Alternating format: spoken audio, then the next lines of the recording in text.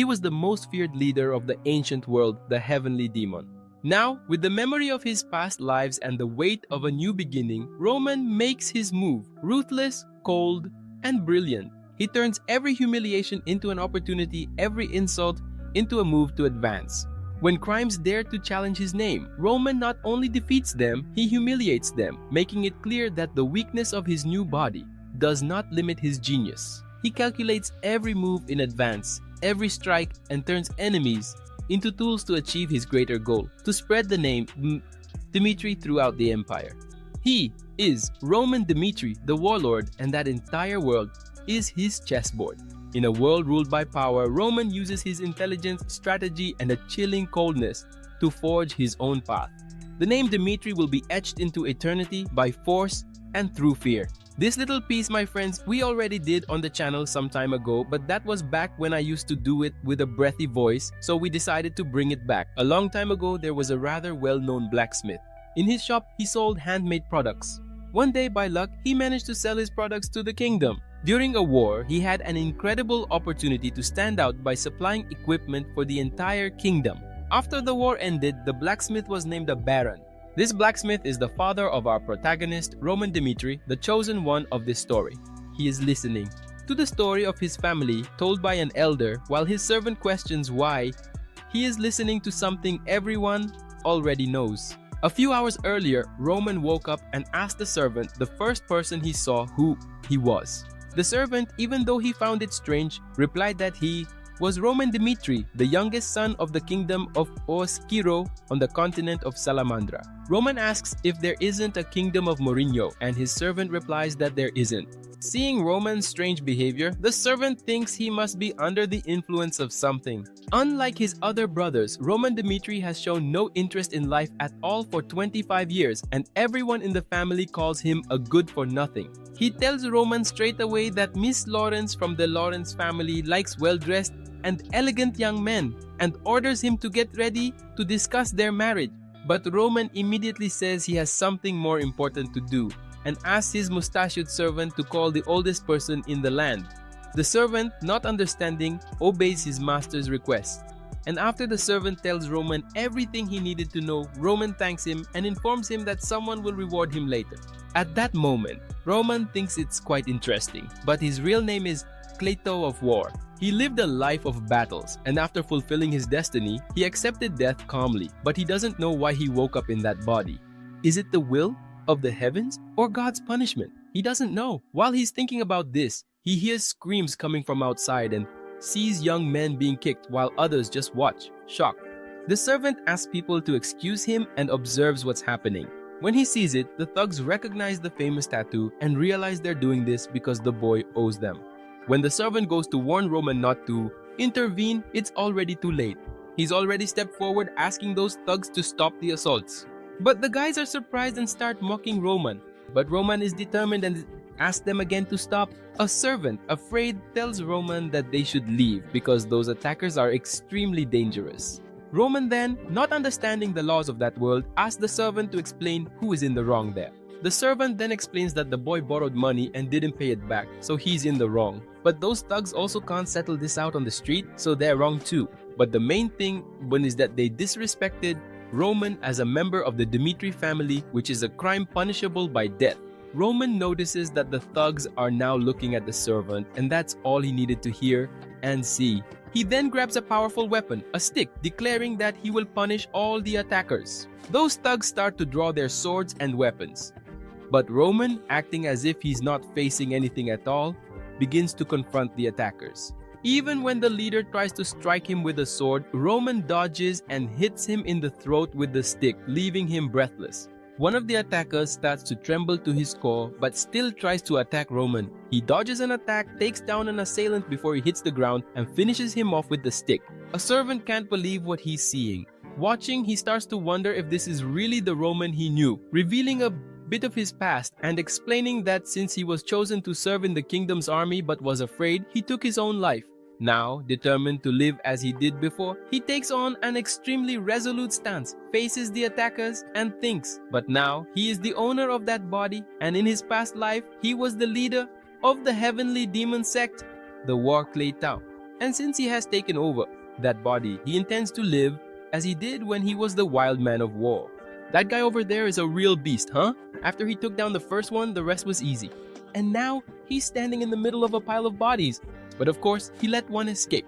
This one was running and screaming, but he grabs the fugitive and starts saying that although he doesn't intend to kill him, he'll have to face the consequences for his reckless words in a rather cruel way. At that moment, Roman starts slicing his tongue so that he'll never speak without thinking again. Then he proclaims loudly and firmly he is Roman Dimitri. If anyone disagrees with the punishment he imposed there, they can come find him at any time. He is the war Clayton. Who was this individual? A fearless, dangerous, and feared man who subdued the entire kingdom of Moran with his immense strength, and countless warriors, those who dared to challenge him, were all defeated. When the blood of these fighters formed a river, the world witnessed the rule of the celestial demon over the entire kingdom of Moran. This is the saga of the war Clayton, now trapped in a fragile body. After dealing with these matters, after the brief massacre, he orders his servant to call the guards and report everything that happened, as well as to investigate the entire situation. Alfred then agrees, aware that there is no time to lose, and hurries off to alert all the guards. Meanwhile, Roman stares at his blood-stained hands and whispers, lamenting the uselessness of this body and its lack of ki flow, making him feel even more powerless. The guy had to push himself hard, but now Roman will have a long road ahead before he can regain his former strength. At that moment, the boy who was being beaten calls out to Roman and thanks him for saving him. Roman, however, tells him not to take it personally and begins to explain that those thugs were breaking a law. He was just doing his duty, and if the boy doesn't want to lose his tongue, he'd better start telling everything. He then starts to explain that his parents borrowed money to buy land and plant crops, intending to pay everything back once they sold the harvest. But those idiots destroyed everything and made it impossible for his family to pay off the debt. The boy then asks Roman if he could at least protect his younger sister. And when Roman looks into the boy's eyes, he is haunted by his own memories and asks the boy his name, to which he replies that it is Kevin. Roman promises to investigate everything and solve the problem, if it is true. A few hours go by and Roman's fiance's carriage is on its way to his mansion. Months earlier, her family had proposed a marriage with the Dimitri family to improve their financial situation, but the girl doesn't want to marry this guy. She's not at all excited about the idea of marrying someone she considers a bunch of brutes. She tries to convince her father to call off the wedding, but he insists because it's the only solution to the family's financial problems. When she arrives at the mansion, she starts to express her hesitation about marrying Roman, suggesting that maybe it could be with the second son who, unlike Dimitri, at least does something. Roman then agrees to call off the wedding, which surprises her, and she becomes even more confused by his sudden change, and he explains that he doesn't deserve someone like her. And he decides to call off the wedding, but Roman insists that he will take full responsibility, stating that as the Dimitri family's fool, he has no problem being called something else. When entering her father's office to share the decision, the girl is left perplexed. Even being called an idiot, Roman would only have to marry her, and her father only arranged all of this to happen because he had asked to marry her, and the new Roman, unable to say much, simply apologizes. Then the Baron grabs a glass and throws it at his head, saying that now he has to go to war in 6 months since he won't be getting married. He then asks if he has any problem with that, and he replies that he doesn't. Of course, his father then starts saying that he heard about the problem with the Bloodfangs and that Roman punished all of them, but every father knows his son and he doesn't really believe that story and orders Roman to fix all the mess he made, and of course he won't help at all. His father expected him to beg for help, but is surprised by his response since Roman simply confirms that he will take care of everything because the problem is his, so he has to solve it on his own and will return when everything is settled. Roman then leaves the room, takes a handkerchief from his pocket and wipes the blood from his face. The blonde girl asks if he's crazy because she was listening to everything, but Roman immediately asks what she's still doing in the mansion. She just ignores his question and explains that they are blood predators and are extremely dangerous. She starts to say that if they begin to think Roman is threatening them, his whole family will be in trouble. So she asks him to go back and ask the Baron for a truce, but Roman has no reason to do that. This guy is tough, and if he isn't, Elita Lawrence doesn't know this place.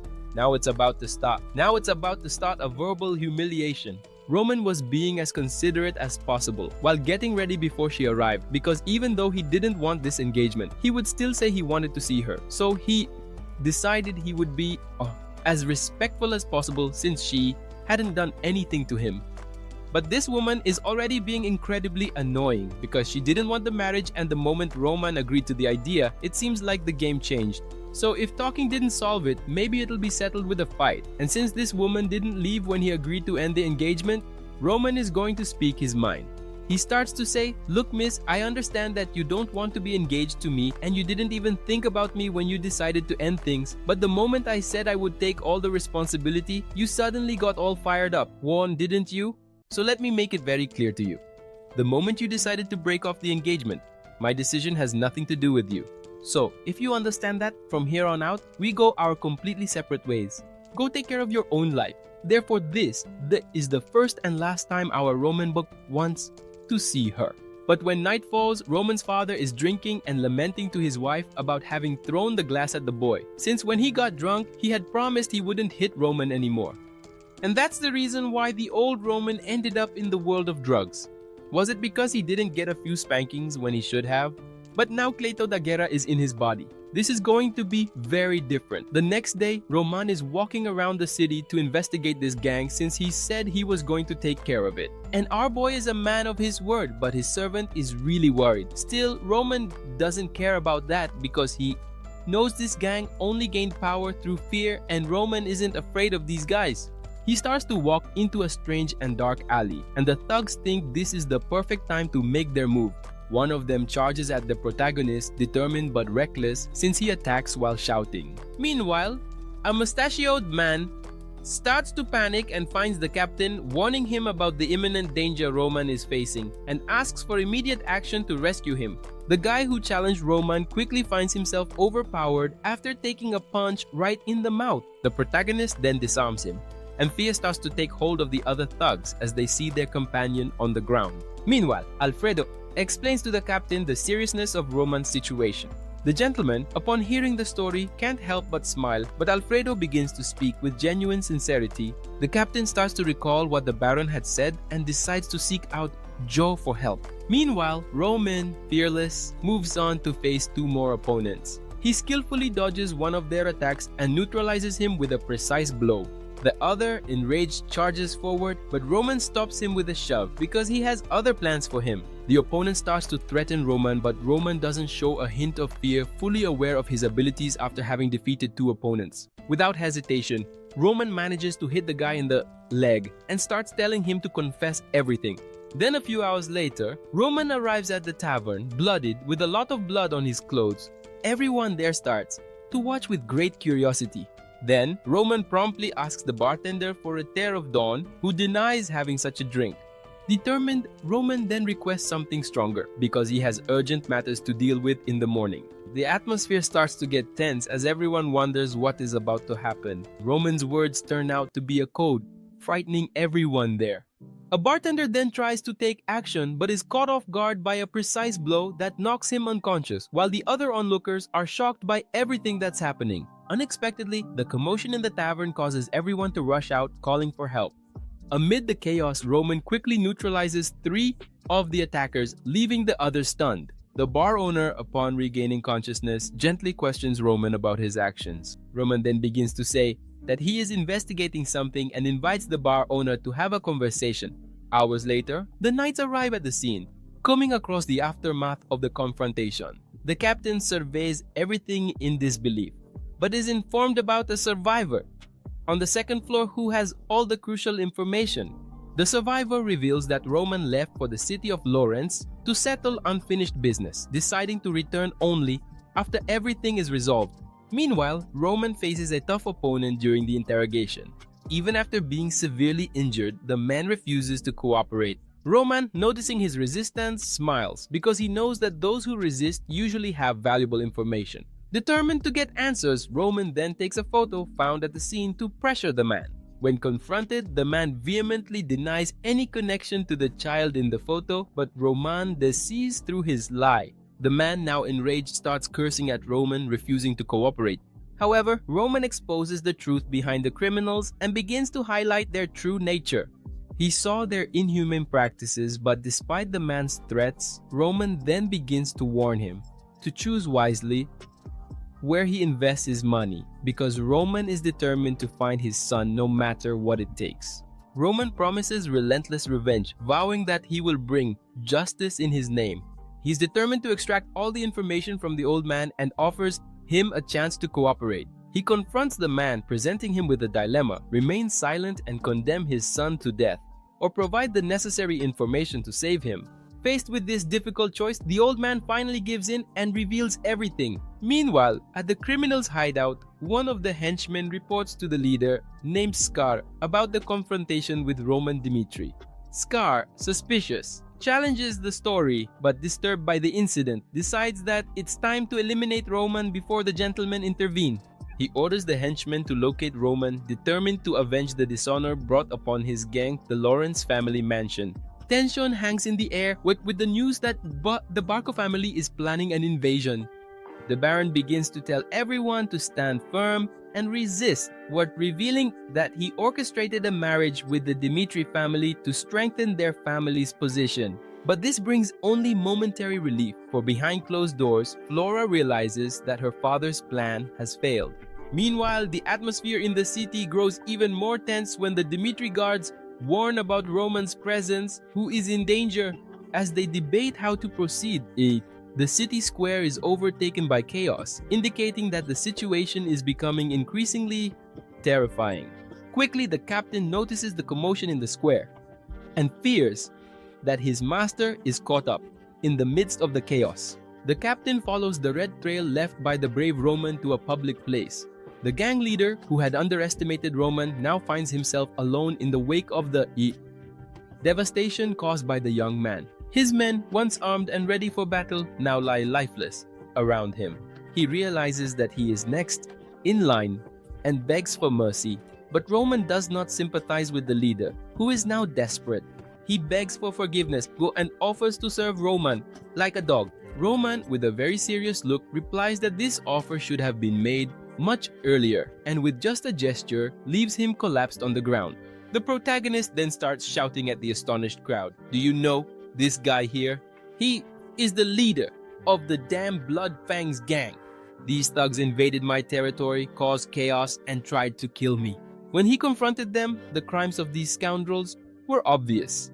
So, in front of everyone, he is going to root out this weed once and for all. And with a powerful blow, he smashed the bandit's face, leaving him disfigured. The audience was stunned. When the guard arrived shouting the protagonist's name, he was shocked to see the floor stained red. After all the commotion, they returned to the Lawrence mansion. The guard explained to everyone that he had allowed Roman to enter only because he was Flora's fiancé.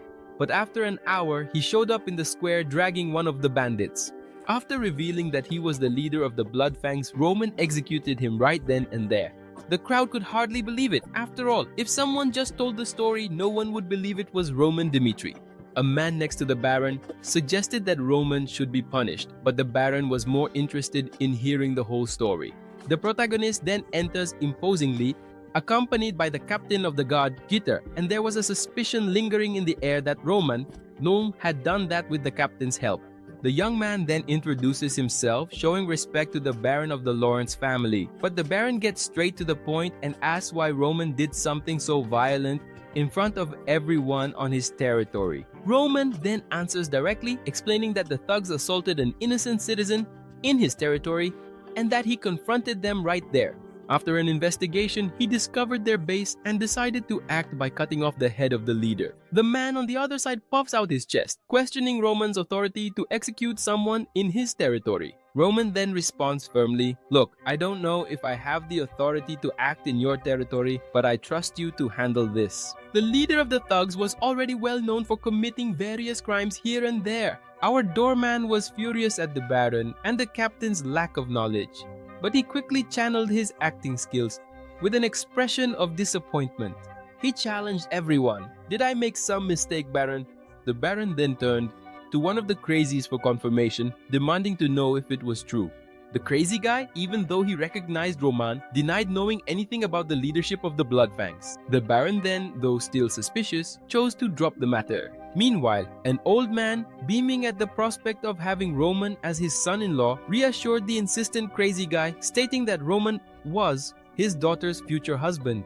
The Baron then decided to call Flora to resolve the situation, leaving Roman bewildered by the sudden turn his life had taken.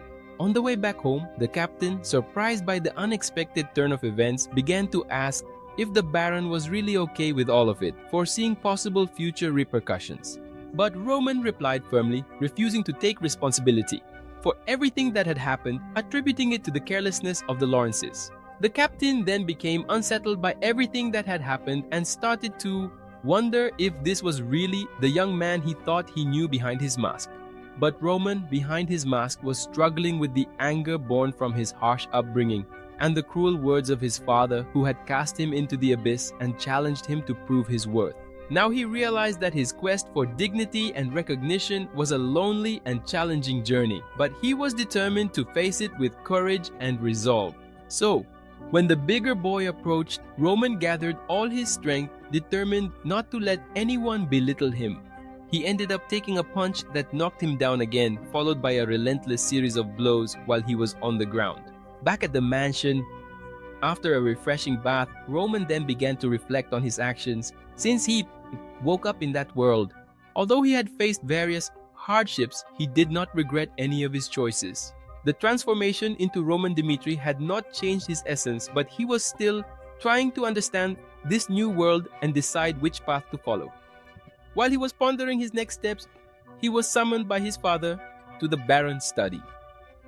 The captain then reported everything that had happened, highlighting the remarkable changes in Roman. Roman's father expressed all his disappointment with the previous image of Roman as a good-for-nothing, revealing that although Roman was the only son without any special abilities, he was the only one who remembered the times when they were commoners. The Baron confessed that he provided Roman with an allowance to prevent him from being looked down upon, wishing only for his son's happiness. But upon hearing this story, the Baron was filled with hope. When Roman Taos arrived, the Baron got straight to the point, asking if he had taken care of the Bloodfangs. Roman noticed that his father was quite different and considered the possibility of revealing the truth, but he knew that this could change the Baron's perception of him. At the same time, he recognized the opportunity to strengthen his own position, recalling all his most difficult moments when he was facing the bigger boy in the cave. Roman then thought about all the consequences of his actions for himself, and he was determined to face this challenge. With every blow he struck, the walls around him were painted red, bearing witness to his determination. Then, when he finally stood up and proved his victory, showing himself to be their leader, he declared his sovereignty and superiority to everyone present. At that moment, the Baron showed no hesitation in acknowledging his feat. The Baron then asked him where he had learned to fight. So, Roman, like a true actor, said that he had been training in secret to prove that he was no longer the fool of the family. His father, now curious and wanting to test his skills, took him to the mansion's training grounds, where Roman was received with respect and reverence. The captain announced a special training session, including a duel in which Roman would participate. When he asked who would volunteer to be his training partner, an awkward silence fell out of fear of hurting the Lord's son. So, there were no volunteers. The captain then personally chose the best guard, Chris. Chris recalled his first encounter with Roman when he was drunk and causing trouble at the bar. Even though he had looked down on Roman's weakness and inexperience at that time, Chris had no choice but to accept the challenge of training with him, given his status as the Lord's son. Despite his attempts to avoid the training, Chris knew he couldn't change the captain's decision and prepared himself for the challenge ahead. So, Chris, focused on defending himself, was unable to come up with an effective strategy. Meanwhile, the protagonist moves with extreme agility and precision, demonstrating an unshakable defensive stance. The audience watched closely, commenting on Chris's speed and skill, but the captain noticed something. He saw that the protagonist not only blocked Chris's attacks, but also maintained a stable and confident stance without showing any signs of weakness. Chris, determined to win, continued his attacks, ignoring the protagonist's solid defense. But however, the protagonist surprises everyone by dodging the attacks instead of just defending. This change in strategy unsettles Chris, who realizes that his guard is open and vulnerable. With a quick movement, the protagonist seizes the opportunity and launches a counterattack, pulling out a few strands of Chris's hair, leaving him confused about what just happened. He then starts to realize that something has changed profoundly in Roman. Roman then moves forward, relentless, unleashing a series of quick and powerful attacks, leaving Chris with no time to react. Chris is now in a state of shock, poor guy, and realizes that the protagonist is no longer the same. Roman's determination and effort surprise him, leaving him with no options except to desperately try to defend himself. The protagonist continued his aggressive assault, displaying a skill and determination that Chris had never imagined. While Chris struggles to stay on his feet, the protagonist presses forward, determined to win the battle. Chris is deeply confused and frustrated because he doesn't understand how he lost to Roman. He looks at him while staring, and someone calls out. The captain, shocked but quite happy, starts to ask, "What is this? How is he able to defeat a 2-star knight?" Dmitri used to brag about them, but the captain is also shocked and suddenly starts to stammer and say, How could this happen? After all, they've always been shameless, and doing something like that takes years of hard training. To gain that kind of skill, he fought as if he had spent his entire life training, and the captain simply can't find any plausible explanations to understand the mystery, and the mystery only grows around Roman, a true genius. Roman then looks at Chris on the ground and remembers the battle. This guy really does seem like a true genius, but by the standards of the Duel of Warriors from his cultivation, even the worst would be stronger than this. At the end of the battle, he was surprised by that blue power. Roman's father is very proud. His son is a true genius of swordsmanship. No one can believe the growth of our dear Roman. The proud father, all happy, immediately calls his son Roman over and starts telling him that today he feels a little happier and congratulates him. He asks if there is anything our dear Roman wants. Roman then smiles and says that he mentioned he has to go to the battlefield in half a year. But right away, his father says that Roman wants him not to enlist in the army anymore. But Roman says that's not it. He just wants permission to take a few men with him. The father, curious, immediately says that they already have too few men. So Roman says his goodbyes, but before he can leave, his father already understands and says he will grant him the right to recruit as many men as he wants. As long as he keeps training and acting that way, he has no reason to deny any of Roman's requests.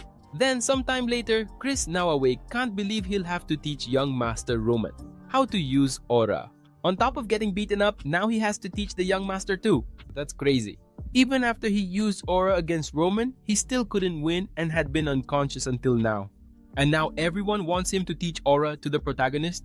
The little keychain then starts saying that he can teach aura to our young master, and during the lessons he can figure out how Roman managed to change so much in such a short time. And after he discovers the reason, he can finally inherit the secret technique he's always wanted. That's an interesting proposal, huh? Chris can't believe he'll be able to inherit the master's secret technique. If he manages to do that, he'll become a 3-star knight. So he accepts the proposal. Then we return to Roman's mansion. Rumors that Roman is now a great warrior are spreading throughout the castle, and he even managed to defeat the 2-star vice captain. The mustached guy says he's amazing, but the protagonist starts asking Hans what he knows about aura. He just says that it's a kind of power that uses mana. Interesting. He remembers that the power Chris showed was undoubtedly a ki burst from his own world. However, the way they use ki is quite different from how it was used in Morin, his world. What they call aura here, in his world, was called ki, but the way they use it wastes almost all the energy, and he can't understand why they're using it like this. He's determined to understand more about how, the power in this world works. And we return to Chris, still all beaten up. The next day, Roman goes to Chris and the two exchange blank stares, and then Chris starts to explain what aura is. Aura is basically the use of mana, a power that most knights use, but it's a bit different from how mages use it since they store it in their circles. Knights, on the other hand, store mana throughout their entire bodies, and the guy who invented this use of aura was a man named Emperor Alexandro. Mages store mana in objects, and he was the first mob person to discover the fact that the body can store mana throughout itself to strengthen a person's physique. And aura is simply the idea of taking all that mana and releasing it outward. The mana spreads throughout your entire body and you can drastically increase the amount of power and mana you have. But this story isn't very important. Few people use it this way. Here's the thing. Out of every 1,000 people, only one is able to use aura, and about 1 in several thousand are capable of following the path of a mage. In other words, becoming a mage is extremely difficult and rare, which is why training starts by checking if someone has affinity or not. So they begin right away by testing the ability to sense mana. Chris, for example, took 6 months just to learn how to sense mana, and there are many people who took about 1 or 2 years, so they decide to start by trying to sense mana, while Chris gives him that smug look just because he fought and won the match against me. But this time, it won't be as easy as he thinks. However, we soon see that our Roman already knew how to sense mana. In his previous life, he was a celestial demon mage, so he was able to store mana even if only in small amounts. He then decides to take a shortcut using everything he knows to get ahead. Chris then starts walking, telling him to focus on his breathing. He has to feel everything around him and enter a deep trance together with his body. Once he gets used to using mana, he'll be able to manifest his aura. Suddenly, Roman's hand starts to emit a kind of fire and becomes extremely hot, while Chris begins to say that after the mana spreads throughout his body, and he manages to concentrate an amount of it into a single point, he will become a 1-star knight. While Roman is extremely focused, Chris starts to say that the aura can be applied to his fists, to his swords, or even to his armor, to anything, or even to his entire body. Chris keeps talking, without paying attention to Roman, but suddenly, when he says that he can cause a small explosion, he realizes that our dear Roman is already radiating all that mana pressure. No way. What are the odds of that happening, my boy? You're standing in front of a genius. He's manifesting aura on his very first try. Roman then realizes that people use ki in a pretty useless way. The way he used it back in the world of Morin was to first remove all the impurities from within the body, and only then reach the final goal of being able to store ki inside the body. But that world here is completely different. After they gather all the mana and it naturally spreads throughout the body, they don't need to restrain it. The ki from Moran is very heavy, but the mana in this world is abundant and light, and it escapes from the body much more easily. He starts to observe that power in his hand and thinks that the two methods are quite similar, but Moran's way is winning. After all, the arts of Moran are used to train the body and become stronger, whereas the aura in that world only makes the physical body stronger and doesn't store anything inside. Moreover, when they gather all the mana and concentrate it in their weapons, it also makes it much less efficient. If he keeps using those methods, it will take him hundreds of years to reach the top. Then Chris interrupts his thoughts and starts to say, but how did you do it? That was aura, I'm sure it was. The guy took several years to be able to manifest aura, and that guy over there manages it on his first try. You've got to be kidding! He starts saying it's a lie. That guy really did know how to use aura, for sure. He was messing with him. Now it all makes sense. Chris starts shouting, saying he thought it was really strange to have lost to him, and if he had that power for years, why? Roman says, my friend, you got it all wrong. That guy over there took, 10 years to be able to manifest aura and become a 2-star knight. While Roman starts laughing a lot, recalling the conclusion of his thoughts, Chris doesn't find it funny at all. After all, Roman is laughing at his efforts. 10 years compared to less than an hour. Roman then stops laughing. Let me ask you, my friend, have you ever tried using other training methods than the ones you've been using? No one had ever asked Chris that question before.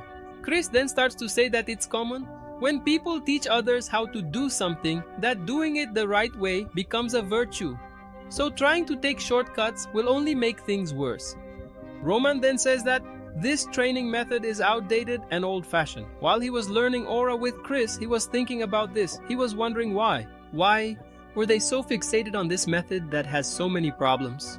So Roman came to the conclusion that it's because no one there knows about the problems with that method and they also believe too much in their masters. That's the reason. It's much simpler than it seems. That's why they teach that way. Roman then proceeds to say that he's not laughing at him, but rather he's laughing at he's been training for 10 years. During all that time, he's never even questioned the methods and the reason why they were created and executed. That's what he's laughing at. There's nothing perfect in the world, and the methods he follows were created by an individual with their own beliefs and concerns, as well as by those who succeeded him. Those concerns are the causes of the pain in life. Whenever people face some problems, they immediately start confronting their own flaws. That's when you either grow or fall into a pit of despair, but even so, this change is extremely necessary. After all, he knows that he was the first person to reject his father's teachings and create his own path. Roman then leaves, saying that the class is over, but Chris isn't finished yet. He turns to Roman and asks what he should do from now on. In the distant past, we see a man lying on the ground, badly injured, while Bayek stands in front of him, asking if he's going to keep fighting. But the man admits his defeat, and now his entire sect will follow the war Clayton. But before Bayek can finish him off, the man quickly says that Bayek is the strongest person he's ever met, and he also wants to become as strong as him. He decides to dedicate his body to them and starts saying that this will be beneficial for both of them. After all, he can continue to grow stronger while becoming Bayek's devotee. He then asks, what should he do now? Our protagonist then smiles. He threw away all his pride. Interesting? That man was the blood demon, an extremely powerful guy. Under the orders of our war Clayton, he used to enrage the entire world of Muren. But even so, he clashed head-on with our Clayton several times, and in the end, after a long battle, he lost. The ability to throw away his pride made him the strongest. That boy over there is quite similar to that blood demon. So you're looking for a way to get stronger, aren't you, my dear Chris? If he were to give a very different answer about the life choices he has to make, the tip would be do your own research and make your own decisions. But he could take the easier path and stick by his side from now on. In 6 months, he will go off to war, and he can closely observe how he becomes extremely strong as he defeats all his enemies. He has the chance and the opportunity to experience firsthand how he deals with all kinds of enemies, from the weak to the strong, and if he remains at his feet for 10 years, he might be able to give more answers, or maybe he'll find the answer for sure. Wow. So, at nightfall, our dear Chris is there in bed, lost in his thoughts. Everyone there couldn't believe that he managed to sense mana in just half a year and to manifest aura 3 years, and everyone called him a genius. After he became a 2-star knight, he starts to think that his 10 years of training were extremely important, but he never questioned the methods used. Why is that guy laughing at him? He's going to prove to everyone that he's the badass. So the next day, he's already there, in the captain's office. The captain, startled by everything he's saying, hears Chris simply say that he's going to the battlefield, together with Roman, while thinking that he'll become even stronger. The captain then believes that something must have happened for him to be changing his mind so quickly, and he soon understands the situation and tells him right away that from today on, he is no longer part of Dimitri's order of knights, and no matter what it takes, he hopes and expects that he will be able to protect our dear Roman while pursuing his own goal. Chris then thanks him, while the captain remembers when he first met Chris. That little boy was crying a lot, poor thing. He had just lost his mother on the battlefield. The captain then stands up and starts to say that if Chris thinks he can follow Roman, it means he has changed a lot, and maybe no one can call him an idiot anymore. He then decides to take him to a room. After all, if he's going to the battlefield, he needs a secret weapon. That guy, besides being his master, apparently also has the role of a father. Or almost. Meanwhile, outside, everyone, all the villagers, start spreading all sorts of rumors. Young Master Roman managed to defeat all the Bloodfangs, but you know that Roman didn't know anything. He was a total nobody. People are still doubtful. Some blame Dimitri's knights. Surely it was them. While there we see a skinny guy with red hair thinking that Roman managed to defeat the Bloodfangs. That guy was the one with the stick who saved him that day. He managed to defeat all the Bloodfangs by himself. He did all that just to keep his word. Damn, I don't think it was him, man. But, alright, that guy keeps working and crying. Poor thing. He really took care of the loan shark problem. Now he doesn't owe anyone anything. That guy's name is Kevin, and someone already calls his attention, telling him to clean everything up if he wants to go home. He keeps cleaning things and carrying boxes, thinking that he needs to become someone like that guy to protect the people around him. After all, there are still plenty of criminals in that world, and he needs to get stronger to protect his whole family. He keeps walking distractedly with the boxes in his hands, wondering if he'll ever meet that guy again. And suddenly he looks up, and there he is, none other than the young Master Roman. It's been a while, hasn't it? He then drops to the ground and starts shouting and crying, thank you, young master. Thanks to you, my family survived. No one owes anything to anyone anymore." Roman then asks how he's doing, and he just says that after the Bloodfangs died, no one threatened him anymore, and he managed to find work. But Roman quickly says that he has an offer. If he agrees to work for him, he won't have to worry about his family's financial problems anymore, and he'll also be given a welcoming place to stay, good food, and clothing. He'll even have days off. At that time, this was quite unusual. But there's one condition. He must devote his entire life to him, Roman Dmitri. If he swears loyalty to him, he'll have a life he will never regret. Kevin looks frightened and gulps hard. Wow, the guy slams his head on the ground with such force. His forehead even starts bleeding. That's crazy. He then starts shouting that he promises to give his life for young Master Roman, and that if necessary, he'll die under his command, and if anyone threatens him, he'll take them out, as long as he can guarantee his whole family's safety. Roman then notices the blood on the guy's forehead, and remembers Crazy Horse, his former subordinate. All it took was a single command and he would charge against hundreds of enemies without hesitation. He never backed down until the job was done. That guy was insane. So now he already has Chris, who resembles the blood demon, and that kid over there too, who reminds him of Crazy Horse. Our dear Roman then quickly says that alright, now he belongs to him. That sounded weird, man. You belong to me? Are you crazy? Our beloved protagonist Roman introduces the mustached guy Hans, telling him to get used to everything in his new life, and that later he'll go visit Kevin. Roman then goes to the library and starts studying about knights with an aura. He realizes that some parts of the book talk a lot about the paths of the Aura Knight, that to become an Aura Knight, you first have to manifest Aura, and after that, you become a level 1 1-star Knight. And for a level 2 Knight, he has to be able to cut steel using Aura, and then comes the level 3 Knight. These ones receive special treatment in the kingdom and have understanding beyond the ordinary. On the Salamander continent, there are even 6-star Knights, but currently, no one has reached rank 7. Even among the top 10 knights, not all have reached level 6. He starts to realize that stars and ranks are connected. He has already tested the strength of a 2-star knight, and even that guy who was at rank 3 is comparable to a street fighter in Moran's world. So that means if someone reaches level 6, they're beyond human capabilities. The flames they can unleash using mana can reach hundreds of meters, and the impact is out of this world. There are only 12 people who have reached level 6, and they are treated like royalty regardless of their race, nationality, or where they are. They are called the 12 Blades of the Continent. He thinks these guys seem really strong. After all, they used a completely inefficient method of key, so they must have talent. Maybe he's looking to select other people, isn't he? He then decides to think about the mages, like the Archmage. Those are the ones who have reached the 7th circle. They receive the title of Archmage, and everyone calls them demigods, waiting to strike. They can cast misty spells that fall from the skies like comets. They are extremely effective at dealing with a large number of enemies, but magic doesn't exist in Moran's world, and he has no idea what to do with this information. Even if it's Hara, maybe an old Dmitri would do something risky, right? That makes that family a bit dangerous, but he, as the big Cleton of war, wasn't made to stay hidden. He needs to gain experience and get stronger.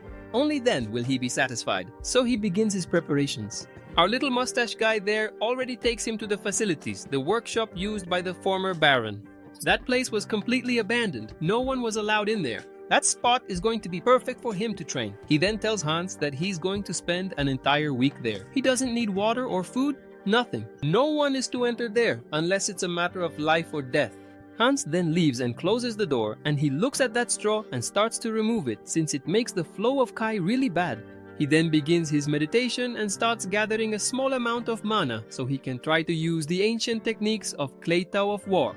He then begins the first step, the Celestial Demon Mage, and starts to exude mana. He then decides to remove all the impurities from his body and starts bleeding heavily. The mana that should be spreading throughout his body is being blocked. And that body has more impurities than he thought. But He already knew this would happen. He then decides to gather more mana before starting with the first step. After all, he needs to recover all the strength of the original Cleito of war, since he has no choice but to live there, right? He'll be able to protect everyone. So he starts to enter the human stage. And this is just the beginning. So, a week later, there they are, Viscount Lawrence and Miss Flora. Those two don't even need a DNA test, do they? Lawrence asks where Roman is, and the guy just says he's taking care of some business. Poor guy, man. That guy seriously thinks nobody wants them there. So they sit down and decide to wait. They decided to go there to apologize for their past mistake. After all, a few days ago, he told his father about the breakup. She started saying that she had thought about it many times. How? How could she marry someone she doesn't respect? Her father gets extremely upset. After all, she has no sense of responsibility toward the family. Their territory is being so drastically threatened, and the Barco family decided to ask for a loan from the Golden Bank. That means they're going to get more money to prepare for war and send our whole family to the grave. And the arranged marriage with the Dimitris was the necessary decision for them to get more money to defend themselves against the Barco family. But now their plans are completely ruined. Flora then starts saying that even without the Dimitri family, they still have a chance. But if it's just the Barcos, it would be the same. The central government also approved some suspicious orders because they let them borrow money from the bank without offering any collateral. This means that the scale of the war between the two families has already gone too far. Those who are helping the Barco family get money are the same ones who want the Lawrence family to fall, and they will do everything they can to destroy all the land and honor of the family. Even her, who was called the Flower of Lawrence. Poor thing, man. Now she feels the weight of her actions and starts to realize that nothing will be left of the Lawrence family if she keeps holding on to this foolish pride of being called the Flower of Lawrence. A little farther away, Hans is pacing back and forth. The mustached guy is waiting for the protagonist. The sun has already set, and a week has passed, and those guys inside are pretty unhappy. After all, the young master didn't come to greet them. Then suddenly the door opens and he finally returned, but the mustached guy gets startled when he sees the young master. Meanwhile, at Roman's house, Lawrence and Flora are waiting impatiently for Roman's arrival, while Lawrence thinks that he absolutely has to make this marriage happen to secure the future of the Lawrence family. But even so, he feels that this isn't right. He then decides to meet Baron Dimitri in person. He then enters the Baron's room, clearly annoyed, and starts shouting, "Baron, what are you doing leaving your guests waiting for so long?" If he's not satisfied with the Lawrence family's offer, he should have just turned them down. The Baron keeps on with his tasks and understands what's going on. He then asks the Lawrences if they had scheduled a time to speak with the Baron. One of the Lawrences starts to say that they decided to visit without an appointment, but they had given notice a week ago and never received a response. The Baron then asks if he would really refuse a visit from the Viscount. He asks if that's all he wanted to say. After all, is he just there to complain about having waited half the day? The Baron starts to remember that on the day Flora Lawrence visited the Dimitri family, Roman expressed his intentions to call off the arranged marriage. He then understood it was definitely her who didn't want to marry him. Even though he knew that, he didn't ask. He didn't really have much of a choice, so he just stayed quiet and ignored it. The Baron then starts to say that the Viscount has no right to be angry for having waited only half a day. He then slams the table with tremendous force, telling him to know his place and acknowledge his own mistakes regarding that arranged marriage. And even so, he still decided to come here and complain. He then composes himself again and calmly begins to say that about a month ago, they were contacted by the Barco family asking why they decided to go ahead with the arranged marriage with the Barco family instead of the Lawrence family. They would be given a chance to make connections with the central government and expand their territory. As the ink spreads across the table, he says that he refused the Barco family's offer. And do you know what the reason is, Viscount? The reason is simple. All the power belongs to the Dimitri family, and they decided to choose based on their desires, not on benefits. The most promising son of the Dimitri family likes Flor from the Lawrence family, and for that reason, they decided to go to war against the Barco family. Was that a mistake? A Lawrence then realizes the mistake he made by entering that room in a fit of deep anger. You know that the angrier you get, the less intelligent you become, right? Careful! The Baron then starts saying that the two of them make the best pair, but once they add the Dmitri surname, the value of the whole family will change. Besides, they are the ones desperate for the marriage. Or is he wrong? Lawrence's flower then remembers when she was little. She recalls when her parents were at the academy, a place where the children of royal families gathered to develop their knowledge and relationships. She used to observe a family that was quite small, and that was the Joel family. In a world where nobles believed they were born noble simply because they were born into the right families, Joel was an exception. But one day, Joel made a big mistake along with the children of the spoiled noble families. Nothing happened to the others, but not for him. He was punished. Then, a man who seemed to be his father showed up. He apologized while all the classmates in the room laughed at his father. The flower of Lawrence was watching everything, and she thought it was all very sad. Poor thing. The head of the Lawrence family starts telling her that his daughter was very immature and didn't realize the risks her actions could bring to all the Lawrences. Meanwhile, she remembers that Joel was very weak back then, and that still applies to the Lawrences now. The weak always bow to the strong.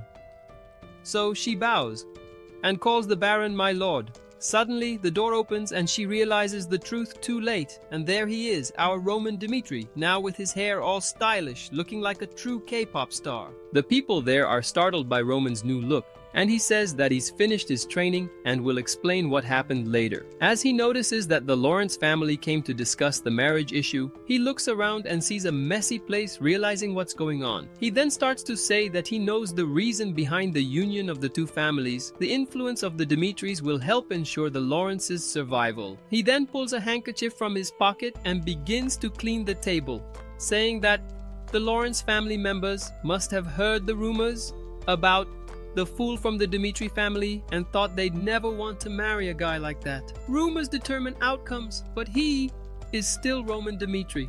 Roman then said that he doesn't want any changes to occur so that the marriage will be completely dissolved. Poor Lawrence. Apparently their plans have fallen apart, but what else could he do besides arranging the marriage with the family that held the most power?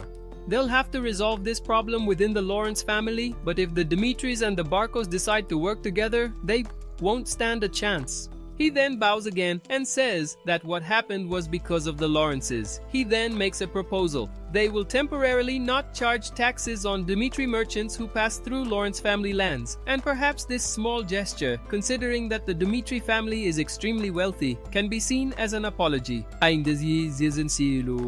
The Baron says it's not necessary, and then tells everyone to announce that Dmitri and Flora will no longer be getting married, and also the Dimitris will not be associating with the Barcos. The man then thanks them, continues apologizing, and takes his leave.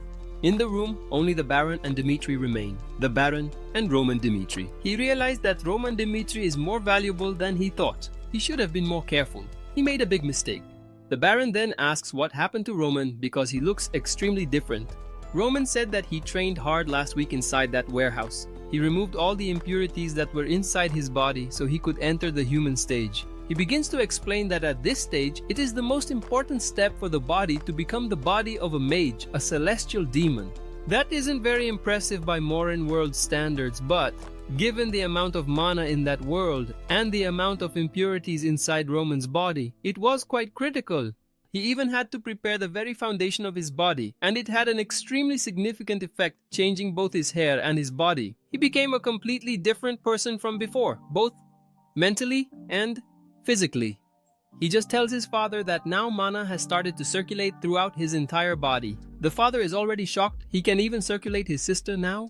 It's as if nature itself is inside his body, enhancing all of his physical abilities. The guy becomes a beast. It's something that happens to very few people. The Roman there is no longer the Roman Dmitri that everyone knew. He managed to deal with the blood prisoners and even complete other extremely difficult tasks accomplished by a select group of humans. The Baron keeps thinking that even so, he is still his son, even if they're distant. He starts telling our Roman that, as his father, he will help him with whatever he needs, so he doesn't forget that his name is Roman Dmitri and he is Romero Dmitri, his father.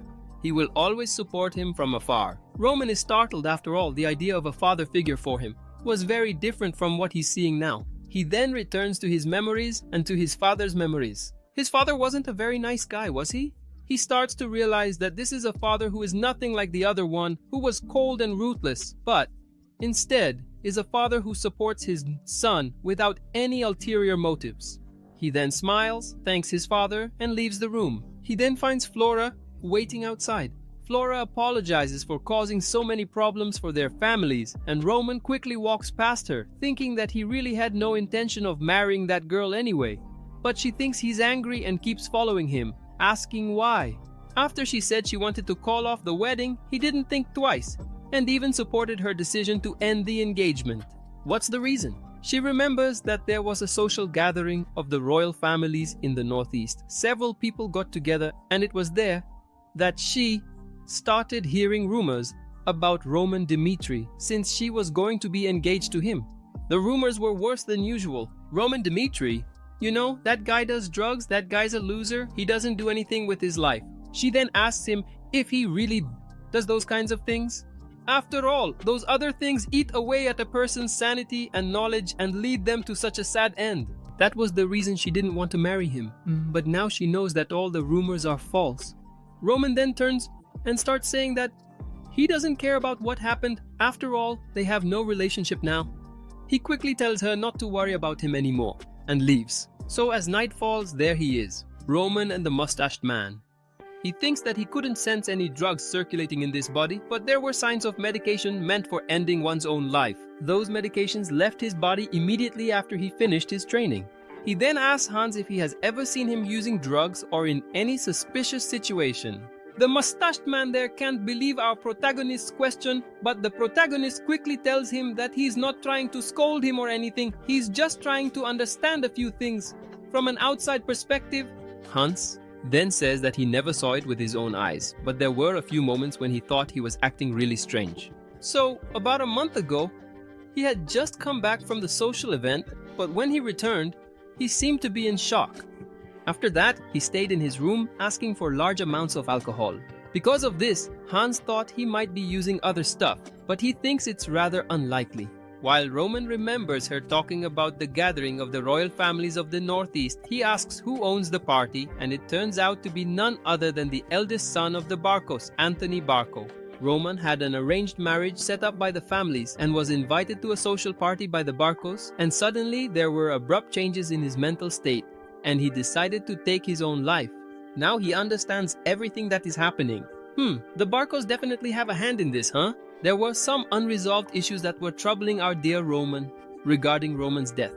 Before he died, Roman made a will, and the only thing he mentioned was the fact that he was going to war in of his two brothers, and that he was very scared about what might happen.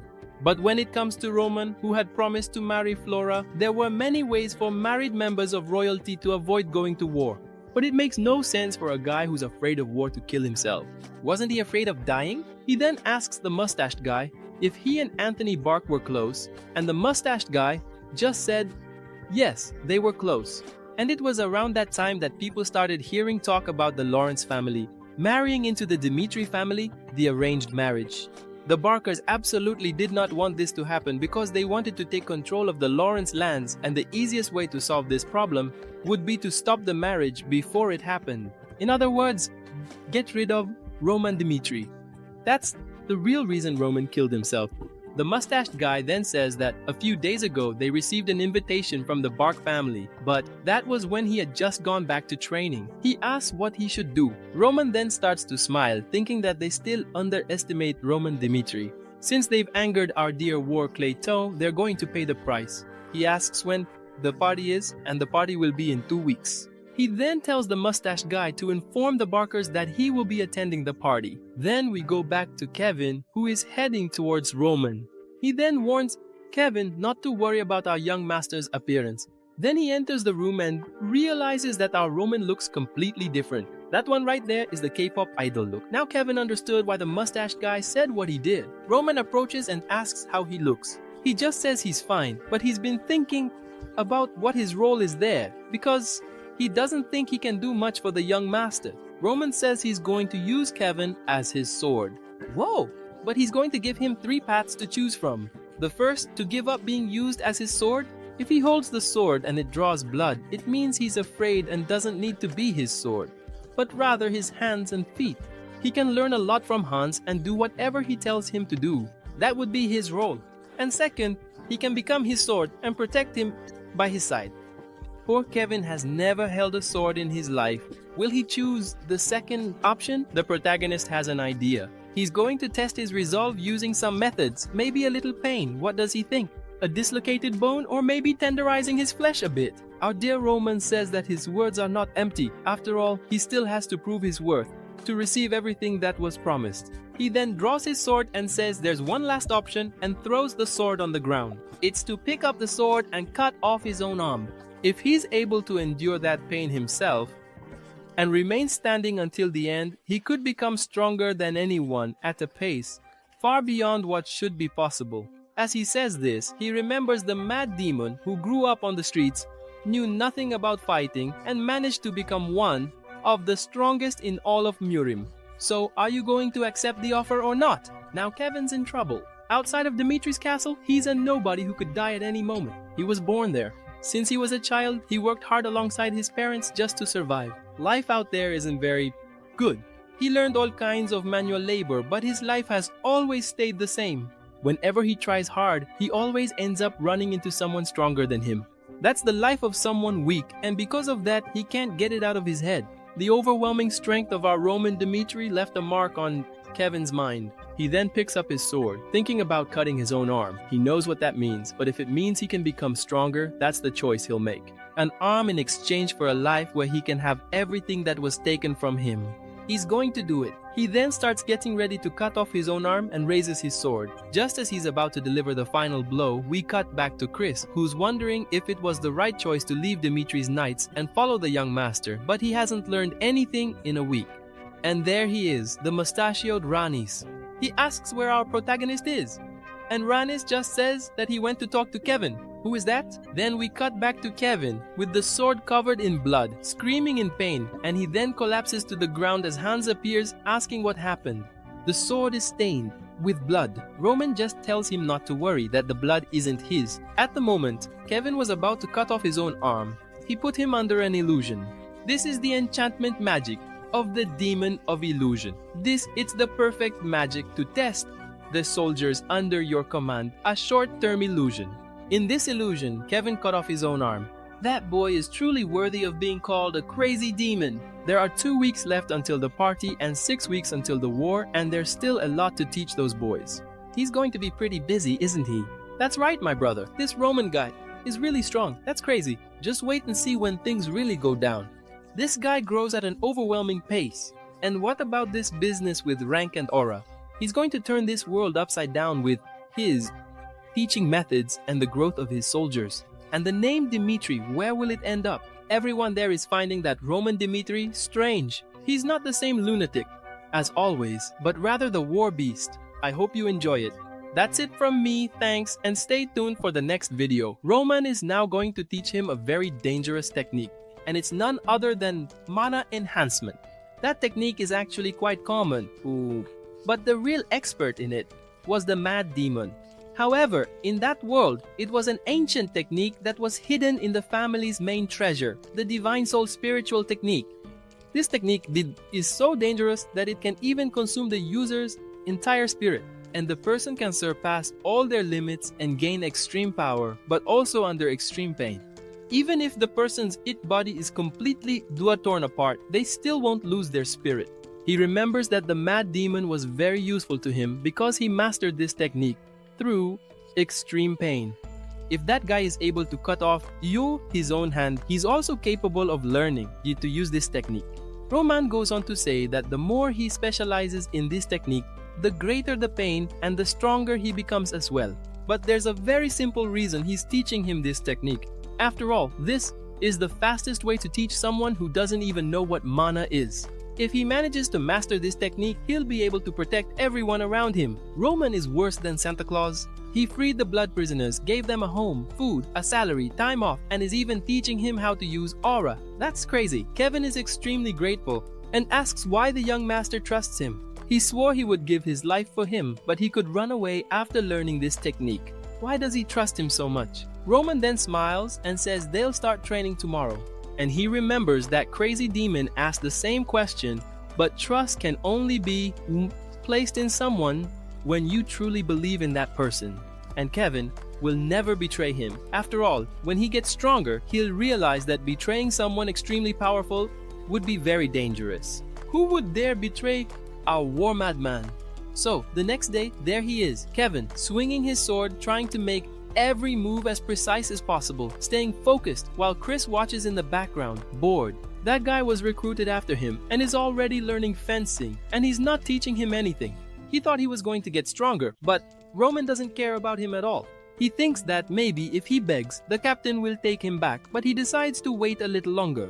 1 more day, 2 more days, 3 more days, and still nothing. He hasn't learned a thing. He then rips off his gloves, really angry, goes up to Roman and starts saying that it's been 2 weeks since he decided to follow him and he still hasn't learned anything. The first week, Roman just trained by himself. Okay, it's over. And in the second week, he spent all his time training Kevin. So why did he recruit him, huh? He wants to learn something too. Roman then looks at him with a blank expression and says again, "Ah, my dear. Chris, I told you to learn by watching." And he walks away, saying that everyone has their own way of learning. Here's the thing, Chris already knows a few things and Kevin doesn't know anything. So it would be better to teach the one who doesn't know anything first. Meanwhile, the other one, who already knows something, can observe the correct way to learn things since he has picked up a lot of bad habits from previous training, but Chris is finding it all complicated to learn just by watching. Roman then gives him a wooden sword and tells him to fight against Kevin, but with one condition: Kevin will only accept advice from Roman. Basically, he'll be a copy of Roman. And if he still thinks he's right after the fight, Roman will teach him personally. Wow, Kevin, who's only been learning fencing for a week, is going to fight against a 2-star knight. Now Chris is unsettled. Let's do this. He's going to show Roman that he's not just anybody.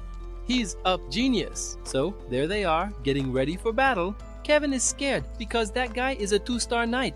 Roman just tells him that if he loses, he'll learn something from the defeat. So everything he does there will help him gain experience. There are many strong people in this world. Those bloodthirsty prisoners who chase after you with violence. And also Chris, who can't wait to defeat you. They're not different people. What can you do? If you can't even defeat Chris, is he planning to run away every time? He then gets motivated by Renan's words to try a little harder. Meanwhile, Chris is extremely annoyed, fighting a rookie who's only been swinging a sword for a week. No way. Roman then tells the two to get ready and orders them to begin. Chris charges in with full force, thinking there's no way he can lose to this guy. He strikes and Kevin blocks, but right after, he swings his sword, trying to disarm Kevin and hits him with a kick to the stomach. Kevin is sent flying. Then we go back to see how Kevin defended against that first blow. A voice came into his head telling him to block head-on with his sword, since Chris was going to try a surprise attack on him. Then the fight began. Chris quickly came at him and he blocked the sword. After that, Roman told him in his head to step to the side and then aim for Chris's chest when he tries to kick you. He then took a step, but unfortunately, just as he was about to move, Chris had already kicked him and he fell to the ground in pain. Roman keeps telling him to get up quickly, and now he realizes that the voice is Roman's.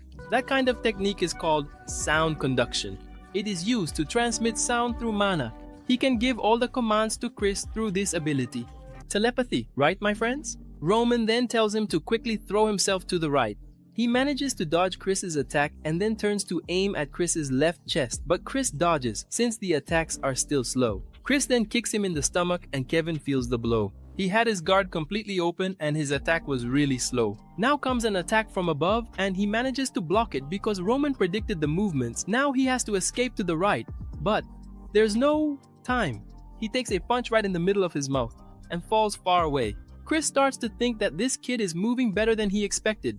Even though Roman was giving him the commands, his body is still quite slow. While Kevin feels the pain, he finds all of this fun. He thinks our Roman is extremely powerful. Even though that guy is a 2-star knight, he's moving exactly as Master Roman is telling him to. He then charges toward Chris, and Chris manages to defend against the sword. Kevin has already realized that the main problem there isn't technique, but rather his slow body. He then decides to do exactly as the master said. After all, Chris would have already been taken out. He realizes that Roman might also be able to control Chris. Roman then tells him to quickly turn his body to the right and dodge Chris's strike, then advance and attack, and so he moves forward, but the attack doesn't land because he immediately takes another hit right in the face again. Chris now realizes that he's trying to take this guy down, but he's narrowly avoiding some moves and also counter-attacking his attacks. Could it be just a coincidence? While Kevin keeps thinking about Roman, Chris is one of the strongest geniuses in the Dimitri Empire, but he doesn't even come close to the true young master. That Roman is on another level. That's the kind of guy he'll be serving. He will follow all his words blindly. He then grips his sword tightly with tremendous determination and charges forward, but his body is already reaching its limit. Chris then warns him if he keeps fighting, he might not be able to hold back and could end up breaking some bones, but Kevin smiles and says he'll see this duel through to the end. Now Chris got annoyed, a guy with just a week of training wanting to go head to head with him, so he gets ready and charges in, thinking he's going to mess up that guy's arm, so he'll regret ever messing with Chris. Chris then takes a step forward and attacks with his full strength, but Chris managed to dodge and that guy counterattacked Chris's blow. Roman then tells him to turn around quickly and attack again. He doesn't go in Chris's direction, while Chris is getting even more irritated. This guy has a big, slow attack, full of openings. But then, something clicks in his mind as he looks into Roman's eyes and Kevin dodges his blow. Kevin is starting to lose it and strikes at Chris. Chris then gets seriously annoyed and strikes Kevin's sword. Kevin falls far away and the duel ends there. Roman realizes that Kevin was already planning to duck. He was expecting that attack. That fight was pretty unpleasant, huh? Roman simply said that Chris won. As promised, he will personally teach him starting tomorrow, whenever he wants. It's his choice. He then picks Kevin up in his arms and carries him away. So Chris goes to his room and keeps thinking about the fight. He wasted a lot of time with that fight and gained almost nothing. He almost lost at the end, but the last move was the same as when he fought Roman. He remembers that feint every day in his mind. If he hadn't had that experience with Roman, would he have defeated Kevin without using aura? I don't think so, huh? He starts laughing a lot and realizes that he grew a lot just from that experience. So, the next day, Kevin is there. He then refuses to learn Roman's teaching. Instead, he looks for a way to get stronger by following Roman. He remembers that every decision Kevin made was crucial to keeping the situation under control, even though he was a swordsman with only a week of training. He spent a long time trying to understand Roman's decisions and concludes that Roman is not the loser he once knew. He doesn't know what happened, but that guy over there definitely knows more than he lets on. And maybe he's beyond the captain's level, far beyond. But what did he mean by observe and learn? So, he's decided to observe and learn everything he can. Well, Roman's plan was successful and he will continue training Kevin while Chris learns by observing. A week later, there's a little social gathering and everyone is talking about Roman Dimitri. That guy isn't going to marry the Flower of Lawrence anymore, and it seems like she's the one to blame, the Flower of Lawrence. Everyone is saying that it's certain, or he didn't want his daughter to marry some fool from the court. But just imagine, the ships are arriving, which means that Dimitri's eldest son is worse than we thought. Even the maids there are saying that Dimitri took down the blood prisoners, but another one just laughs. Ha! Do you really believe that? I'm sure it was Dimitri's guards. Gossip is spreading like wildfire throughout the kingdom. While over at the house of Barcos, the man has already received the news. Albench thinking that Dimitri is so easy to manipulate. And look at that, he even confirmed his attendance at the party. Everything is going according to his plan.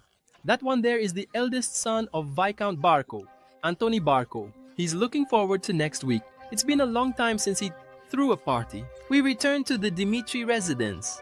Hans presents Dimitri's new clothes. Wow, he looks like a turkey. Or something, all colorful. Hans insists that Roman shouldn't just wear anything. After all, he's officially single now. That right there is a work of art, and the one who created it was our dear Hans. It has a special meaning, doesn't it? Roman then smiles and agrees, alright, he'll wear it. So, at the stables, it's him and Chris waiting for Kevin, and there he is, Kevin, all awkward with only half his armor on, but he can barely walk, poor guy. The armor is so heavy that he can't even control himself. He took a long time because he couldn't find any armor that fit his body. All the armor there was way too big. He even went to the blacksmith, poor guy, And Kevin remembers the fight. Even though he had Roman's help, he still can't understand how he almost lost to a kid like that. His helmet doesn't even fit on his head, poor thing. Chris tells him to listen carefully. They are the escort of Mr. Roman Dimitri and also the face of the Dimitri family. The reputation of the entire Dimitri house is in their hands. He's not to make any reckless decisions, and he should also be careful with what he says. He then says he'll keep that in mind. If he has any questions, he just needs to ask their Chris, but his helmet is still crooked. So over at the Barco's mansion, people are having a grand banquet with music and noble guests of all kinds. Oh, and plenty of drinks, but the topic of the moment is Roman Dimitri, and he's going to be present at that party. Look at that, after not marrying the flower of Lawrence, he's still going to the Barcos' event. Maybe it's because he realized right that things are going downhill for the Lawrences. That's why people call him an idiot. The other one there laughs a lot. You guys know that the Dimitri family is the central pillar of the Northeast. They're pretty greedy, but they have to maintain good relations with everyone. And maybe he's going to that party to make up for his mistake. A girl asks him, "What is Dimitri like?"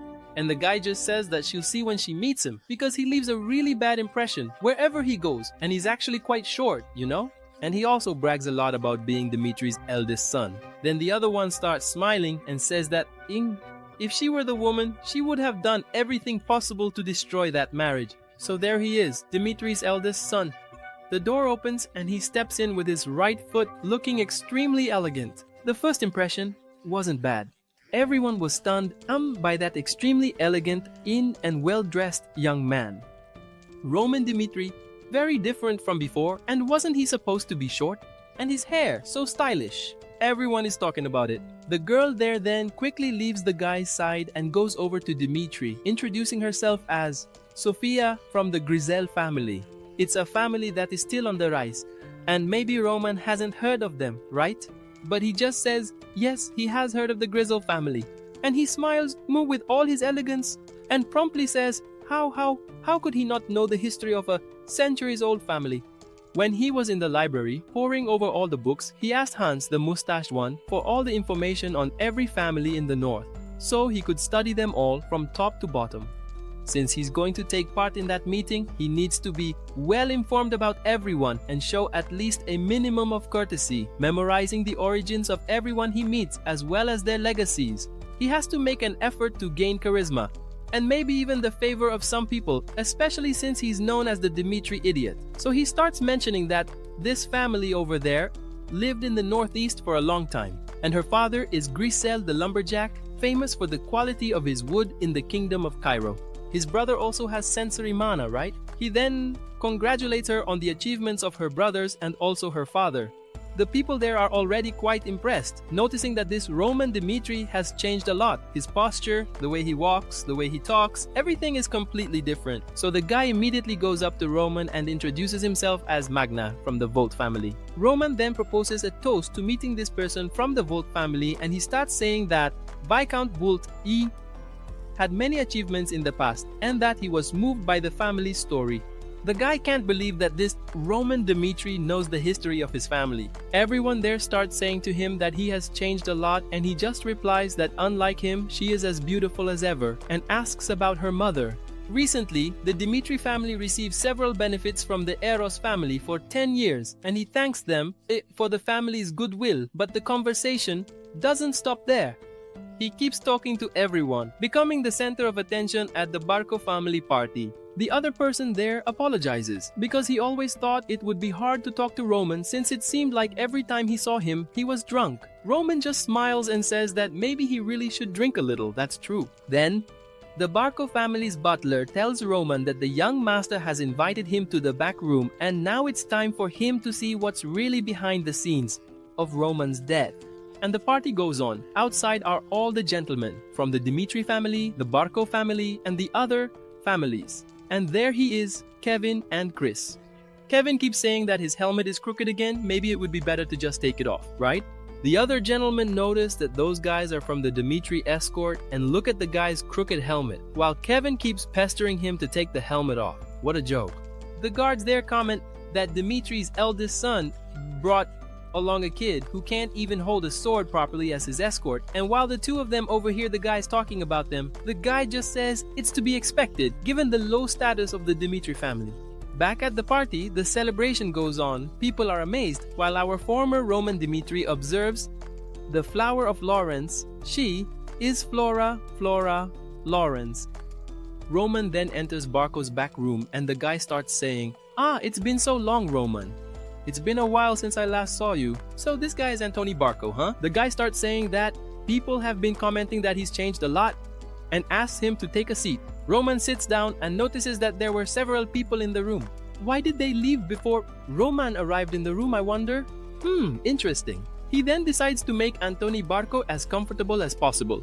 He then sits down in a completely confident manner and picks up one of the glasses, saying that he's been making small changes day by day, and thanks Anthony Barco for seeing him again. Barco then pours more wine into the glass, concluding that Roman is just the same as he used to be, and he proposes a toast, but soon Barco says that it was Roman who pushed him into the political marriage with the Lawrence family. After all, their friendship was at risk because he was caught sleeping with his own cousin in the back rooms.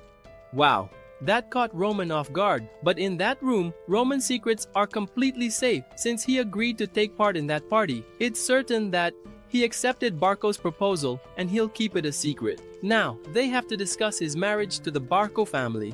He didn't know about that, did he? Marriage with the Barco family. Now it came back to him, the memories of the old Roman. Even when he betrayed Anthony Barco, he managed to get his father to arrange a marriage with the Lawrence family, but he couldn't avoid them forever, so he decided to restore his relationship with them. And he remembers the old Roman entering the room and introducing his cousin Emily Barco. Anthony quickly tells the three of them to drink together. After all, it's her first time there and she's walking around on her own, but she's part of Roman's family, isn't she? Anthony then tells her to serve drinks to the two of them. But Roman is deeply uncomfortable and Barco quickly tells him to relax, because the Barco family no longer cares about the Lawrence family, catching Roman by surprise. All he has to do is just drink that wine, so he starts drinking as if there's no tomorrow, thinking his problems are solved. But as his head aches, he opens his eyes and realizes he's not alone in bed, and bam, there he is. What could have happened? But after he opened his eyes, the one who sees him is none other than Anthony Barco, who is extremely upset and asking what he did. He doesn't even know himself and it's a completely bad situation. He doesn't remember anything. So as night falls, he has a deep conversation with Anthony Barco by candlelight. Barco, still extremely upset, starts telling him that he doesn't care who he gets involved with, but he laid hands on Barco's lady and he can't let that slide. He'll have to make a choice, either expose the truth and get divorced on his own, or marry a direct descendant of the Barco family and restore his relations with them. After all, Anthony is very angry about what he did, and maybe he can become a Barco man, and perhaps one day he'll be able to forgive Roman. Now what will he do? Roman then remembers that this is where it all happened. All the pieces of the puzzle started to fall into place. The marriage ended because Roman laid hands on a collateral descendant of the Barco family, and the honor of the Dimitri family went down the drain so low considering they had always been criticized for coming from commoner origins. Roman didn't have the courage to face his father, but even so, he could still choose someone else because he liked Flora and didn't want to end the arranged marriage and drag Flora's reputation down with it. So that was the reason he committed suicide. That way everything would be resolved. Roman Dimitri was extremely weak and never achieved anything. Pathetic. Barcos keeps smiling, saying that the union of the two great families will turn the entire Northeast upside down. No one will be able to compete with them anymore. The two families will have absolute power in their hands. There's no reason to hesitate. So, while Anthony kept spouting all sorts of nonsense, Roman set his glass down on the table and asked Barcos why he had to accept the marriage just because of that.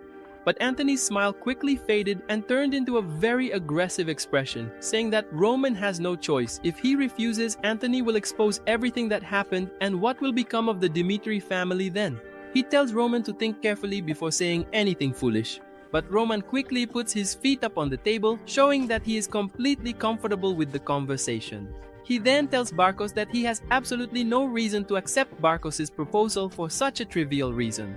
Meanwhile, at the party, people keep talking about Dimitri, Lord Roman Dimitri, and there he is. Everyone asks where he was, and he just says he went to the restroom. The party has just started, and he's already going to have to leave. He then leaves the party to get some air, but outside, he hears shouting. Apparently, some people are fighting nearby. He sees a group of guards, and there is Kevin collapsed on the ground, while Kevin witnesses people slandering the Dimitri family name. Chris tells Kevin to stay cool, but then the guys approach and start laughing, saying they brought a brat along to act as a guard. Look at him, the helmet doesn't even fit his head properly, and he just grabbed whatever leftover armor he could find and put it on.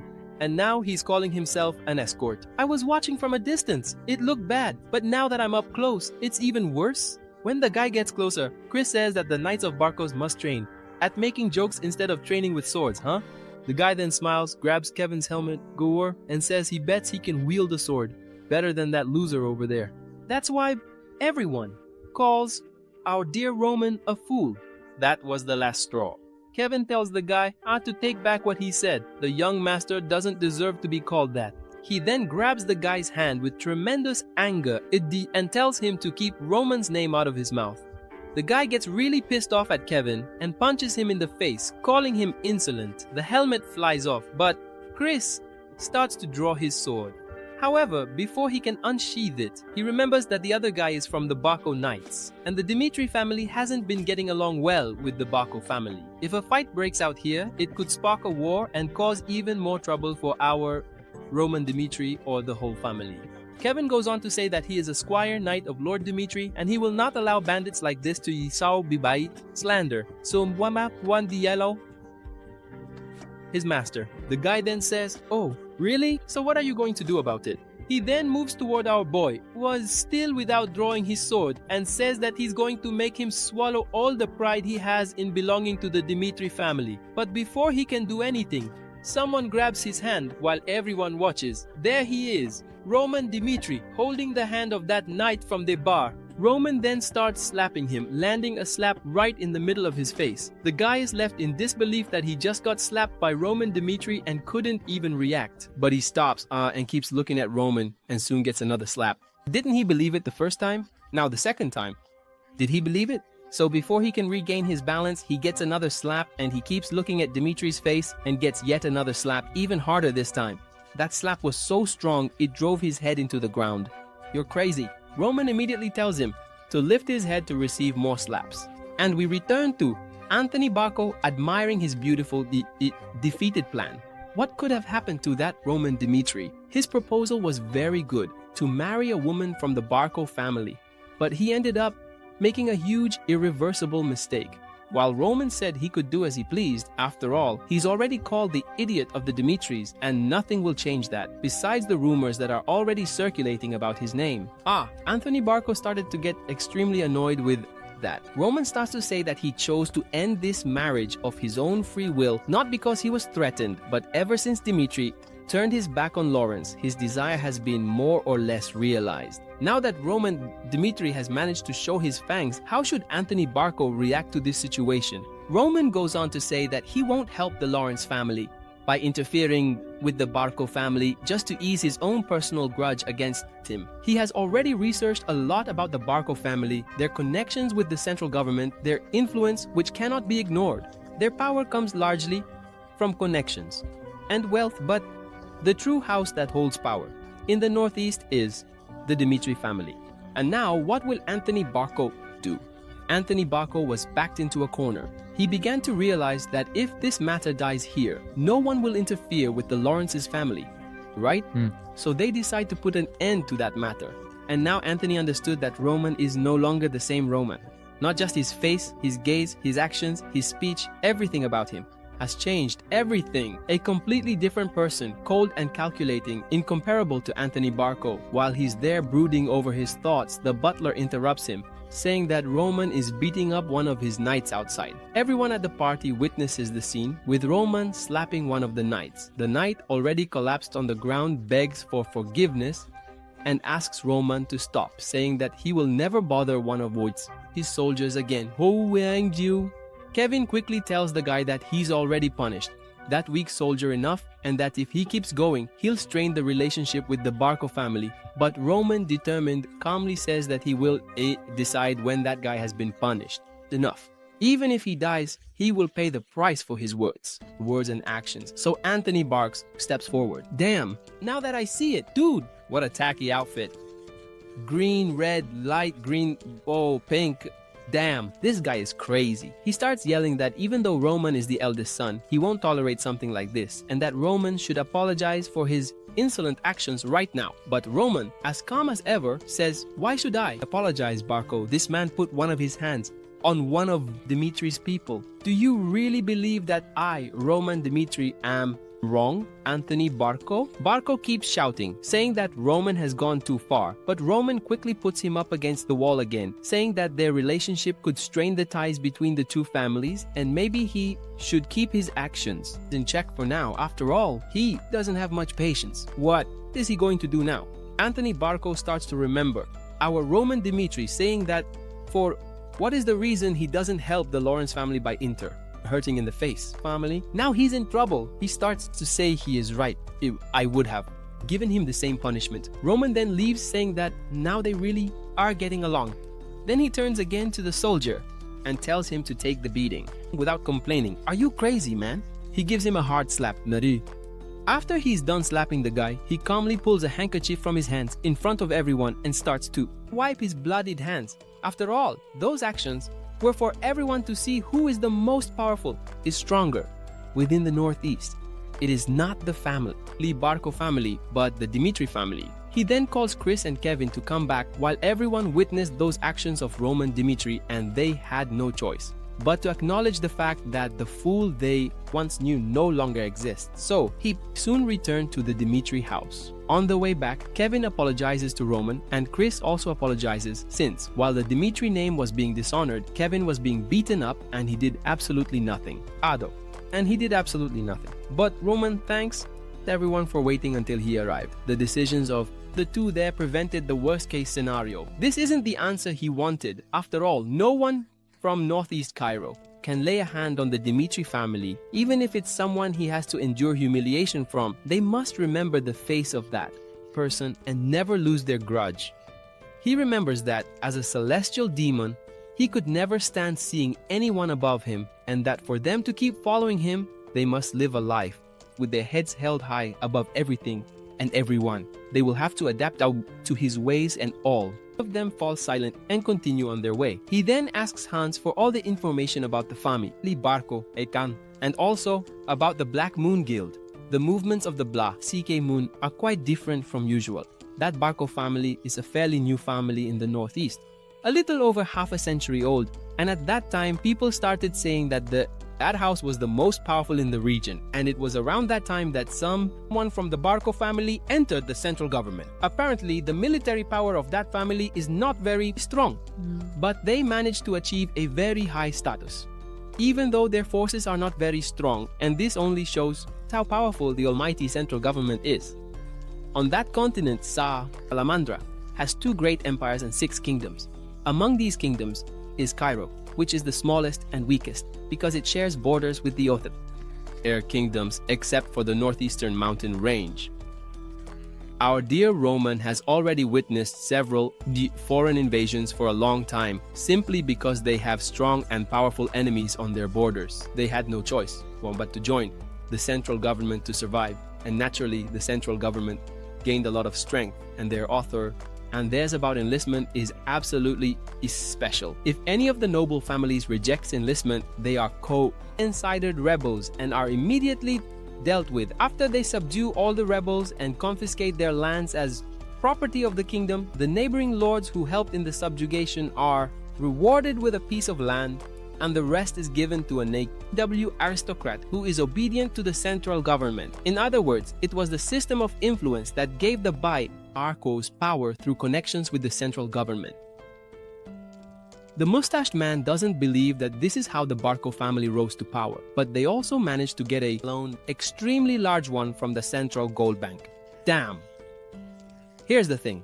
If the Barcos took out a very large loan with credit as collateral but nothing extra in particular, the Mon La, the achievement was used in the Bird Mercenary Company. That company had hundreds of mercenaries, but there's one special A-rank member. His name is Bird, right at the center. That group mainly earns commissions by participating in battles between territories, and the Barcos recruited those guys. And maybe in the month they'll attack the Lawrence family, or maybe in half a month. That means to say that the Barcos have finished preparing for war. With the power that the Barcos have them in hand, the Lawrence family won't stand a chance. They can't even last half a month. Roman remembers that he said that he wouldn't interfere in the matters with the Lawrence family so that Roman Dmitri could remain at peace. The Barco family cannot be allowed to keep growing. Just imagine if the Barcos managed to get the power of the Lawrence family. But no matter how much the Barcos have increased their strength, they can't go up against the Dmitri family. It's going to be a pretty easy task. After all, he can borrow the strength of the Dmitri family, but that didn't make any sense. Aside from the fact that the Dmitri families share a common origin, the others, nobles of the Northeast, don't see Roman Dmitri as a threat. What he needs now is an opportunity to rise to a higher level than last time. He then tells Hans that he's going to bring your father and charge for the foul auxil he owes him from last time. So we return to the village. People watch as a soldier, all battered and looking like he's just come back from war, looking around everywhere, saying that Dmitri hasn't changed at all. That guy over there is the B-rank mercenary, Lucas. He realizes that the state they're in shows the battle was really tough for Lucas. Lucas just says he almost died because of those guys. The blacksmith notices that his tools aren't very good. While Lucas says he almost died because of the quality of those weapons, the blacksmith just says that naturally the blacksmith means the equipment, the armor of Dmitri are the best in the kingdom, and he bought from somewhere else because he wanted to. He bought it by choice, there's no guarantee, and he bought a full set from the blacksmith and is going to recover inside Dimitri's kingdom. After all, he's pretty tired. He watches a woman, quantity of people gathered together observing of the posters. Will the war started? He then decides to go there and see too. Recruitment of private soldiers. The prerequisites are the guy is healthy, be strong, and the salary is $8 a month, and there are vacancies for 30 people.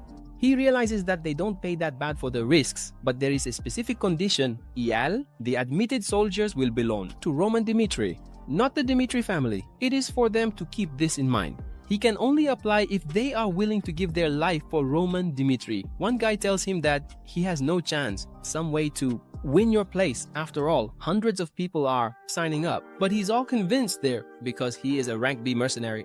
He needs at least 50 silvers per month. Wait, hundreds of people. Did they sign up? Is that really worth it? Why? See, it doesn't seem like a lot of money to me. He remembers that Roman Dmitri is the idiot of the Dimitris. Only God knows what kind of things people have to do to become one of his soldiers. People see. They say that Lord Dmitri is no longer the same old fool he used to be. He is completely different. He has managed to destroy everyone in the Bloodfang gang, but also treats people with a lot of respect. That guy over there doubted it too, but he saw it with his own eyes. And if he wants more information, he can ask Clark. Clark is also one of Roman's subordinates. He used to be really poor guy, but his family changed, or drastically, after she got involved with Roman Dimitri's son, and their son is Kevin. So several days pass, and Kevin is face to face with Roman, while Roman tells him that he's on leave for 3 days. Since he has been working so hard, he needs to spend some quality time with his family, a leave of absence. He finds all of this very strange. After all, in his entire life, he's never even gotten half a day off, let alone 3 days. It's been a long time since he saw his family. Ever since he went to the Dmitri castle, he wonders how everyone is doing. Then the Hans approaches with his new clothes prepared by Mr. Roman and also a bag of money. From now on, he will receive 30 silver coins per month, and he should take advantage of all this by buying gifts and celebrating with his entire family. He then stopped by the market, bought bread, sweets, fruits, only the best of everything, and incredibly soft clothes. Incredibly soft. It feels like there's even some warm cheese bread with butter. He's going to take it to his sister Mari. She'll love it after all. All she ever wanted was to eat bread with fresh whipped cream. Every day she complained about eating stale bread. Fresh bread costs twice as much as the dry ones, but now he can buy it. After all, there are no more of those criminals extorting his whole family and threatening them. He remembers that he will become as strong as possible so that his family never suffers at the hands of criminals like those again. Then he sees a big, beautiful house and notices his father, his mother, and his sister there too. He found it quite strange because instead of his family living, in the favela, no, they now live very close to Roman Dimitri's castle. From Roman Dimitri. Then his sister sees him, Kevin, her little brother, and they all run to hug him, having missed him so much. They ask whose house that is. He just says that Han just gave that house to them, along with some land to farm, saying it was by the will of Lord Roman Dimitri. But that wasn't all. The people from the castle come there once a month to offer help and teach them how to farm, and they'll never have to live in favelas again. Now he understands the power and the extent of Lord Roman Dimitri's kindness toward his subordinates, and he starts to see honor in front of his parents. His mother thinks that Lord Roman hit him, but that's not what's happening at all. She says he can tell the truth. He then starts to say that Lord Roman isn't that kind of person, but his father is extremely suspicious. What could possibly explain the new house, the new land, all the good things Roman has given them, but all those bad rumors about Dimitri went down the drain when Dimitri beat up the boat knight, so to protect a rookie soldier, Kevin. No one in that village believes that Roman Dimitri would have done that kind of thing just to protect an ordinary soldier. But rumors are one thing, facts are something completely different. Lord Roman gave everything the Clark family has now just because Kevin became his subordinate. He gave a house, land, horses, knights, and teachings to the Clark family, and now they are eating the best food and living in a very luxurious house, and the rumors are spreading even among the children who now dream and wish to become a subordinate of Roman Dimitri. Just like Kevin, if they can earn Roman's trust, they will help their family, just like the Clark family, which is Kevin's family. Roman has now become known for treating all his people with tremendous trust and respect, so everyone wants to become his subordinate. That's why everyone is signing up, trying to become a soldier of Roman Dimitri. Now that guy understands why there are so many applicants, but among so many writings, there is still some people who don't believe it because they knew the old Roman who used to look for trouble, for everything. What could have happened to him? But he finds this very interesting and wants to make sure of what's really going on there. So the night falls and the preparations for the exam are going as planned, and the one who will be in charge of part of the exam will be Roman Dimitri. The story is told to Roman Dimitri's father, while the captain says that developing private soldiers is an extremely dangerous thing for one person. What could be the purpose?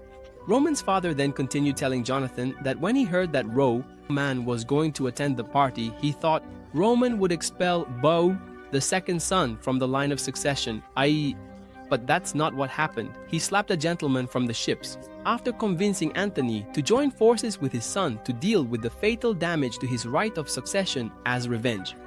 Roman was considered an idiot by everyone throughout his entire life, but after he dealt with the blood prisoners, he started to handle life in an extremely different way, just like his father, and he just wants to congratulate him for all his achievements. He then asks how many people signed up? 50, 100, but the captain just says that it was around 500 people.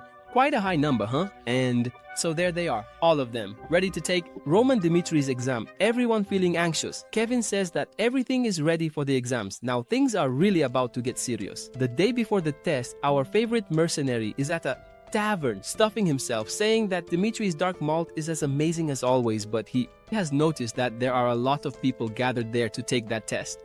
More than he expected, and that's not good at all. Those three others sitting over there are C-rank adventurers, and those other three at the counter don't look like mercenaries, but they definitely have battle experience. The levels of the CA candidates for the school, Roman's salary will be higher than he expected. But why are experienced people wanting to work for Roman? He doesn't understand. Suddenly, he leaves the table and notices a guy land with another who was saying he was going to become a soldier. For the Lawrence family, he even wanted to, but his hometown is there, after all. And after seeing how Roman Dimitri treated everyone, his soldiers, and also destroyed the blood fangs, he changed his mind. The people who weren't there didn't believe it, but he did. He saw it. And it was right in the middle of the square, Roman Dimitri, completely covered in blood, dragging the leader of the blood fangs by the hair, a young master of a noble family, punished the blood fang for laying hands on his people. He traveled from another territory just to crush the leader's head. That scene doesn't leave his mind. He even gets chills just thinking about it. Everyone there managed to doubt that Roman Dimitri but he saw and felt it personally. Roman is not a weakling, like the rumors say. He is a true leader who fights for all his people and also protects them, slamming his hand on the table with a drunken look. People are convinced that this recruitment won't be a simple recruitment, but rather a chance to become a subordinate of Roman Dimitri.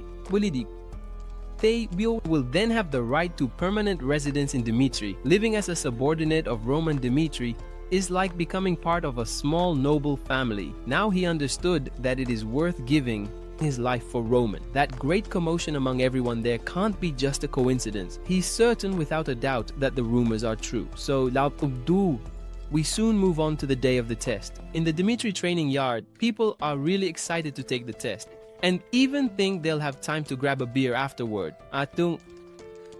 And whoever fails the test will have to pay. If everything he heard is true, he already knows the choice he must make. Everyone there must have been do the same thing as him. And the people are really curious about the rumors. There are bad rumors and good rumors, but you have to see it to believe it, right? He's dying to see the truth. Roman. Suddenly, everyone starts to fall silent as a nobleman walks among them. People bow, and that man is Roman Dimitri. No one gave any command for anyone to lower their heads, but instinctively everyone there bowed their heads and made way for him. The rumors are truly real that he walks as if he were a true emperor. He then climbs the stage steps without saying a single word, and everyone raises their heads. He then begins to say that, as he mentioned in the announcement, he may summon 30 soldiers to fight for him today. But he, Roman Dimitri, has no intention of living a quiet life, trapped in a remote territory. He will constantly strive for greater power and position than he has here now, and their lives will be at risk every day. And if they want to avoid that risk, it's better not to even go through the selection process. And if anyone is thinking about quitting, it's better to quiet. Now, yes, my friends, it's quite an impactful speech. After all, what will they really feel if someone's heads roll on the battlefield? After all, he doesn't want to feel any remorse when sending anyone there, since it will be everyone's own choice. But the only thing he should regret is that those who perish won't see him rise up across the entire continent and become part of the army, the most powerful in the world. Damn, the whole Dion's got chills. What is this guy even saying? The most powerful on the continent in that family? Is he kidding? This guy is really arrogant, huh? But for some reason, his words aren't empty. Chris then goes on to give the instructions for, let's move on to the first test. Here's how it's going to work. They're going to stand there still as targets, and the archer will shoot 3 arrows at each of them. The arrow might miss by a lot, come close, or even hit one of you. It could be the head, the stomach, anywhere, and those who don't move even a tenth of a millimeter will pass the test. Now the test will begin in alphabetical order, starting with Duke and Morrison, the guy, who is then standing there, prepared as if he were a human target, while the other waits for his turn.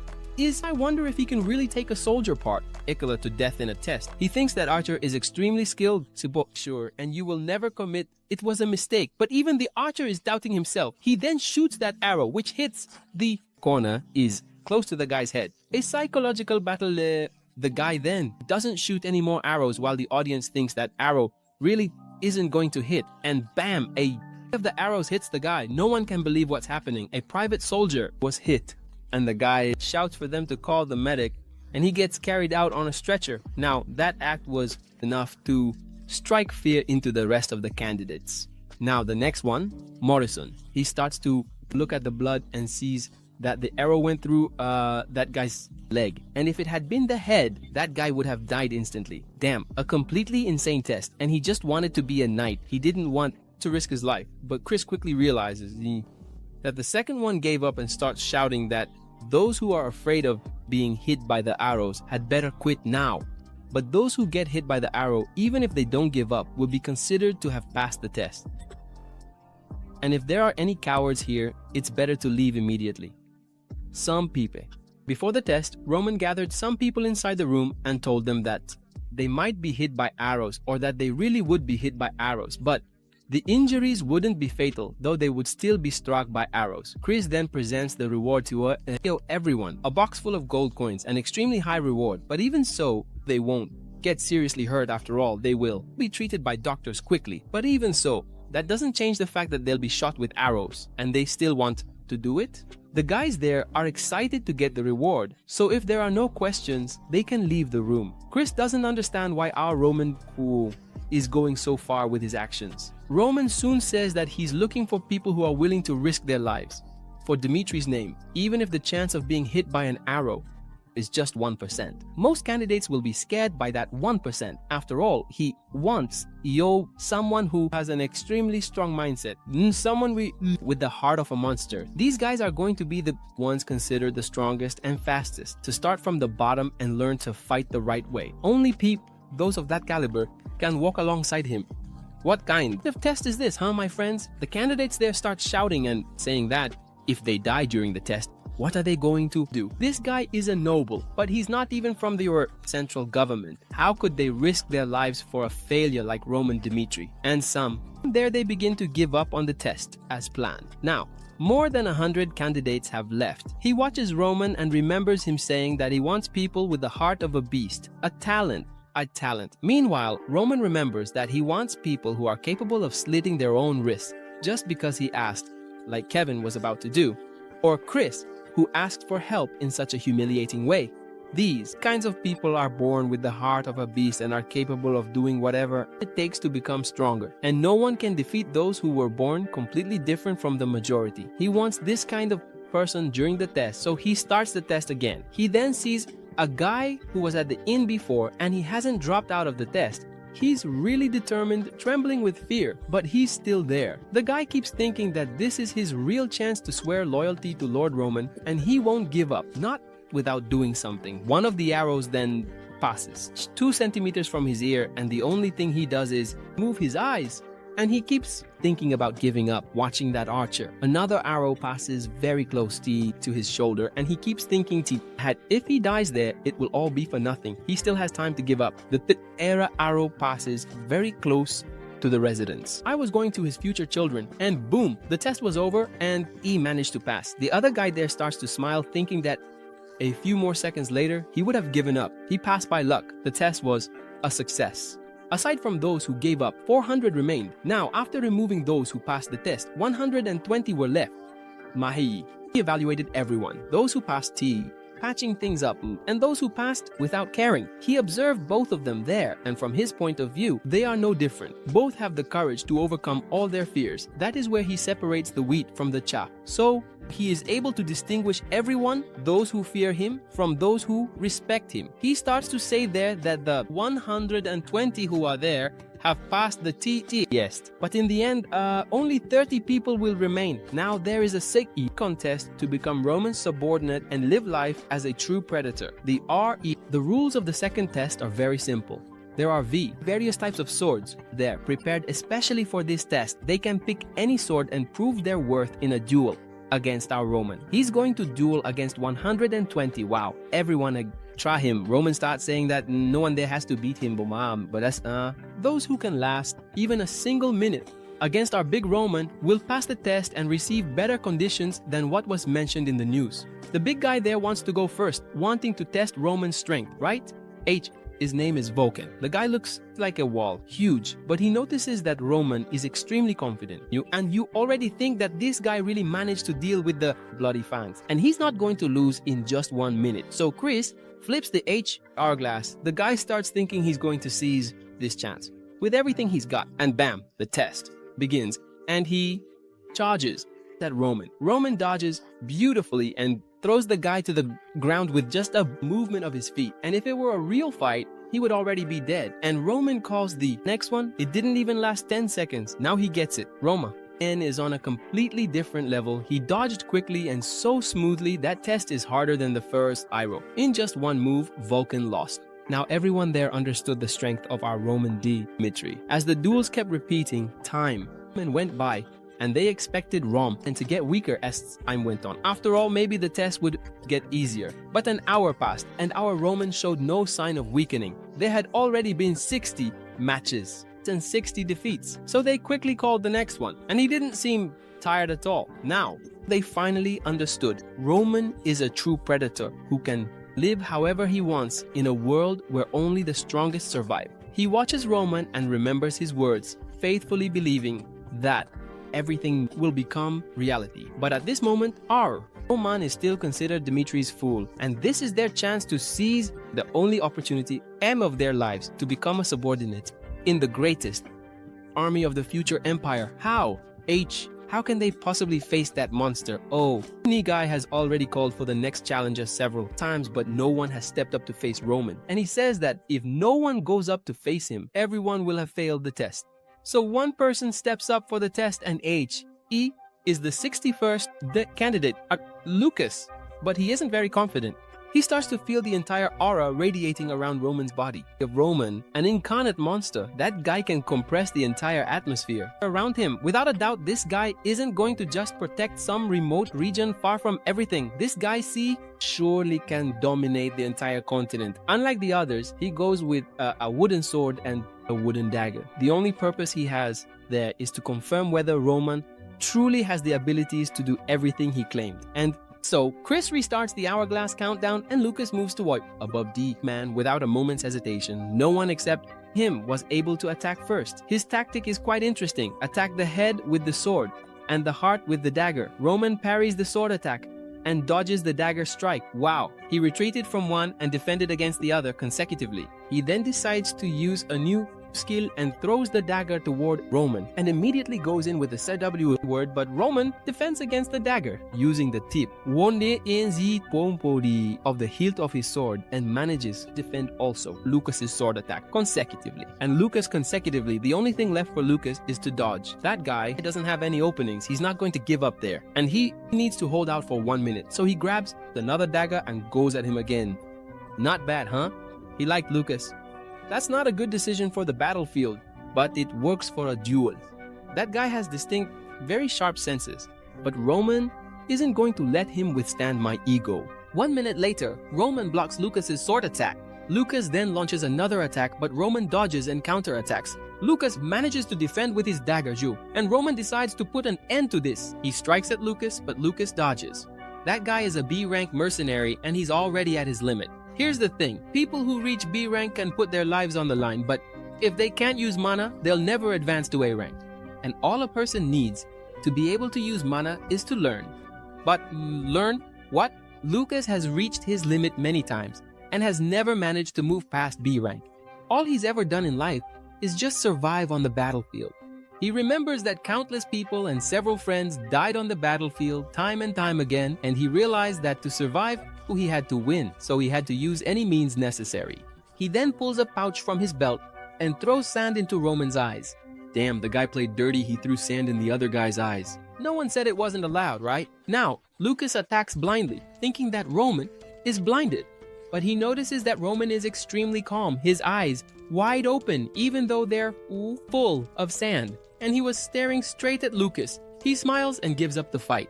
One of the first arts taught in the Io celestial demon god cult, before seriously delving into martial arts, the very first thing they teach is keep your eyes open, no matter what happens. In real combat, people shouldn't even blink, let alone close their eyes. After all, just a single blink could result in a fatal attack. That is as essential as breathing to circulate internal energy. Blinking is a very delicate matter when it comes to duels. For this reason, they train to keep their eyes open at all times. He remembers that when everyone in that cave had sand in their eyes, he was the only one who remained standing without closing his eyes. And when the attack came, he faced it head-on. Unfortunately, Lucas surrendered, preventing his imminent defeat. He's not feeling well at all. After all, that was a dirty move, and he would never have used sand in Roman's eyes if he had known it would end like this. He tried to use any means necessary to last more than a minute and pass the test, but the outcome was worse than he expected. He thinks Roman won't recruit him now. Maybe he had some expectations for him, but now for sure, and he's even going to be punished. Roman then calls the next person and doesn't say anything to Lucas. Could it be that he's not angry? The guy played dirty and is just going to get away with it without being punished. Roman already knew about Lucas' plans. He saw him grabbing the bag of sand as he threw himself, dodging his attack, but he didn't do anything because he wanted to see Lucas give it his all. Apparently that guy has already been on the battlefield several times. For sure, he's seen enough blood back when he was the war maniac, Bike, Ju Hyuk, literally an ocean of blood. and that's how the celestial demon was created. He then asks if there are any others, while the hourglass runs out, marking 1 minute. Then, other people face Roman, but without success. Since they saw Lucas using dirty tactics, they used them too. One guy picked up a stone and threw it at Roman. Chris realized that Lucas paved the way. Now all the trainees are using whatever means necessary to last more than a minute, but none of them succeed. Lucas then realizes that playing dirty isn't against the game. After all, there's no rule saying whether you can or can't. But for those who do this, Roman shows no mercy at all. Then Roman calls up the next one while the previous guy is still screaming. Good thing he gave up earlier, otherwise he would have taken a beating. He starts to realize that none of this makes any sense. Since the 100th duel has already passed, and it's been 2 hours since this test began. But the guy keeps breathing perfectly and just wipes the sweat from his face. Roman remembers the mountain of bodies and seas of blood. When you're on the brink of death, the enemy will never go easy on you just because you're tired. Your attacks will get weaker, your breathing will become more unstable, and you'll turn into prey. And for that reason, you have to keep fighting and control your breathing every single second. Inhale and exhale. This way, you can naturally obtain more mana through this chain of actions. It circulates throughout your entire body, recovering your accumulated fatigue. In doing so, you're able to strengthen your body, lungs, and even your bones while keeping your mental state completely balanced. Roman keeps defending against the next opponent's attacks and moves forward in succession. He remembers that when he was conquering Murim, he fought for about 3 days and several nights straight. His stamina is far from running out with basic fights like these. So, after all that, all the participants gather together under Chris's orders. In the second test, the total number of people who passed was 0. But since no one passed, and there are about 120 selected there and only 30 will be chosen, those 30 will be selected and notified in the future and everyone else is dismissed. Roman then hands over the lists of the 30 selected and tells Chris to train them all. He looks over the list of those who passed and sees that Vulcan was the first to challenge Master Roman. Pretty brave. Henderson didn't have anything special about him. What could Roman have seen in him? Aside from him, the others are impossible to figure out. He asks if Luca passed, and he says yes. Luca is quite talented, but only as a rank B mercenary. But that guy played completely dirty during the duel, and then he decided to surrender during the fight. Chris starts to say, a comrade you can't trust won't do very well on the battlefield. After all, it's certain that guy is the type of mercenary who would abandon all his comrades just to survive, if necessary. Roman says that's the real reason he passed. Now that Chris didn't understand anything, Roman starts to say that Lucas is a coward without honor, but in a situation where no one thought of playing dirty, he came up with a realistic way to face it and acted. And this kind of person, in fact, shines on the battlefield. They are always looking for a way to survive and find a way out, no matter what happens. How could Chris think that Lucas would betray his companions just because he played dirty?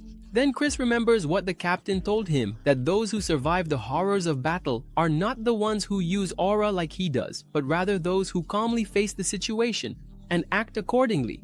Only these people are able to survive until the end, and he needs to keep that in mind. No matter how strong he is as a knight, he has to learn to adapt if he wants to increase his chances of staying alive. After all, there is always a chance of being killed by those who are hiding in the shadows, waiting for an opportunity to attack him. He then realizes that Lucas's decision was completely realistic given the situation he was in. His mind was too closed off, and now he has finally managed to learn something new. But there are still doubts in Chris's mind. There are still 5 months left before they go out to battle. You know the nobles are going to be dragged to the front lines just because they were recruited. Why has he already gathered so many soldiers? So, in a few days, the official declaration from the Barco family will be announced, and they hope that the Lawrences will make the right decision while they trust in the promise from the past. But they betrayed their honor as nobles in their promise with them, and they decided to raise their swords after so much patience. And the schemes of the Lawrences are quite clear. They didn't pay the debts left by their predecessors and even had the nerve to declare that they wouldn't give up their lands, which had been put up as collateral. That statement is meant to inform the Kingdom of Cairo that if the Lawrences don't pay their debts or hand over their lands within a week, the Barcos, of course, with the permission of the central government, will declare war against the Lawrence territory. The stage is set and the show is about to begin. They're going to get ready to dive, headfirst, into the war between Barco and Lawrence. A little farther away, Flora dreams of the last words Roman said to her, that from now on they will go their separate ways, since she brought ruin upon the Lawrence family. It's all her fault. She then wakes up startled in her huge bedroom and realizes it was just a dream that has haunted her for many nights.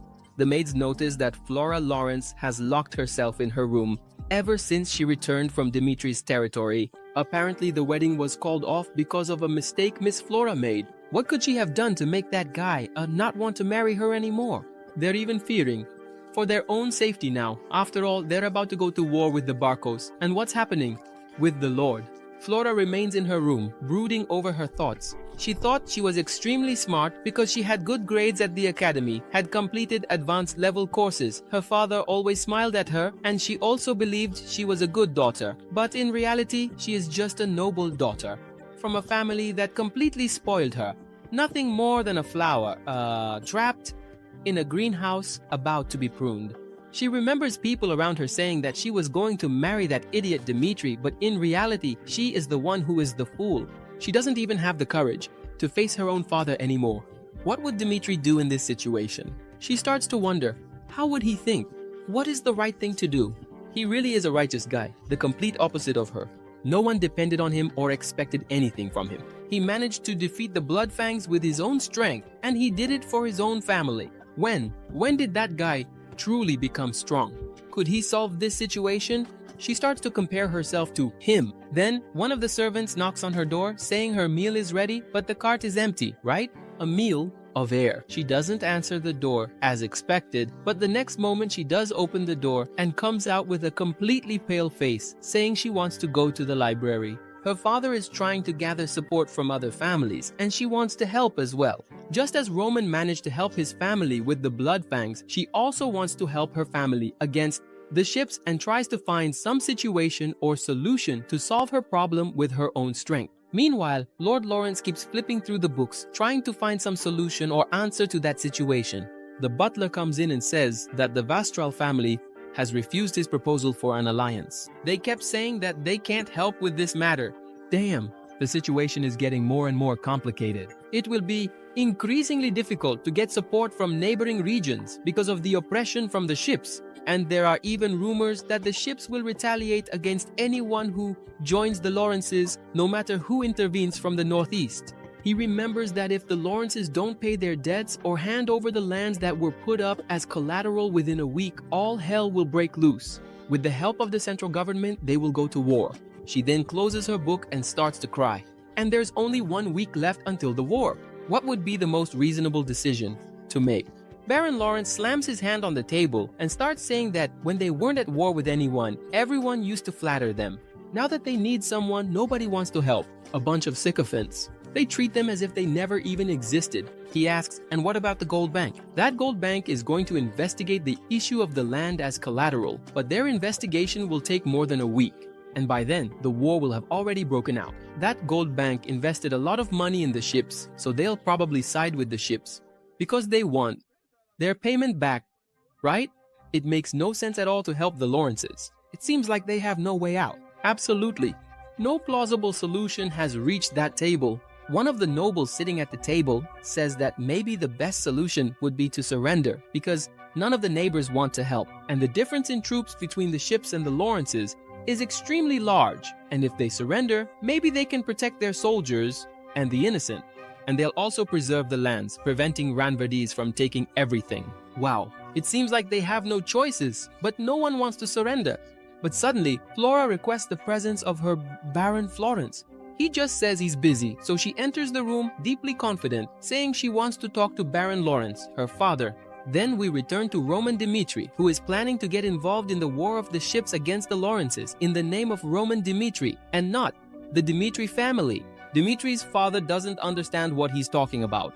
He then sets the cup down on the table, apparently starting to get stressed. He begins to say that a war between Barclay and Lawrence is a legitimate battle and that it has even received approval from the central government.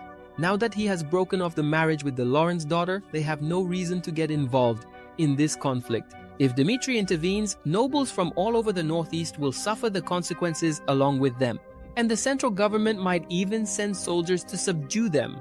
If he's thinking about helping the Lawrences, he'd better forget it. He thought Dmitry had matured, but apparently not. But Roman Dmitry has a plausible explanation. He then tells his father that from now on he will live on his own and will no longer be part of the Dmitry family. Now things are really messed up. He's not trying to get involved in this war out of emotion. Actually, a son of the Barclay family was threatening him because of his marriage to the Lawrences, which was an obstacle to their plans. He can't prove it right now, but he tells his father everything that happened. Then he had an idea. Everyone there says that Dmitry is the real power in the northeast, except for the Barclay family. That one thinks she's the last cookie in the package, and Baron Dmitry isn't doing anything with all the power and wealth he has. Apparently, he's satisfied with his current situation. But he's different. He's Roman Dmitry. He wants power, and he won't just stand by and watch the Dmitry name be dragged through the mud by the Barclays or anyone else. And he has plenty of reasons to take action. If ships declare war for a reason that does not exist, the reason is nothing more than child's play for those in power. Even though they have a new body, different powers, in a different world with different laws, he still feels like Kleito of war, Baek Ju Hyun, and he needs to live a life of dominance. And he begins to confidently tell his father that he isn't asking whether he'll lend the strength of their family. He's simply stating that he will intervene in this war solely with the qualifications of Roman Dmitry. So if he can just take care of him, that's all he asks. This is the path he intends to follow from now on. Even though he is now the great Baron Dmitry, he can't control or change where he comes from. He managed to become very wealthy, become a lord, and rule over a vast territory. But people still see him as if he were a commoner, and nothing changes. He remembers a conversation he had with his wife. After he returned from the capital, she noticed that something had happened to him. He said that nothing had happened, but he realized that the other nobles spoke to him and looked at him in a completely strange way. It didn't seem like they were talking to another noble, but rather like a noble talking to a commoner. Even though they have money and power and control several lands, that part hasn't changed. He really wanted to change that, but he was too comfortable with his new way of making a living, and he faithfully hoped that his children could achieve much greater things than he did. Which is difficult, my friends. He enjoys ruling a distant and small land, but he wants his children to be able to do bigger things, to conquer the world. He realizes that Roman Dmitry has completely determined eyes, and simple words won't be able to convince that boy.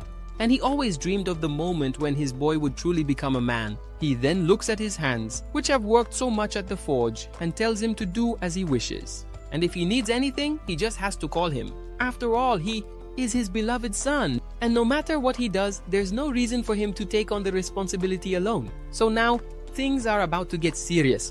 That family of blacksmiths, who are now nobles, is going to join the war.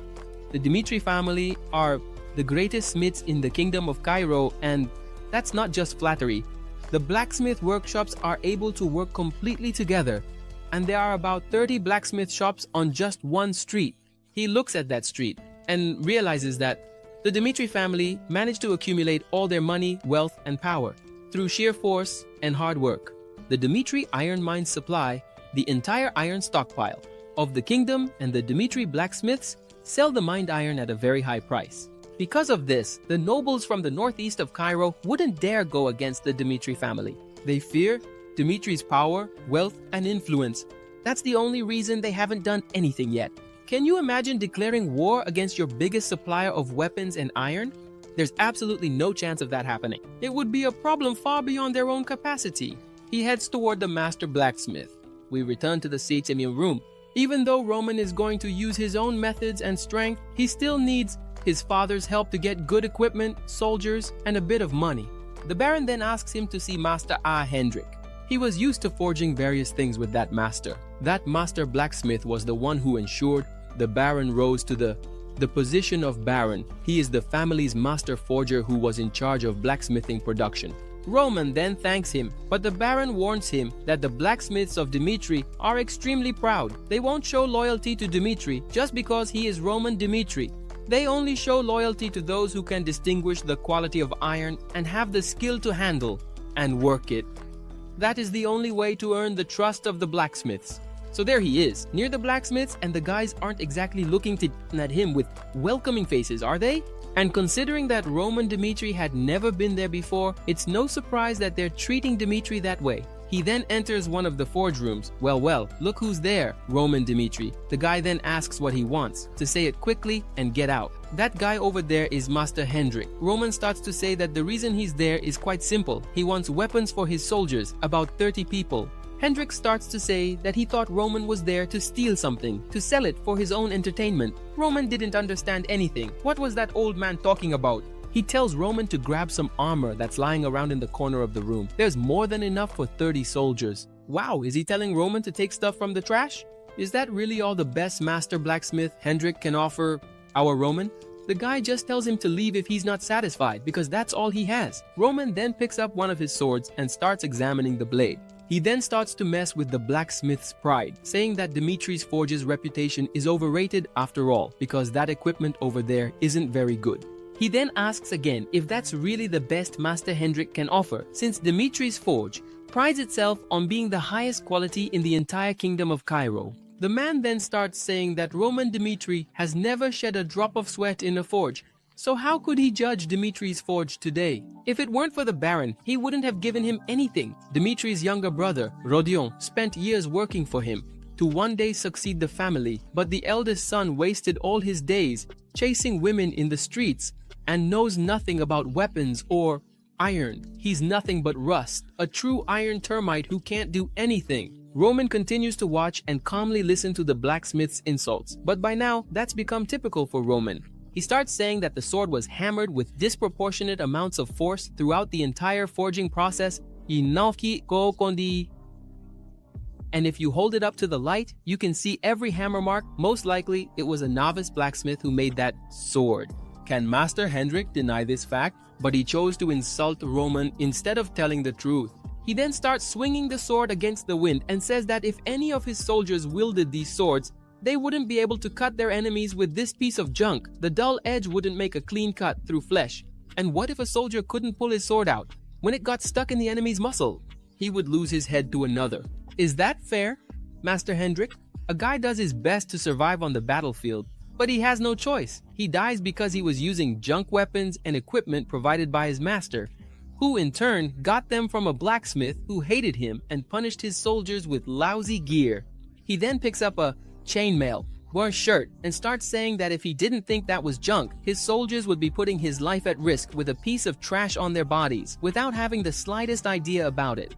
He then makes a cut in that chainmail, saying that Master Hendrik is acting completely wrongly out of resentment against Roman and punishing people who have nothing to do with the matter, precisely by putting the lives of 30 innocent people at risk. Now, knowing the whole truth, does Master Hendrik really deserve to be called the master craftsman of the Dmitri family? He tried to give a pile of junk to Roman Dmitri solely because of his negative feelings toward Roman, punishing innocent people and condemning them to death on the battlefield. Hendrik then realizes the nature of his actions and says that it wasn't his intention, but Roman continues, saying that he requested simple weapons and armor, and look at that, in the name of Baron Romero himself, Roman Dimitri's father, and yet Hendrik tried to give him a pile of junk.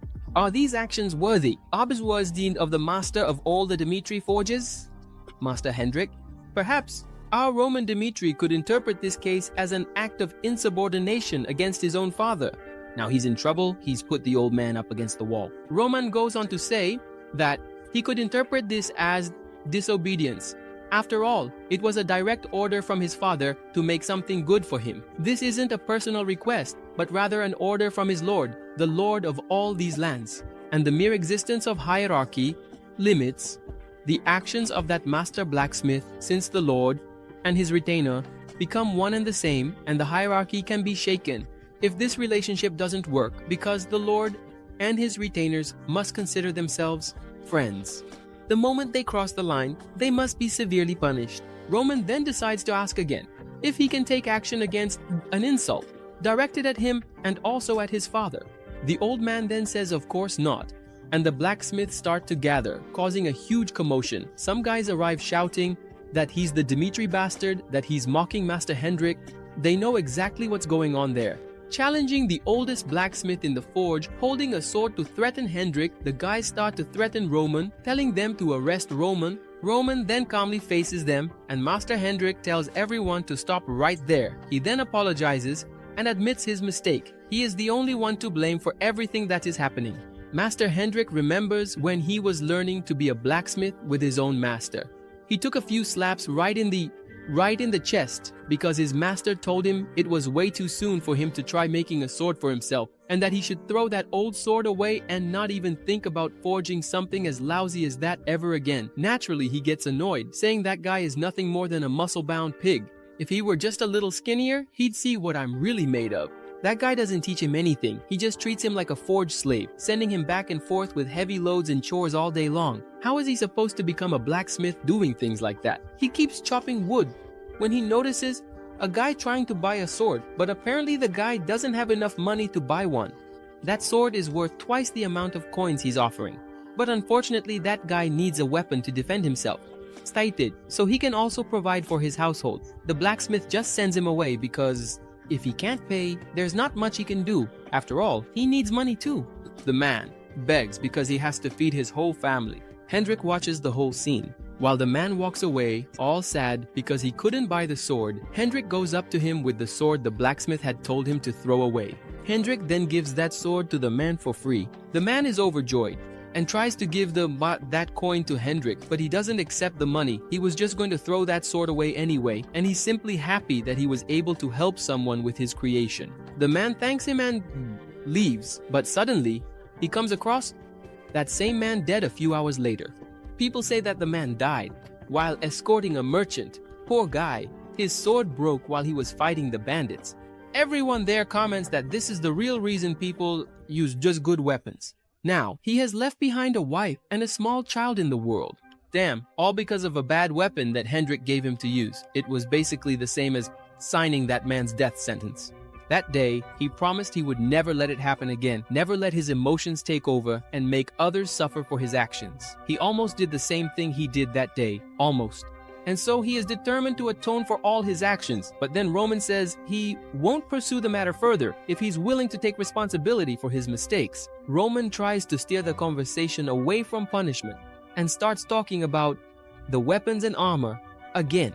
He decided to entrust Hendrik with making equipment for 30 soldiers, and as he said, he doesn't believe that Hendrik is disobeying him or his father, but that his actions were probably due to some obstacles and resentments, and he wants to bury all his past mistakes and move on. All he wants from now on are swords, armor to protect his soldiers' lives, and nothing more. Hendrik is left in disbelief after making such a scene to punish Hendrik, first giving him a spanking and now offering a little remedy to treat it. Go figure, Roman. Apparently the rumors are true. Roman has changed drastically. He then says again that he regrets his mistakes and promises that it won't happen again. He then says that he will prepare all the weapons for all his soldiers and that he will make them with the best quality possible. Now that's more like it. Now he's speaking Roman's language. The master blacksmith orders everyone back to work and they all start tirelessly forging various swords and armors. Roman then observes and talks with some of the blacksmiths. Apparently Hendrik holds quite a bit of resentment toward Roman. Roman stole the sword that Hendrik was making that day, about 3 years ago, because he needed money to pay some bills, since the Lord had cut off his allowance. So he went into the forge, took Hendrik's sword, and sold it for the price of a potato. That sword was Hendrik's life's masterpiece. He spent 6 months just designing it. Then it took more than 3 months just to forge it, and look, it hadn't even left the forge after all that time. Now he just went and sold that sword as if it were nothing. Unbelievable. That's why he holds a grudge against our noble Roman. A masterpiece made with his own hands sold for such a bargain. He then realizes that Roman's actions in the past shaped Roman's reputation in the present. So Roman and Dmitri leave the room, but Master Hendrik follows them and says that he has forgiven Roman about that matter, and he can't accept that the eldest son of the Dmitri family doesn't know how to take care of a forge. After all, the Dmitri family became wealthy and has its own foundation built on a forge furnace, and maybe to strengthen their relationship, he might come there to forge a weapon with his own hands, even if it turns out to be junk. Roman then smiles and says that it won't take long, and for now he will take his leave and return when everything is ready, and then he leaves. Then he arrives at his hidden training spot, which also has a forge. It's been a long time since he trained there, and also a long time since he last forged anything. Apparently the place has been cleaned and organized, all the tools he needs to forge a new weapon are there, and now things are about to get serious. When he was in the world of Moran, he managed to forge his first sword at 18 years old, and he wasn't even the successor of the demonic cult. All the brothers fought for the title, and he had to sleep with his eyes open, man. Otherwise, he was done for. He had 10 brothers. One of his brothers, Baek Sungyun, set a trap for him while he was just living his life. That was one of the toughest fights he ever had in his life, but his sword was broken because it couldn't keep up with his brother's attacks. But even though his sword wasn't strong enough, he still managed to win that fight. Even with a broken sword, he was able to come out on top. And after it was over, he realized he needed a much more durable sword. Just imagine if his sword broke against an even stronger opponent. That would be the end of him. And he needed a sword crafted especially for him. After that day, unlike his brothers, he managed to visit all the blacksmiths and learn how to forge various types of swords made by them. And after every decisive battle, he would forge a better sword, one that was more perfect for who he was at that moment. After hundreds of thousands of battles, his sword ended up changing over time, and after more than 40 swords, he created the Celestial Demon Sword. That sword was priceless, and now he is preparing once again for a new war with a completely different sword made just for him, and also for his new self, Roman Dimitri. That's it, folks. That's crazy. Our dear Roman is tough as nails, huh, my friend? Renly admitted his mistake pretty easily. Imagine if it were in real life, or if he didn't have that previous experience. Man, giving a blunt sword to a guy who's going to work as an escort back then was basically the same as sentencing someone to death. Poor guy, man. This was one of the most memorable moments of this episode. I'm going to pick out some comments so I can talk about them in my next episodes. So if you have a comment, even if it's a weird one, leave it down below. That's it. Thanks, and enjoy the next video. Days go by, and Roman keeps working at the forge, forging his new sword. He's so focused on the blacksmithing that he starts to go into a trance. With each strike of the hammer, a new beginning. He had always survived in a world where the strongest ruled everything, just like his father. After he overcame everything and everyone, he was naturally called the strongest. As he focuses on the blows he delivers to the iron, he thinks he needs to become even stronger to stand against the forces above.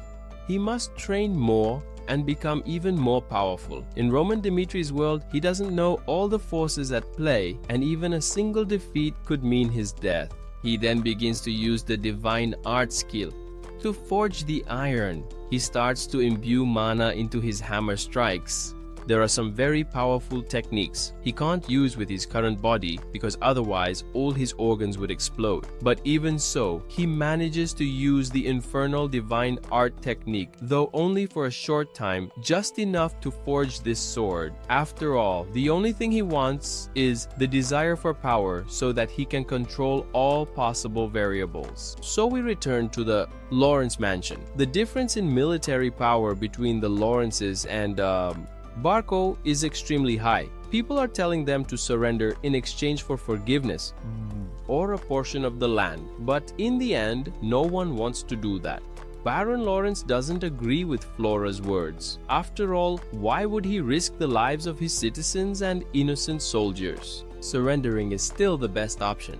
The Barcos would get a lot of money from the central government, a loan without any collateral. Are you crazy? You know that a loan without collateral has much higher interest. But Flora keeps saying that the Barcos will never benefit from a war. After all, it was the gold bank that lent the money, and when they manage to win the Lawrence lands, both of them will profit. That means they're going to destroy everything as long as the Lawrences are still there. In other words, surrendering is not an option. Now they're in a dead end, but there's still one way out, and the only solution is to resist. Gain as much time as possible. That's the only way for the Lawrences to survive. Damn, the situation is getting more and more complicated. The Baron was confident that Flora had found a way out, but unfortunately, the solution she found wasn't anything extraordinary. In other words, Flora said it's best to close all the castle gates so they can survive for as long as possible. The only thing they need to do is stockpile as much food as possible. They can't just give up all the food they produced throughout the year and simply burn their fields. The only thing they have to do is hold out until winter arrives. The Barcos keep borrowing money from the central government at very high interest rates, and they hope this war will end quickly, but the interest will keep increasing the longer they don't pay, and the Iron Bank has influence throughout the entire empire. If the war doesn't end soon, they will put even more pressure on House Barco to pay back all their loans, and she's certain they don't have enough money to pay it all. Not now. The gold bank is not a kind of power that we can pressure just because we have connections with the central government. No. That empire is strictly driven by money, and the money comes from the bank. When the snow falls, the war will no longer be advantageous for them, and they will perish. Amidst everyone there, Flora truly found a way out. A war of attrition. The Baron, who had been disappointed with his child, now sees her in a new light. He thought she was immature because of an incident with Dmitri. But that's not the case. His daughter has grown a lot. He then slams his hand on the table and stands up, saying that they will begin preparations for a desperate resistance. They have to hold out as long as possible to keep the entire Lawrence family line alive. Even if the castle is completely destroyed, they will survive. They will keep fighting, and they will make the ships taste a bitter end along with the gold vault. Meanwhile, in the forge, Roman continues forging his sword. And now that he has finished his masterpiece, the first sword forged by Roman Dmitri in that new world. That sword is the perfect sword for his current self. But what's this? The guy spent so much time in the sauna that his hair turned white. He then decides to choose a name for that sword.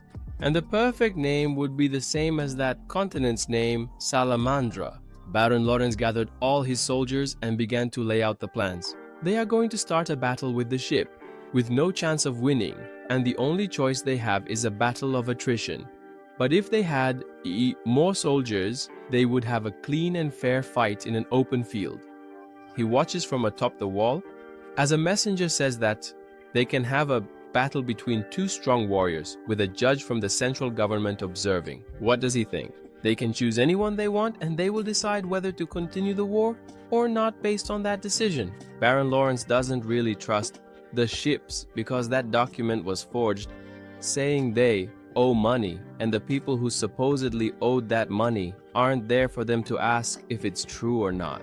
A poorly told story, right, my friends? The Baron starts shouting that he has no intention of taking any innocent lives from Lawrence's territory, but as he was speaking, the messenger interrupted him, saying that the third option is for him to give up the pride of belonging to the royal family and become a commoner. If he keeps up this resistance, the walls of his castle will all be destroyed. The messenger then straightens up to leave, saying that the Lawrence family will pay the price, and all hell will break loose during this war.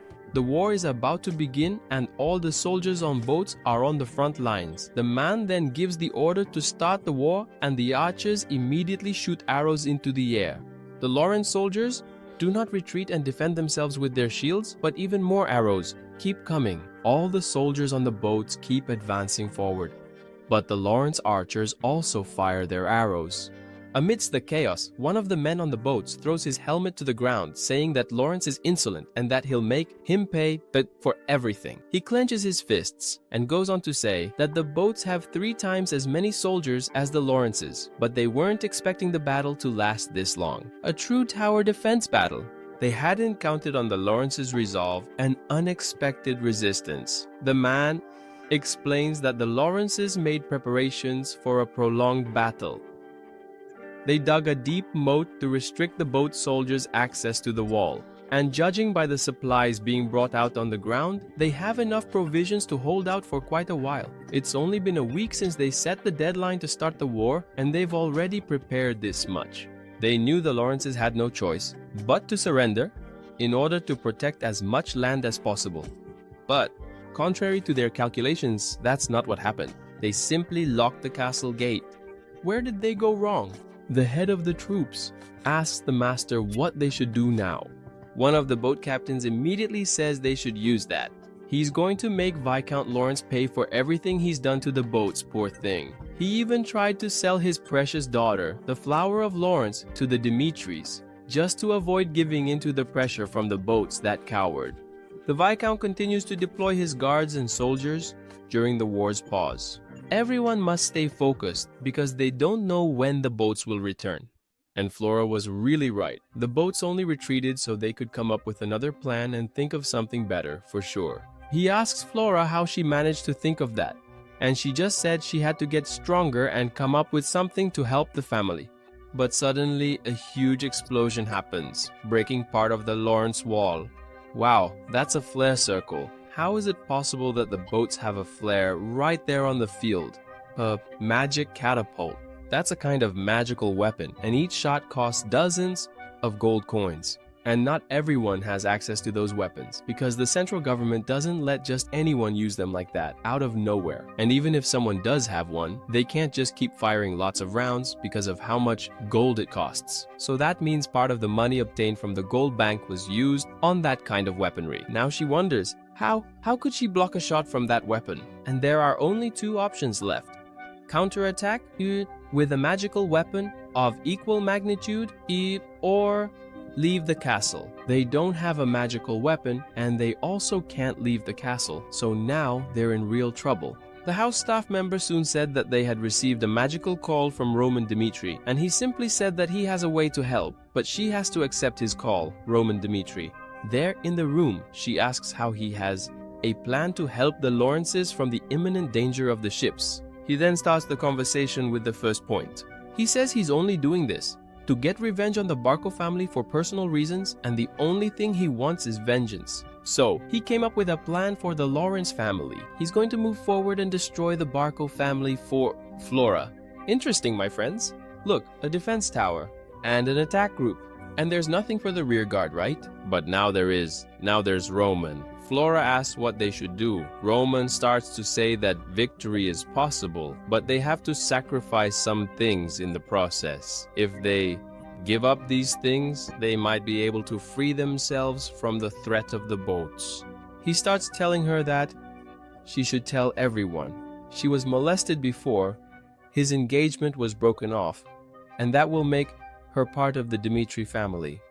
In other words, he doesn't forgive anyone who might lay a hand on someone from his territory. This will wound the honor of Lawrence's flower, while the war goes on and that magical weapon keeps blasting the wall of the Lawrence castle, with several of Lawrence's soldiers already falling, so they prepare a barricade. Meanwhile, inside, the Flower of Lawrence has already made up her mind, and she will do whatever it takes for Roman Dimitri to kill every one of the invaders oppressing her family, even if it might hurt her own honor. The enemies are advancing even further, and now they're throwing grappling hooks to climb the wall. The Viscount keeps telling everyone to hold the wall, not to let anyone through. One of the soldiers from the ship then looks at the Viscount and jumps right after. An attack that seems to come out of nowhere is blocked by none other than Flora. She managed to save her father, throwing the guy out of the castle. She starts telling her father to open the castle gates and face the invaders head-on. But what is this, Flora? Wait, weren't we supposed to close the gate and now we're supposed to open it? I don't get it.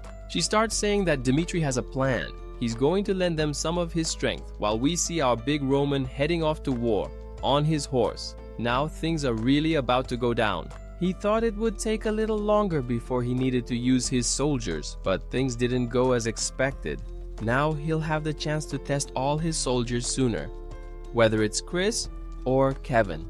This will be the perfect opportunity for them to experience the harsh reality of the battlefield. And those who survive will live the life of a predator. That is, of course, only if they truly have enough willpower to persevere. And he continues galloping steadily alongside his loyal troops toward the battlefield. Their plan is as follows: to attack the Barco's rear and completely destroy their powerful siege weapon. And he keeps explaining to all the soldiers that the Lawrences will serve as bait, and the main battalion will be Dimitri's battalion. And no one needs to worry about Dimitri because he'll be moving on his own at the front. He'll be the first to massacre the enemies head-on, clearing the way for the troops. So all they have to do is follow him and take out whoever's left. But they can't forget that their top priority is to destroy that weapon, and they keep advancing toward Barco. But Barco's soldiers have already realized the imminent danger. But just that miserable batch of soldiers won't be enough to defeat Barco. So he turns and orders everyone coming toward them to be taken out. Then all the soldiers straighten up and Dmitri advances, raising his sword. He then starts cutting down everyone there, clearing a path for his troops to pass through. One of the soldiers stabs his horse and he leaps from the saddle, remembering that in every war, the celestial demon was always the first to break through. He jumps toward all the guards, declaring that he will be invincible, and starts tearing everyone apart and anyone who stands in his way. It's the same as committing suicide. Even though he is the commander of the entire battalion, people wonder why he chose to go first and take the most dangerous position.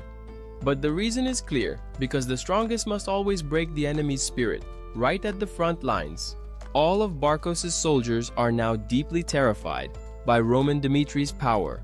So, if they won't attack him, Roman will go after them. The men order an attack on the feudal lord, and Kevin watches Chris as he starts tearing through several soldiers there. The ships are paying a lot of money to several mercenaries who are doing that mission. They are the same mercenaries from Mercy's group. So the leader of all the mercenaries says he'll take care of that guy himself and begins to draw his sword. But Roman doesn't just stand there. He leaps toward that mercenary Berg.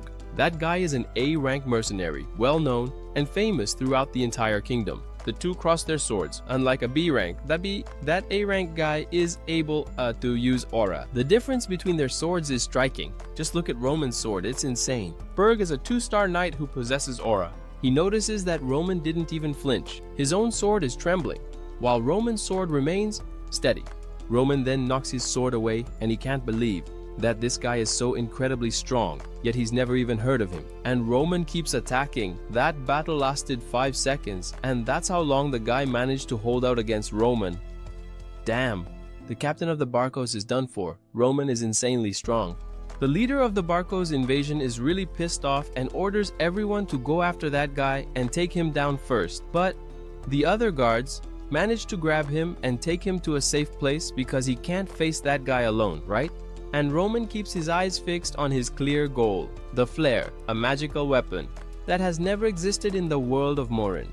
He then recites the divine art of the celestial demon, and his body starts to be engulfed in black flames. Finally, he managed to take out that magical weapon that was causing a lot of trouble for the Lawrences. Now that the Barcos have lost their main weapon, their trump card in the battle, they'll have to retreat for sure.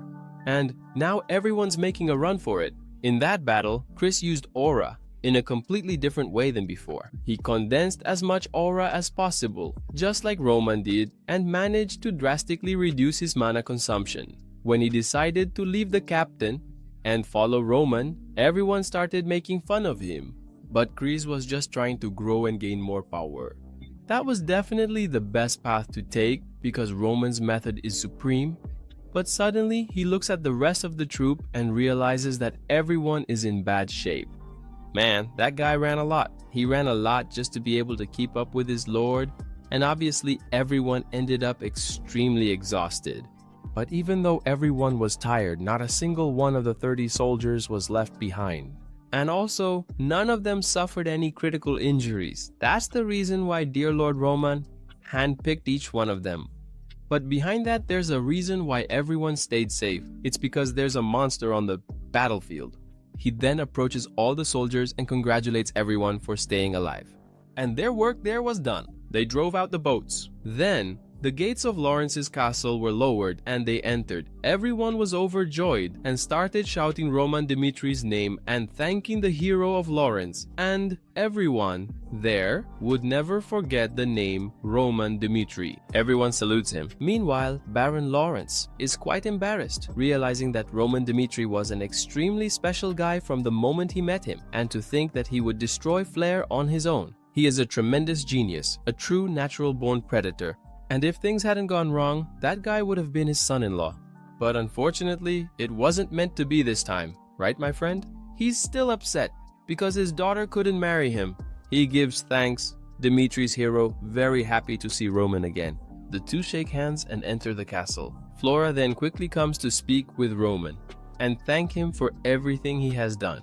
They manage to act and stay still as bait, right? Everything went as planned, but she wonders why he is going to keep helping them through this crisis until the end, even though she doesn't know the whole reason, because that story about the boats is a bit unclear to her. She will remain truly grateful from the bottom of her heart. He just says that he did his part of the deal, and all he expected from the Lawrences was for them to serve as bait, but she insists on paying back everything she owes later. And if there's ever something he wants, all he has to do is tell her later, and she'll make it happen. She will make sure that the name Roman Dimitri is known by everyone as the hero who saved the people of Lawrence from the boats. He then said that if that's what she wants, then that's fine, right? He's not going to refuse. Then he opens the door to the conference room, and there they are, all the nobles of Lawrence. They are discussing how they are going to put an end to that war, since the boats still have many soldiers. And he starts to observe everyone in the room, staying extremely quiet, and realizes that the Lawrences are hanging around with vegetarians. No one there is a predator. The actions of those guys are very passive, and that's not what they need right now. Even though they managed to stop the attack, thanks to Roman's assault, the boats still have plenty of people to launch and organize a new attack. So Roman interrupts and stands up, saying that the boats are under financial pressure from the central bank to pay back a huge sum they borrowed to wage this war. They have no chance except to take Lawrence, and now they no longer have the magical weapon flare. And if they send a messenger there to try to negotiate a peace agreement, he's certain the messenger will end up dead, no doubt about it. And the only thing they'll get in return is a head in an envelope. Everyone there agrees with this situation. The boats have no other option but to take Lawrence's lands because of their debts. Outside, there are several Lawrence soldiers dead. And now they're proposing a peace agreement. No, absolutely not. Everything they've done is unforgivable, and they need to show everyone just how ruthless they are in their revenge.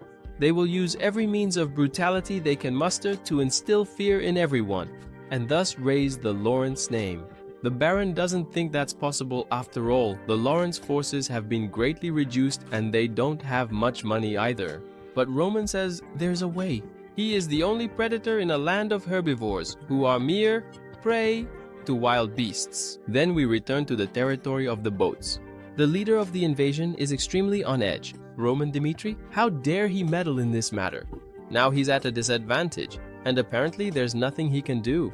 He was going to end this war with single combat. That's right, single combat.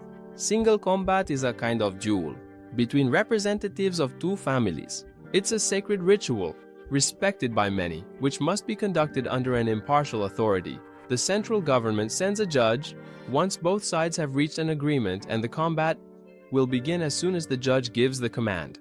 A duel between two families. It's been a long time since anyone there has fought. A battle of this magnitude. A duel between two families, but their opponents are the Barcos, who have plenty of money and can borrow even more from the gold bank, and it's impossible to predict who they might hire to fight on the battlefield. Roman says he understands the situation the Lawrence family is in, but he didn't come there empty-handed.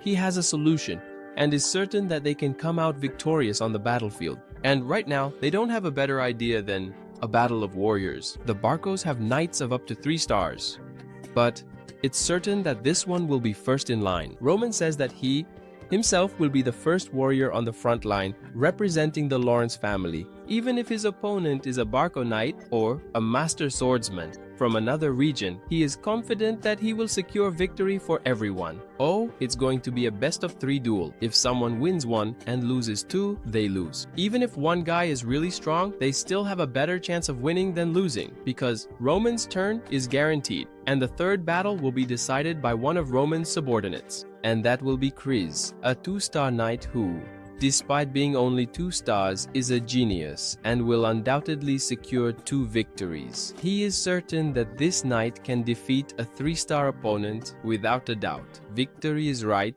beside the Lawrence family, and they will emerge triumphant on the battlefield. And so, the reputation of the Lawrences, which was in the gutter, will soar to the skies. He then asks everyone to make their choices, whether they are herbivores or predators. Meanwhile, the flower of Lawrence remembers everything Roman told her in that room.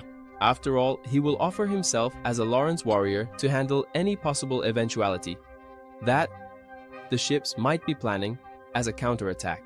He is a strong, dangerous, and powerful man. Roman Dimitri, an extremely mysterious guy, but he's confident that the warrior duel will be an impressive battle for Lawrence. So, the battle has already been decided and both sides have accepted the duel. That message was delivered to the organization a week later, and the central government sent Count Aertes, the judge of the warrior battle. He begins by saying that regardless of the outcome, both parties that cooperated with him must agree, and anyone who tries to manipulate the result will be punished with the honor of the Kingdom of Cairo. Now it's serious. The stakes are high. Now both sides have to choose 3 warriors to represent their land. Roman keeps watching the ships, and apparently they will have to change the entry schedule, but they had already made all the preparations last week. Roman isn't naive. He knows the ships are being pressured more and more by the central bank. Interest rates are rising, and they delayed this on purpose. Why would that be? Because they should be in a hurry to be able to have this duel. The Viscount over there isn't naive. I'm sure they hired a master swordsman from outside. So we see a guy with a piece of armor taking a nap. That guy is pretty strange, but Roman senses something different about him. Roman wants to make sure the first victory is his. And next, a knight from Lawrence will come, and then Chris will be the last to finish the tournament. But he changed his mind. Chris will go first, and he'll go after. Roman wants to know what card the Barcos have up their sleeve. Roman's plan to prey on the Barcos has completely changed. Now, instead of predation, it will be domination. So Chris enters the arena in front of everyone there, both the Lawrence family and the Barco family. His opponent is Hanson from the Barco family, a 3-star knight, and he is Chris, a 2-star knight. That genius protege of Captain Jonathan, Chris, the genius of the Northeast region.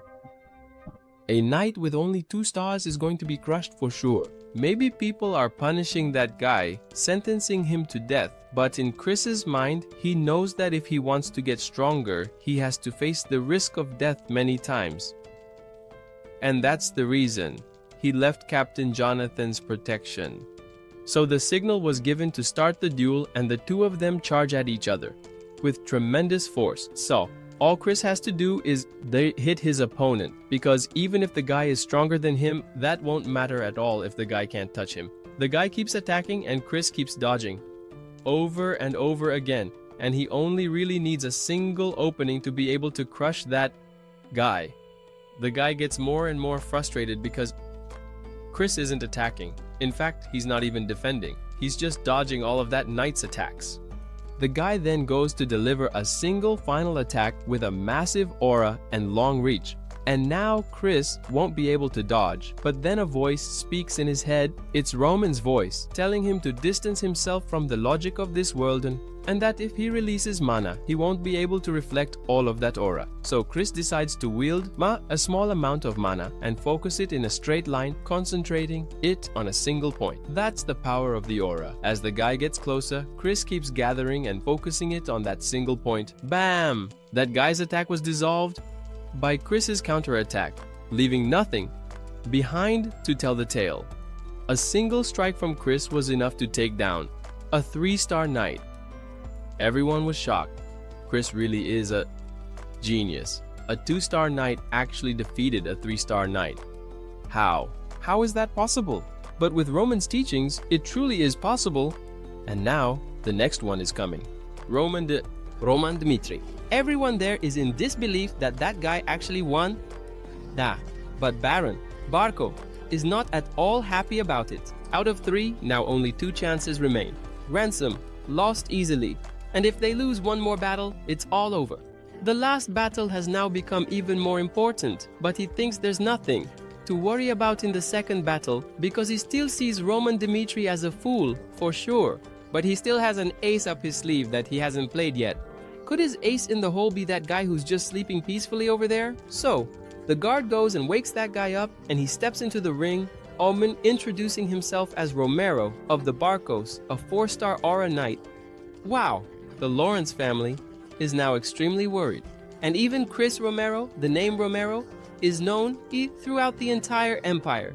He's the wandering swordsman, a ranker. No one there has ever seen a ranker with their own eyes, and he's ranked 49th in the entire kingdom. Meanwhile, he thinks to himself that if it weren't for the guild master, he would never have come to this place. The history of the ranks originates from the Valhalla Empire. Everyone believes that there is a sanctuary where people go to fight and risk their lives in order to reach Valhalla.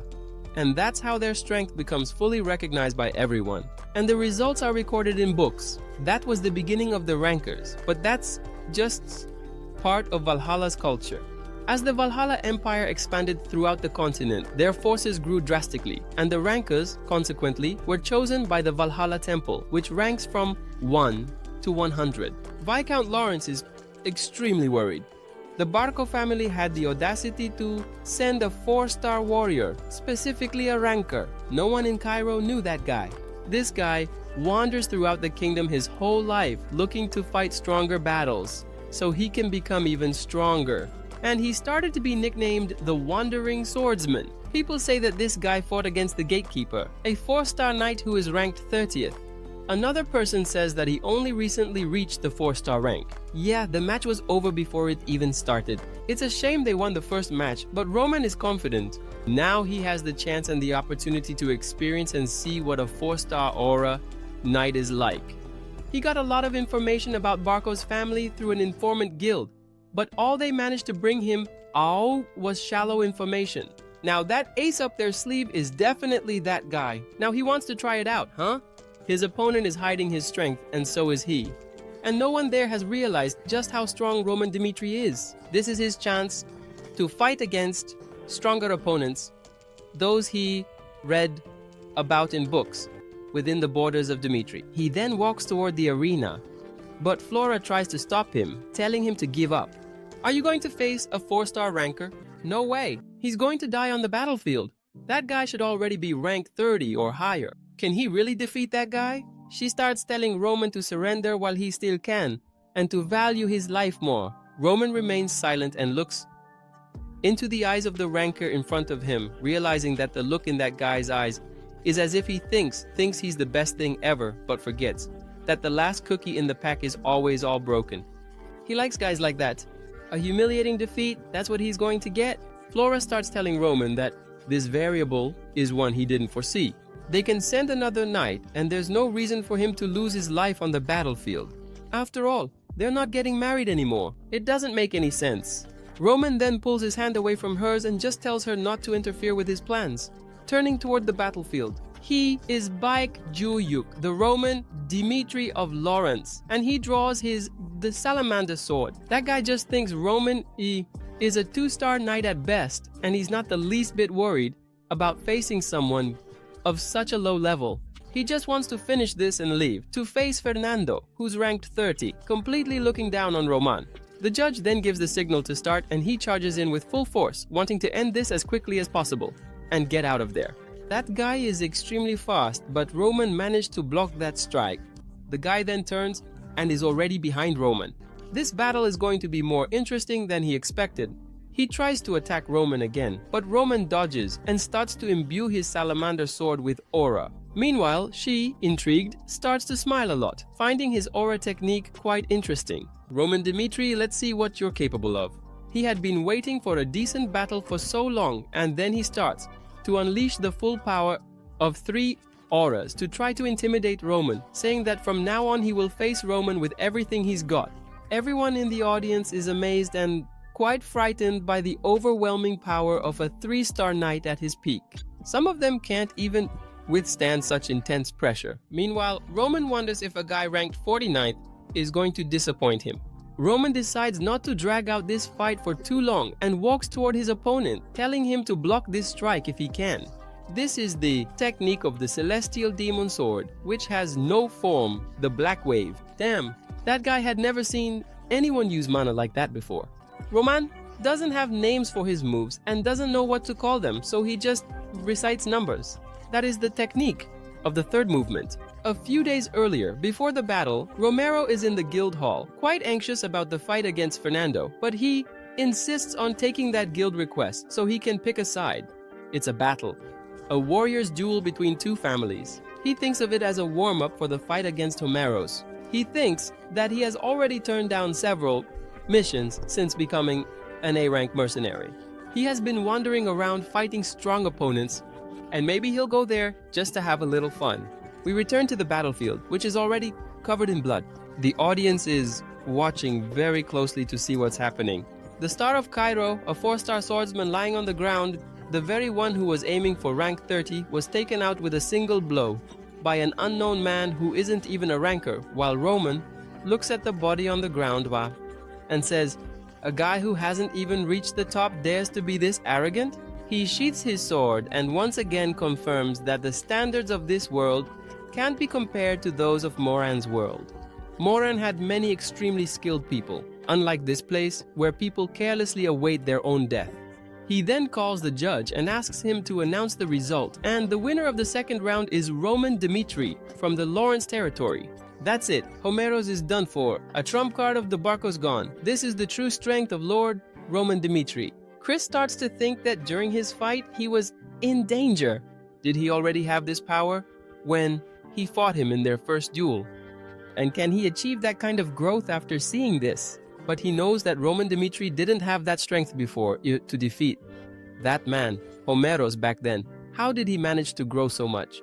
His logic defies the logic of that world. It's something impossible for him. After he defeated Hansen in the first match, he thought that one day he would surpass Roman Dimitri, but he realizes that Roman is getting further and further ahead, and thinking about surpassing him is an extremely lofty and foolish thought on his part. So Lawrence won. Now that the winner of the battle has been decided, there's no need for anyone else to shed blood. Now the families have the right to change the order list. They can send their warriors after a brief discussion. It's over, Baron. Homeros lost. That guy was different from the warriors Barco had. He was one of the few renowned warriors in the entire kingdom of Cairo. Or did that guild send him a fake Homeros? His captain of the guard says there's no need to send anyone else to die. But there's one he has to send over there. He has to send Benson. You know who Benson is, right? Benson is the one who got slapped in front of everyone. The one who ruined the Barco's reputation at that social event. He's going to give that guy a chance to redeem himself during this match. Even though that guy doesn't have any stars, he's definitely going to die on the battlefield. He's screwed. Who told him to slap Kevin in the face? And then he introduces himself as Benson of Barco. Tremendous. A knight without stars. No one there knows that guy. Chris then realizes who it is, while Kevin watches closely. Kevin quickly goes to Roman and asks him to let him face him standing as equals. Roman considers Kevin's words and thinks that this is a world, where only the strongest survive, and the only thing given to a loser is death. Roman warns Kevin that even though that guy is a knight without a star, he is still extremely strong and will be an extremely difficult opponent for Kevin. He tells Kevin he doesn't need to prove his usefulness to Roman, but if he wants to face that guy, he can go ahead. Kevin then leaves, saying he's going to finish that match in the blink of an eye, and over in the arena, that guy is shaking his sword. It's over. Everyone who went there ended up in the grave. He had a promising future. His father was a knight, and he was a knight too. And now, he has become a knight of the Barco family, one of the most influential families in the Northeast. In his own words, he gave his best to the Barco family, but the price of his loyalty is to die on the battlefield. Shaking to his core, he watches his opponent climbing the stairs. Is that his opponent? Haha, God is on his side. That one's going to be a piece of cake. Just look at the height difference between the two. He starts laughing a lot, saying that little punk wants revenge, huh? He volunteered to die. He thinks both of them were abandoned by their masters, but Kevin just says he's doing his best to protect his master. The guy then charges at Kevin, calling him an arrogant little runt. He tells him to die, throws a blow, but Kevin dodges and goes in with a strike right to his throat. But the guy quickly kicks him and throws him far away, knocking off his helmet. Just a single kick was enough to make Kevin spit blood. The difference in power is extremely high. What could he have been thinking when he let Kevin go there? Kevin gets up quickly, seething with rage, while a voice in his head tells him to kill him, kill him. That guy is hurting his body. He needs to take him out and get revenge for everything he did. The day Kevin cut off his own hand, he made room for the art of the demonic spirit to enter his mind. So now there's a desire, there's a demon inside his head, and everything we're witnessing now are the effects of the demonic art exploding in his body. He's releasing all of that energy. The guy strikes at him and he manages to dodge. He falls and gets ready again, and a voice in his head tells him to tear that guy to pieces. And that voice is extremely loud, and he knows he's going to become one of the most useful swords for Roman Dimitri, even more useful than Chris. Inferiority? No. All I have now is loyalty to my lord. His emotions are all mixed up in his head, but one thing he knows for sure, there's something roaring inside his mind. A precise predator's roar. The art of the demonic spirit. His blade starts to become imbued. It's a kind of magical power, while the voice in his mind commands him to kill. He charges at that guy, and the guy realizes that Kid is using aura. That armor won't be able to withstand a blow from aura. He tries to strike the Kid before the sword can reach his chest. Knowing he won't stop, the guy starts to panic, thinking that Kid has lost his mind. Now you're thinking? He lost it a long time ago, my friend. The sword pierced through the armor and the guy's body, coming out the other side. Everyone in the audience, including Roman Dimitri's knights, couldn't believe such cruelty. The guy was writhing in agony while Kevin tore him apart with a horrifying smile. He kept going, over and over again, sending that guy to the grave multiple times in a row. After he finished, out of breath, he slowly walked toward where Roman was, then knelt down and said that a mission given is a mission accomplished. Good job, my dear Kevin. And so the Battle of Lawrence's warriors in Barco came to an end. 3 victories for Lawrence and 0 for Barco. A terrifying defeat, especially after that last one, huh? That kid made a name for himself, no doubt about it. And at the center of this whole story is none other than Roman Dimitri himself, the key player in turning the tide of this game. The legends of heroes are passed down from generation to generation, and rumors spread, mixing lies with truth. In this way, people from all over the continent began to revere Roman Dimitri for all his deeds. In a nearby tavern, people are talking about how Barco suffered a devastating defeat. They lost 3-0 to the Lawrences.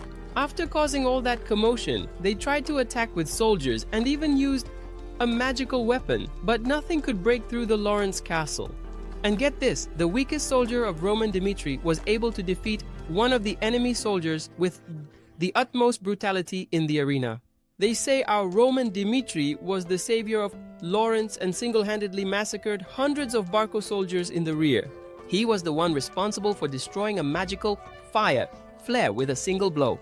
If Roman hadn't been there, the Barcos would definitely have planted their flags on Lawrence's land. No doubt about it. And look, do you know who killed the 49th rank? Roman Dimitri is the hero of Lawrence. Now all the children applaud Roman Dimitri, and he even became the subject of a little song sung by the kids. The sleeping dragon of the Lawrence family has finally appeared, and now he's starting to accumulate all sorts of legends. So, we return to the Barco castle. Baron Barco is buried in debt and wasn't able to get anything from the Lawrences. And the interest rates from the gold bank keep going up, and they haven't even managed to pay off the principal debt, let alone the interest. And beside the gold bank, they also owe money to the Mercenaries Guild. They're screwed. He slams his hand on the table with tremendous force, and several debt papers are piling up on the floor. The Barco house used to be the most powerful house in the entire Northeast. At least that's what he thought, right? Ignoring Dimitri. And now, everyone has turned their backs on the Barcos. If Roman hadn't interfered, they would have turned things around. Everything, absolutely everything, is Roman Dimitri's fault. Now he understands exactly what he needs to do. The last chance to save the Barco family is nothing more, nothing less than to call a meeting. So a few days later, still at the Barco house, he thanks the nobles who decided to visit the Barco family. And today's agenda is about the future of the Northeast. Everyone there is stunned, telling him to get straight to the point. He begins to say that Barco's attack on the Lawrence family was completely organized, validated, and approved by the central government, and the purpose of the war was to make the Lawrences pay for all the debts of their ancestors, and they even sent a judge to ensure everything was in accordance with the rules. But Roman Dmitri interfered directly, without any reason in that war, and unfortunately the boats lost the flange in an ambush. There wasn't a single Lawrence warrior among those who took part in the warrior duel, only warriors from Roman Dmitri. This makes no sense at all. After all, they weren't fighting against the Dmitri family, but against the Lawrences. What could be the real reason for Roman Dmitri to help the Lawrences? He slams his hands on the table.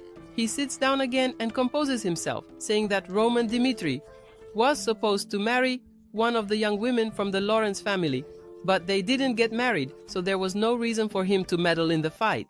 At this point, Roman Dmitri is nothing more than an interloper and a stranger in that conflict. Therefore, he had absolutely no reason to interfere in this fight. In other words, his actions have crossed the line.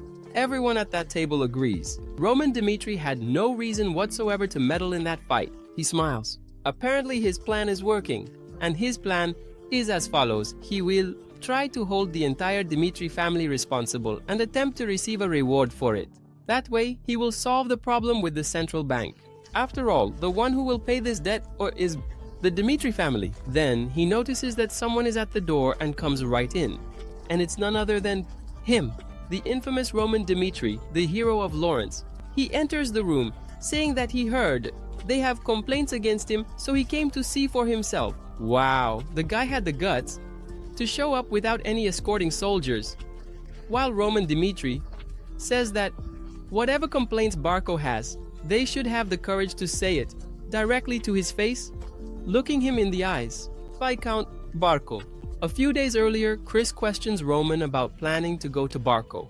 After everything that happened, that's practically suicide. Viscount Barco is after Roman's head. Roman keeps packing his saddle, saying that it's necessary. He has things to settle with the Barco family.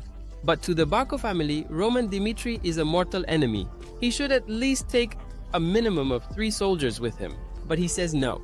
After all, he was the one who started this fight, and he has to see it through to the end, no matter what it costs. It's clear that Barco's resentment toward him is enormous. He then mounts his horse, saying that Barco's situation is critical and this is the perfect moment to act and extinguish any spark of revenge the Barcos might have against the Dmitri family. And he's going alone, period. Roman Dmitri starts to question the reason. They're having a secret meeting like this. Barco grits his teeth. A snot-nosed kid who barely got out of diapers and hasn't even inherited a noble title is ignoring the difference in status between the two, but remains seated. Roman, still standing, keeps listening to what the Baron has to say. He goes on to say that Roman, even though he's an aristocrat now, came from a poor and humble background and seems not to know the laws that govern the nobility. If he doesn't understand, he'll explain it. Now, he can't interfere in a war without reason because the Kingdom of Cairo does not allow alliances of that kind. And according to the law, they had sufficient grounds to invade Lawrence's lands. And after they received all the orders from the central government, they proceeded with their actions. So, they declared war on the Lawrence territory. The people who created those procedures were not fools. All of this is meant to protect the honor of both the attacker and the one being attacked. He slams his hand on the table again, saying that he doesn't know the laws of the aristocracy. But that's no excuse for his foolish actions. The entire Dmitri family will perish and fall into utter disgrace because of the immature actions of Dmitri's son. He then stands up shouting out that no one in the Dmitri family will be able to escape the criticism of the nobles because of the sin and of an ignorant son of Dmitri. Roman listens to everything in silence. Then the Baron sits down again, and Roman says, "Are you finished, my dear? Well, now it's my turn to tell you my true motives." Now the Baron realizes that Roman has motives. Lawrence and Dmitri were going to unite through marriage, but now he is considered a fool, with no one, and his honor has been thrown in the trash. No one would cancel a wedding without any apparent reason. Or do you think that's what happened? No. His reputation and his experience with women are nothing like what the rumors say. And the truth is that he was threatened by Barco's eldest son, Anthony Barco, and he points the finger at him. Your son, yes, your son is the inept one. And it all happened at Barco's party. At that time, he was very close to Anthony Barco, old friends, party buddies. He went to the party before attending Lawrence's meeting. And that's how Anthony Barco set a trap for Roman. When he got there, he was in the same room as Emily Barco. Anthony Barco used this as an excuse to force Roman to call off the wedding with Lawrence. This was a meticulously planned trap to separate Dimitri and Lawrence, a threat. Roman then smiles, remembering that when a weakness is exposed, it ceases to be a weakness. In other words, he's not in anyone else's hands anymore. The Baron stands up again, saying that this is absurd. He has no proof, and just wants someone to believe all this nonsense? This is blasphemy. Everyone on Dimitri's side is nothing but a piece of trash, and he's trying to cover up the whole truth. Dimitri, a natural strategist, knew that the Baron would deny it, so he provides another reason, for having interfered in the war between Barco and Lawrence. Anthony Barco messed up again. He laid his dirty hands on his betrothed, the flower of Lawrence. And shocked by this, she went to him and decided to call off the wedding. Is he going to deny that too? Maybe he can confirm it with the flower of Lawrence. Anthony set a trap with threats, so in this case, he's going to fight fire with fire.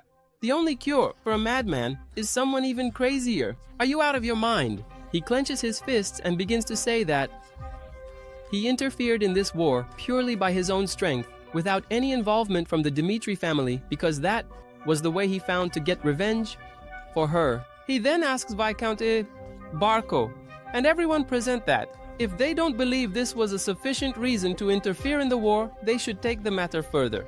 Roman broke off the dispute with Barco and has now provided two plausible reasons, putting an end to Viscount Barco's plans. Now, the lack of motive has become completely meaningless, and the only thing the Viscount B can do now is buy time. He sits down again, thinking that he will find another way to come up with a solution. He doesn't believe Roman's words, but even so, he has to check whether it's true or not.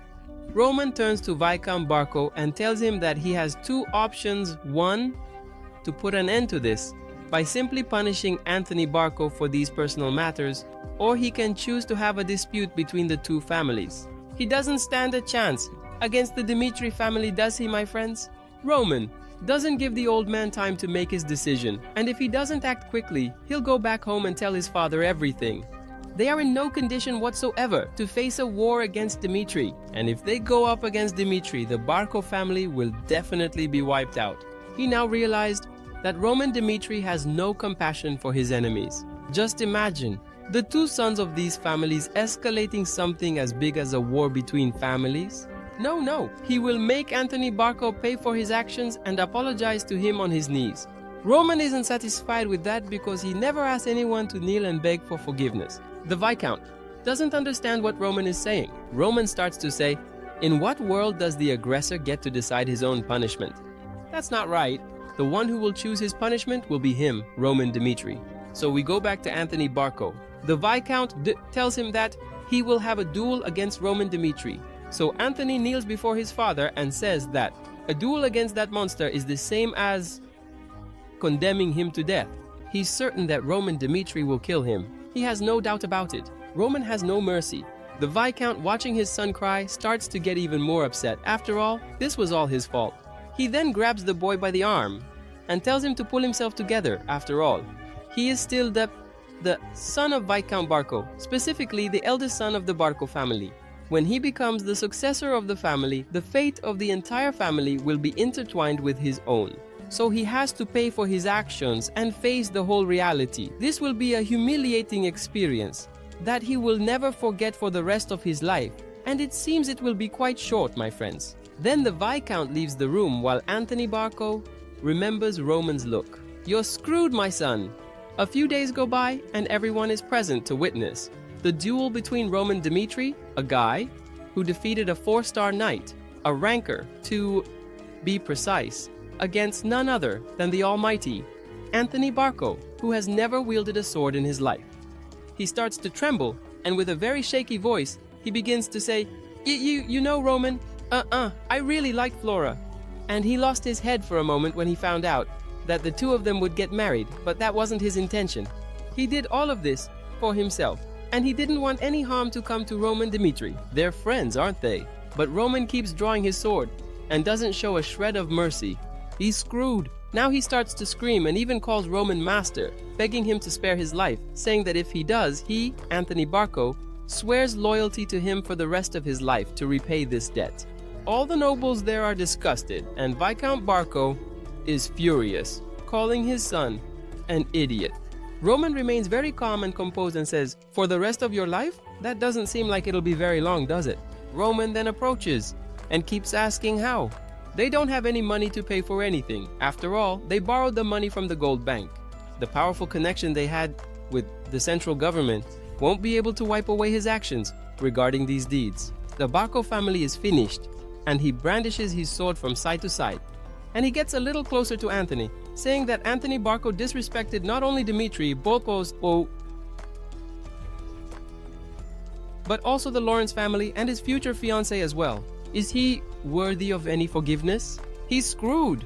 Viscount Barco's heartbeat starts to race, and he realizes his son is done for. Then Roman, without any mercy, drives the sword into Anthony, saying he has no reason whatsoever to forgive him. With the sword still embedded, Roman twists it and Barco starts writhing in front of everyone there. When Roman was in conflict with all his brothers in his past life, he couldn't withstand the repeated assassination attempts his brothers made every night. So the only solution he found to put an end to it was to take them all out. During one of these assassination attempts, one of them says that his main problem is that he has no commitment. The one speaking is none other than the 12th celestial demon, the eldest, Baek In-hyun. He starts saying that the moment he considers someone his enemy, he shows no mercy to that person and doesn't rest until he brings about their complete destruction.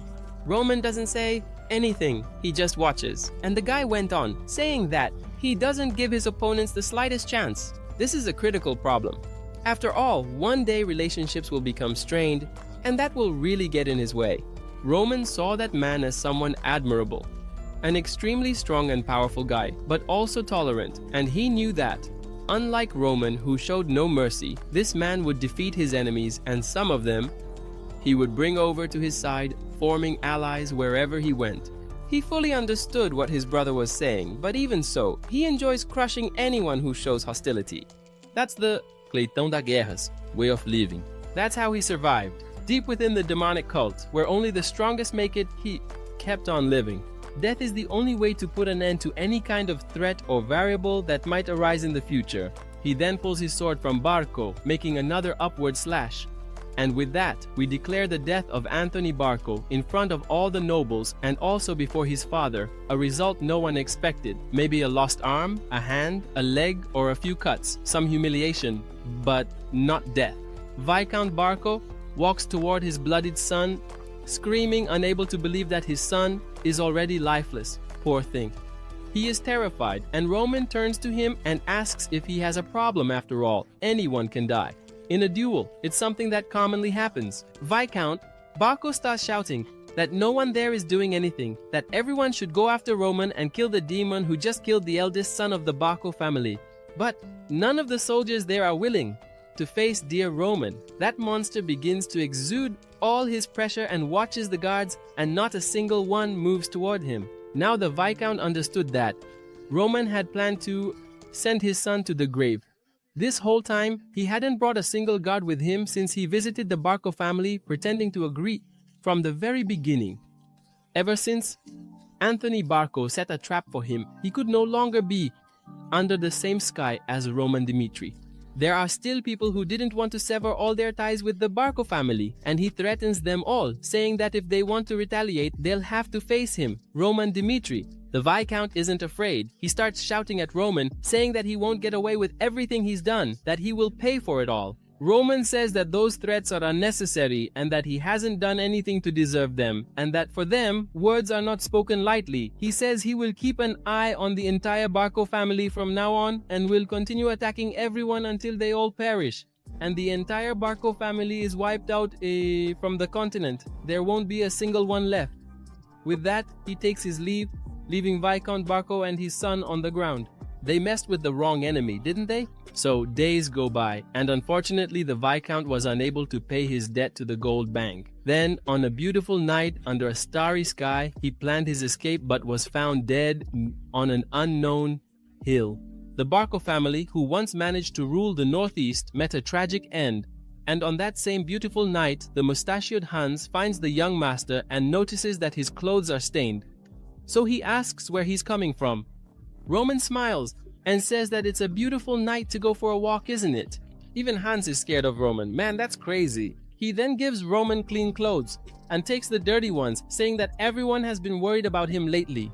Hans remains quite happy that he has been recognized by the entire kingdom, but his decisions are quite dangerous, and during the wars he will make many enemies, and he cannot hide his anxiety and concern. After all, he has taken care of Roman since he was a child. Roman finishes buttoning up his clothes and says that he said it before, but Hans is one of his favorite people, as he remembers that Baek Juhyuk massacred countless enemies and created a sea of blood to protect all his allies, and that there was one rule that allowed him to become the almighty heavenly demon, and that basic rule was to protect everyone beneath him.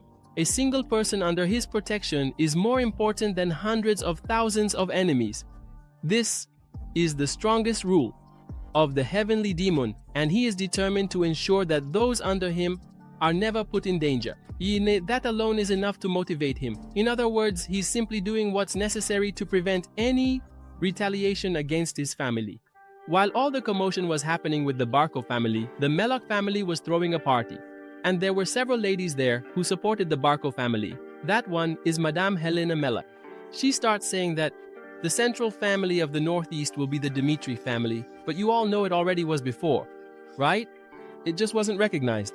Her plan is as follows: to show that the Melloc family has always been on the side of the Dimitri family. Then someone arrives and says that she's getting more beautiful every day, and she is none other than Rihanna Dimitri, the mother of our dear Roman. She reserved some old wine especially for Rihanna. Rihanna Dimitri, the wife of Baron Dimitri. Is it impossible to say her name without remembering? Comment down below. This woman used to interact with all the noble ladies to build support for the Dimitri family. She is quite talented in political matters and has several skills that Baron Romero does not possess. She was the one who orchestrated various influences over the years for the Dimitri family, and if it weren't for her, the Dimitri family would have collapsed much earlier, unable to secure any position in the aristocracy. She then thanks them for the invitation and asks what the reason is for gathering everyone there. So, let's get straight to the point. The situation has changed quite a bit. With hidden intentions, she slyly poked at the sore spot of the ladies, who had sided with the Barco family. But even so, she still showed generosity by accepting them by her side. One of the young women there asked what Rihanna thinks of Veronica, because she seems like a good match for Roman. Roman Dimitri is 25 years old, and needs to find a wife soon, as soon as possible, so he can pave his future. She's not saying this just because she's her daughter, but Veronica should be more than enough for him, without a doubt. Then, the other woman says that Veronica recently made a marriage proposal to another family, and another immediately calls her greedy, ruining her plans. A marriage for Roman Dimitri has to be a very carefully made choice. Her daughter said she fell for Roman's charms the first time she saw him, and their cousin's daughter is smart enough to be at the top of the academy. Her daughter is young and very beautiful. She remembers that Roman Dimitri in recent years was considered the fool of the Dimitri family. But there is one thing she can't deny. Everyone thought he would never amount to anything. After all, even though he was the eldest son of the Dimitri family, he wasn't going to lead the family because the youngest son had already been chosen for that role a long time ago. But he proved his potential by becoming a 4-star knight. That alone granted him a promising future. Now everyone will want to marry Roman Dimitri. Now he's no longer seen as an idiot and has become quite the catch. Everyone wants Roman's hand in marriage now. And now the race has begun. Those three over there are competing for the hand of our dear Roman. And whoever wins, his heart will win the competition. So, as night falls at the Lawrence household, dear Flora Lawrence already knows that to survive in this world, she needs to become extremely smart. She has already flipped through several books and knows that somehow the Barco family lost to the Lawrence family. She thought her only chance was to last long enough until winter. Reality gave her a slap in the face. There were countless variables and even a weapon involved. Unlike her, Roman foresaw all the variables and managed to handle them with great boldness, saving the entire Lawrence family. How can she become someone like Roman? Ooh, looks like she's starting to fall in love, huh? With the hero of Lawrence. She then starts to realize that she's falling for him, but she really wants to hate Roman Dimitri. He's arrogant and egocentric. He only cares about his own benefit. But how did he manage to become so strong? She wants to know more about him. So she decides to go outside. She looks at the rose bushes thinking that she no longer has any ties, and the wedding was called off. And there's no reason for her to meet Roman again. Then her sister calls her Sylvia. What could she be doing there? That's Sylvia Lawrence. She then quickly goes into her father's office, asking if the Lawrence family is going to host a party in Dimitri territory. And he didn't tell her anything. He just said that he realized a lot of things during that war. She has innate skills for analysis and discernment and was able to act in situations where he could see nothing but fear. Thanks to her and Roman Dimitri, they were able to win that war. And he apologizes again for having underestimated her, and he thinks that he won't pressure her to do anything she doesn't want to anymore, and tells her to live solely for her own dreams. She thinks she just went there to tell him she wanted to go to the party, but he gave quite a speech, didn't he? Ha ha ha. She starts to ask why. He invited Sylvia to the party after all. She's sure he has another reason in mind, since Sylvia left the capital to come there. Is it just because of personal greed? Or is he trying to reconnect them with the Dimitri family through Sylvia? If that's the case, they're already sidelining her, but she then offers to repay Roman. She goes along with Sylvia and will be her guide. He says she doesn't have to do it if she doesn't want to. He did everything he could so she wouldn't have to see Roman's face. But she quickly puts on a very convincing look, saying she'll guide her there. Then, in the capital of Kairos, at the Valhalla temple, a guy starts reciting all the events, like how the son of a noble from a remote region, who is only 25 years old, killed a 4-star Aura Knight with a single blow. That's almost impossible. Are you crazy? If that's true, this guy is a monstrous prodigy. He then decides to confirm personally whether this is true. That guy over there is Willis, the rank evaluation priest of Valhalla. The party will take place in the late afternoon, but the young ladies from noble families have already arrived early so they can visit the city. All those beautiful carriages are passing through Dimitri city. Pompous, well-dressed young ladies adorned with jewelry walk through the city and realize that this place is just as boring as people say. Sylvia and the others comment that there's nothing but swords and iron everywhere you look. No wonder they call that city the city of blacksmiths. How do normal people live in a place like this? In the capital, even the commoners care about their appearance. But in this city, Dimitri, no one cares at all. Lord Dimitri doesn't appreciate art, does he? And she already thinks everyone there smells bad. Sylvia's father is the younger brother of Viscount Lawrence, who managed to make connections and established himself in the capital as a merchant. In Lawrence's prime, she thinks that compared to the capital, Dimitri's area is like the countryside, the empire's backwater. They watch several miners walking down the street, carrying heavy sacks of iron as they pass by. But, being nobles, they don't even look at the miners. Some even comment on how the miners have the nerve to walk around like that, all dirty. And that's the real problem with Dimitri. But Flora notices a miner who looks quite different. Could it be Roman Dimitri? It can't be. What is he doing there, wearing mining clothes?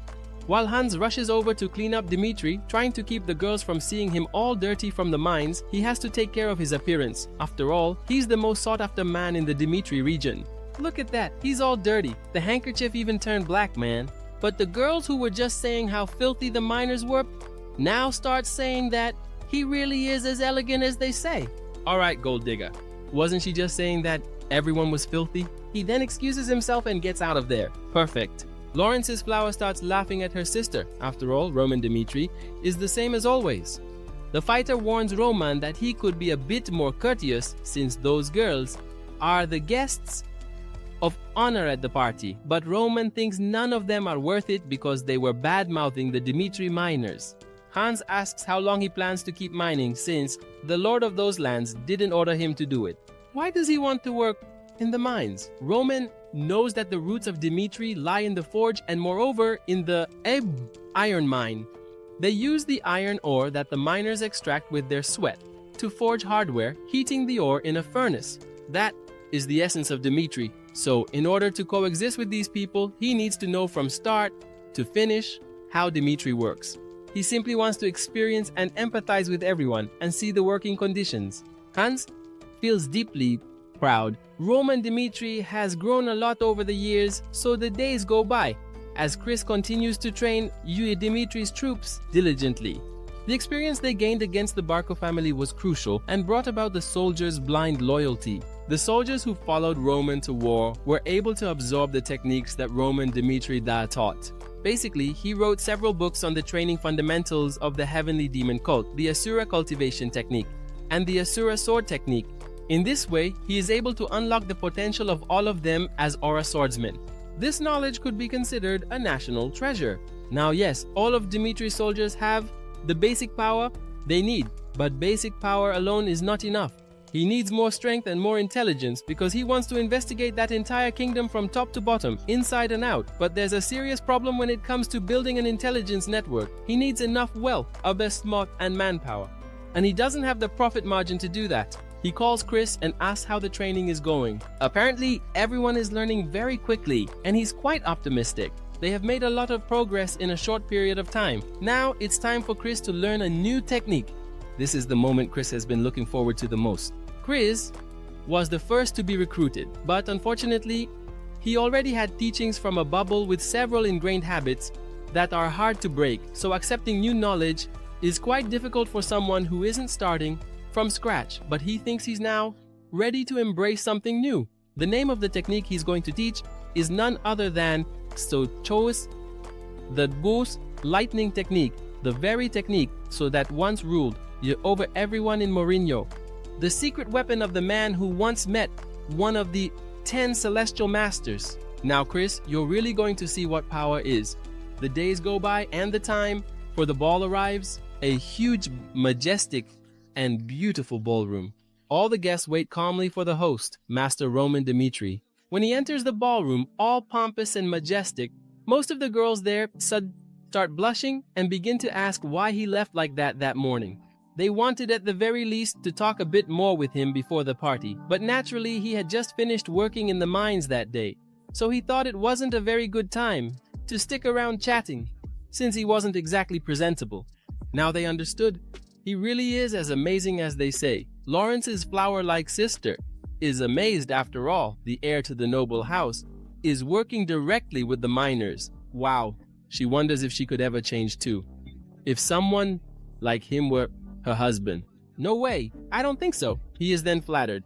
The center of attention in that mansion is him, Roman Dimitri. And now that I notice, his hair has changed color again. Everyone toasts to Roman Dimitri's health. He then steps outside to get some air, and look who's behind him, Flora Lawrence, saying he's a good actor, to which he simply replies that it was necessary. She really thought he didn't care much about relationships, but of course, our Roman usually doesn't care. All he wants is power. But this party is one to which their parents and their guests have been invited, so how does he have to behave? While everyone at the party is getting to know each other, he turns to Flora and says he remembers their first meeting, which was exactly like this, so they can't really call all of this unexpected. She stays quiet and then says that he's right, that in fact she was quite disrespectful, but even so she remains very curious about whom. Who is that Roman and how did he become so strong? What kind of life did he lead to be so resolute in his actions and words? Why is he working in the mines and not at the forge? Because there's no reason for the successor to be sent to the mines. And then he asks, how did Lawrence reach his current position? People think that Lawrence prospered because of fertile soil and abundant productions. But the Lawrence family succeeded through business. They produced and sold or traded with it. This is what brought Lawrence to its current standing in the kingdom. So all of this explains why Viscount Lawrence's brother became a merchant in the capital. Now she understands Roman Dimitri and he is aware of Dimitri's roots, even those she herself only realized recently. and he knows everything with tremendous precision. She then asks, what does that have to do with mining work? And he goes on stating that Dimitri's roots are in the iron mines. After all, if the miners weren't extremely skilled, extracting iron ore covered in dirt every single day, Dimitri would never have risen to his current position, and he is certain that he will spend a good amount of time in the iron mines, which will help him understand all the roots of that family and also build established relationships with them. This is the duty he has in Dimitri's name. But it's already getting late, so he decides to leave. A person whose presence is scarce increases the perceived value among everyone around them. In other words, people are able to appreciate that person's time even more. Now, Lawrence's flower has already made her decision. Her mind was still adrift after the war, but after exchanging just a few words with our Roman, everything became clear to her, and she knew it was a good decision to meet with our Roman. A few days later, Flora left Lawrence for the capital. Now the flower is no longer in the greenhouse, and finally, Lawrence's flower has gone out into the world, a little farther from there. We see the master of the iron mine, Jacob, commenting to another miner that even if they keep mining until the 15th generation, the iron will not run out. They have only reached the entrance of the mountain and there is still a lot of iron left. Even so, the Dimitri family has spent dozens of years mining there and the iron mine is still intact. He has spent his entire life working in those mines and knows this better than anyone. The master blacksmith comments that apparently Romo has been working in the mines. The man smiles and says that about half a month ago, he heard that Lord Roman was going to start working in the mines. Why would that be? People say that maybe he's just pretending to work there and will leave afterwards. For sure. Lord Dimitri? No way. That one is a veteran miner. Morgan. Apparently, Lord Dimitri wants to train a successor, but he should have done that a long time ago. Roman is already old. He treats the blacksmiths well, but doesn't even say good morning to the miners. All three of Dimitri's successors learned to forge iron at the forges since they were young, and not a single one of them learned how to mine. That's clear evidence that Lord Dimitri doesn't care at all about the miners. Yeah, that guy isn't wrong. And he's certain that the foundation of the Dimitri family is still in the iron mine, but the blacksmiths get all the glory and honor, as well as the Dimitri fame. No one pays attention to the miners. He knows and he's certain that Roman Dimitri wouldn't do this of his own will. He's sure this is a punishment imposed by the Lord. They then show Roman Dimitri how hard it is to work in the mines. They're screwed, so the guy introduces Roman to everyone, saying that he'll be working in the mine from today on, but no one cares that it's our Roman, and he's already used to this kind of situation. The main rule in the mines is safety, and the second rule is safety. And the third and last and most important is safety. And everyone starts working. Everyone in those mines is completely ignoring Roman, but he decides not to let it get to him. The Dimitri mining town, how all the Dimitris live, how much power they have, and what they can do in this land. For his future plans, he's going to learn everything there is to know about Dimitri's land. The work in the mines is no joke. The guys are giving it their all. After all, they need to hit the daily quota and work as if there's no tomorrow. While Roman gathers all that iron into the sack, he notices that everyone works equally hard. Shimon Andu Bush, Shibumwas, Tiyu, Chiuan, and the safety standards aren't bad either. That's really the reason why Dimitri's iron is so popular. The guy just says that it's very well processed in the forge, and the iron is also extracted with the highest quality. Everyone in the kingdom recognizes the value of Dimitri's iron, and the other states suffer significant losses because of the way iron ore is distributed after it's acquired. But Dimitri, on the other hand, manages to carry out the entire process within their own state. That way they can sell for cheaper than anyone else, make more profit, and offer a higher quality ore than all the others. And there's still the bonus of being called the City of Blacksmiths. Everyone in the city of Dimitri has lived like this for decades. The amount of wealth Dimitri has accumulated is extremely impressive, and it might be even greater than he ever imagined. Then a guy calls the two of them out, saying that their time for chatting is over. They'd better get back to work, and if he doesn't want to work, he should just leave. Wow, that guy is tough as nails. Roman then apologizes and says he'll focus on work, returning to his tasks. That guy observes Roman's actions and behavior. And a week later, while they're eating, he notices that no one has even spoken to him. They only respond when he asks something. Apparently, this is definitely their way of marking their territory. Then, one of the miners comes over and asks why he's working there. Rodwell, the most powerful son and Dimitri's successor, has never visited the iron mines. The eldest, Roman, went there under the pretext of training to become the successor after all this time. It's only natural that they're curious. For this reason, he's been observing Roman, but Roman was working harder than he expected and was also very diligent with his work and with the other workers, always meeting his targets. He pulled some strings and spoke to someone who worked at the castle and realized that the Lord had never ordered Roman to work in the mines. So he went of his own free will. Roman then asks which of the two answers he wants, the ideal answer or the realistic answer. Which one would he like to hear? The guy just says he can say both. So in that case, he'll give the ideal answer. Dimitri-as is a mining town, and many people work in the iron mines to support their families. And instead of understanding people, Dimitri is able to understand everyone through statistics, and he wanted to experience their daily lives personally. Ah, damn mosquito. Got it. Even so, does he really need to work in the mines? He says yes, he does. After all, his last name is Dimitri, and he needs to do what is necessary. The guy didn't get it at all. Ideal answer, damn. That answer is the typical response people want to hear from their leaders. But the real reason and the realistic answer is that he is not Dimitri's master. Even though Dimitri has accumulated enormous wealth, it all belongs to his father. For that reason, he went to the iron mines to find out what he could do for Dimitri and then claim his rightful share. Now the guy understood Dimitri's motives. He starts laughing, unable to believe. He never thought of it that way. An eldest son claiming his rightful share. Before he thought that guy had gone there just because of the succession battle. Now he understands that Lord Roman wants to build his own foundation. That's why he went to the iron mines and not to the forge.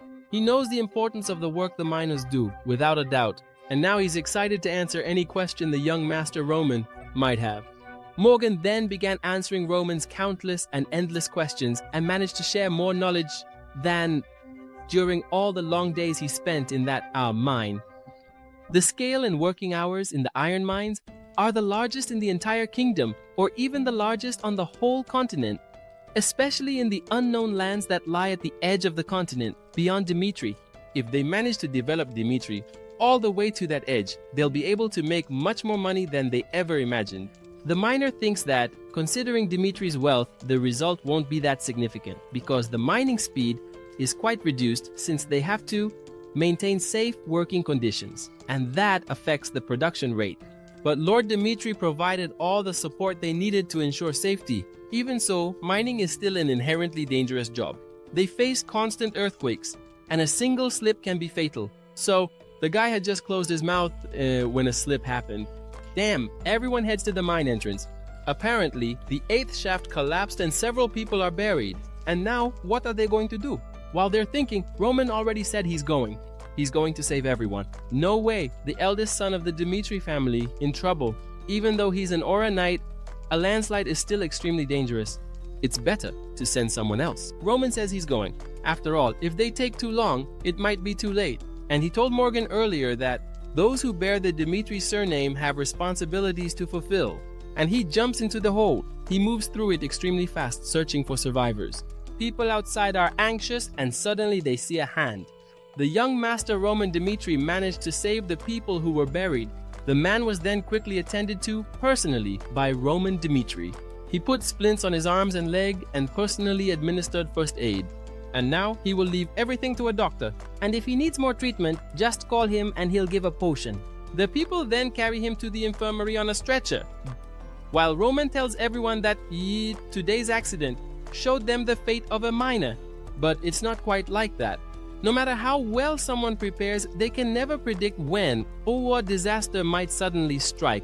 But there is a way, even if it's difficult, and he, as Roman Dimitri, will help them overcome these hardships using whatever means necessary.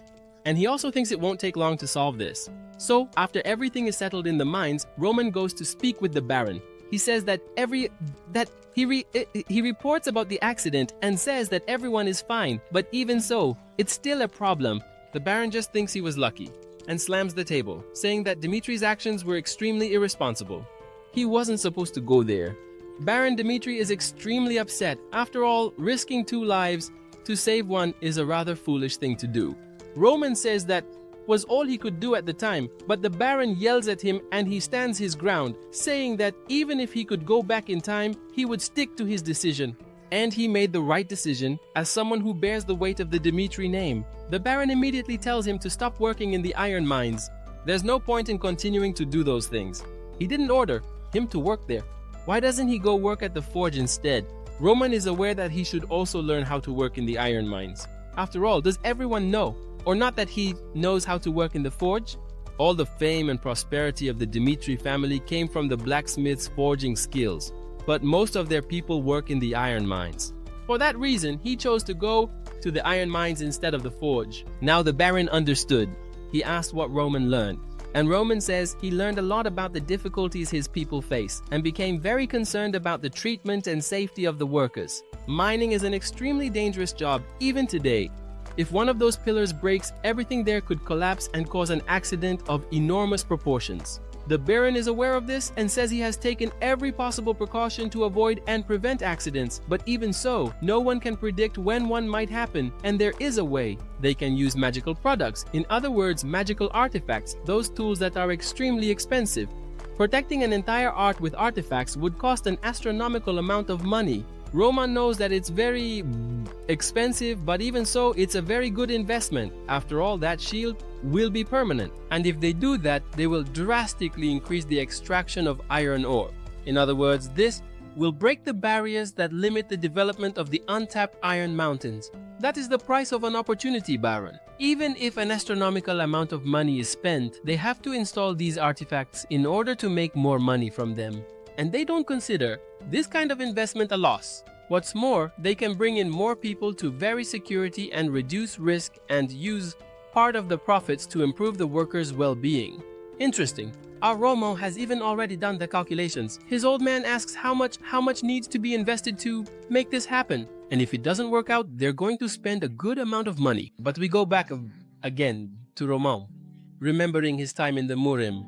He recalls that two groups became extremely well known for their skill in gathering information, the Beggar sect and the Despicable clan. The Beggar sect gathers information through beggars all over the world who listen in on what others are saying. And the Despicable clan is mostly made up of people from the lower classes, like errand girls. They gather information with sharp eyes and attentive ears. And he chose some workers from the iron mine instead of the forge because among them, Matemo Dukavai, Samatamadanye. Most likely Dmitri will be able to collect information from all over the northeast. So he's going to use part of his father's money to give the Despicable clan a cause and a purpose, and to build a greater force to gather even more information in this new world.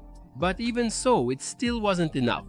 Instead of just information about the Northeast, he needs to gather information about the entire continent. The workers are specialists in gossip. He needs to organize everything and then connect it with Dimitri's merchants. That way, he'll receive even more information from the Northeast. He already has the perfect person in mind to take on this role. So, after the war ended, the soldiers heard some unbelievable rumors, and Chris is standing before everyone, saying that he's going to teach mana cultivation and a sword technique, a gift from Roman to everyone. Impossible! He's going to teach everyone how to use mana, but people thought that using mana wasn't for everyone.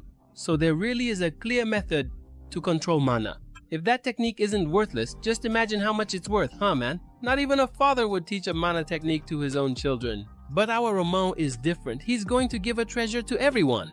The name of this technique is none other than the Asura cultivation technique, developed exclusively by Roman Dmitri. Asura means demon of the battlefield, in a distant land. No way! That guy remembers he can't feel any mana at all. With just a few minutes of cultivation, they will be able to feel their senses intensifying drastically. They can sense the winds and everything happening and being heard around them. That Asura sword technique is organized into 108 different combat styles, and he could wield that combat power perfectly. He wonders who in the world is Roman Dmitri? If he possessed the secrets of this technique, he wouldn't teach it to anyone. No way! He would lock it away in a book with 7 seals and make it his exclusive technique. Not even his own family would know about it. Now Lucas, who had spent a lot of money and much of his life trying to learn mana cultivation, was happier than anyone else. All his efforts had paid off, even though some time ago he had already decided to give up on mana cultivation. Now things are really about to get wild. Lucas is in the perfect place. Lucas didn't like the young master's decision at all and asked him to let him stay with Roman, but everything he's done so far, all the connections, abilities, and aptitudes he's shown during the test, he has the crucial skills of a veteran mercenary. He fits perfectly in the role of managing an information guild, but he's not happy at all. He's going to leave Master Roman's side. He starts to say that he swore to give his life in exchange for Roman's. He doesn't want to leave. Roman smiles and knows the real reason why Lucas doesn't want to go. Roman then asks him if he knows the real reason he taught him the Asura sword cultivation technique. And the reason is clear. It was a reward for his loyalty to him.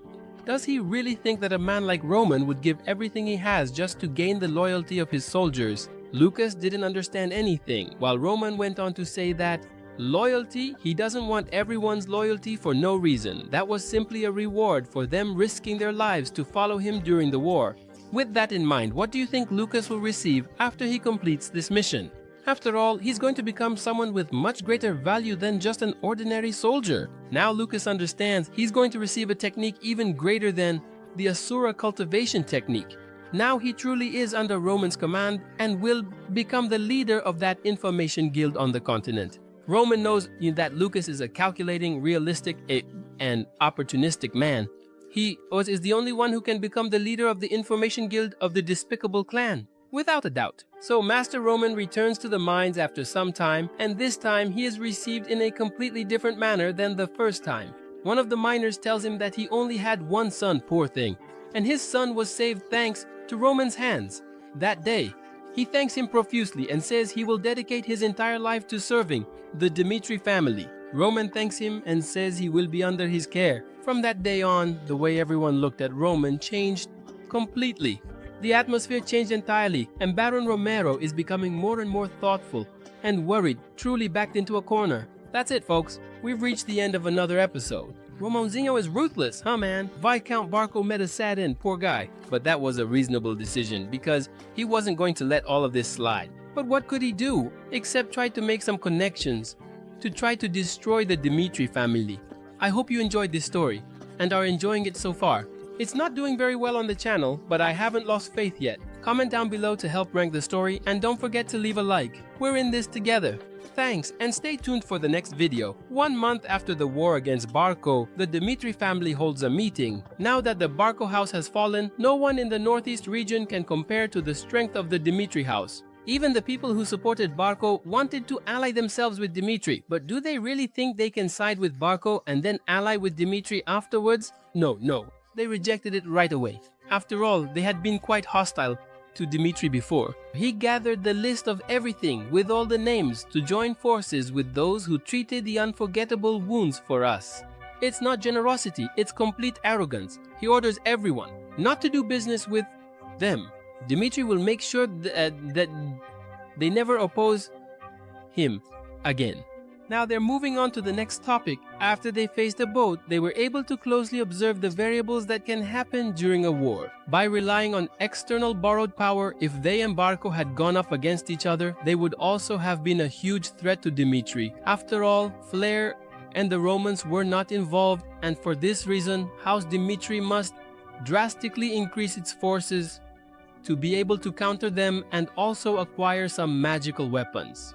In other words, they have to drastically increase their military power. There is nothing safer than becoming strong. Thanks to Roman, they greatly improved thus their financial reserves. They spent a lot of money investing in the mines. With the installation of the artifacts in the mine, production increased significantly by about 30% in a much smaller area. If they keep growing at this rate, they will definitely double production, but the Baron is still concerned about the cost of the artifacts. However, that won't be a problem since their profits have also increased drastically. Our dear Roman's judgment was correct, and he worked in those mines of his own accord, experiencing firsthand the various problems the miners faced. And because of that, he was able to come up with solutions. People keep thinking that Roman is truly a genius, without a doubt. People are also concerned about the matter of succession. After all, the Baron had chosen Master Rodwell to be his successor 3 years ago, but Roman has been demonstrating his dominance through his actions. Maybe he would be the most suitable to fulfill the role. the situation changed drastically. That war against Barco, the issue of the Iron Mind's security, and his genius with a sword. All of Roman's actions show the personality of a natural-born ruler. So one guy suggests a fair competition between the two, since the successor hasn't been officially announced yet in the battle for succession between Roman and Rodwell. The Dimitri family started to get really stirred up. Roman and Rodwell, a tough choice to make. Roman proved his worth in a short period of time, but Rodwell has carried the responsibilities of succession since he was young. Is it really right for him to call both of them to compete after all this time? I don't think so. He decides to keep watching, and already, alone in his office, the Baron keeps thinking that everyone from the Iron Mine, as well as Master Hendrickson from the Forge, and the nobles of the territory, they could all get involved in a competition amidst the chaos. He then sends for Hans and asks him who would be the better successor. Would it be Roman or Rodwell? The Brigadier is quite sensible. If he had asked this question 3 years ago, he would have had no doubts, but the current Roman is extremely different and determined, and he could truly become a successor to the Dimitri house. The reason Roman worked in the iron mines was so he could better understand the people of Dimitri. He humbled himself to understand everything, from their smallest feelings, and faced the harsh reality of a miner with his head held high. He also made many friends there. The current Master Roman is someone who cares about his responsibilities as someone who bears the Dimitri name. Now he sends for the Master of the Iron Mine, and there he is. But there's also someone behind him. Jacob heard that he really wanted to know what happened during the Iron Mine incident, so he took the liberty of bringing someone who saw it with his own eyes. Morgan introduces himself, and the Baron asks what happened that day. That incident started a week after the young master began working at the mine. That rod broke, burying one of the workers, but while they were trying to understand what happened and following the risk manual to do something, another collapse began. But the young Master Roman said he was strong enough to save the man and get out unharmed. They tried to make him give up on his decision, but it wasn't possible. At first, Morgan didn't have a very fair opinion of the young Master Roman, but now he realized how foolish he was to think that way. During that accident, Roman managed to solve all the people's problems as the eldest son of the Dimitri household and rescued the worker of his own accord. If he's wondering what Roman would be like as a successor, he's the kind of successor to whom he would truly entrust his life and follow with all his heart, without a doubt. Well, everyone is saying that Roman is suitable for the line of succession, but can he still make his own decision?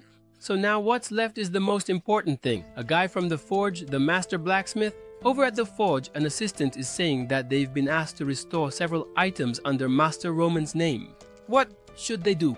One guy just says to accept it, and when the guy stays there, he tells him to get out and just accept it and get to work, even though he wishes he could refuse. But after hearing Jacob's stories about what happened in the iron mines, he feels completely awful for having treated him so badly. What a mess. Roman soldiers' gear is completely broken, and maybe they won't be able to fix everything because things are in really bad shape. Are they training with a lion or something? Predator equipment, my friends. Among them, there's a sword. Incredible! He notices that the edge of that blade is very smooth, and the grob, the mental level of strength, is also perfect. The smoothness of the hilt is also a work of art. Who in the world could have forged this blade? Where could he have gotten a sword like this? He notices that the sword's sensitivity to mana is extraordinary. It managed to absorb the energy from the forge even without him infusing mana into it. A swordsman from Aura would kill for a sword like this, no doubt. Man, he's made countless swords, spent his whole life forging iron in the best smithing land in the entire kingdom. But increasing a sword's sensitivity to mana is a completely different story. I need to ask Roman where he got this sword. So, a few moments later, all of Roman's soldiers' equipment is completely restored and good as new. Chris thought it would take about a week or two, but it was faster than he expected.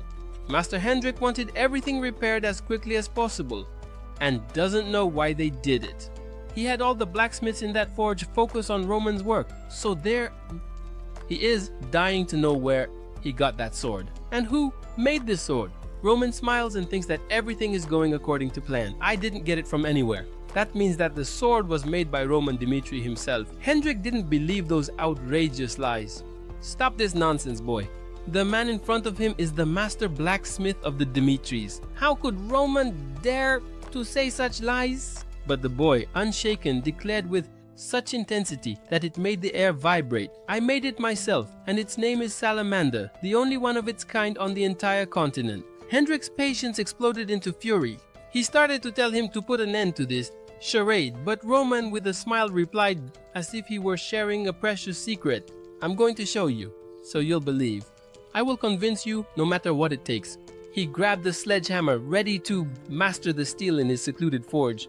With a whirlwind of emotions, he thought desperately that he needed a weapon.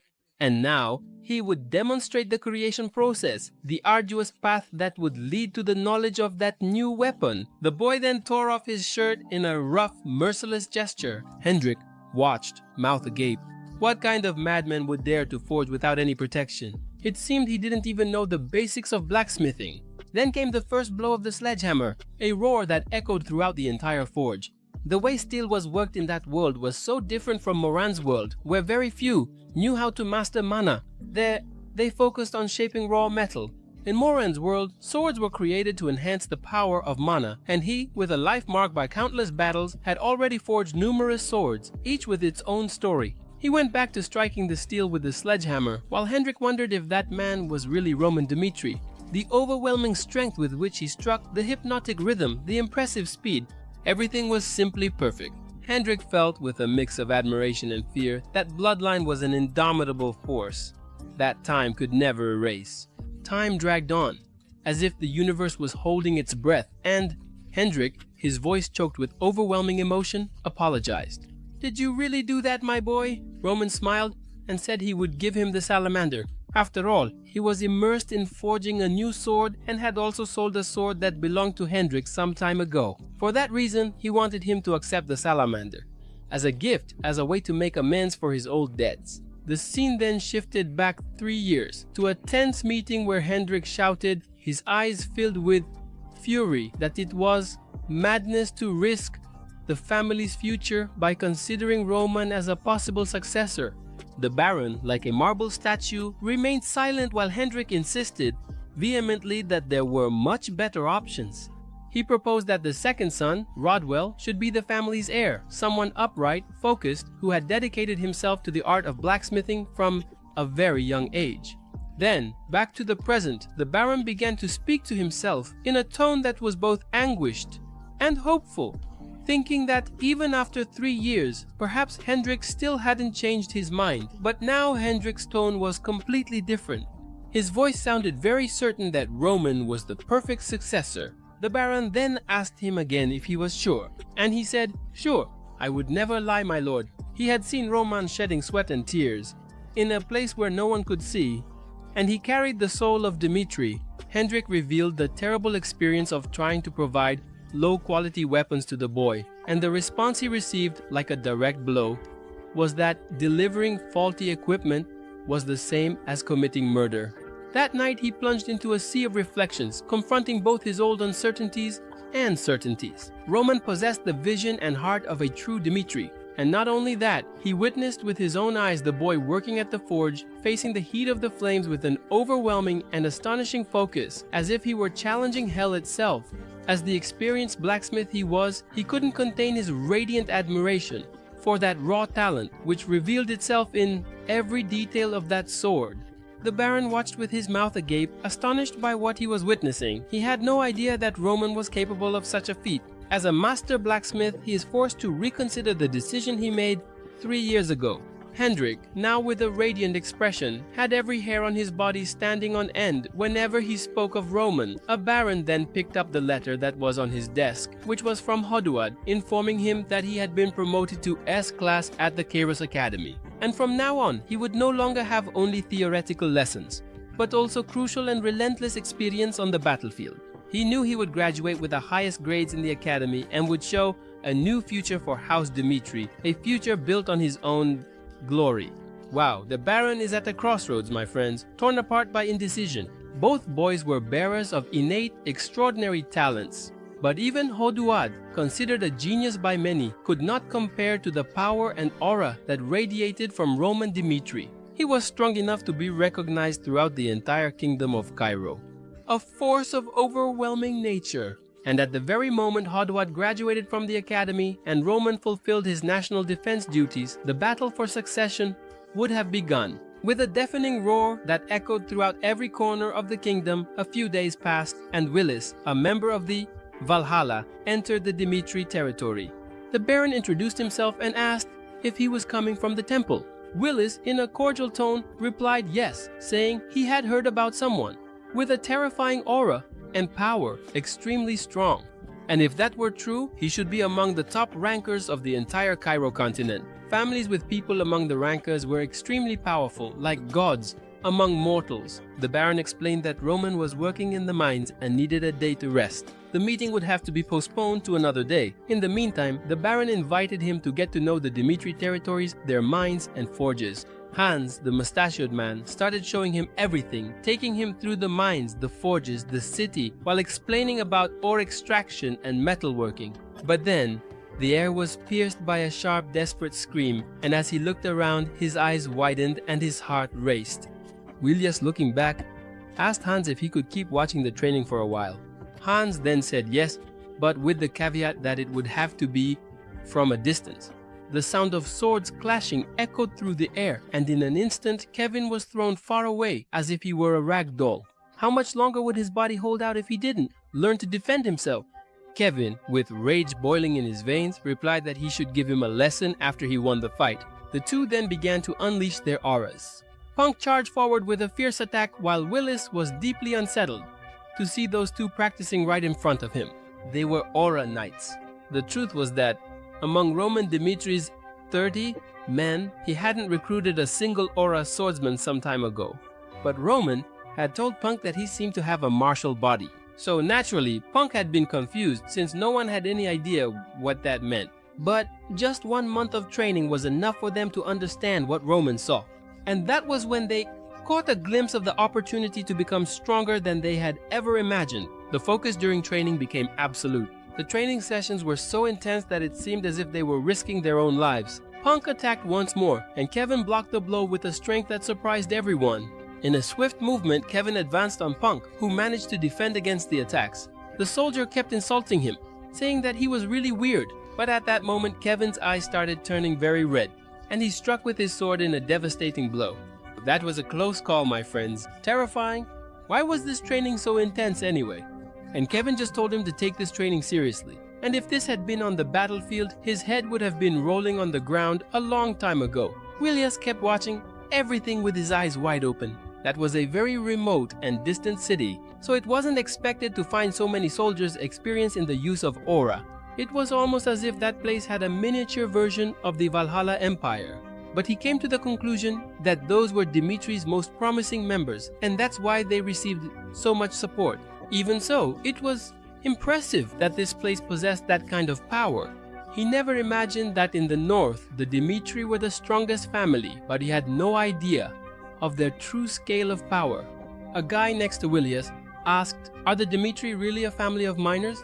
Willias replied that yes, but he was starting to have doubts, my friends, since those in front of them were not ordinary soldiers. He then thought that they must be Baron Romero's knights, but the mustached man immediately corrected him. Those aren't the Dimitri Knights. They're not affiliated with any organization. They're actually the private soldiers of the youngest son of Baron Romero Dimitri. And now Willis was in shock. He grabbed the mustached man's shoulder and asked how could aura soldiers be treated as someone's mere knights? How much money had Roman Dimitri paid them? Hans had no idea about this information, but Kevin and Punk hadn't been aura knights until very recently.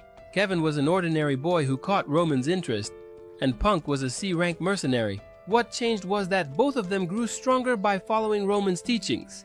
Hans naturally admired Roman's talent for seeing potential in people, as if he had some kind of blessing with his eyes in that family. Willis was growing more and more frightened, wanting to know who Roman Dimitri really was. So the next day, he was talking to himself, saying that he would finally meet the famous Roman Dimitri, a Romo, maybe a hidden dragon who was about to receive a great opportunity.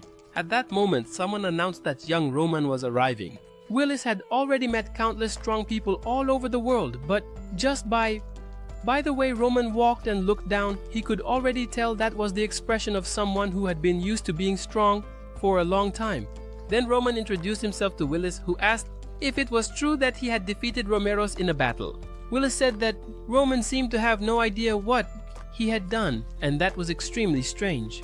He had not only defeated the ranker, number 49, but also someone who had the potential to go far beyond that. And even stranger, he had defeated someone like that at the age of 25. If that were possible, he would be considered one of the greatest geniuses in the entire history of the Cairo continent. But Roman quickly interrupted, saying that he was stalling, since what he had done was logically impossible, my friends, and told him to get straight to the point. Willis then said he would better explain the procedure for receiving the rank before confirming anything. Rank battles were divided between official and unofficial ones. An official battle was held in front of an observer who had received permission from the Temple of Valhalla. The rank change was then made immediately, since everything was verified at that moment. But an unofficial battle was when a ranker was defeated abruptly. In all these battles, people below the rank of those guys would rise in opposition, while those who defeated them couldn't claim they now held that rank. What happened was that if the person was verified, they would receive the last position in the ranking. Now, Roman just needed to prove his strength and become the 100th ranked. Willis continued explaining that the Valhalla temple only believed in what it saw with its own eyes. To verify unofficial strength, they used a kind of aura analysis. The test was quite simple. Pass the minimum test they had decided and established, and you would enter the ranking.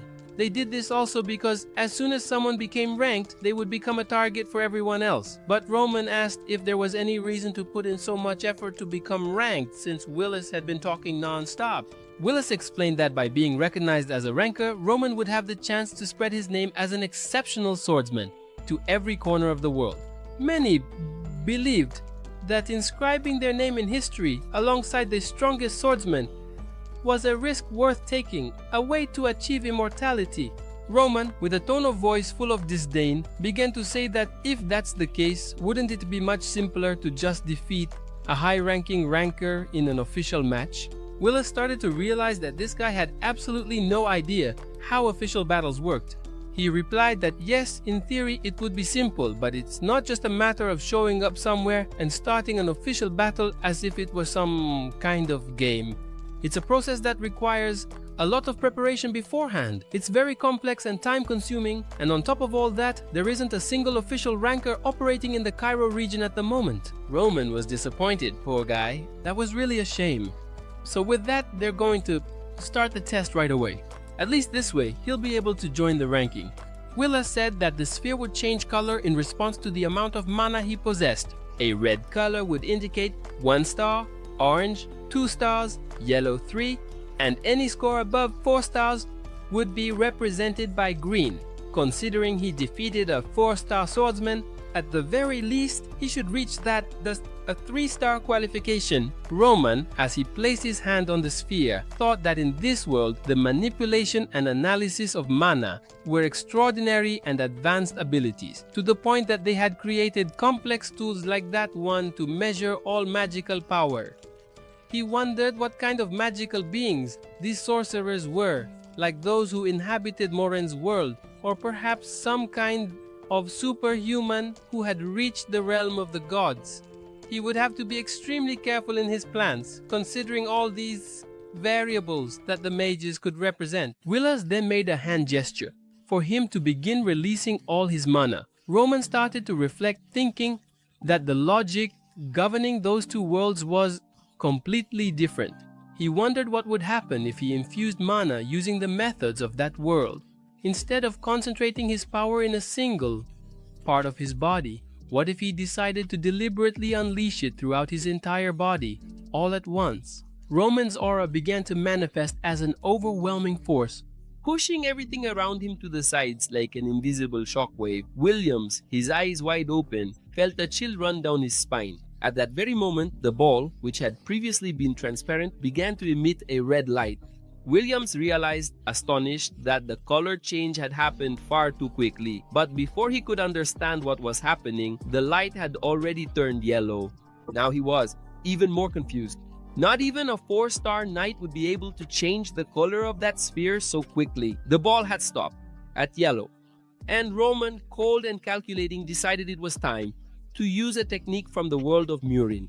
His aura began to flow back into the swordsman's body, like a tide retreating to the sea, and the orb turned a green. But as soon as it took on that hue, the sphere began to shatter, breaking into countless pieces. Williams was completely shocked and in disbelief at the sight. He had just witnessed the destruction of the mana analysis device, a creation that synthesized the knowledge of the brightest minds across the entire continent. The durability of that sphere was guaranteed, even against the power of a 6-star swordsman. Even if someone with such strength poured all their mana into the sphere, it would survive, dissipating part of the power. Roman, indifferent, remarked that perhaps the item was defective. But Williams, astonished by the absurdity of it all, which was impossible, Yame kept trying to find a logical explanation for what he had just witnessed, because never in his entire life had he seen anything like it. But before the sphere stopped working completely, he had seen the green color with his own eyes. At the very least, Roman Dimitri was a 4-star swordsman. He was just a fledgling dragon, only beginning to spread his wings. No, the guy was already a monster, already ready for battle. A natural-born predator, relentless. That would be the emergence of someone with the potential to reach 6 stars, a feat that would shake the very foundations of the entire Cairo kingdom. On the Salamandra continent, the power structures would probably be turned upside down. Williams is now cornered and apologized to Roman, saying he had no intention of making a hasty judgment and needed time to analyze the test results, after which he would send the report to his superiors. So, he excused himself as he stepped away, thinking that he urgently needed to learn more about the mysterious and powerful Roman Dimitri. He then began to do a lot of research and discovered that Roman had completely changed in a very short period of time. It was almost unbelievable that someone could change so much in such a short time. From the destruction of the terrible blood fangs to the recent war against the ships, he had handled those situations perfectly, putting himself at risk to achieve his goals. Not just a powerful monster, but also someone with a sharp intellect and a strategic vision capable of putting his plans into action. So, Williams sent a message introducing himself and designating Roman Dimitri as a top priority recruitment target. That Valhalla Empire wasn't just a bunch of lunatics obsessed with combat. No, not at all. They were also extremely intelligent, and knew they needed to use the ranking system as a way to consolidate all their power, identifying and recruiting the most promising individuals from all the lands they had conquered. The system was perfect since it allowed them to know precisely who the talented ones were, those with the potential to change the entire course of history. A superior responded that this boy needed to be recruited as quickly as possible and that his rank should be raised to A. But as always, all of this had to be done discreetly and confidentially so that the other nations wouldn't realize Roman's true potential. The process had to be extremely natural, making him fight for Valhalla of his own free will. Williams fully understood the instructions, so he decided he would claim that the aura sphere was defective. Roman would be classified as a 3-star swordsman and would receive the position of 100 in the ranking. That change alone would be enough to cause a major stir throughout the entire Cairo region. The next day, an announcement echoed throughout the entire continent. The birth of the youngest ranked individual in all of Cairo's history was made public, back in the capital of Cairo. Someone asked in disbelief if that was really true. Another person there confirmed that it was. It seemed that Williams himself from the Valhalla era had traveled to the lands of Dimitri to meet the young prodigy. And everything had been confirmed, but it was the details that troubled everyone's minds. That Romero, who had previously been considered a 4-star knight, had been defeated before he could even show his true power. And the person bringing the news was speaking with Marquis Benedict, an influential figure among the nobility and authority in the central government.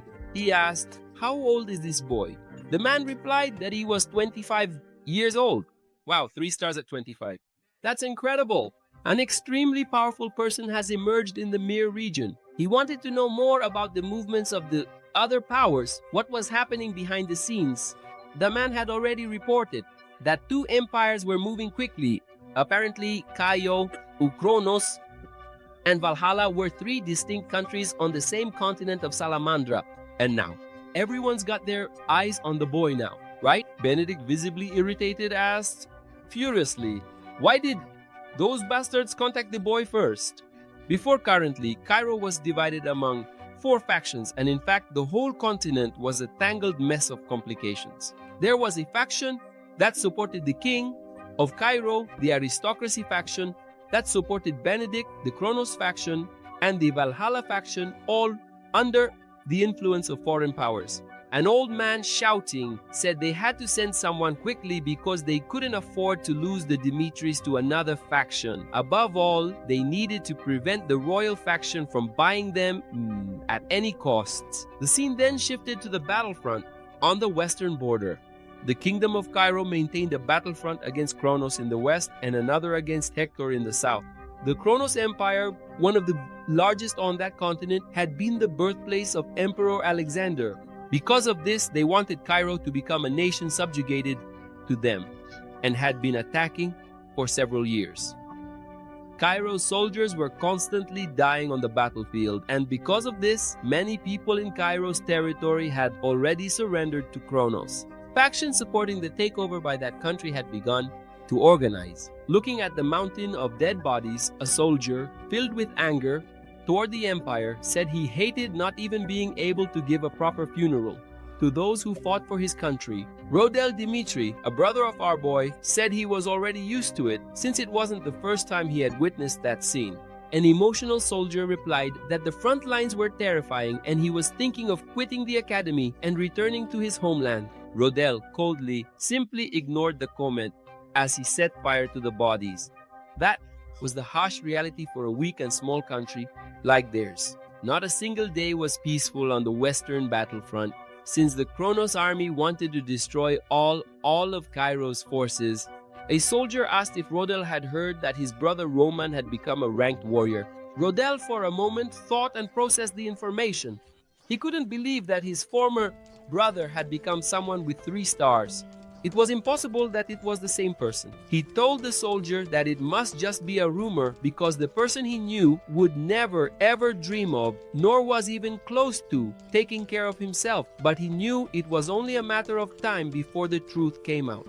The scene then shifts to another place where someone announced that the young master had a visitor, and the visitor, in a ceremonious tone, said that he served His Majesty of the Kingdom of Cairo and that he was there in the Dimitri territory to appoint Roman Dimitri as a knight of the royal family. Now, everyone was keeping an eye on the hidden dragon of the northeastern region, and the 4 factions of the empire had begun to make their moves. A royal knight was someone who served directly under the royal family. It was to be expected, but Burli, the visitor, stated that was the greatest honor permitted to a living knight in that world. The man also said that obviously the position he was offering Roman was something never before seen in the entire aristocratic society. If he went to the central kingdom and swore loyalty to His Majesty, he could become a knight without having to go through any kind of test. Roman, quite uninterested, said, "Huh? Is that all?" The envoy already thought that Roman was refusing the offer.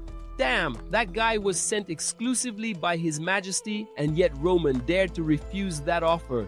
His life as the eldest son of the Dimitris was already perfect, so why and for what reason would he go all the way to the capital to take on that position? The man then tried to explain that he would receive a mansion in the capital and the Dimitri family would be granted numerous merits, but Roman asked quite sarcastically if that was the best the royal family could offer. Now the guy was confused. For most people, that would be more than enough. He then began to warn Roman that he was being given a unique opportunity to receive that offer because the king saw great potential in his future and a new position for his family, or even a role as a royal knight, and even a mansion in the capital. Damn, those were privileges that the current Roman didn't even deserve. The protagonist then started to mock him, saying he was getting everything wrong. A viscount from House Gregorio had visited 5 days earlier, and they had also offered a mansion in the capital. But in addition to lands and unimaginable treasures, they even wanted to unite bloodlines through a political marriage. The guy then realized that those were the factions supporting the reign of Kronos. Roman went on to say that 3 days ago, people from House Denver had also visited him. They said they wanted to be his sponsors. The previous night, he had met with representatives from House Benedict who offered something even more exceptional, 3 times more than any other house, in addition to elevating House Dimitri to the rank of Viscounts in less than a month. The envoy then realized that they were being pursued from all sides. He began to worry, because could Roman choose a side? People had offered all sorts of things, but unfortunately, those were just insurgents who wanted to swallow up the entire kingdom. It was only thanks to the royal family's knights that the place hadn't turned into a full-blown rebellion. But even the authority of the royalty was starting to be challenged, constantly being undermined. That's it. Whenever you want to support the channel and help rank this video so you can get all the continuations, just click like and leave a comment with your opinion, whatever it may be. That's us, thanks, and enjoy the next video. Roman felt a sense of deja vu, as if he had already walked this path before. The offers, the proposals, he already knew this dance. With a determined look, he told the emissary, Po, that none of the 4 options appealed to him. His decision was already made. He would refuse them all. He was not willing to give up on his plans. The man, surprised, saw a spark of hope and excitedly said that there was still a chance. Roman, mysterious, asked him to come back the next day, saying that maybe he would give it a chance. The emissary's eyes lit up, and he swore that he would eagerly await the day when Roman would swear loyalty to his majesty. 4 offers, 4 rejections. Roman had no intention of bowing to any power. Deep down, he knew that all of them would be his enemies, no matter what he did. So, in order not to close all doors, he kept the possibility of future alliances open with all the factions. Sometime later, during training, a familiar face appeared. Makim, another member of Valhalla's intelligence unit.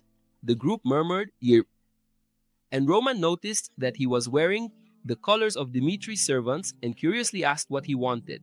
As far as he knew, they had already made their intentions clear through the House of Denver several days ago. Makin apologized for interrupting Roman. In such a formal manner, he began to explain that at the previous meeting, he had to be very formal because of the presence of numerous observers and onlookers. But now, he wanted him to consider a much better offer that he was about to make, because this offer represented Valhalla's true intentions. The group seemed to be impressed by the young warrior's potential. Makin knew it was a matter of nationality. It wasn't easy to resolve, but he imagined that Roman might want to leave the Dimitri, given the enormous wealth that Valhalla possessed. So, naturally, they offered him the title of Viscount, a fertile land, and even more importantly, connected minds. That way, even under the new reign, he could keep the history of the Dimitri as blacksmiths alive.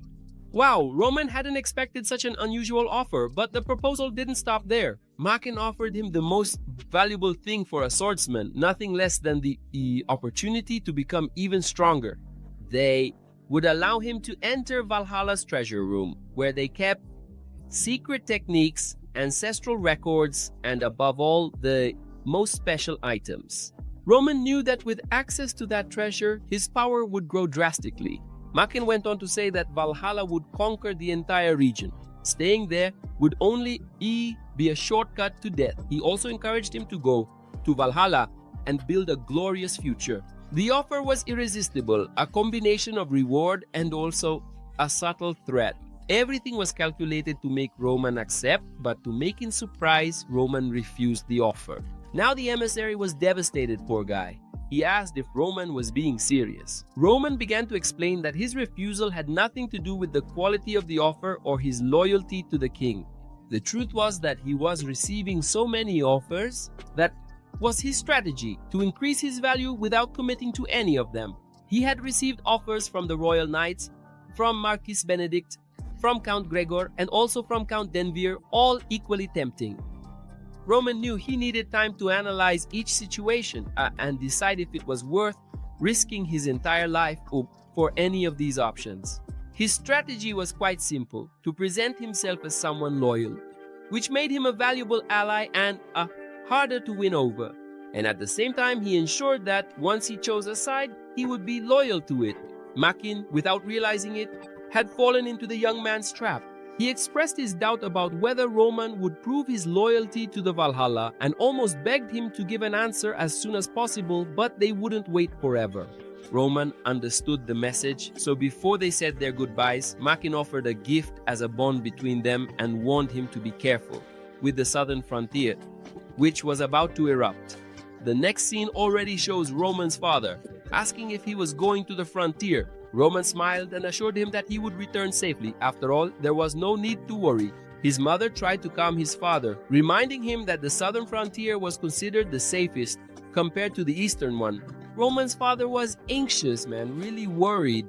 A father's concern was inevitable for his son who was going off to war. Roman then gathered his entire group and set off toward the southern frontier. And as they were arriving in the city, Roman began to say that they would rest and train, and with the sunrise, they would continue their journey.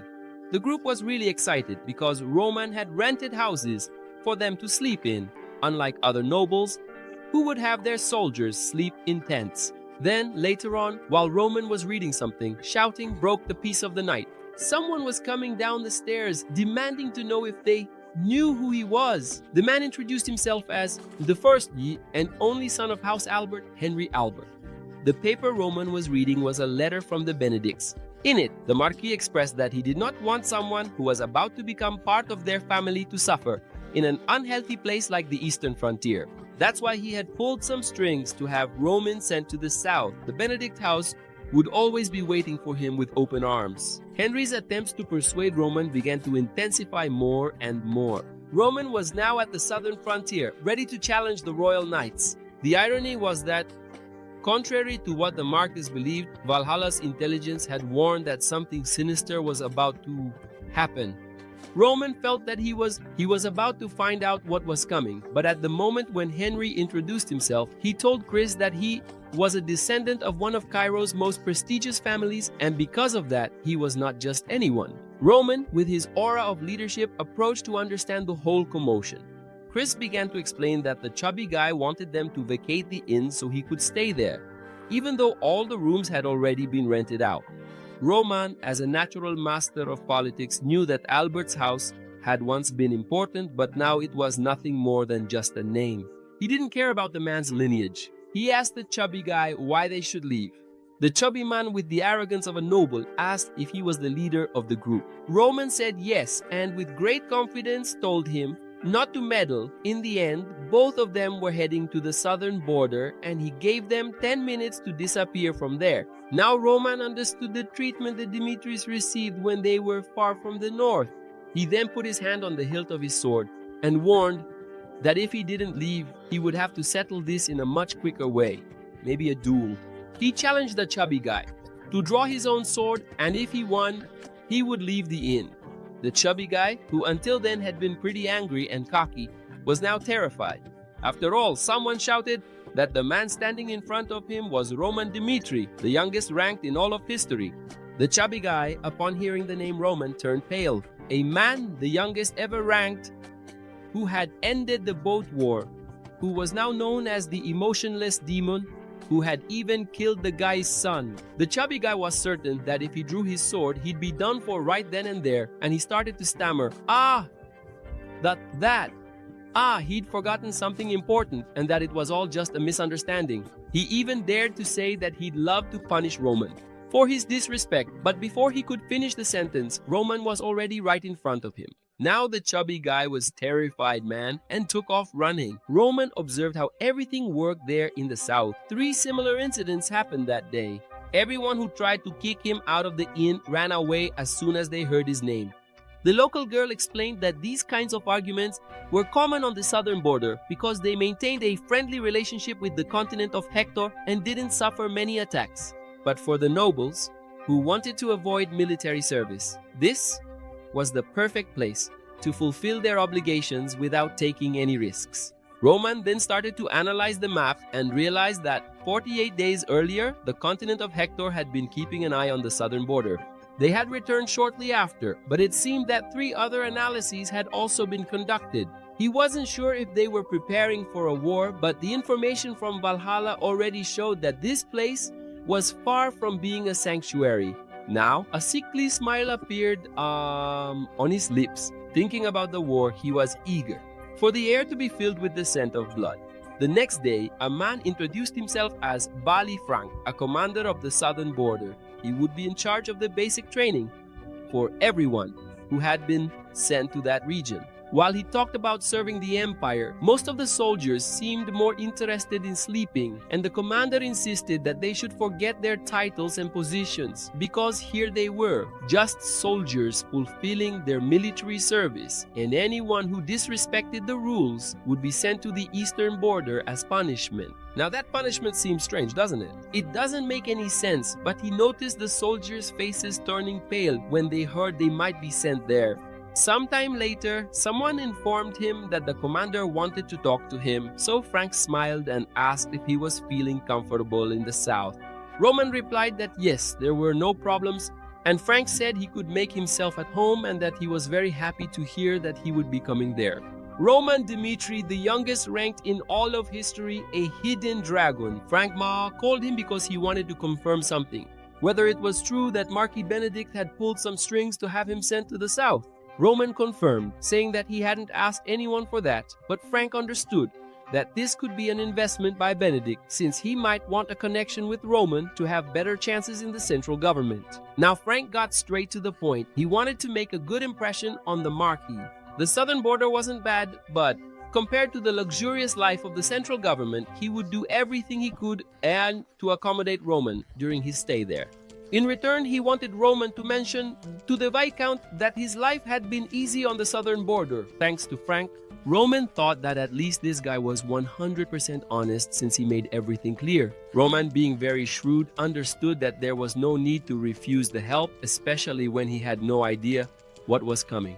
He had barely opened the door when there was Henry cursing him out and calling him the son of a fruit and of a very nice lady. The arrogant boy insisted that Roman had messed with the wrong family because he had connections with Frank, and Bali Frank, the commander of the training camp, was his uncle. Roman very calmly asked what he expected him to do with that information. Henry, now with his face completely red with anger, kept threatening him, saying he had no idea how screwed he was.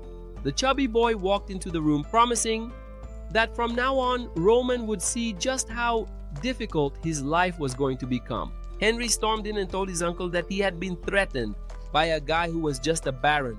Outraged, he asked who dared to do such a thing and promised to punish him. But when he went out and saw it was Roman, he smacked Henry on the mouth, leaving him completely confused. The relationship between Bali and Henry had always been very good. The two liked each other and laughed together. Besides Bali's parents, she was the person who was the closest thing to a mother Henry had since he was a child. There were times when he liked his uncle more than his own parents. Now he was lying there on the ground, confused, wondering why that had happened. Bali began to explain that the person he had threatened was Roman Dmitri, the Marquis's protege with limitless potential. He turned to Roman and apologized, saying he should have raised Henry better and that he would apologize on his behalf. Roman smiled and said it was all good. Bali then apologized, thanking Roman for being understanding. The next second of Bali started scolding Henry, asking who he thought he was to go up against the protege of Marquis Benedict. Now Henry was devastated, poor thing, and asked why he got beaten up just because of that. Bali then moved a little closer and told Henry that he needed to grow up. If he kept acting that way, he wouldn't be able to protect the state of Albert. But with a crazy idea, he then told Roman that he must have the wrong impression of the Alberts and that he would keep Henry close to him so they could get to know each other better. Henry's mission was to become friends with Roman, no matter what happened, or else he would be sent straight to the eastern border. Roman, already in his room, thought that this was a commander who was trying really hard, but someone who revealed his ambitions to everyone was easy to manipulate. At least, life in the countryside wouldn't be so bad after all. The scene then shifted to 3 years ago. A man, the Southern General McBurney, was looking at some papers, unable to believe he had ended up creating games for nobles. He was a veteran of the Eastern Front who had volunteered out of loyalty to the king. In 10 years of battle, he protected Cairo, Burfaro, and he also led hundreds of men until a wound he received in combat while defending the eastern border caused him to lose his sword arm. Poor guy. At that moment, his greatest pain was knowing that he would never be a warrior again. In a meeting, it was decided that in recognition of all his achievements, he would be sent south as an instructor. He would be off the battlefield but would continue training others, some of whom would go on to protect Cairo. McBurney accepted this harsh reality. Upon arriving in the south, he discovered that the training methods were a mess. Everyone did the same exercises which were practically useless. Not to mention that most of the nobles didn't even bother to participate. He wanted to start a rigorous training from the basics, but it was useless. No one was interested. He wondered what the point of being there was. At the very least, it would be nice if they pretended to be training. So outside, the soldiers just talked about going to visit the girls who sold that stuff. McBurney walked by without saying anything. He couldn't believe there were people so laid back on the front lines. He was tired of all of it until he saw a group from Roman standing in front of him. Obviously, it was Chris and Kevin and Paul and the whole Roman team.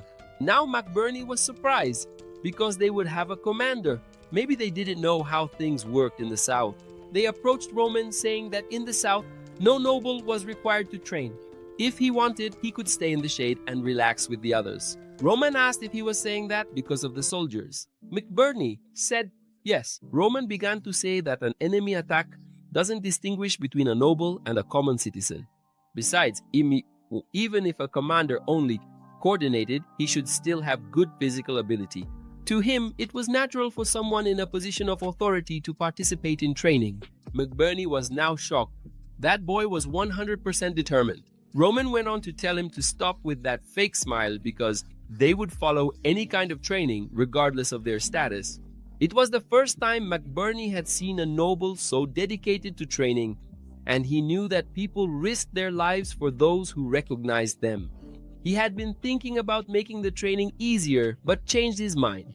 He would at least give it his all. So McBurney told everyone that he would do his best over the next 3 weeks, and the first round would focus on physical training. With that decision from McBurney, he turned the training into hell. The first exercise was to run as fast as possible, carrying a lot of weight on their backs so they would get used to the battlefield, where they couldn't rest for even a second. They did that route in rain or shine every single day. Meanwhile, the nobles from the other families could barely see the boys up there. Sometime later, while practicing with the sword, McBurney said that war was something uncertain, that no one knew when it would end. For that reason, they kept training without knowing when they would stop, and whoever gave up before the time was up would have to train twice as much. Later that night, someone started complaining that they were exhausted. Finally, they could rest. That story about the South being peaceful is nonsense, just a pure lying narrative. A soldier looked at Roman's group and asked them to take it easier because they were pushing everyone to work too hard. They were just soldiers sent there, unprepared. If they had as much training as they did, they could keep up. But Anderson, with his transformed body, "The guy is ripped," he asked. "How long have these guys been training?" A frightened soldier replied that they'd been training for a year, while Roman's group had clearly been training for about 10. Anderson just said that they must be doing something wrong, since they'd only started training 3 months ago. He told the soldier to stop making excuses because the truth was they simply weren't giving it their all. The scene then showed the day. Anderson found out there was a recruitment for soldiers, and that was when he decided to become a subordinate of our great Roman. Since he was just one of Roman's soldiers, he was sure he wouldn't need any amazing qualifications, but it turned out to be a big disappointment. Seeing veteran mercenaries like Lucas and Paul at the registration, he realized that the position wasn't so easy after all.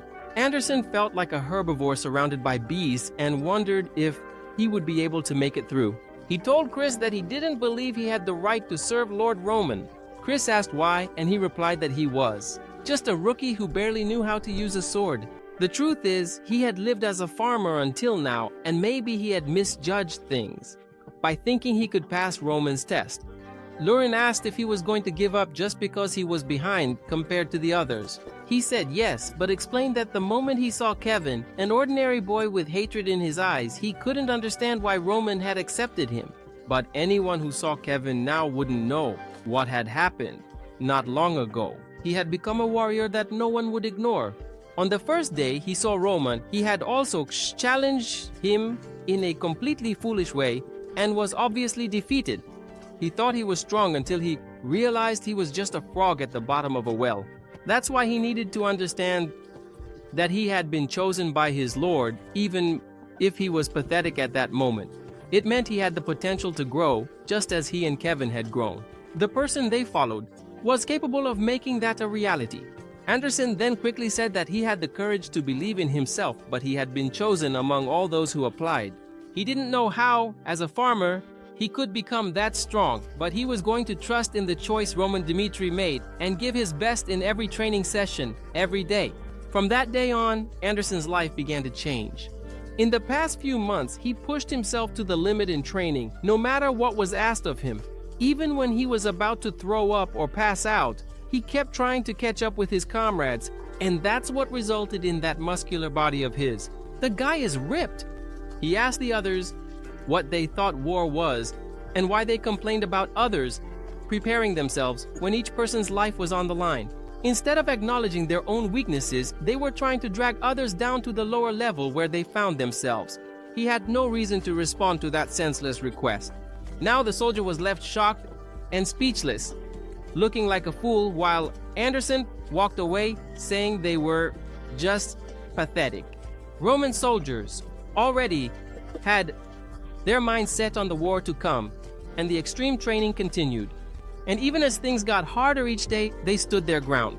Meanwhile, under that tree with its cool shade, the nobles remarked that they didn't understand why those men were pushing themselves so hard. It would be different if they were on a battlefield in the east, but here, where everything was so peaceful, they could just relax. One of them even said that those guys were working so hard because they came from a common family. No one would know the Dmitri house if they didn't go to such lengths. Everyone then started to laugh, but Henry wondered how he could get close to a guy like that. Roman didn't seem to realize how valuable it was to build relationships with other nobles. For Henry, that was the big problem. With nobles from obscure places? But Roman didn't care because he believed things would work out one way or another, regardless of which noble was by his side. The scene then shifted to Jackson, the captain of the scouts, who was relaying all the information about what he had seen. He said that they had infiltrated Cairo's defensive lines 48 times and informed the king that all of Cairo's forces were being attacked at the Kronos border. Therefore, conquering the southern front would not be a problem. The kingdom of Hector had already faced Kronos growing rapidly, thanks to its national defenses, but had suffered a defeat against Valhalla and Caio, which left it in ruins. As a result, Hector's power fell to the level of Cairo, and now they have to be cautious with any move from the empire. A young man, Prince Edwin, asked his father for permission to speak. He explained that their empire had been suffering from poor harvest for the past 5 years, and the money they were borrowing from the gold bank was becoming impossible to repay due to the interest. At this rate, the Hector Empire would lose all the respect it once had in these lands. The king replied that he was aware of all this. The son then began to say that after their defeat, they had distanced themselves from the war, but that could change because they had been preparing for a year. For the citizens, in desperation, and for the kingdom itself, they needed to make a decision. The father was afraid of the word war, unlike his son, and he asked Edwin if he was confident. Edwin naturally replied that he would never bring this up if he wasn't. His father then said that from that moment on, he would give all executive authority to his son. Edwin would be in charge of everything related to the war. Edwin then thanked him and said that he was at the king's command. Meanwhile, in the southern field, the 3-week training had ended. Frank, smiling, said that from that day on, they would be part of the 5th line of defense, a place where the nobles liked to go because it was the calmest. Roman then thanked him, and Frank said there was no need to thank him. He was just going to ask for something he needed. At the moment they were being dispatched from the training field, Frank thanked them again, saying that it was thanks to the presence of Roman and his team that he realized the true meaning of training. He also said that he had prepared a letter, which might not be much, but he hoped it would help him in some way. It was a summary of all the geographical information and everything that existed in the southern region. Roman thanked him, saying he was sure it would be useful if a war were to break out. Frank then wished him a safe and good return, and Roman thanked him. Frank's emotions at that moment were screaming for him to follow Roman. In these 3 weeks, the boy had proven to be someone worth dedicating one's life to, but unfortunately, he was missing an arm. Roman already had several talented people with him. So, naturally, he thought there was no reason for her to accept someone without an arm, a poor cripple. Knowing this, he thought he would only get in the way of Roman's plans. He then lowered his head and said goodbye. Roman knew it had been difficult for them to obtain those detailed maps. McBurn's good intentions were enough for Roman to respect him. On the first southern defensive line, a soldier was startled to see an enemy attack approaching, but we saw that annoying chubby Henry discovering that he would be on the same defensive line as Roman, and at that very moment, he was arriving with Roman's army, still wondering why he had to get close to that damn guy. That's when all the shouting started. Everyone in the south was informed that Hector had declared war against Cairo and that they should prepare for battle. Henry was quite confused, wanting to know what was going on. He looked to one side and saw Roman, who had already taken command. Line number 1 was the first to be attacked as soon as Hector declared war, but the 5th line was also at risk of collapsing before them. The gate had already fallen, there was blood everywhere, and the walls were being scaled.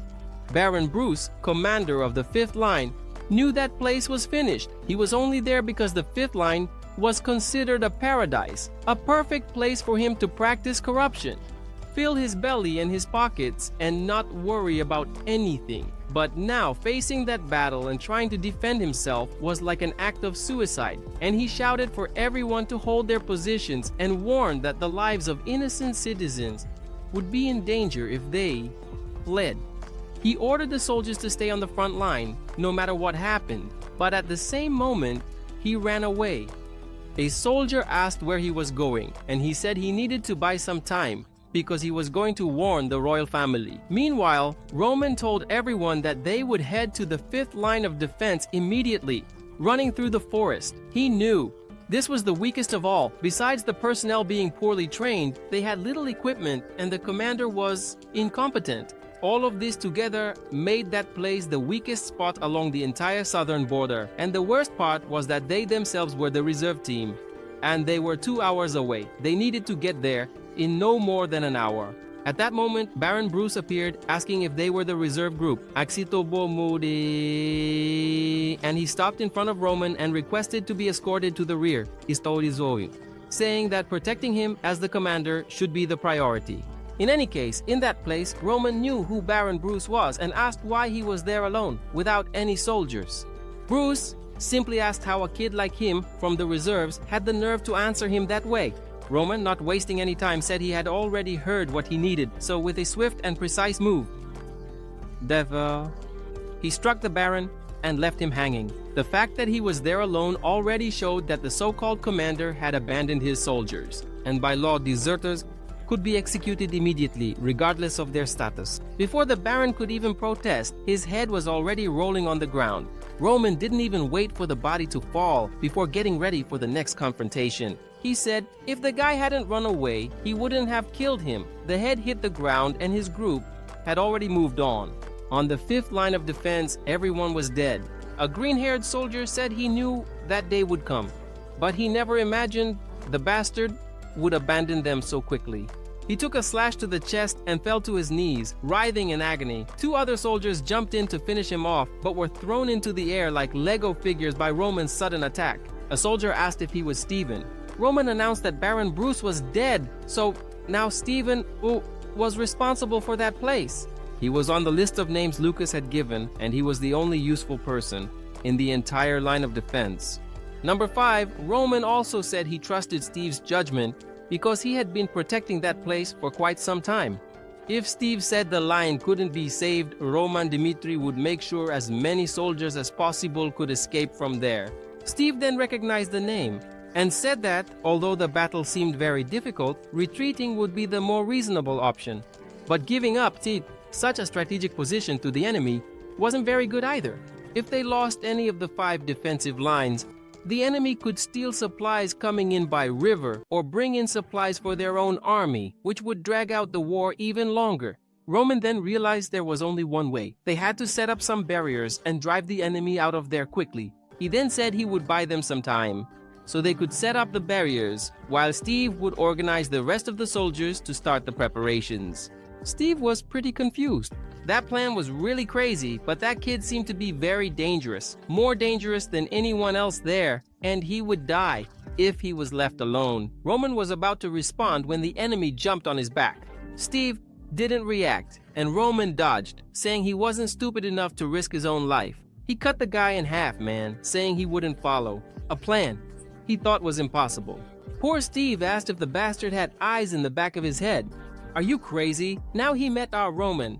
At that moment, Chris and Roman's army arrived and he ordered everyone to get ready to clear the path to the gate and follow him. Everyone agreed, and Stephen became even more frightened because they weren't doubting Roman's ability to clear the way. He had never seen a master-servant relationship work like this before. Roman told Steve to start the preparations, and he just agreed. Roman began to warn everyone that the war was just beginning, and Steve realized that the loyalty they had did not come from money, but from respect.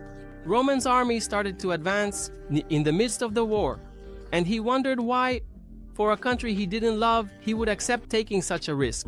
War was the place where the weak were sacrificed, and for him, who was being valued throughout the territory of Cairo, there was no reason to be there. There were countless ways to avoid that confrontation. But nevertheless, that would mean Cairo would forever remain a small country without power or wealth. But the real reason behind all of this was that he missed the battlefield. The soldiers then tried to keep up, shouting to follow their lord. A slash from Chris here, a thrust from Kevin there, and wherever Roman passed, death followed. And he killed 10 enemies. And 20 more came, and he killed 20. And his opponents began to realize that maybe he was stronger than they had imagined. When he stood atop a mountain of bodies, about 50 enemies, people's faces began to fill with fear. The soldiers began to retreat in desperation. Hector's commander McClare started to wonder what was going on. When they crossed the gate, he was sure that victory was guaranteed. So why did the soldiers seem to be coming back? That's when he saw someone cutting down everyone on the battlefield, even from so far away. Roman stared at him from afar, and he knew he had been recognized even from such a distance. Roman began advancing toward the soldiers, and McClare started to tremble, saying it couldn't be possible that he was actually thinking of coming alone to take his head. He thought the boy was a damned arrogant fool and ordered him to be killed immediately. After all, he was just an enemy, and there was no way they could stop him. Roman, however, had already noticed that the commander had let his guard down, and he knew a way to end the war extremely easily. An army always collapsed when the commander's head was cut off, since he was their sole objective. 3 aura users leapt toward him, saying they would take care of it. Roman then executed the second move of the celestial demon technique. A purple slash struck the 3, and all that was left was a hole in the ground. Hector's soldiers fell to the ground, trembling. The commander was terrified. The next second, Roman was standing right in front of him. The man was about to say he was the commander when he too was already cut down. With that, Roman raised the commander's head and told all the Cairo soldiers to pay close attention. He had killed the commander, but if they let anyone survive, they would come back as enemies, even if it cost more lives and blood. They should kill everyone who was nearby. Henry Albert, witnessing all of this, finally understood why his uncle had told him he needed to get close to that boy no matter what happened. With the commander's death, the few of Hector's men who remained began to flee, while the rest were all massacred. Chris reported that once again, none of the 30 soldiers, including himself, had died. There were no casualties. Once again, it had been an excellent job. Roman then congratulated everyone and told them to use some potions to tend to their wounds. Stephen observed that it was unbelievable. Roman gave potions to all of his soldiers. Those potions were legendary healing items, extremely expensive in that world. That showed that Roman was not only strong but also very generous with his group. Now they realized why they had so much confidence in him, and Roman ordered Stephen to prepare the battlefield and get ready for the second attack. He needed someone familiar with the territory of the southern front. The man then asked if he wasn't thinking of heading toward those guys, but Roman replied that the war wasn't over yet. He was introduced to a local from the area, a man named Kibe, who approached as a very good guide. He showed a map of the south and asked what would be the fastest way to reach the back of the field. The route that man suggested would take about 2.5 hours. But Roman needed something that would last approximately, at most, 2 hours. The man was quite perceptive, but found it odd that Roman knew the normal route would take to the 2.5 hours. That wasn't just a simple guess, but the statement of someone who was familiar with the entire southern territory. He asked if Roma was already familiar with that region. Roman replied that he was, that when Stephen had called him, he thought he wouldn't understand anything about the place. However, he had studied the basics to be prepared for unexpected situations like that one. The problem was that he didn't have a perfect understanding of everything, and for that reason, he needed the assistance of a local like him. The man then realized that Roman was extremely different from all the other nobles. He had gone to the south. He had lived an easy military life, perhaps just like him there. They really might have hope. The meeting didn't last much more than 10 minutes. From outside, Chris was already saying that he and the 30 soldiers were ready to go, but someone appeared beside them, Roman, then asked why. Henry Albert was there. Henry then fell silent, and Roman asked again. Henry knew he would be thrown out. The moment he said he was there to be friends. So he said that first of all, he was there to apologize for what he had done before, and he knew he was shameless for being there, but he wanted to ask to follow Roman. He was also a noble from Cairo who didn't want to sit around doing nothing and was at his service. Roman said that he could follow him, but he was going to make one thing very clear. If he got in the way of his plans, even for a split second, he would leave him behind without hesitation. With that, the army set out ahead, and Henry obviously was already exhausted. That's when the guide noticed something strange. They found a body on the ground, and it was one of the guys from the training camp. Roman asked what had happened. The soldiers said that they had been attacked and asked for help. Roman knew that if he was that desperate, the situation was much more serious than he had imagined. Roman immediately realized that if the guy was that far away, the attack must have happened at least 30 minutes ago. That meant the 5 lines of defense had been wiped out all at once, while some fast guys attacked the rear and the training field. An idea sparked in his mind. He said that before anything else, they had to run back to the south training field. Then the scene cuts to another place, a soldier holding a sword. One of the green-haired guys said that they were going to die anyway if they stayed alone.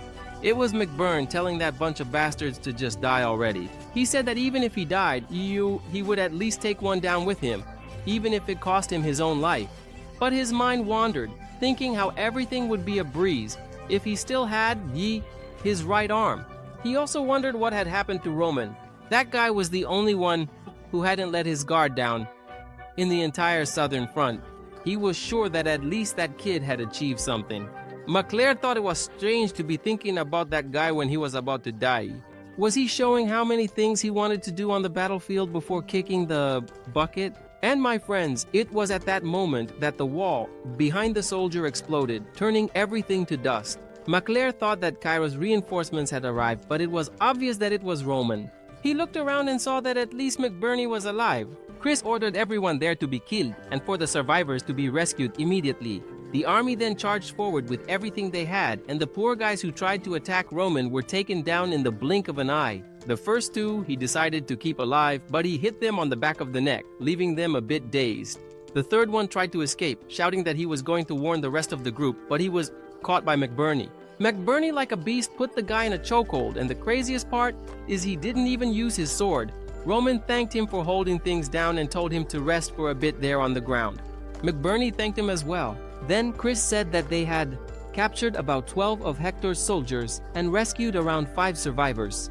It seems that the one hiding had gotten hurt in a fight with the soldiers and fled to the mountains. The army passed through the training area and kept moving forward. This left Roman puzzled, wondering where the rest of the group had ended up. He said he was going to go in and have a word with the prisoners, and that no one was allowed in there without his permission. He knew there was something behind all those attacks, and now was the time to find out what it was. He entered the room, wheezed, and said he would give each one 3 minutes from that moment on. If they gave him the answer he wanted, they would die peacefully. If not, they would suffer a horrible and slow death until they finally kicked the bucket. The guys even seemed excited, saying he should just kill them already. Roman ignored them and asked what Hector's objective was. The first prisoner told him to go to hell. Roman ignored it again and once more asked what their objective was, at a southern training camp. He waited a moment and said that the 3 minutes were up. Then he used a technique op on the guy's shoulder. The guy started coughing up blood, and a bunch of veins popped out on him. Roman explained that he would die feeling all his bones and muscles twisting. He was going to make the whole thing drag out for a long time. Now they were screwed. The guy next to him got terrified, turned around and said that nothing would change even if he knew the plans because it was already too late. Roman, with a psychopath's smile, said that was the answer he was waiting for. And he explained that he didn't want to know the truth, but whether there was something more behind all of that. And now he knew that Hector's plan was to attack the rear of the defensive lines. The prisoner was left completely confused, and Roman said that now it was time for him to kick the bucket. All those attacks were meant to leave the 5 defensive lines confused so the plan would work.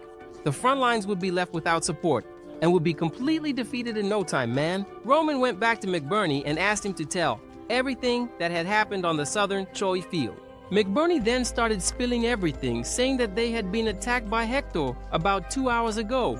They were getting ready to train when, out of nowhere, they were attacked.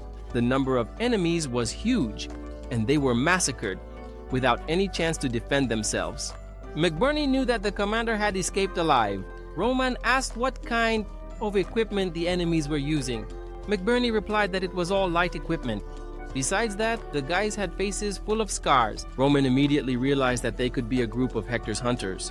The leader of those guys saw scars as an honor for all the battles he had fought in. McBurney also said that it was possible, but he didn't understand why they were attacked in the southern field. If they wanted an advantage, they would need the high ground, so they should have attacked the battlefront. Now Roman understood everything and started saying that they had only passed through the training field because it was on the way to the rear of the wall. They had no other option but to attack them. But McBurney was still confused. Roman went on to say that those attacks on the front lines were just to distract them. What they really wanted was the teleportation gate, the most valuable thing to have on the battlefield. My friends, space control magic, since it was the only way to move quickly over long distances, was a top priority in a war. Not only could it prevent new defenses from arriving, but it could also bring more soldiers from Hector to the attack. Roman said that they would actually win the war if they managed to take the portal. McBurney started to say that they urgently needed to protect the teleport, but Roman said no and asked if he had received any request for support from the rear. McBurney immediately caught on to Roman's idea and replied that it wasn't possible. Roman then began to point out that if that place had been attacked an hour and a half ago and no request for help had come through, it was because the portal was already gone, my friends. Both the northern and southern parts of where they were had been taken by the enemies. Now they're really screwed, man. Considering that the portal had also been taken, they were now completely isolated, and from that moment on, their priority was to survive without needing help from the kingdom. Meanwhile, on the borders of Hector's territory, Prince McClare received word that they had invaded the area due to the distraction and taken the portal. Everything had gone according to plan. The prince seemed surprised that they couldn't let their guard down. He knew that the people on the wall would start defending themselves, and their priority was to take over the entire region so that the whole south would be under his control. He needed to make sure that the plan was executed flawlessly. After all, they had been planning all of this a year in advance. Throughout all this time, they had analyzed the perfect moment to attack and the southern defense patterns. Even if they had attacked the main wall right away, they would have won everything in 4 hours. But the most important thing in that place was the existence of that portal. He ordered everyone to be prepared for the worst case scenario, which would be to destroy it. If the first plan went down the drain, they would blow up the portal and move on to the second plan. The soldiers seemed to know that the second plan was extremely cruel and oppressive. But the prince did not hesitate to talk about it. He was worthy of being recognized as the star of Hector. In fact, this one was the Prince of Edwin. Meanwhile, another body falls to the ground, and the scarred man said that now it was a race against time before they were discovered by everyone. They needed to connect the areas first. The prince warned Jackson that Hector wouldn't last much longer because of the loans and the poor harvest situation. He wanted to propose a new plan and offered for them to take the entire southern front of the Kairos kingdom together. But for Jackson, the boy was like a fate that hadn't appeared to save Hector from those turbulent times. And that's exactly why 48 scout troops were sent to Cairo that year. The exploration team infiltrated and even secretly created a tunnel. The boys saw that they were connected. Then the prince appeared, and everyone welcomed him. He told Kellen to take care of the 1st Battalion and prepare the defense of that place. He then called Jackson, who said he was waiting for orders. They had lost contact with Baron McBurney, unfortunately, who was in charge of the defense on the 5th line, and they wanted to know more about it. Jackson began to say that they were waiting for more details, but didn't. There was no need to worry, since they were saying that the 5th line of defense among all those in the south was the most famous for being the weakest and full of problems. And even with only part of their forces, they would still win easily. The prince began to say that they would need to ensure that every part of the plan worked out. And for that reason, he wanted to punish McBurn regardless of the outcome. As meticulous as Edwin's plan was, he was unaware of 2 unexpected situations that had occurred there. So, back at the 1st line of defense, someone shouted for the fortress to be prepared, just before the enemies began their attack. Then, someone approached and informed them that they had received a message from the southern training camp, and it was none other than Dog Donald, the commander of the 1st line of defense, and it was none other than Roman sending a message to Donald asking why he was making contact in that situation. Roman then said he would get straight to the point and warned that those attacks were a kind of smokescreen. He believed that Ecte's team had already taken over the teleportation area. They should abandon the fortress and seek refuge in the mountains quickly. The best option was to gather the remaining forces and head directly south. Donald knew that the southern region was the most dangerous since it was right on the border. So, why was he giving that advice? He said they would decide what to do, but he was going to hang up now. The guy then simply ignored the advice. Roman then decided to abandon all the other lines of defense. And the last option was just to save the people from the 5th line.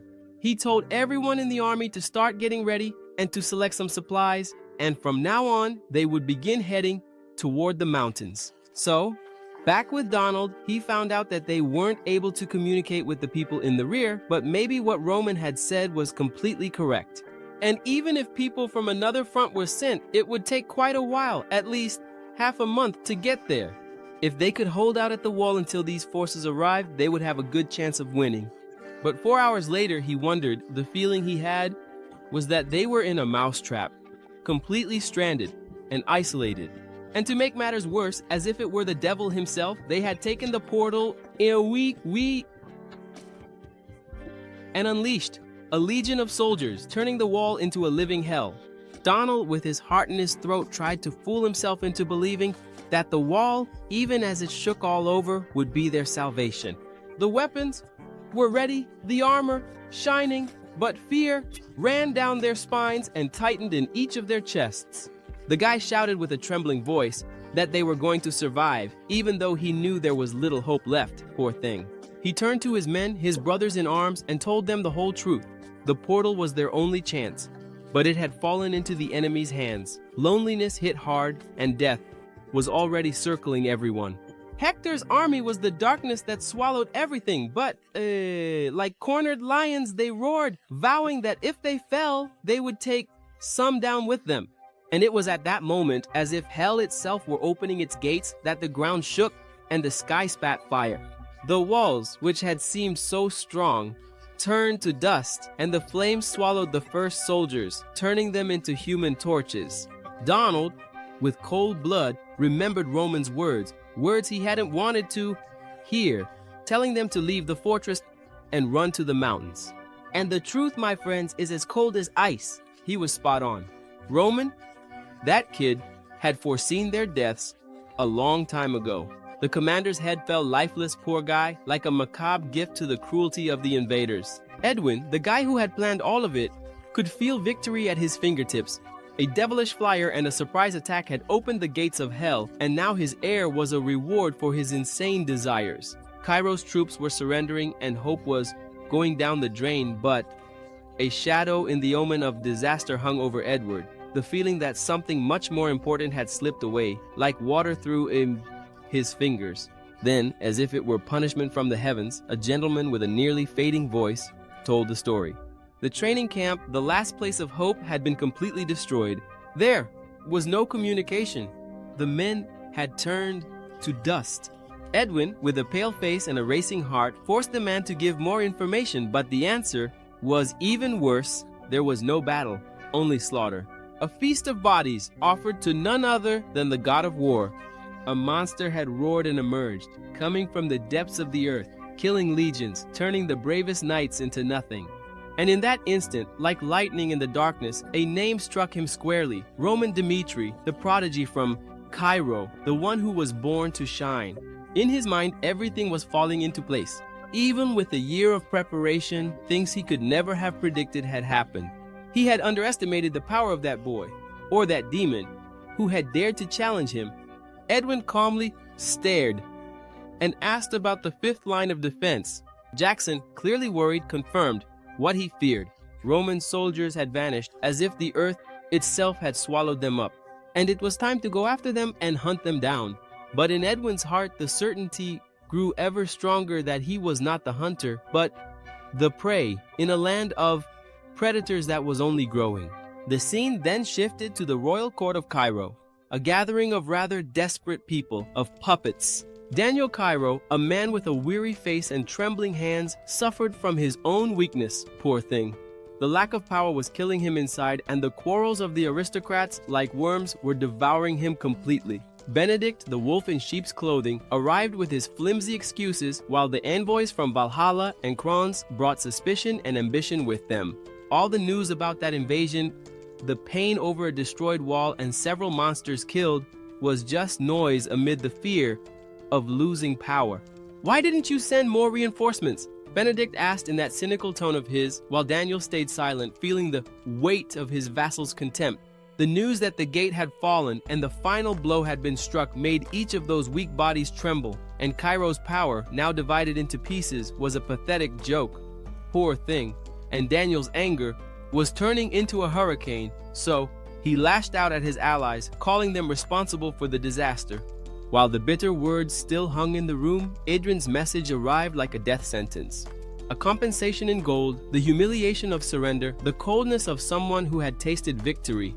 Benedict, his face pale, was shouting in outrage, unable to accept that reality, but Edrin, like a heartless executioner, cut him off, saying there were 3 days, just 3 days to pay the debt or be reduced to dust. The south would belong to Hector, and the survivors would be nothing more than pieces in his macabre game. With the call ended, Edrin felt the weight of responsibility settle on his shoulders. The debts, the hunger, the thirst for power, all of it was pushing him deeper into the abyss of war. And if he couldn't be seen as a hero, then let him become a demon, a monster the country needed to survive. Daniel, the powerless king, realized that with the loss of the portal, gold was the only way out. The risk of being destroyed was completely in the air, and the only chance to stay alive was to pay the price. Benedict, with defeat stuck in his throat, agreed without saying a word. However, he was certain it would be an absurd amount. Daniel, with his tremendous patience already hanging by a thread, asked what the other option was, and told them to come up with a better idea. Everyone fell silent, and the king nearly exploded with rage. Those damned aristocrats loved to argue about everything and everyone, but they never had a solution. And now things were really starting to get ugly. They were good for nothing. So he said that if no one objected, they would pay the amount Hector was asking for. But the guy from Valhalla stood up immediately, leaving everyone surprised. He said he was against it, and everyone was left speechless. But he also said that Roman Dmitri was on the southern front, and from what he had heard, Roman Dmitri had defended the fifth line and was alive at that moment.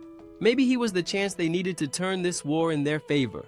If they knew how to use his presence there, they had a chance to change the entire course.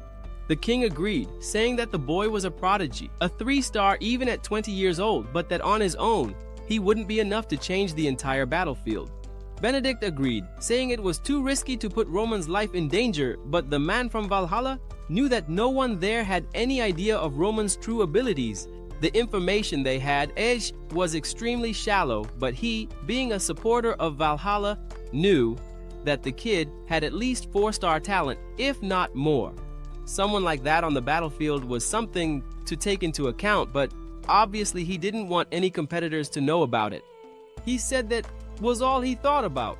He also wasn't going to insist, but maybe they should at least wait those 3 days. If nothing changed on the southern battlefield, then yes, they would accept Hector's request. The king agreed, saying that the proposal was accepted. From that moment on, the kingdom would prepare both for war and for negotiation. The scene then shifts to Henry looking at the completely destroyed first line of defense. In his mind, Cairo had already lost the war. He started shouting for everyone to run to the mountains and escape from there. He didn't want to be a hero. No, not at all. First, he needed to stay alive to do anything at all. But that's when someone appeared in front of him. Luckily, it was Chris who told him to keep quiet and follow him. So they started walking through the forest, with Henry wondering why Roman's knights were there. As soon as he came out of the bushes, he was extremely surprised. They had already set up a secret base before everything started. Chris explained that this was Roman's plan, in case things went wrong at the rear. Henry shouted, saying that if they had already lost everything, they should have run away, right? So why were they camping there? Chris just replied that the war wasn't over. They had stayed behind and crossed the mountains to protect their allies, like him. After all, if he were one of Hector's soldiers, he'd already be dead. The poor chubby guy was always trembling, poor thing, whenever he was around those people. So he quickly asked where Roman was. Chris said he had gone to the front lines, taking out the enemies. Now Henry realized that the boy was a true predatory monster. The scene then shifts again to a guy getting whipped on the back. Man! The current commander of the front line, a guy named Brand, only wanted as many soldiers as possible to survive because of that damn Donald's orders. Most of them had been massacred at that wall. Everyone was lying on the ground, dying. A guy came up and asked if he was Brant and wondered if he had already arrived in hell. That was his vision. He asked what the guy was doing there and who he was. The boy then replied that he was someone from the 5th line of defense named Roman Dimitri. Brant remembered that this was the guy who had advised them to run away. So why did he come to help instead of running away too?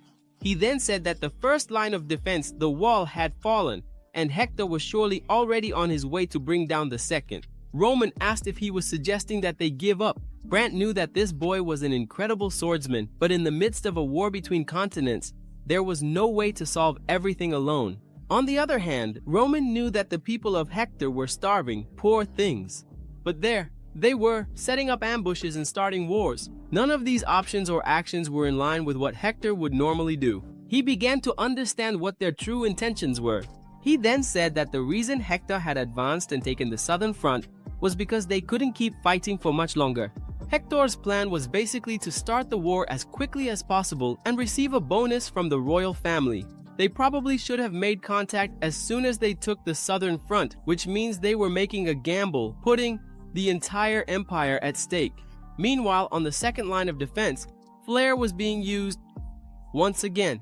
The bomb exploded on the wall, and the soldiers were burned. In Edwin's plan, it wasn't just that Baron McClare had died on the 5th line. No. It was supposed to be easier to invade the south, but that was Roman Dimitri, and he had ruined all his plans. And the worst part was that he hadn't even used his full strength to defeat the soldiers. He overcame. Even gathering all their forces, it wasn't possible, as if a single person could throw off all their plans. Hector wasn't foolish enough to fall because of just one guy. At that moment, a soldier came running in, out of breath, announcing that they had lost contact with the group that was supposed to clear the 1st line. And worse, the 2nd and 3rd squads had vanished from the map. Now, Edwin immediately felt that sinking feeling. It was Roman Dimitri's fault. He then called Jackson over to explain the mess. Jackson started to say that as soon as they took down the 1st line of defense, they sent some guys to finish off anyone who had escaped, but they lost contact with the 3rd group. It seems like everyone who went in has already become fertilizer. The prince asked how many casualties there were. Jackson said it was only about 300. Edwin's greatest fear had come true. Instead of disappearing, Roman Dmitri hid in the mountains and started fighting back.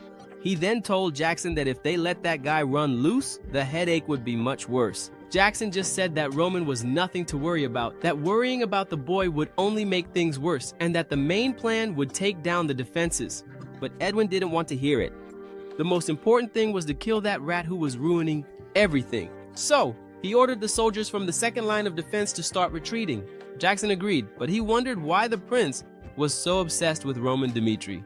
It was already night. Edwin knew the boy was in the mountains, and after a year of preparation, he felt that Roman Dmitri was extremely dangerous to his plan. He then gathered the soldiers and said that he knew what they were thinking, but as their commander, he asked them to prepare for the worst.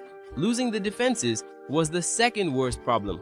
The worst was that Roman Dmitri was creating a bunch of unpredictable situations. Jackson already knew that Edwin was very rational, and for that reason, he accepted all of his orders. Looking at the mountains, he said it was time to start the hunt. But the southern mountain was gigantic. If they searched slowly, they would lose the enemy, so they decided to surround the area and climb the mountain little by little.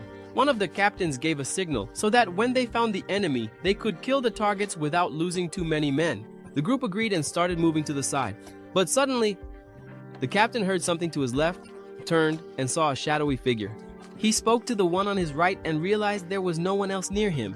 He was quite confused and tried to whistle, but Roman was already behind him, twisting his neck. Roman realized that Edwin's plan was bolder than he had imagined. To him, it was certain that they would attack the second line of defense. He couldn't believe they had left the entire line just to go after him. The commander of those guys was really sinister. At that moment, everyone on Hector's side already knew the enemy was in the forest. Roman went around cutting off heads, while the men shouted for everyone to keep an eye on their allies. Another one yelled right after that they were going to surround him, but he was taken out too. Roman had a dark smile, saying it had been a long time since he felt this way. In his past life, it was one test after another, all because of a child of the celestial demon.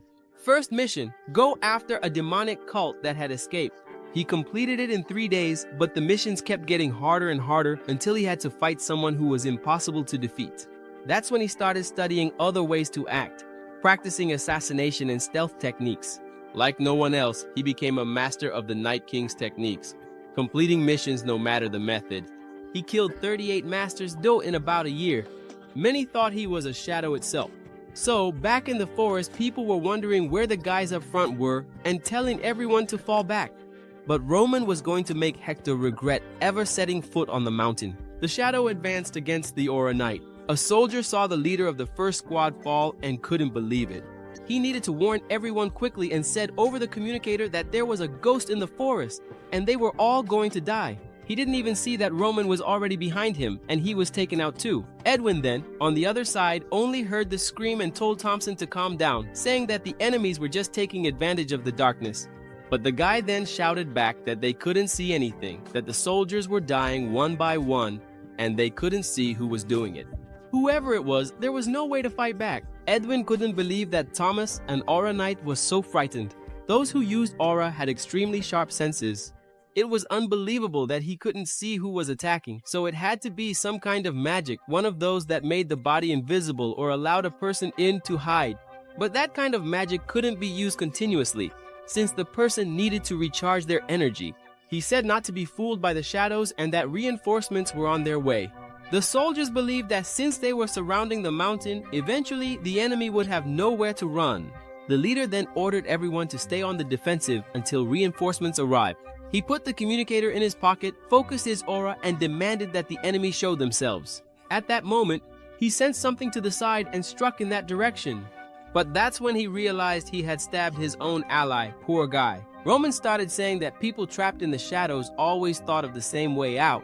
And Thompson launched an attack, telling him to stop being a coward and show himself already. Roman began walking toward him, saying that when they find an enemy they can't see, they think they're going to win. But why did they believe in something so stupid? If they can't sense the enemy, how are they going to win head on? Thompson immediately realized it was Roman Dmitri, and knew he had to finish him right there, so he shouted that he was going to kill him. Their swords clashed, but our guy dashed past him like lightning. Thompson fell to the ground. He still managed to shout that the enemy was right next to him, but Roman said that no one would hear him from there and finished him off. Now he took Thompson's communicator and said he knew what they must be thinking. Hector was starving, and it was the worst kind of hunger, and that's why they decided to invade the South and pulled this crazy stunt, risking everything, because they hoped to solve their problem with this war. They wanted to use the South as a hostage to get money from Cairo, but the problem was that everything had already been found out. He also knew that they didn't have much time, since they probably didn't have enough money to send food to the soldiers. If they tried to stay there, they would be a problem, and he would keep fighting them. Roman, his objective there, was already accomplished, and it was impossible for them to ignore him. On the other side, someone asks if he was Roman Dmitri. Our guy smiled, and Edwin said he didn't deny that Hector was going through the worst famine in history, and that to break out of the cycle of debt, they needed to do this. Roman asked if he wanted him to understand their situation. Edwin replied that no, of course not. It was just to explain their desperation. Hector's fate was at stake in that war. They might have little time, as he had said, but they weren't going to let their comrades' deaths be in vain. So he had better warn the royal family of Cairo that if they didn't get anything there, they would spread corpse poison throughout the entire region. The entire southern front would become a land of the dead. Edwin and Hector were willing to do whatever it took to save their people. So he asked Roman Dmitri what his decision would be. He could follow along with Hector's kingdom, which was on the brink of the abyss, or he could negotiate. But the final decision belonged to Cairo. The name Edwin Hector was one that Roman Dmitri had seen many times when researching the South. Unlike his father, he was a very competent man. The center of Hector, recognized not only by his own people, but also by the nearby factions, was that man who was in command of that war. But deep down, he found the guy impressive. He didn't like being threatened and drove the sword into the guy again. Edwin asked what he thought he was doing. Roman replied that he had stabbed the other man's thigh with the sword. Edwin just told him to kill the guy already and stop torturing him. But Roman said that was a very emotional response, and he had no interest whatsoever in Hector's troubles. Then drove the sword into the guy again and warned that the war had already started and they were the ones who crossed the line first. And not for a second should they expect him to act in a humane way. He was going to do exactly what he thought was right, and they would have to fight to stop him, because otherwise he wouldn't spare anyone. Not even those who raised a white flag and tried to run away. He would hunt down each one and drive his sword into their backs. If they chose to embrace death and resist until the end, then the two of them would meet soon enough. Edwin was now extremely frightened.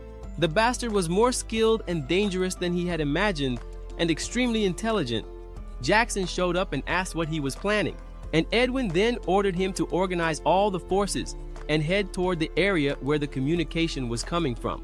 Because of the pain Thompson suffered, he was going to make sure Roman was cut to pieces, even if it meant climbing the mountain himself. They couldn't give the enemy any chance to escape. Roman then stuck a twig in the ground and said that none of them were able to see it. It was something tiny, from a human perspective, but even that stone had mana.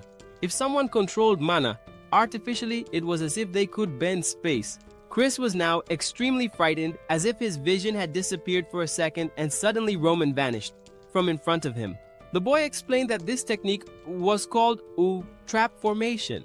Back with the army, the soldiers shouted that sacrificing themselves was an honor as long as they could defeat the enemy. But then Chris, who was beside them, was still amazed that with the trap formation, no one had detected Roman. He turned around and ordered everyone to attack all the enemies. The group had no idea at all where they were going. And after the battle against the boats, Chris was reborn as a completely different person. He trained harder than everyone else to become much stronger, even stronger than Roman, because he knew that if he let his guard down even for a second, he would miss out on some lessons. And for that reason, he held out against Roman as much as he could, even though he was almost on the verge of collapse. Because of this, he finally began to learn the techniques of the 10 strongest martial arts masters. Seeing the dead guys on the ground, he knew all he had to do was follow the next orders. So, He turned around and ordered everyone to fall back. It was time to set up the next position. Meanwhile, in other areas, fights were breaking out as well. Kevin's comrades said the strangest thing was that he was growing faster than everyone else. And Kevin clearly remembered how Roman dealt with the enemies that showed up. He would always follow Roman's values. The way Roman handled everything was the right way. In other regions, everyone was fighting too. FK Vulcan was also completing their missions. 4 attacks carried out by 4 groups. They had all been launched at the same time, and the operation was a complete success. The soldier said he was sure there must have been a mage with Cairo's group. Even in well-lit places, they wouldn't be able to see or understand anything. Out of nowhere, the guys were just there. Jackson said that apparently they were falling into the enemy's trap. Meanwhile, Edwin knew there was no magic capable of moving that many people at once. That would only be possible with several scrolls, but they were soldiers controlled by the magic tower in an isolated and forgotten place. The South wouldn't have an item like that. The last option was a mage with multiple circles, but they didn't even have that in the East, so there was no way the South would have one. To him, all of this was extremely ridiculous. Jackson agreed that it was impossible. But a mage was even rarer than an aura swordsman. And most of them belonged to the Magic Tower, a neutral organization connected to all the continents that recruited those with mana talent. That was where wisdom resided. The most logical path to becoming a powerful mage was to join the tower. That Edwin knew that each country had only a few mages and that this wasn't the case here. So, to find out what the trick was, he would have to go there himself, but it wasn't time yet. He needed Roman to fall into the trap, and suddenly, a guy was pierced and the blue-haired guy said they had finally caught Roman. Then Roman started to run away with a glow on his back. The guys had activated a fragment that spread light in all directions, and on that dark night, Roman became almost like a firefly. One of the guys passed on the information that he was heading north, and soon after reported that he had changed direction and was heading toward the second squad. The guys who were waiting said they would keep an eye on their allies, but Roman just used his second move and cut down a bunch more. Now the problem was that he was running out of energy. One of the guys on the ground said he was screwed, that there were thousands of soldiers around, and that no matter how strong he was going to die right there. But Roman smiled and asked if they had never thought that he did all this on purpose. He had thrown himself into this trap. The guy was completely confused, and Roman said it was pretty ironic. After all, it would be a long time before the sun came up. Another pile of bodies fell to the ground. Jackson then appeared behind Roman and said he had finally found him. Roman realized that the person there was the captain of the exploration team, who, judging by his energy, was about 4-star level. The two didn't say a word and immediately launched into their first attack. Jackson shouted that he had found the damn Dimitri. Everyone thought Jackson was a 4-star knight, but no one was really sure, since he wasn't even listed in Hector's rankings because he had devoted his entire life to the explorers. The truth was that nobody knew how strong he really was, but at that moment, he was left speechless because Dimitri hadn't been knocked back by the attack.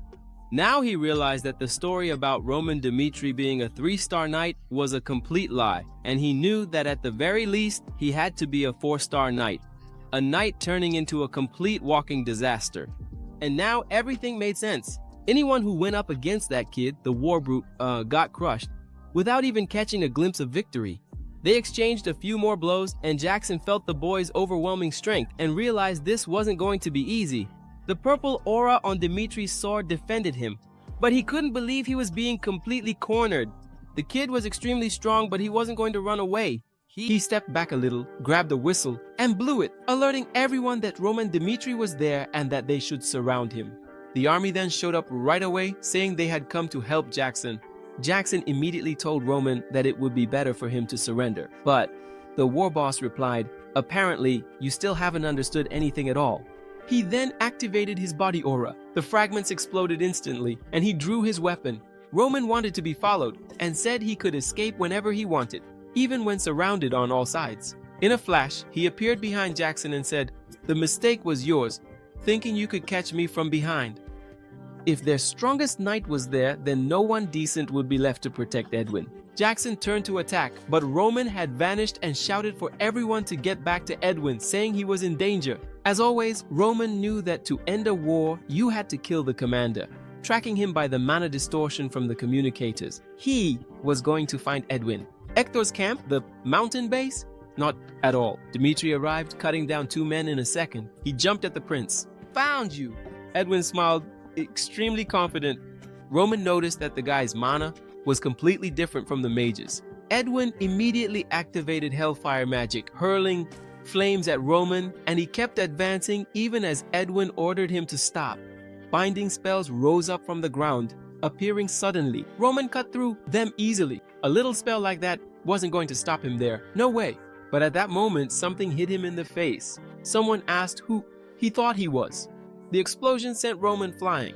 The guy said he was extremely arrogant. Roman then defended himself with his sword, but he could feel the man's aura intense.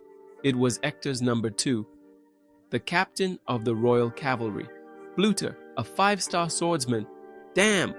Roman saw that Edwin had some tricks up his sleeve and had set a trap for him. Edwin said that on that day, it didn't matter what Dimitri did. Unfortunately, he wouldn't survive the combined attack of a 4-circle mage and a 5-star swordsman. Today, his life would end right there. Edwin kept casting windblades and Bluter attacked, sending him straight to hell. Roman was startled, surrounded on all sides. He activated his demonic aura, defended against the attack from the right, and dodged the attack from the left, but Bluter landed another blow on Roman, forcing him to throw himself into a defensive move. An explosion lit up the entire forest. Kneeling, he thought that he had expected traps, but never imagined a mage and a 5-star knight infiltrated. That was very interesting. Only in the face of death did he truly feel alive. Bluter was now extremely frightened. A kid in his early 20s had survived those consecutive attacks. A monster from another world, my friends. Lucky for him that our Claytao wasn't on his level. Edwin ordered another attack because now he was tired, with a double oath of world breaking. But in a split second, Roman was right in front of him, activating the celestial demon technique once again. Bluter then froze in place. A third move came, but he managed to defend himself. The entire ground shook and everything turned to rubble. Bluter asked if the prince was alright, while Roman realized that 5-star knights were stronger than he had imagined, and his own energy was at its limit. After using 2 demon techniques, he told Edwin to remember this: if we meet again, you won't survive like you did today. They were left paralyzed, but Hector's army had been humiliated and lost many men because of just 1 man. As much as he didn't want to accept it, the truth was right in his face, hitting him from both sides. Edwin said it was his fault for thinking that Roman Dimitri was something they could completely control. And the worst part was that the situation had gotten even worse. That battle was a defeat for Hector, a defeat for him as a commander. He then ordered the bodies to be collected so they could rest in peace. With that, all the bodies there were burned. The prince apologized and said it was his fault for not paying enough attention, but the soldier behind him said that none of it was his fault. Jackson unfortunately had to agree. There was no one there for them to blame. The enemy was simply purely stronger. He then ordered everyone to hold their heads high because victory was still entirely possible. Seeing how the soldiers' confidence was restored, Edwin began to calm down. He said it was alright, but anyone who opposed his decisions had better run. From that moment on, before Cairo's main forces arrived, they would sweep away all the remaining defenses, and they had only 10 days at most. The rear guard would become an incredible fortress, and they would hold out until their very deaths. Bluter asked how they would deal with Roman Dimitri. Edwin said that just fighting in the mountains against a shadow was very different, but on a flat, open surface, they would use the battlefield to their advantage and swore that Hector would never ever lose again. Jackson then asked if he really thought Cairo would pay the reward. After all, it wasn't the only place where they could get money. Then Edwin remembered that he was going to make a slightly better offer to the Kronos Empire. The scene then cuts to the royal family of Cairo. A man was saying that they spent too much in the east because of Kronos. Count August said that was why they didn't have money for Hector, and if they gave in, the entire reserve would turn to dust. The king then started to speak and was going to raise taxes, but the man said that if they had done that 6 months ago, he would try again and the people would revolt. The only way out was the nobles' money, but the royal family would lose all its authority. And he saw no way out, poor guy. He then wanted to speak with all the nobles, but someone informed him that there was a message from the southern front. They had driven out part of the enemies, and Daniel was extremely surprised. Could this really be true? Hector had more than 10,000 men. How did they manage to drive some of them out? If it was true, there was a way out. The guy from Valhalla knew it had to be Roman Dimitri's doing for sure, but it was unbelievable. Just one man had made such a difference on the battlefield. That man, my friends, was simply the war champ, and they said they would get in touch with the southern front. Daniel then started to wonder who the person was, which group it could be, and that's when the house of Albert Benedict appeared and said they had heard about influential people in the central government but wanted to know why. He replied, "In Roman's place." And then he began to explain that he was from Roman's army and that he needed some time alone as the only noble. He decided to comply and started to talk about the day he saw Roman, but Benedict told him to stop and get straight to the point.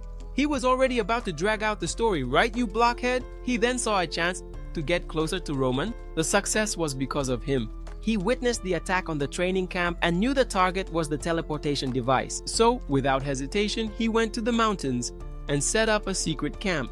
If the commander had listened to Roman, he wouldn't have failed. The king and everyone else there saw that the commander was a fool, and Roman was the only one who succeeded. Henry, now knowing that Roman's group was nearby, shouted for everyone to hear, praising the boy. And he fought alongside the legend, who alone could easily defeat more than 200 enemies. Even when surrounded on all sides, he brought victory to the kingdom of Cairo. And Daniel said that they acted like cowards, while Roman stood his ground and turned the tables. They were ready to give up, while Benedict said that after the teleportation failed, he also thought there was no hope left. But the forces of Cairo had shown that they were not weak. Now that Roman Dimitri had taken one of the southern borders, he needed to seize the opportunity to attack. A man slammed his fist on the table, saying that Hector would pay. Daniel said that from that moment on, they would never negotiate with Hector again. They would start a new plan to restore all the pride to the Cairo Empire. He then ordered the vassals from all the families to be summoned to share more information about the south. Everyone seemed extremely motivated to help the entire empire, but the truth was that their real interest was in Roman Dimitri. At the base, Henry knew that after the war, Roman would go to the central government and joining a group was the best thing for him. He then called Chris, asking if he was hungry, but Chris ignored him and insisted that it was delicious. Then, Chris turned around and asked if he thought he didn't know what he was planning and that he simply longed for more recognition. But there, where death was lurking, he needed to prove his true worth and become someone who could truly be trusted. Henry now had his ego completely wounded. He thought about it, but soon turned to Kevin and asked if he wanted a piece of meat. Then after the meeting, the royal family called everyone still, breathing in the south, begging for help for Roman. The soldier, Vasily, commander of the third line, thought that if Hector fell to a mere 200 men, he must be weaker than he imagined. Another one agreed naturally and had heard that Hector was starving, that a bunch of skinny soldiers were going hungry. There were a lot of people, but none to be feared. Vasily, isolated for 3 years, thought this was the chance fate was giving him, but he didn't want to help Roman buy time. No, if the boy defeated Hector on his own, he could do it too. So he began to gather his forces and was about to start the guerrilla warfare. Hector's army split into 3, attacking the second, third, and fourth lines. In the third line, 3,000 soldiers. Vasily, blinded by all the success Roman had shown on the battlefield, prepared several traps, but Hector was not as weak as he had anticipated. Frightened, he realized how ridiculous it all was. While he had been protected behind those thick walls for 3 years, Hector's people were ready for war and had just come out of combat. When he saw an Aura soldier leap toward him, he realized that victory had only come because of Roman Dimitri, and he was completely cut down, without any chance at all. Edward then received the message that the third line had been wiped out, and another reported the third and fourth lines had fallen at the same time. But then the communicator went off. The second line as a guy, completely desperate, said it was absolutely impossible to hold out for 10 days, and he was begging. Daniel was now in shock, my son, and was about to lose all the defenses in a single day. Now he understood. It wasn't that Cairo was strong or Hector was weak. Victory only came because of Roman Dimitri, and he gave them the advantage. But they let their guard down and wanted to know where was Roman Dimitri? In a cave. Roman Dmitri, our war hero, was saying that he still had a lot to learn in that world. He immediately started telling an old man's story in the world of Morin. The thing was to absorb the energy of nature like a tree and its roots. And that's how a martial artist would evolve. But there, magic existed. If Edward were a first circle mage, he wouldn't have escaped, no chance. He would be far from having all his former power. Risky decisions could get him killed. So Edward anticipated the attack and placed a guard nearby. Things had started off really badly.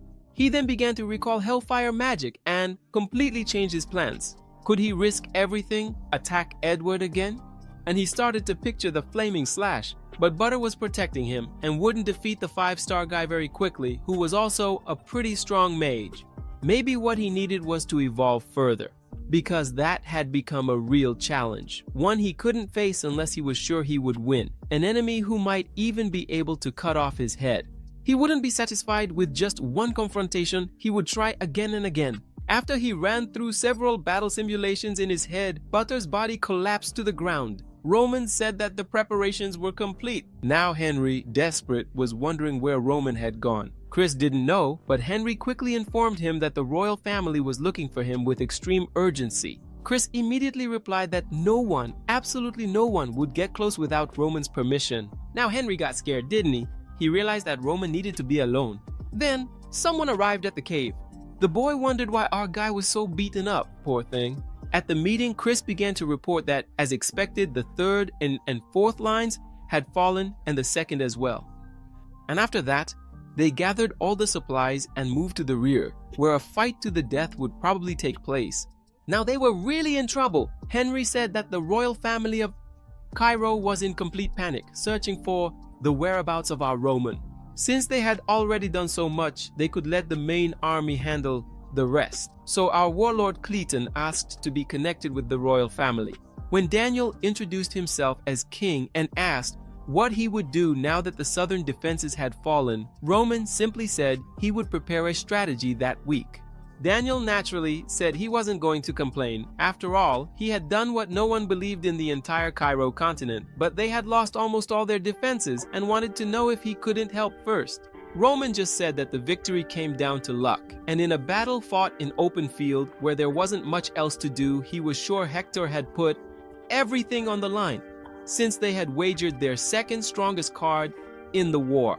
The enemy commander was a mage, and to make matters worse, Daniel turned extremely pale, a 5-star knight and a mage, in the same battle. Roman reaffirmed that mages were a devastating force on an open field, and for that reason, he expected Cairo's main force to come to their aid. So Benedict, standing beside him, knew that Roman was right. It would be impossible to defeat Valhalla, and Kronos also realized that Hector was risking everything.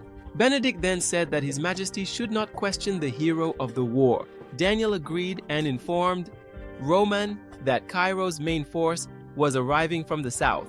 But of course, Hector was also expecting the arrival of these troops and wanted Roman to help with the preparation and attack on the base. Roman paused for a moment and thought, Hector hasn't given up on the war.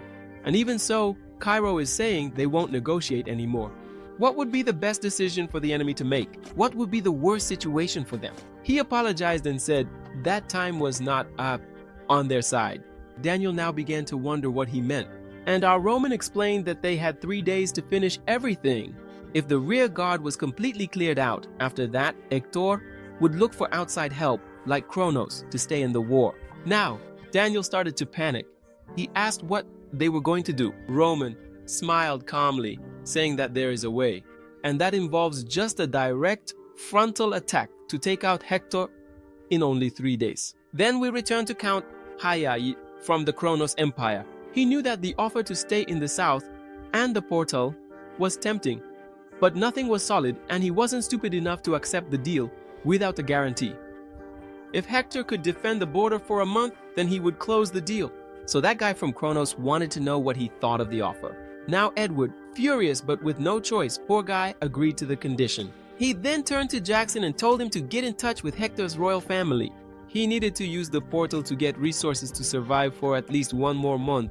The problem was that it would take 3 days to fully connect the portal to Hector's land. But if they could hold out for 3 days, the supplies would arrive. In front of the castle, someone started shouting that those bastards had the nerve to raise Hector's flag on their territory. That was Fadus, the commander of Cairo's main force. Then he joined Baron and Baron Thales in a tent to work out all the strategies to follow. He couldn't believe that so many important government figures were there, getting involved in something that would only bring losses. That story about them wanting Roman Dimitri's favor wasn't a lie. That's when the tough guy showed up, Fadus. He welcomed him and said it was an honor to meet Cairo's hero and mentioned that Roman was much more handsome than the rumors said. Wow, the guy was totally smitten with Roman. Fadus had received instructions from Benedict. He had to do everything he could to win Dimitri's favor. He warned that everyone would blame the royal family for losing the war, and that if Roman Dimitri fell into the hands of the aristocrats, the balance of power would go down the drain.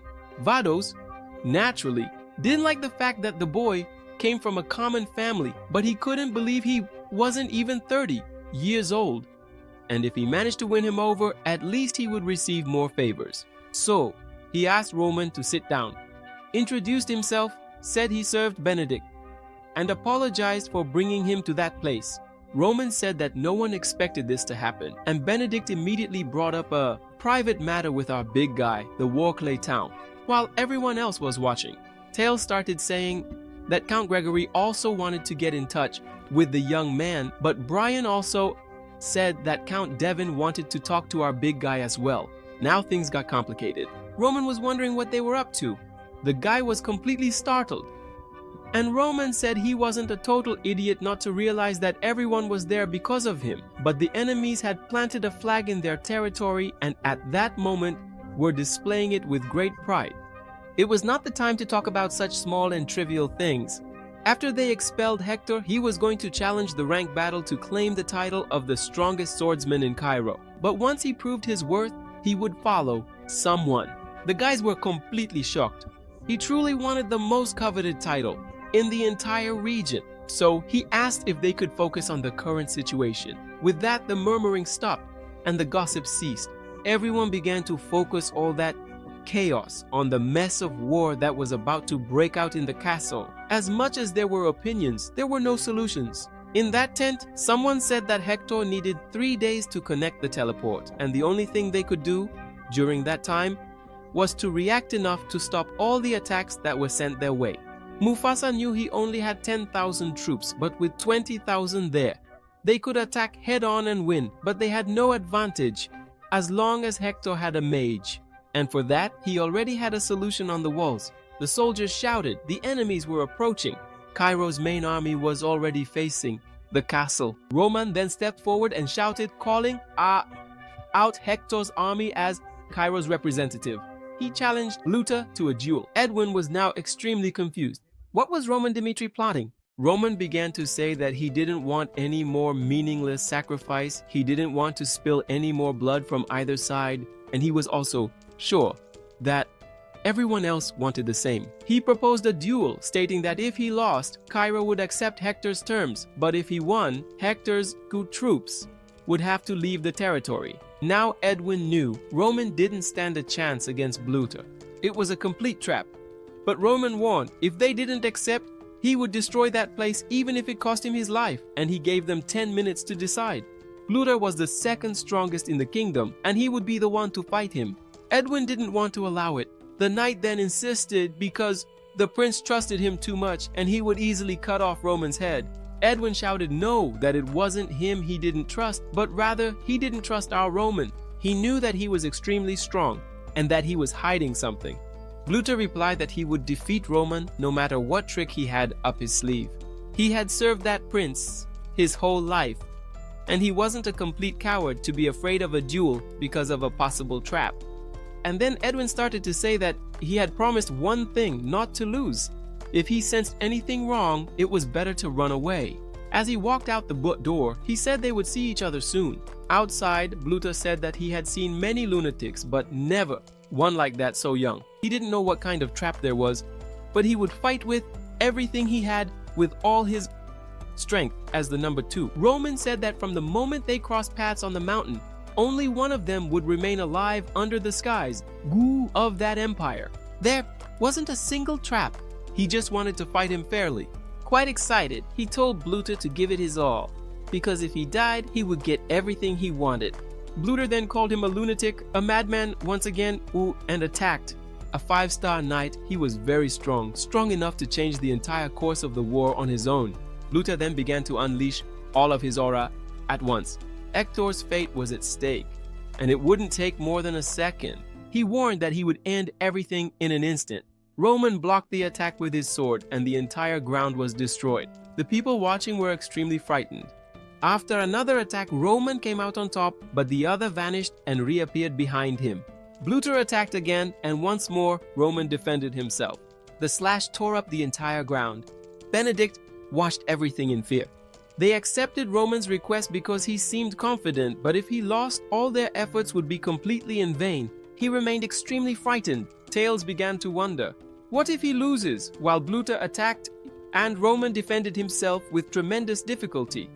From atop the walls, the soldiers shouted his name, asking him to avenge all the comrades who had been killed on the battlefield. Another attack was blocked, and Bluter began to realize that Roman was already getting used to his strikes. He blocked and seemed to anticipate the path of his sword. He started to wonder if Roman was actually analyzing him. Meanwhile, Roman thought that he finally understood where he stood in that world and had cut down Romeros with 4 stars in an instant, but he wouldn't be able to defeat a 5-star guy. He needed that fight to truly understand the scale and position of his current power. He gripped the hilt of his sword tightly and was about to break through the wall in front of him to level up. The enemy replied that he was being extremely reckless. Aura explosion was a way to expend energy. The knights didn't know how to control mana, so they created explosions around their bodies, while the energy concentrated on the blade, leaving the sides completely weakened. Roman saw this and decided to attack the weak points.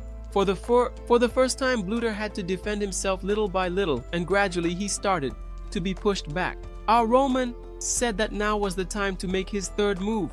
A giant aura appeared before everyone's eyes, as well as his enemies. Those who had been confident in the fight were extremely shocked to see a 5-star knight defending himself against a 3-star knight. Lying on the ground, Bluter wondered how that guy considered a 3-star could fight against a 5-star. Damn! Then, from the wall, Edwin wondered if Roman was really going to fight without using tricks and couldn't afford to lose Bluter, because that would be the worst possible scenario. Not only would they lose their greatest strength and still have to abandon the place, but he trusted in that guy's potential. He still hadn't given up. Maybe Roman was just acting extremely recklessly.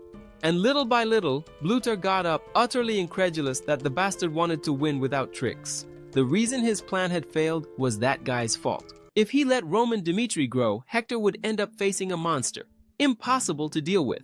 He had to be killed here and now. And he warned Roman that now he was going to fight with everything he had, and then raised his sword toward the sky, He activated the secret art of the sunstrike, and a giant ball of energy shot toward Roman. He knew that if he took that head-on directly, unfortunately, he'd be done for. And to get through all of that, he would have to focus everything, absolutely everything he had, on defense. It was the old man's strongest attack, and it was time for Beck to use his most powerful defense, the war shield. The sun was about to explode against him and Edwin, who was terrified, while our shield bearer inside was telling him to bring it on with everything he had.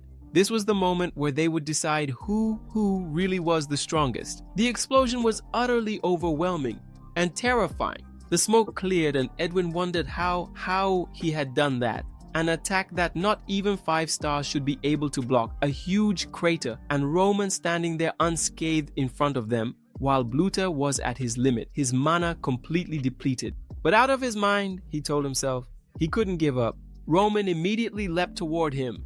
Another attack was blocked, and he kept defending himself, asking how it was possible. That guy was like facing a demigod. He, with all his vast experience on the battlefield, being cornered by a kid under 25 years old. But he wasn't going to stop there. No, not at all. Even if death was waiting for him. Suddenly, Roman grabbed him by the face, slamming it into the ground.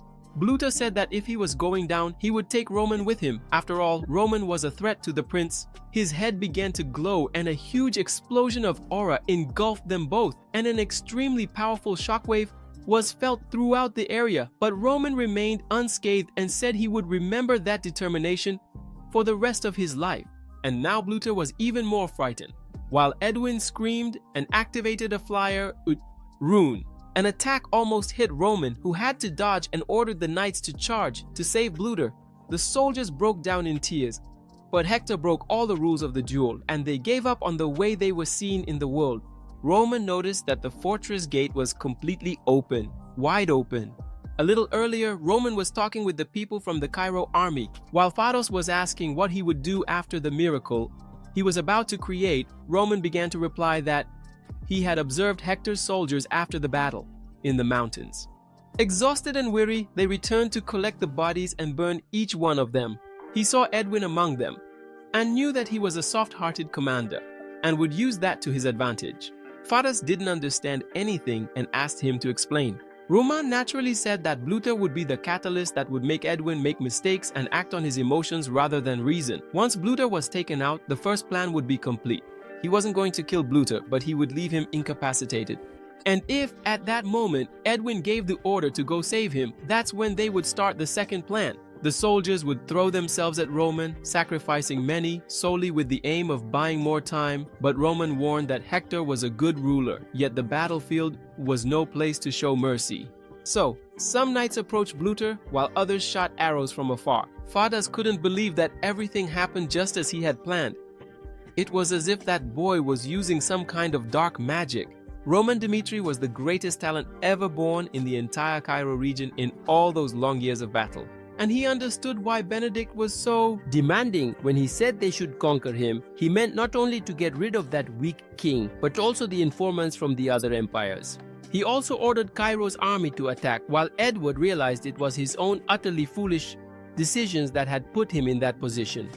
He was pathetic and lost his composure, then began to activate his flame rune. A torrent of fire started to rain down on the battlefield, and some men came to the prince's aid.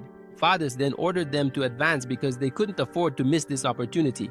While one of Hector's knights knew he needed to close the gate, down below Bluter was finally arriving. Meanwhile, Roman thought that this was the moment he had been waiting for, and he started running frantically toward the wall gates as they were closing, activating the celestial demon steps at incredible speed, while an order echoed throughout the territory: activate the defenses. Our Cleito of war, who approached with a look of pure hatred. Hector's soldiers formed a wall, determined to hold back Roman, but in an intense explosion, a flash swept through the entire front line as if it were nothing. A powerful voice shouted for the army to advance. The gate was completely open. Pharos ordered the remnants of Hector to be killed. The battle had finally begun. Thunderous, but now only the main objective remained. He entered the castle and suddenly found himself face to face with Edwin, who at that moment wondered when everything had started to go so wrong. They had managed to fall into a perfect ambush, the invasion flawless. The plan wasn't bad, but everything fell apart when Roman Dmitri appeared on that battlefield. He was the main culprit for everything. The defeat of the 5th Defense, the guerrilla warfare in the mountains, the loss of all the valuable soldiers, all because of that boy. He questioned the existence of God and wanted to know why he had made him the star of Hector and why he had also sent the star of Cairo, Roman Dmitri, there. Face to face with Roman, he began to say, "We finally meet, dear Roman."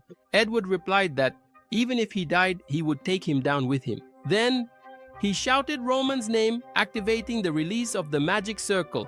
A sphere of wind appeared in his hand. The whole place began to fall apart, and an attack was launched toward Roman, who cut through the magic as if it were paper. The soldiers then came forward, determined to protect the prince. 3 Aura Knights attacked with tremendous fury, but Roman quickly activated the second Iumailao form of the celestial demon and sliced them in half, as if they were ragdolls. But suddenly, earth magic appeared, trapping him in a tangle of branches. Edward immediately activated hell magic and unleashed hellfire upon Roman Dmitri. The sword quickly pierced through all the flames, completely tearing that attack to shreds. Now Edward saw and knew that Roman would not die easily, but he wanted to see him survive all of that. He then unleashed a blade of lightning and struck Roman directly. The explosion was enormous and extremely powerful, shaking the entire area. Edward smiled, thinking he had stopped the monster of Cairo. But then Roman appeared behind him and began to say Edward's name, acknowledging all of his power, but unfortunately he said Edward was nothing more than an insect. The attack was just about to hit him when blood splattered onto the prince's face. Callum had blocked the Roman's attack with his own body, and still crying, in his final words, he begged the prince to run away from there. Now Edward began to feel completely desperate, screaming Callum's name. Roman wiped his still bloody sword, stained with Callum's blood, on the prince's shoulder, and found the whole scene pathetic, deciding to humiliate him even further by saying he would catch up to him soon. Suddenly, a swarm of enemies leapt at Roman, trying to stop him. He blocked the first blows, but the man did not give up. Jackson then grabbed the prince, telling him to get a grip. If he wanted to die right there, if he was going to be judged as a defeated coward, he should at least survive until the end. Otherwise, the lives of everyone who had died for him would have been completely in vain.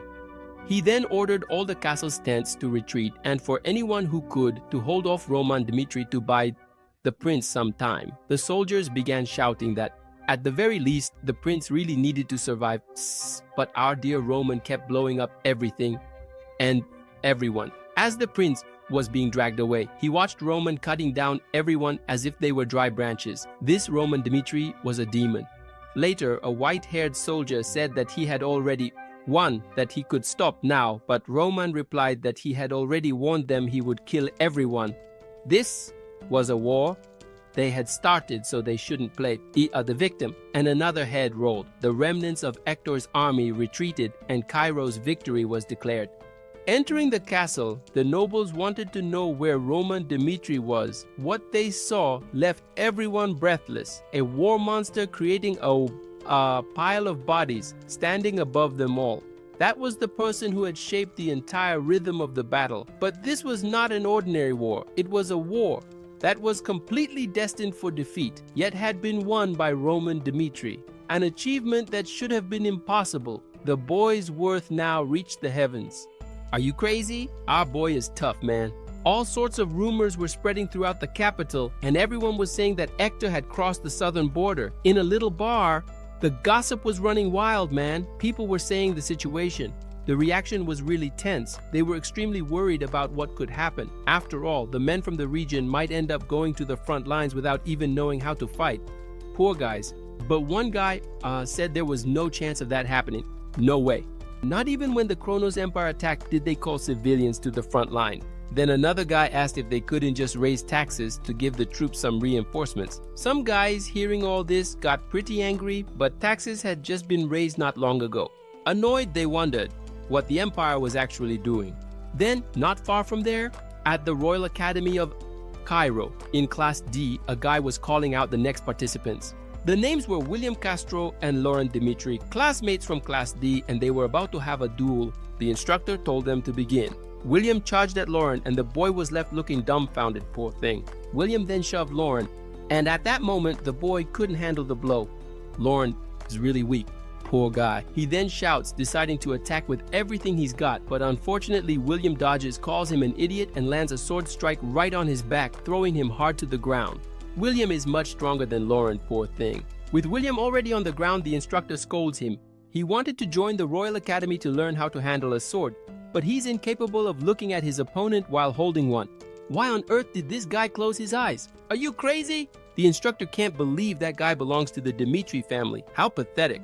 If he keeps acting like this, he'd better get ready to be demoted to Class E. And he'll be laughed at if he ends up in Class E, because that class is for people under 15, the kids, and he's over 18. Are you kidding me? While he was thinking about everything that had happened at the academy, he came to the conclusion that he was useless, poor guy. But suddenly those guys showed up again and started making fun of him all over again. They said that his brother was Mr. Rodwell, a sword genius who was already in Class S. The boy started saying that when he was younger, he thought there were only geniuses in the Dimitri family. But looking at Lauren, he realized it was a miracle that Rodwell came from that family, because the guy was just too good. He started telling the boy that miracles don't happen twice, and Lauren just listened, poor thing. His brother's name always haunted him. The crazy guys after him said that this was really fun and wondered if it was really true that Roman Dimitri had defeated Romeros. That guy could swear it was just a family rumor.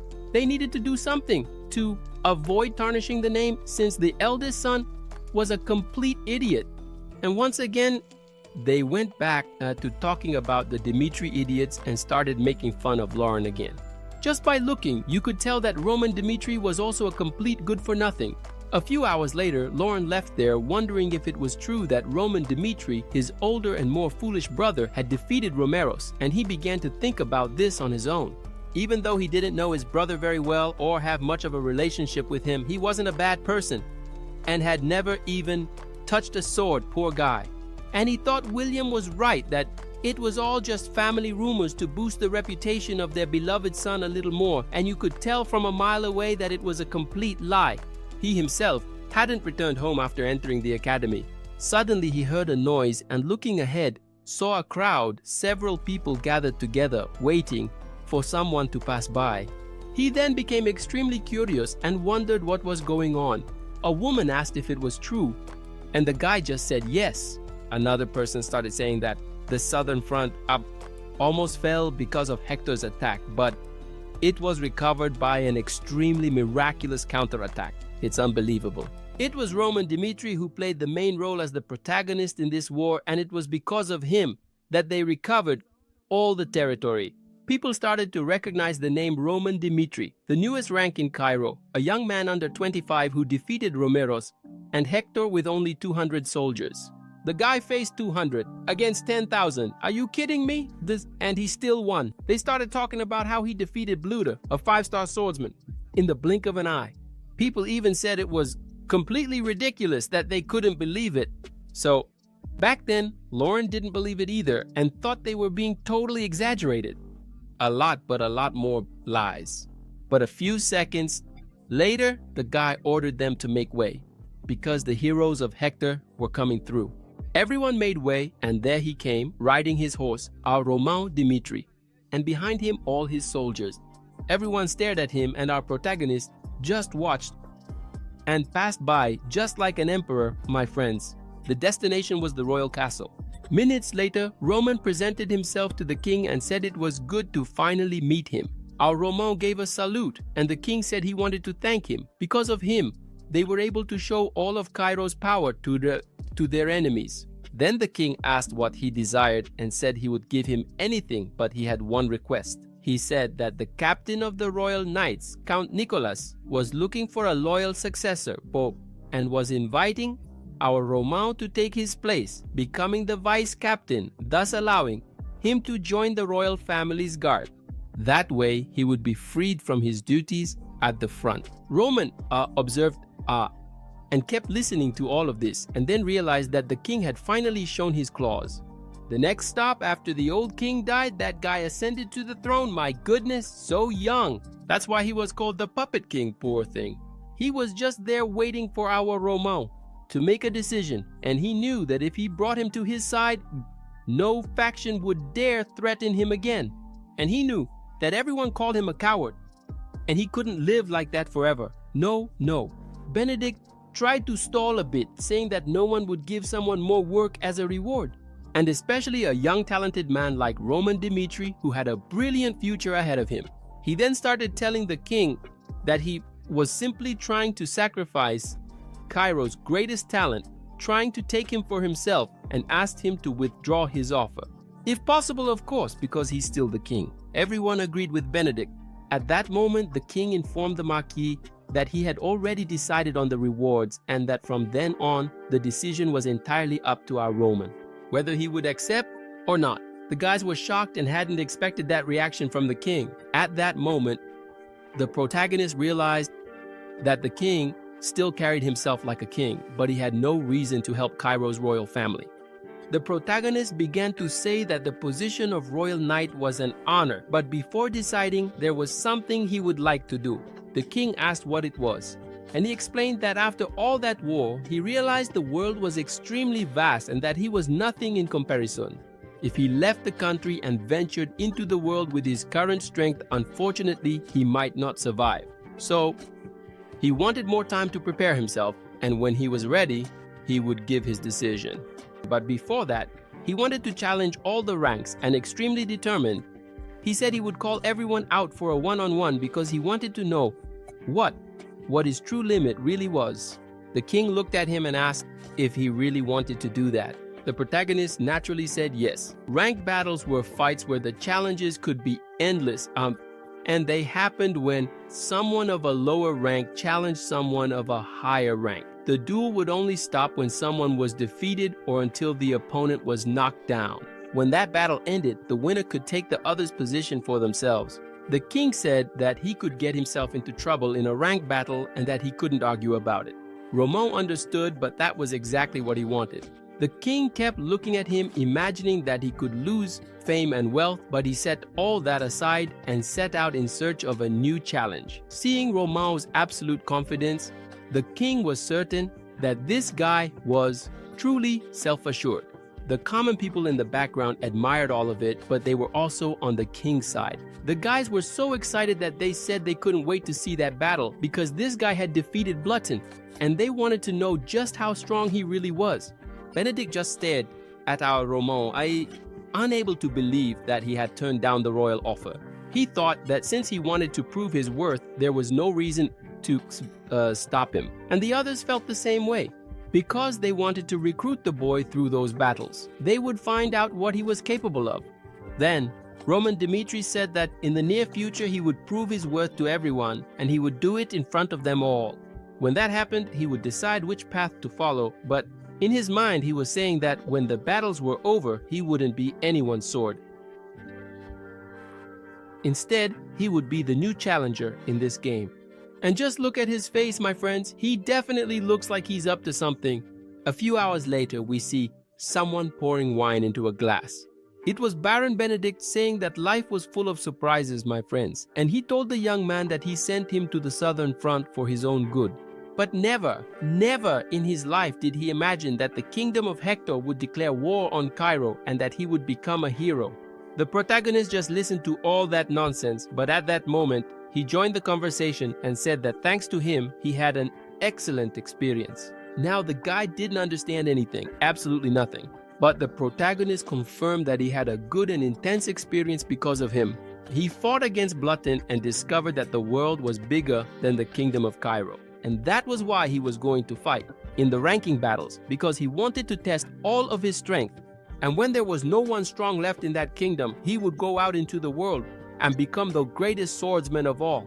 Benedict, now disillusioned, said that he once dreamed of that too, but when he realized the world was vast and immense, he saw that he was too weak and gave up. When he gave up, he decided to be content with the life he had. Benedict, smiling, said that he had a daughter. Her mother died very young, poor thing, but he worked hard to give her a decent life, so now that he's met Romain, he's going to give her to him as a gift. Wow, trying to force a marriage down our Romain's throat. And he goes on to say that Fabio said he's not naive, but even so, he personally witnessed him asking to take part in the open rank battles and remembered the monsters he met when he was still young. Even though he wasn't born with incredible talents like those guys, he has the ability to see that he, Roman Dmitri, is someone who can become stronger, strong enough to become like a monster, a natural-born predator. Hey, my friends. He is aware that our Roman called off his wedding and had no intention whatsoever of forcing Roman to get married. But he can arrange a meeting between the two, since maybe, after he meets her, he might develop some kind of feelings for her and perhaps accept. Hope is the last thing to die, my friends. He reaches out his hand and asks our Roman to meet her and asks Roman to Chris, with care, after all, both in the past, present, and future, he can look after Roman. In other words, he could become an extremely loyal ally. He starts telling Roman that when they become allies, he will be able to have anything he wants in the kingdom of Cairo. Roman Dmitri, the existence that tips the balance of power. Whoever manages to recruit this guy first will rule over Cairo. The four powers that control Cairo have a strong desire to get their hands on Roman. But after that, Count Gregoris and Denver also made shocking offers, but Roman Dmitri is also our Baek Juhyo, Albozeki Alzesoyo Oza Ozdi, none other than the War Clay Town, and he won't be able to serve anyone but himself. So a little later, he arrives and Hans immediately starts shaking him, asking if he's okay. Did he get hurt anywhere? After he heard all that news from the southern front, his heart was torn apart and he's really happy that he's safe. So a few days go by and Hans, the mustachioed one, gathers the courage to talk to the young master. He asks if Roman can meet with Lorraine. After all, a little after Roman moved to the capital, to the Dmitri family's capital mansion, he remembers that he was talking with Lauren, and he had raised all the young masters since they were very young and immediately noticed that young master Lauren was going through a lot of difficulties. He didn't know what it was, and he also didn't wait for him to say anything. But unfortunately, Lauren changed the subject and started asking about Roman, saying he had seen him returning from the capital some time ago while being protected by several people, and all of them said that Ranker had earned nothing less than the title of Hector's Ranker. Hans smiles and says that a lot has happened to Roman. Hans asks if he heard any rumors about what happened and says that they are all true. The marriage with the heiress of Loris was called off, the war with Barco, and the defeat of the Romeros, and this time the major role in the victory at the Southern Front War. All of these, every single one, are completely true. There has been a big change in our War Cleton's behavior, and the Baron has been extremely happy with our Roman. But changing the subject, instead of talking about him, let's talk about Wasi.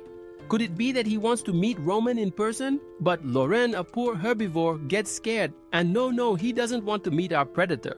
All three brothers of the Dmitri family were born with extremely different personalities, and among them, Master Loren has the most fragile, gentle, and sensitive heart. And maybe he's even being bullied at the academy because of it. He went on to say that it seemed like he wanted to ask for help but didn't have the courage, poor thing. And he's also not in a position to ask about it. But as for Roman, he can help. Roman remembers that Lauren Dmitri is the youngest among all the brothers. Even if he didn't need to look after him just because he's the youngest brother, maybe he should help. He tells Hans that maybe he can take a look into it.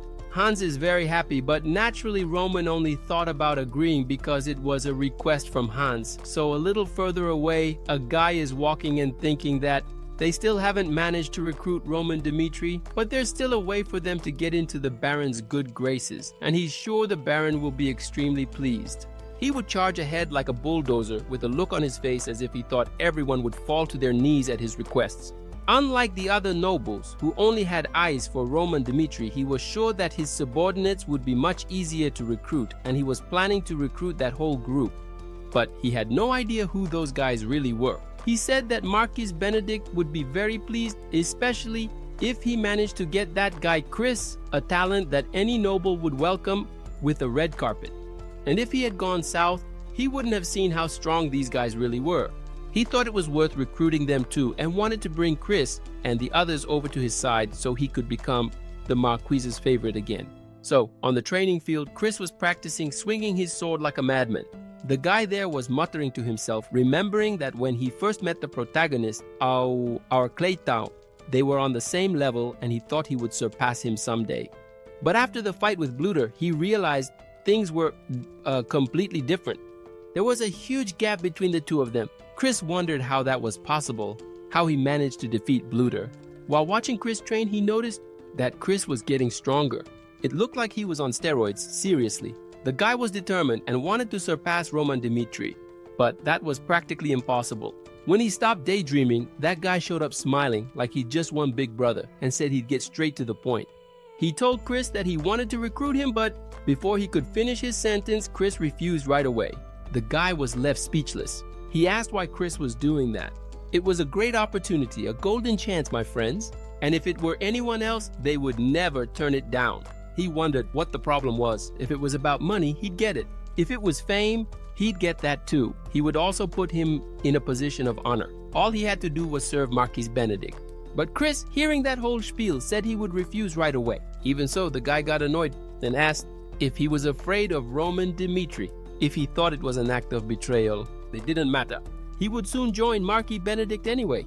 And he asked again what the problem was about joining their side. Chris looked at him and asked if his lord really said he would join Marquis Benedict. The guy said it was only natural. The Marquis had helped him out many times, and no one could refuse a request from the Marquis. He was like the VIP king of Kairos. Chris looked at him and said he had no idea what Roman Dimitri was like, that he wouldn't bow to anyone. Instead, he would subdue everyone. Oh, that's awesome, man. Then Chris slammed his hand on the table and said that no matter what the offer was, he wouldn't leave his lord's side. No one could replace him. The guy said he understood, so Chris warned him, if he planned to make that offer to the others, he'd better give up. No one would want to give in to accept anyone other than Clayton of war. The guy then left, saying it was ridiculous that he couldn't believe anyone would be as crazy as Chris to turn down that offer. But when he got to Kevin, did you see the look on the big guy's face? A look that showed he was going to refuse because his lord meant everything to him, and he said he'd rather die than betray his master. Man, the guy was shocked. He couldn't believe it. So he went to the other guy and asked if he'd already talked to Roman. If he hadn't, it was better to pretend that conversation had never happened. He went to the next guy, who also said he wouldn't serve anyone. If it weren't for our big Clayton, he'd be nothing, and no one would dare betray the big guy. He knew exactly what would happen if he tried any kind of betrayal. The guy was desperate. He couldn't recruit anyone. Not a single soul, even after saying that Roman Dimitri was going to side with Marcus Benedict. Then our refrigerator walked by and the guy looked at her, but it didn't take long before the dude covered his ears and ran off screaming because he didn't want to hear that guy's proposal. The guy just kept watching and wondered, how could they be so loyal? Far from there, Dimitri Jr. was training, unable to believe that Roman Dimitri had really changed, and he thought about what Hans had said, wondering what had happened to our Roman Dimitri. How could he become a hero of Cairo? As he pondered, he kept pounding on the training dummy. If Roman Dimitri could change, then why couldn't he do it too? Would he stay weak, getting beaten up at school? He kept saying he had always been a complete fool and nothing ever changed. The training ended and he collapsed to the ground. Suddenly, look who showed up, Clayton of war, asking what he was doing there. The boy was in shock, poor thing. He couldn't believe his brother was right there. Romo said that Hans was worried about him and asked him to check on him, and then asked if there was anything he wanted to say. If he wanted to talk, he could do it now. The guy started scratching his head and said he didn't have anything to say. The protagonist looked at him and called him pathetic and just turned around and left. Damn, the guy couldn't believe that the other guy had done that and started yelling, saying he was going to tell everything. The boy started saying that he'd heard some rumors about him and didn't want to believe them. He remembered how that protagonist was someone who would never dare to pick up a sword to go to war. The protagonist just watched him as he spoke. Then our Dimitri Jr. asked what had happened for him to change so much, that in the past neither of them was capable of doing anything. And he also said that he didn't want to be a coward anymore and wanted to be like him, wanted to become a son his father could be proud of, not a weak and obsolete person like he was. He started crying a lot and said he wanted to show all his abilities to his father. Roman, watching everything, thought that he was really young, barely 18 years old, and didn't know how to deal with the weight of reality.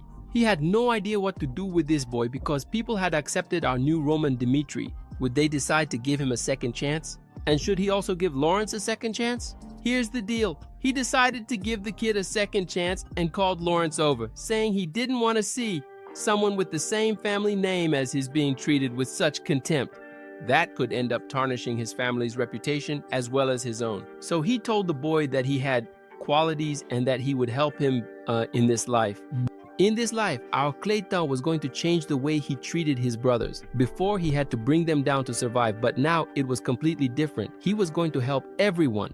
The next day, back at the academy, the instructor announced that the fencing exams were about to begin and immediately called up the first person. The people in the back were just watching Lawrence while he kept remembering what Romo had said, that the only thing he wanted was to prove his worth.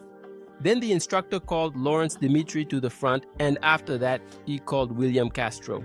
The guy immediately said this was going to be really interesting and started giving that smile again. Apparently, it was certain that he was going to try to humiliate this boy. The instructor then announced that the result of the test wouldn't be based on who won or lost, but rather on the quality of the technique, and he warned them not to try to kill each other. Then he gave the signal and said the test could begin. William charged at Lawrence, but when he got closer, Lawrence managed to block the attack. The guy with a big smile on his face said he was going to finish him, and just as he was about to strike, "Finish him, Lawrence." Lawrence kept watching the piece of wood coming straight at his face, but in that instant he remembered Roman's words that he had to show his true potential and prove to everyone who looked down on him just how capable he really was. And at that moment, Lawrence fought back, swinging the piece of wood at William's chin. The guy got pissed off, seriously pissed, and called him a rat. But Lawrence knew he had to turn things around, so he went after the guy because he wanted to make his brother proud. Lawrence attacked, but the guy managed to block it. Extremely irritated, the guy started cursing at Lawrence, who shouted and charged at him again. He dodged the piece of wood and counterattacked, hitting the madman on the head. Everything went black. After a while, Lawrence opened his eyes to the instructor calling him, saying that it had been a fierce match, and told the boy he did really well, because if he hadn't dodged William's attack, he'd still be unconscious. The guy said he did well that day, and that he'd been watching him for quite some time, that he had talent, but whenever he faced someone head-on, he froze. The instructor said that in the previous duel, and that day he had made him face William on purpose because he thought William was the barrier he needed to overcome. The guy couldn't even believe all of that and wondered if he was really being serious. The guy, being a good teacher, replied that yes, he was serious, that he had no reason to lie about his student, and told him to believe in himself, but also added that he was no different from William and Lawrence, a crybaby. And there he was, crying because it was the first time he had ever received a compliment. Then the instructor gave one last piece of advice. If he went into a fight thinking he was going to lose, that's exactly what would happen. And he told the guy to have more confidence. On the ground, care was only appreciated. Far from there, William was extremely furious. His friends tried to calm him down, but the crazy guy kept calling Lawrence Dimitri a rat and said he went easy on him for having gone easy on him. He wondered how that kid dared to look at him like that. It was that striking Dimitri gaze. That guy turned to his friends and said no, he couldn't let that slide. No, he was going to break Lawrence's arms. The guy then got ready, while his friends wondered if he really needed to go that far. Another one said he didn't know his brother, Roman Dimitri, the hero of Cairo, and if things went wrong, it would turn into a family problem. The guy's face grew serious, and he said that didn't matter, that he was from the Castro family, and his father was the best friend of Marcus Benedict, so no matter what happened, his family would always back him. Even if it was against the hero of Cairo, there was a limit depending on which family supported you. So, he was going to show what authority really was. And he ordered the guys to bring Lawrence. And if he didn't want to come, they could use a little discipline. At that moment, someone showed up telling the guy to repeat what he just said. Now the guys were in shock, completely silent. But Roman insisted again, telling them to say exactly what they intended to do to his brother. Now the two of them were shaking in their boots. In the back, the kid spoke up again with tremendous arrogance, but when he started talking about authority, the protagonist grabbed him by the neck and began to squeeze, asking if he knew where he went wrong. The guy started to feel it and couldn't speak, and Clayton said he knew he was bullying his brother and that he couldn't let it slide because bullying could easily be solved by talking. Squeezing the guy's neck even harder, he said there was a problem. He told his family that this would not happen.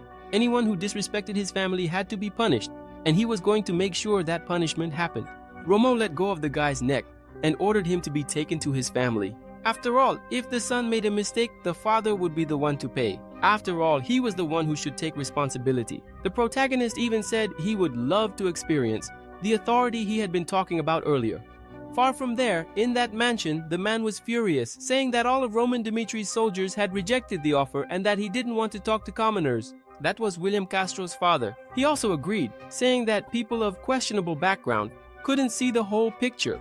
The man was still wondering if Roman Dimitri was really that impressive, and the other replied yes, because that was the real reason why Marcus Benedict was so faithfully interested in him.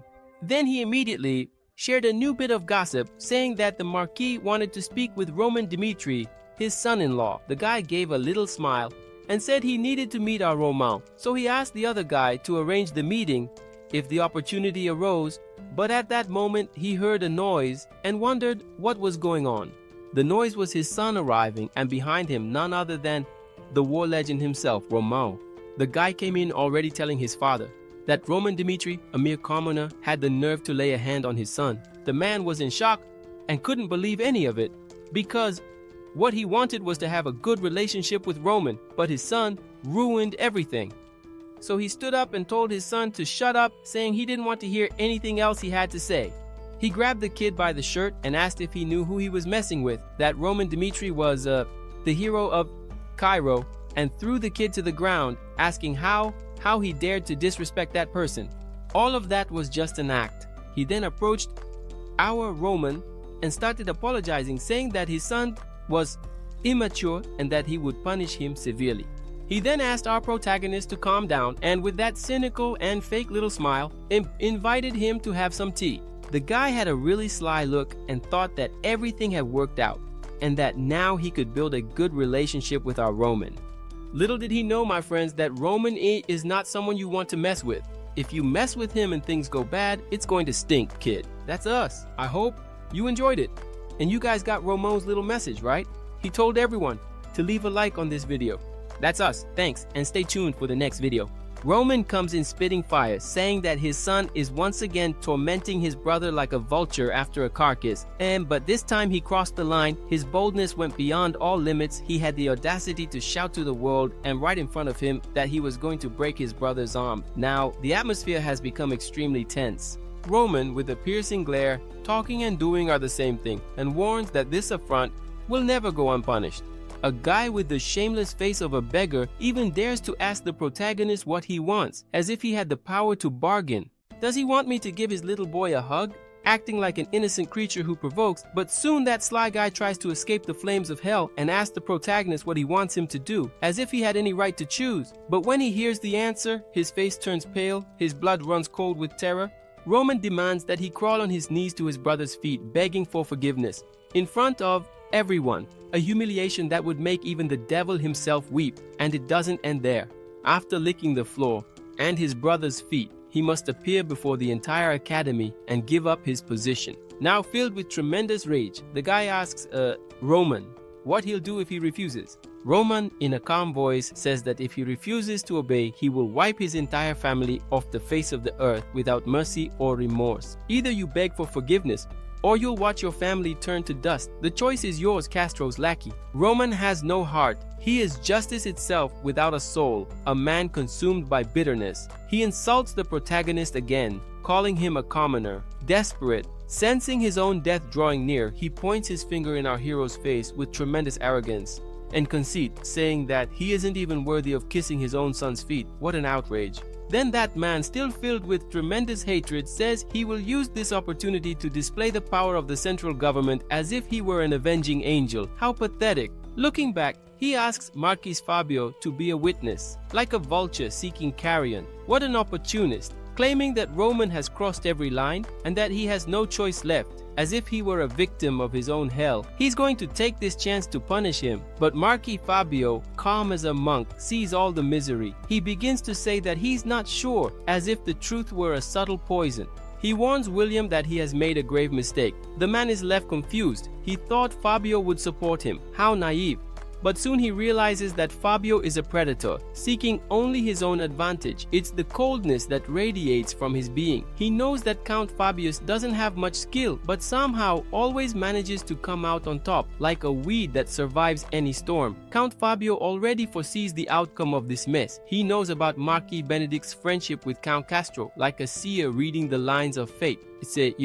But now Marquis Benedict wants to ally himself with our hero. Betrayal runs through his veins like poison. He says that the right thing would be to defend Count de Castro, but now he chooses Roman Dmitri. That Marquis Benedict would sell his own soul to hell for his own gain. Selfishness in its purest form. And in this situation, to save his family, all he can do is apologize.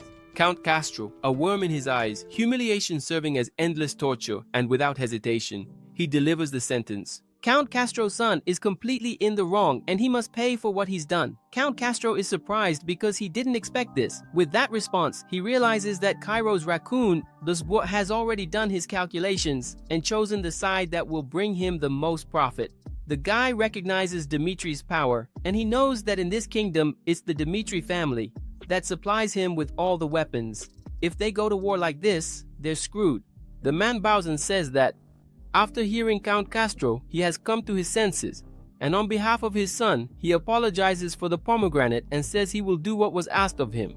The brat in the back now can't believe what he's seeing, and the protagonist is thinking about how the nobles in this region are so petty, and his own value has already skyrocketed. He knows that someone will want to hurt his family out of envy, and because of that, he'll have to make an example out of someone. And look at that, the brat has fallen right into his lap at the perfect moment to be used.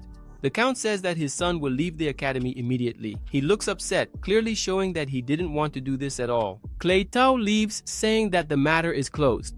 In the background, the boy is wondering what kind of mess he's gotten himself into.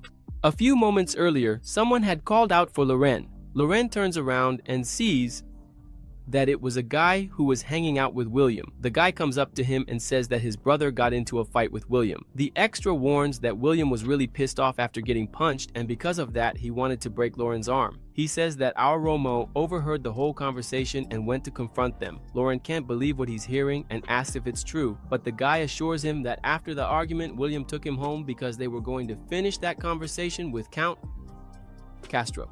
After this conversation, Loren runs off, desperate and worried about his brother. He's afraid that Count Castro is going to hurt Roman and keeps thinking that if his brother gets hurt, it'll be his fault. He'll never forgive himself if that happens. Loren calls his father crying and immediately warns him that his brother Roman is in danger and has been taken to Count Castro's house. Roman's parents are in disbelief, shocked, and the father is already furious because he knows that Loren is an extremely calm person and would never get involved in anything that would worry the family. If he called crying, something must have happened. He turns to his wife and asks, what should they do? And he starts to explain that the Castro family is affiliated with the central government and they also have a strong connection with Marquis Benedict. The woman is shocked, desperate, and asks if he's being serious, saying that this time, Dimitri's eldest son could really be in danger. She then corners her husband and says he has to make a decision and that they can deal with any problems with the central government afterwards. The father hugs the woman, already knowing what he has to do. He orders all the Dimitri family vassals to be gathered, saying that the matter is extremely urgent and that they need to be there immediately. A few minutes later, he announces to everyone that Roman Dimitri has been kidnapped by the Castro family. People are in disbelief, wondering how this could have happened. Our hero's father says he won't just stand by and do nothing, and that's why he called everyone there. He needs everyone's agreement. The captain of the knights immediately says he agrees, even though he knows it will be extremely dangerous to go up against the central government, but now the situation is completely different. They're talking about the eldest son of the Dimitri family. He said he will provide all the knights protection for Roman Dimitri. Master Red Guy also says he supports it and will have everyone make armor and weapons for everyone. He asks Jonas how much equipment he'll need and, slamming the table in anger, announces that Roman Dimitri is the future of the Dimitri family. Hearing all this, the father can't believe that everyone agreed with that decision. In the past, this would never have happened. This was only possible because of Roman's reputation. Far away in the mountains, the people there are also extremely tense, and Jacob orders all the miners to be gathered since they can't take part in battles. They'll do everything they can to help by searching for more iron ore to make more weapons. Everyone is completely united. And over at the forge, production is in full swing. Redgi says there will be no rest until they manage to save the young master.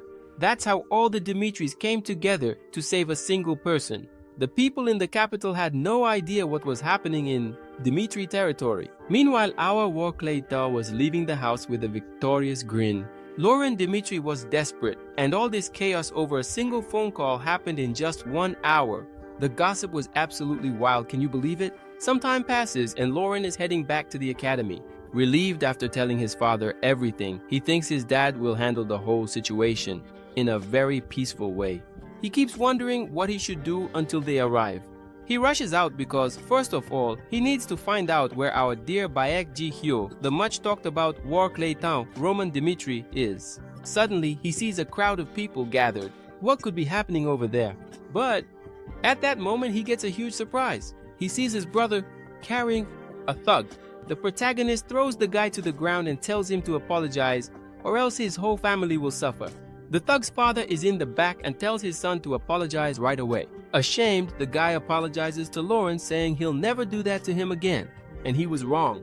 a tremendous humiliation in front of everyone. He asks Lauren to accept his apology, and after he does, he'll quit the gym forever and never show his face to Lauren again. Lauren, poor guy, can't believe anything he's hearing, but Count Castro in the back is desperately begging him to accept the apology. He says he'll keep his promise. If Lauren accepts the apology, he'll never show up in their lives again. Not understanding anything, Lauren accepts. A few hours later, he asks Roman what happened. Roman tells him to pay attention and listen carefully, because what happened today wasn't just because of him. He did it because people were slandering the Dimitri family, and for all the humiliation they inflicted on his family, he decided to give that punishment as a warning to his brother. If they always bow their heads when they're humiliated, the Dimitri family won't have any value in the eyes of that whole society. Lauren apologizes, but Clayton tells him to hold his head up high because he is a true Roman Dimitri.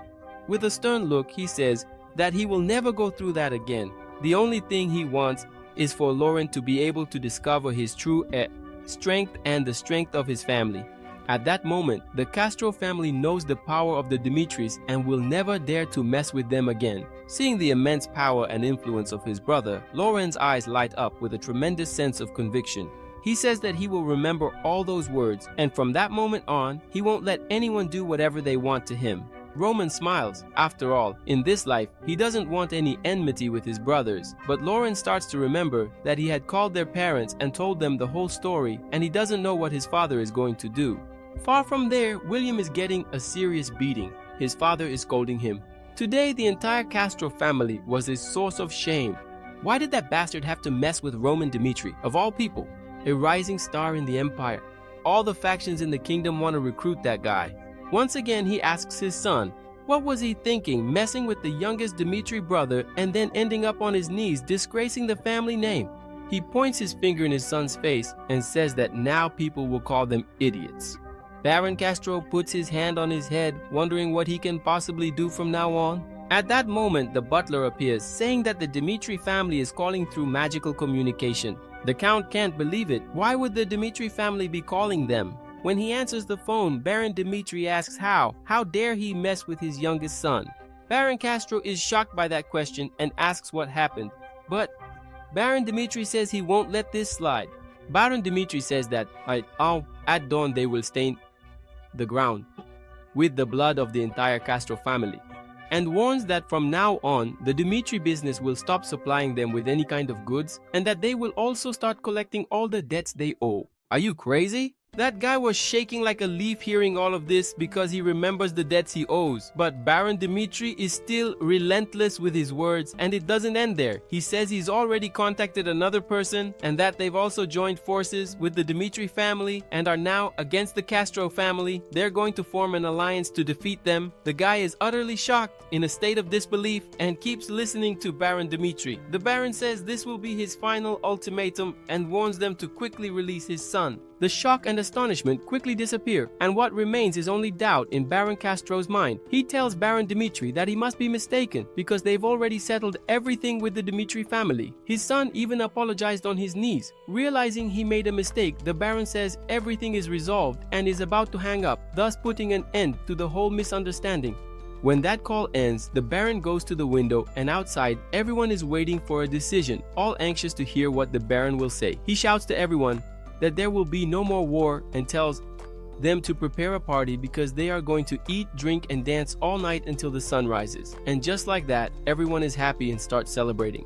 A few days go by and there are all sorts of rumors throughout the city. People are talking about what happened that day, about Count Castro's son apologizing on his knees to the youngest son of the Dimitri family. Amidst all these rumors, everyone in the capital is saying that Caio's power is shifting sides. And look, that's not all that happened. The Dimitri merchants have already cut all ties with the Castro family. This is a sign that the Dimitri family is about to go to war with the Castro family. After all this gossip, all the nobles in the region started keeping an eye on the Dimitri family. And the one telling all of this is none other than Lucas. That crazy guy is following the protagonist's orders to the letter, spreading lies and discord everywhere, because he knows that by doing this, the Dimitri family's status will increase dramatically. Far from there, Roman is sipping his tea and can hardly believe that the Dmitri family almost went to war. He knows that the Dmitri region is usually very peaceful and they always try to avoid conflict. He realized that this decision wasn't made by Baron Dmitri alone. He had to reach a consensus with everyone in the region and they all had to agree. The little piglet of war can't believe that everyone had to accept this request and would go to war just to save him. He remembers his past life, which was in a constant state of war, and the only thing he could do was get stronger because the weak always ended up as fertilizer. Because of this, his personality changed drastically. A person who was once weak became the strongest in the kingdom of Moran. But with all this calmness and a smile, he says that things are going to be completely different from now on, because in this life, he doesn't want to be like he was in the past. Far away in the kingdom of Hector, the butler and Jackson are looking at the prince, wondering if he has really woken up. The star of Hector finally opens his eyes again. The star of Hector was having a terrible nightmare about the massacre that was carried out by Roman Dmitri. In his memories, Bayek Jongo was slaughtering everything while he watched all his subordinates become fertilizer. As he witnessed it all, he kept wondering if he hadn't started that war, would they still be alive? An extremely irritated prince said that because of him, the entire kingdom is in danger and now he has to do something to change the whole situation. At that moment, there are several people asking for his help, and he decides that he won't give up on anything. It was when he made that decision that he woke up. The guy had only been asleep for a week. He had fallen into a coma. A week went by and several reports came from the kingdom of Cairo. Those reports shook the entire kingdom of Hector. After all, the demon of Cairo had killed thousands of soldiers by himself before tearing apart the captain of the Order of Knights, the butler. From the very beginning, this was a war they could never win. People say there are many monsters in that world that they had never even heard of before. Hector's star had already recovered and went to speak with his father, the king. His father, extremely worried, asked if he was all right and then immediately called him a complete fool. The king said that he wanted to save his people, his kingdom, but he didn't want to lose his son along the way. He apologizes to his father while the king begins to say that Hector warned them they had seen an omen near the villages of the kingdom, close to the borders. This was one of the villages affected by famine, and because of that, the soil turned black, and at the very moment they are talking, all forms of life in that place are dying. This can only be caused by a kind of necromancer's curse. The king is shocked because he knows the reputation of those madmen. The prince warns the king that perhaps the famine that struck that place was not caused naturally, but rather by a certain person. And not just anyone, but someone with deep knowledge of black magic. But what could be their reason for attacking Karen? Edwin says that he's right,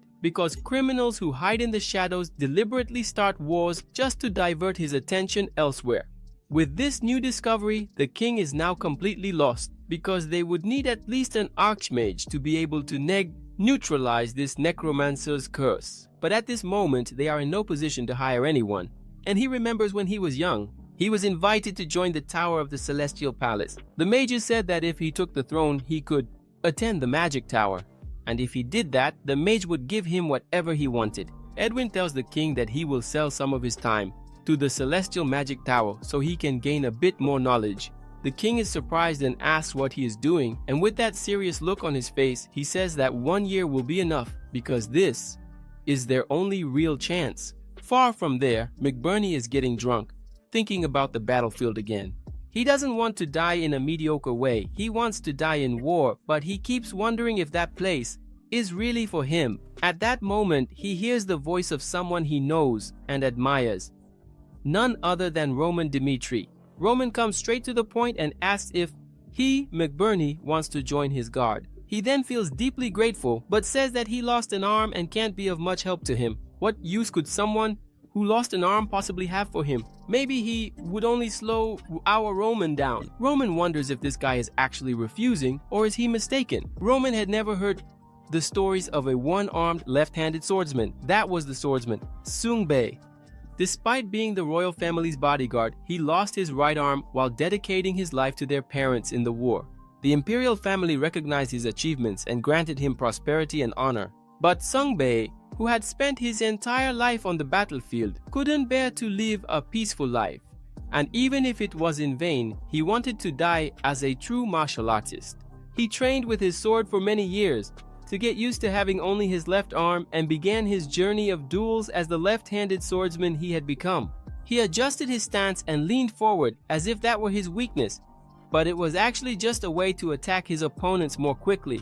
Sung Bei's irregular attack patterns allowed him to defeat several incredible martial artists extremely quickly, and at the end of his life, he encountered Baekju Hyun, the war titan, and died at the hands of the incredible heavenly demon. If he allies himself with Roman, he will teach him left-handed swordsmanship and promises that in this way he will be more useful than anyone else could easily be. Maybe he will be McBurney's savior. If he can live as a warrior, not just as a one-armed cripple, he will do whatever it takes to achieve that. He then bows to Roman and swears he, McBurney, will be a useful person no matter what it takes, and from now on he will dedicate his life to him. And on that day, McBurney found his new hope, a war. Changes the lives of many people. Edwin Hector, McBurney, and even the good-for-nothings from the Albert family, Henry Albert. All of them were swept up in the whirlwind of change. Henry, riding his horse, thinks about how he went through many dangers, alongside Roman Dimitri, and also wants to be part of Roman's guard. Roman couldn't recruit someone like him because he likes to live among flatterers and doesn't enjoy flattering others, and he already has a major achievement, not having to fulfill his duties at the border. When he returns home, there are several posters saying that Lord Henry Albert is the hero, babe, of Cairo, but poor guy, he did absolutely nothing in the war with Hector, and he knows it, looking at all those people showing him reverence just because he was with Roman Dimitri. When the war happened, it completely changed the status of that chubby guy. And look at that, even the head of the Royal Academy of Cairo called him asking if he could give a lecture about what happened on the southern front lines, and he realized that this was a great opportunity to increase his perceived value and reputation, so he decided to tell everyone just how great Roman Dimitri is. Henry Albert took on the role of spreading Roman Dimitri's great name by telling everyone about all his remarkable achievements on that battlefield front. And a few days later, Roman returns safely to his city and everyone hails Roman Dimitri. He knows that when he returns to the capital again, he will have to make his decision. Until then, he will completely subjugate the northeastern region no matter the cost. This way, he will gain the power necessary to face the so-called central government, all at once. He will be the only one to stain his own hands with blood. Roman, still on his way home, notices that that year's harvest has been completely destroyed and sees a group of 3 people talking and shouting, asking how are they supposed to survive that year. Chris says that those people over there are the farmers, the agricultural workers from Dimitri territory, but what are they doing in Conrad territory? The lands of Dimitri. They're not very fertile, so some farmers leased land in Conrad in order to be able to produce something. Roman tells Chris to bring those people to him. He wants to hear the details of what's going on there. They start saying the same thing Chris said, but mention that the contract was valid for 10 years and would only expire in a month. This was harvest season, but the Conrad family said they wanted them to vacate the land within a week, and when they resisted and said they wouldn't leave, they sent soldiers to destroy everything and wipe out the entire crop. The man, still crying, says that this is completely unfair. How do they expect them to make a living and earn enough money to pay off all their debts, especially since they weren't even allowed to harvest their own crops? Chris has already said that their situation is unfortunate, but they can't help since that could cause a problem between the 2 families because that land still belongs to the Conrads, and if this goes wrong, all hell will break loose. That Conrad family association is connected to the alliance of nobles from the Northeast region, and that Northeastern alliance is a small group, but together they form an incredible barrier, protecting one another. Their existence is like that of bats. And Roman says that doing nothing only makes the problem worse. Before they take more of Dimitri's people, they need to completely uproot the source of the problem. That is how a sovereign lord makes his decision. It is his duty to take care of all his subordinates, and it is also the duty of the subordinates to obey him. Chris bows once again, then he arrives and everyone greets the hero of Cairo, Roman Dimitri, and he waves to everyone there. His father welcomes him with open arms, saying that he was incredible. Romero Dimitri tells Roman that he is going to throw a party. They are going to eat and drink a lot, but Roman has an extremely important matter to deal with right now, and without hesitation, they head to the office. Roman tells his father everything, but Romero already knew about it and there was nothing he could do to stop it because the Conrad family could take their land whenever they wanted. And if they managed to stop them this time, the Dimitri farmers would suffer severe consequences. Roman then asks his father if the Dimitri farmers would be treated this way if they were from the Benedict family. The old man gives him a look, already knowing that the answer would be completely different. After all, he knows Marquis Benedict, who has great authority in the central government. No one would dare go against him. Roman goes on to ask his father what the ranking of the Dimitri family is, because now that the Barco family has fallen, thanks to Roman, there is no other group stronger than them in the entire northeastern region. Romero says that his son is right, but he doesn't want to create any unnecessary conflict because they are a peaceful region, and if they interfere in this, they could end up getting into an even bigger problem with the central government. But Roman is sure that they would have no reason to do that, and he tells his father that the true power of the northeastern region is in Dimitri's hands. Even so, the Conrad family and the other nobles still look down on him. Roman warns his father that the Dimitri family is not just any family and that they are only being underestimated because they are protected by a bigger family. The Conrad family decided that the Dimitri family's farmers could have their entire livelihood completely destroyed. So he asks Romero what that means. Everyone says that the strongest in the northeastern region are the Dimitri family. So why do they allow these atrocities to happen? At that moment, Roman says that they just need to show who is really in charge of this region. Romero is shocked and looks at his son, realizing that he is serious. He is going to remind everyone who truly rules that region.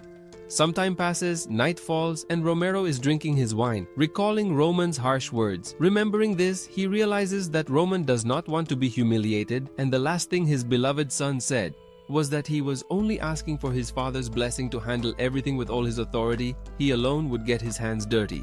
Romero takes a deep breath and understands that his son has grown enough to handle extremely dangerous conflicts. He remembers when his son was little, always helping him in the forge, wearing whatever gear was needed. He thinks that the reason his son is the way he is now is because people kept saying he was a half-baked noble. Looking at his own reflection, he knows that right now, the people of the Dimitri region need a firm hand. With that, he realizes that a new era has begun, and only the strong will survive the chaos. A few days go by, and on the day of the festival, everyone is arriving in the city. The Dimitri house is packed, and Roman is at the center of attention. Everyone is trying to flatter him. Even if they don't recognize the Dimitri family as natural leaders, they know the Dimitris are extremely powerful. One of the women introduces herself saying she is Lady Sophia from the Grisel family. He remembers her. They talked at the last party. She notices that this Roman is definitely not the same as before.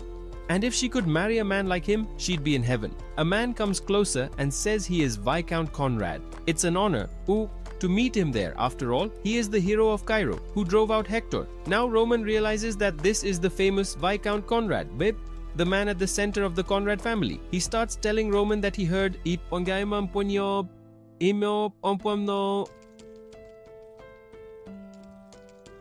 he defeated a 5-star swordsman in the war, the butler. Wow, that was an unbelievable feat. To think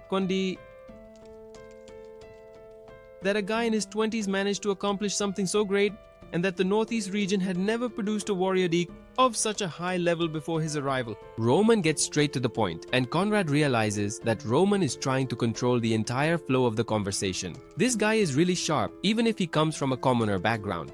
The guy is blunt, saying that someone secretly informed him that the farmers in the Dimitri territory are being forced to leave their farmland. What could be the reason for all of this happening? Wow. Everyone at the party was paying attention to the conversation, and the gossip was spreading fast.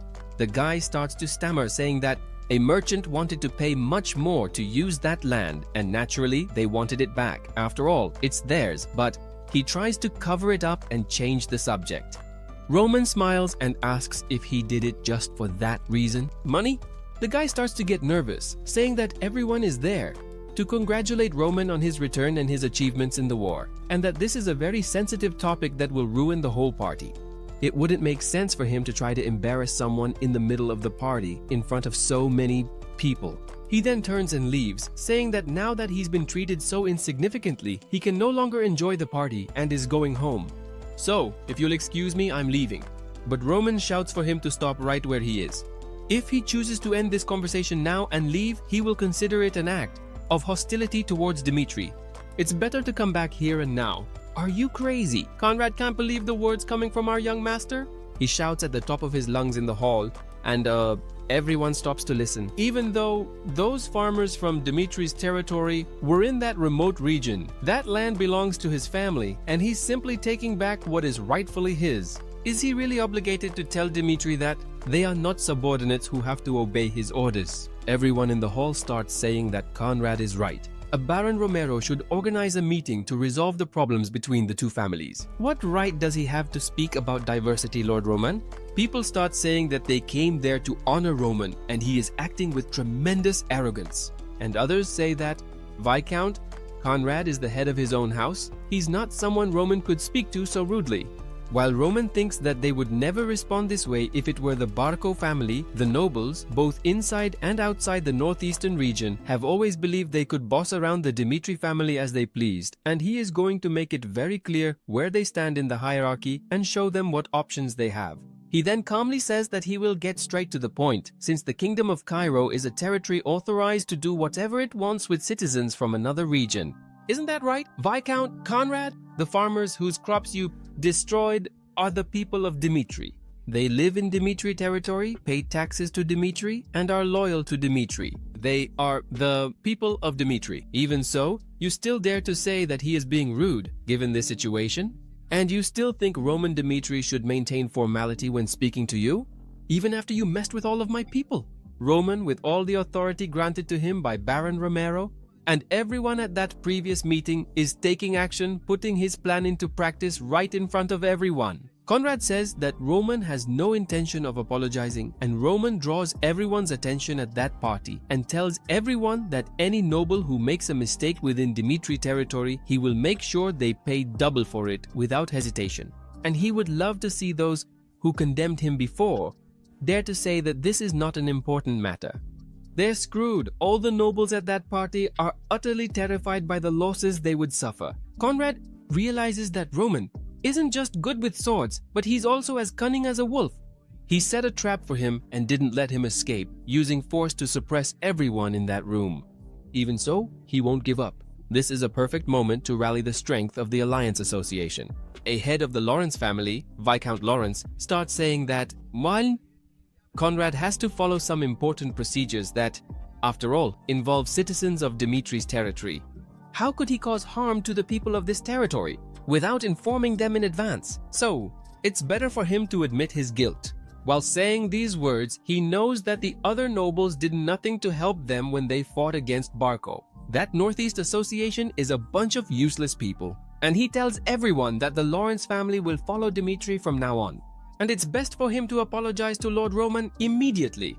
After all, no noble will be able to laugh about these matters. The guy is now backed into a corner and realizes that Roman Dmitri is not alone. They work together to corner him. He then decides to give up and bows, asking for forgiveness. He will make sure to be more careful next time. A little earlier, he was explaining his plan to Baron Romero, while the Baron was extremely worried about Roman's plans. After all, the Northeast Alliance Association would never let this slide. But Roman D is clear in his words, and he wants to establish a clear hierarchy, and they need to subdue any opposing force that arises. After all of them together are doing their best to try to bring down Dmitri. So soon they will realize how weak they are compared to Dmitri. They will have no choice but to accept the difference in level between the families. Only then will his plan be completely fulfilled. A little farther away, Conrad meets with his allies, while some of them call that boy arrogant, saying how dare he disrespect Conrad just because he gained a bit of recognition in the capital. That brat's arrogance knows no bounds. If they bow down now, the people of the Northeast region will think the association is a joke. Conrad simply asks if any of them have a plan, and no one at that table has a plan. Even Conrad thinks that association is just a bluff. He analyzes all of Roman's combat forces and knows that Roman is extremely strong. He even managed to defeat the butler. Normal methods won't be able to bring him down at all. What the guy suggests is to contact the central government. They can use the central government to put pressure on Dmitri. After all, after the fall of the Buck family, they forced themselves to form connections with the central government. Maybe this is the time to pull the strings of the connections they've made. So they decide to use the central government to tip the balance of power in their favor. And look who they call. Count Fabius. Conrad starts to say that they've had conflict with the Dmitri family recently, and that Fabius can use his power and connections with the central government to put pressure on Dmitri. And the response they got? None, my friends. Count Fabius simply ended the call. The guy thinks the call was cut off and tries to call again. Fabius answers, and Conrad says the connection was unstable, but it was Fabius who hung up. Fabius starts to scold him. After all, it seems like he went deaf. Do they really want him to put pressure on Dmitri? Roman Dmitri is a talent whom Marquis Benedict favors and idolizes, and he's doing everything possible to make Roman Dmitri his son-in-law, and yet he's telling him to put pressure on Roman Dmitri? He's going to put pressure on him instead, hangs up again, and tells him to flatter Roman, or else his family's future will be completely lost and forgotten. Now Conrad is in disbelief that the Marquis wants Roman to marry his daughter. Then someone in the back suggests that they should apologize to Roman. And that's how the conflict was resolved in an extremely peaceful way with the Conrad family. Viscount Conrad apologized to all the farmers and gave his word that he would not bother them for the remainder of the contract period. All the farmers then went to Roman's residence to thank him, and from now on, whatever he wants, he just has to tell the farmers and they will provide it. And as expected from the Northeast Alliance, they tucked their tails between their legs and submitted to Roman's overwhelming power. He just said that he did what he was supposed to do as a Dmitri, but he knows that those guys tried to ask the central government for help.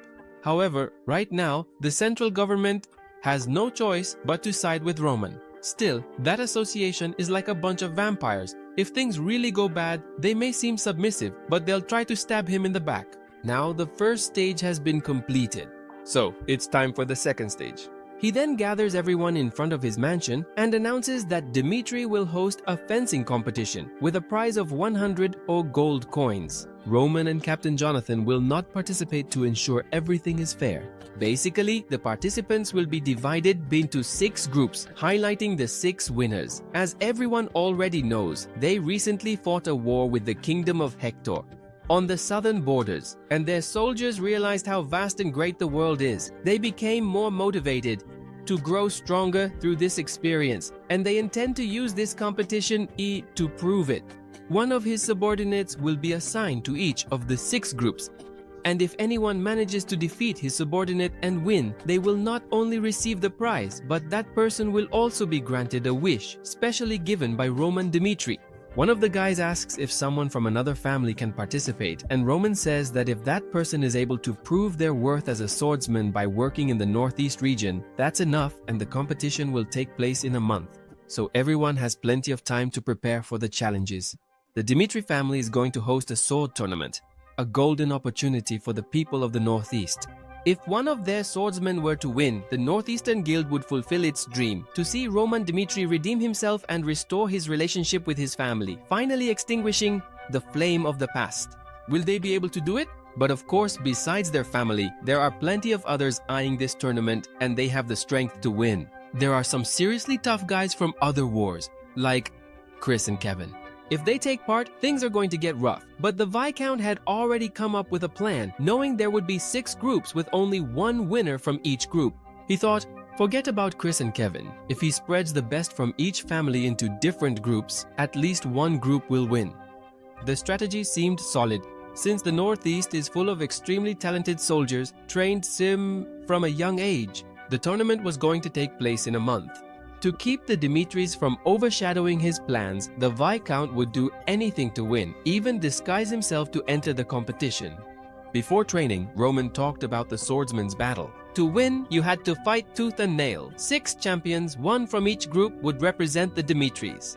Past results meant nothing, only the present victory mattered. Even though they had left the battlefield, the war was not over. A soldier must always be ready to fight. He shouted to motivate everyone, promising challenges and rewards. But to win, you had to honor the Dmitri name, and the grand champion would learn the secret technique he used in every battle. Each fight, each duel was a chance to strengthen your body and hone your skills. Mambuki was thrilled. He knew that with those techniques, he would become overpowered in no time. It was a completely different level from theirs. Everyone from Dimitri was also filled with anticipation, dreaming of the chance to learn the master's secrets. Roman had two goals with the tournament. First, to show the nobles of the Northeast who was in charge of that region, and at the same time, to strengthen all his soldiers. When the tournament was over, the entire northern frontier would never be the same again. The competition would begin in a month. While the soldiers trained, Roman, who had once been a celestial demon, a creature between life and death, was also training.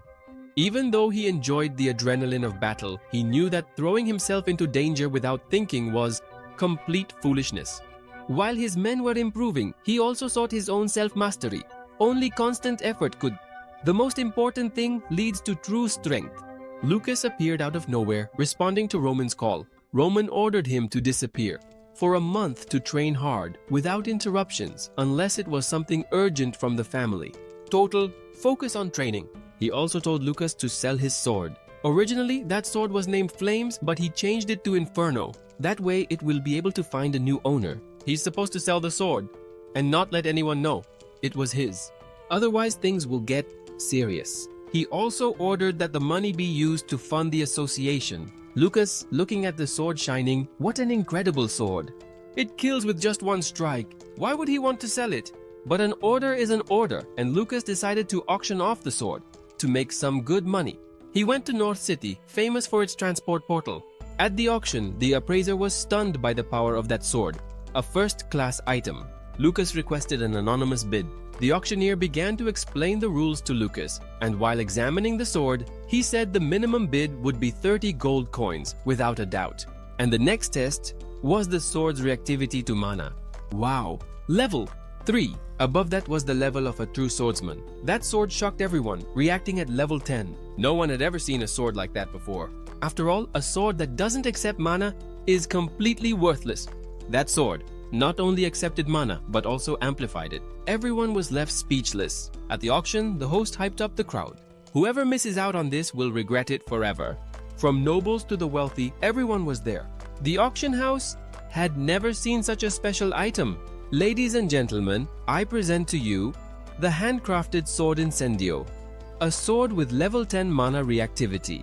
Before this sword, there was another that was auctioned for 300 gold coins, which reacted to level 7 mana. But this sword reacts to level 10. It caused a huge commotion. The auction house veterans had never seen anything like it. A flurry of bids began: 10, 20, 30, 50, 100 gold coins. With each round, the fortune grew, and in the shadows, a mysterious man smiled. Something big was about to happen. And suddenly, an outrageous bid: 1,200 gold coins. Table number 53. A historic record. Many people gave up on the spot.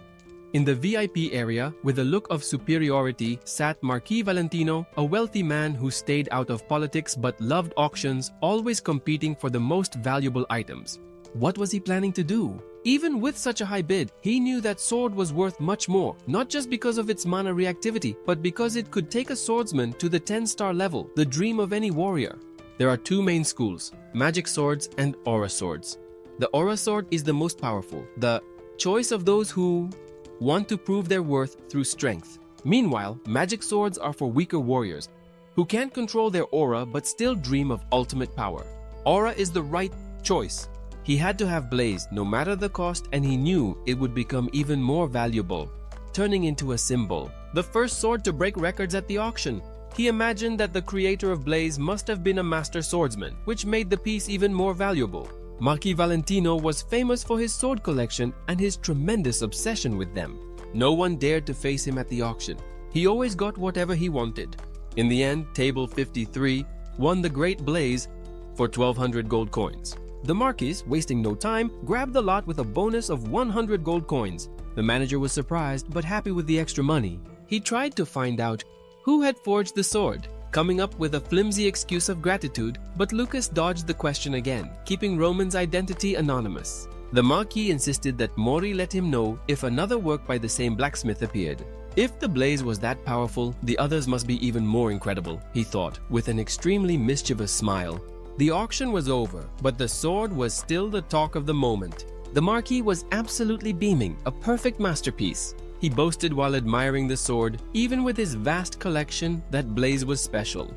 Whoever forged it must be a genius, and he ordered his men to investigate every blacksmith in the land of Dmitri. He needed to find out who this craftsman was. A month passed, and a lot happened during Roman's training. The soldiers trained non-stop. Chris, dueling with a soldier, pointed out his weaknesses. Your defense is terrible, you fight on instinct, with no strategy on the battlefield. It's nothing but suicide. The soldier thanked him for the feedback. He believed that Kevin, Vulcan, or Falk had a chance to win, but there were two mysterious guys who could be a surprise. Suddenly, a loud crash. The ground shook. What could have happened? 15 days earlier, when Roman was testing a new sword, he was remembering his fight against Bluter. Would he have won without using all his power? But Brute was insanely strong. He was thinking, even with the victory, he couldn't let himself get complacent. No way. He still wasn't used to living as Roman Dmitri. Before, as the heavenly demon, he relied solely on brute strength. Now things were completely different.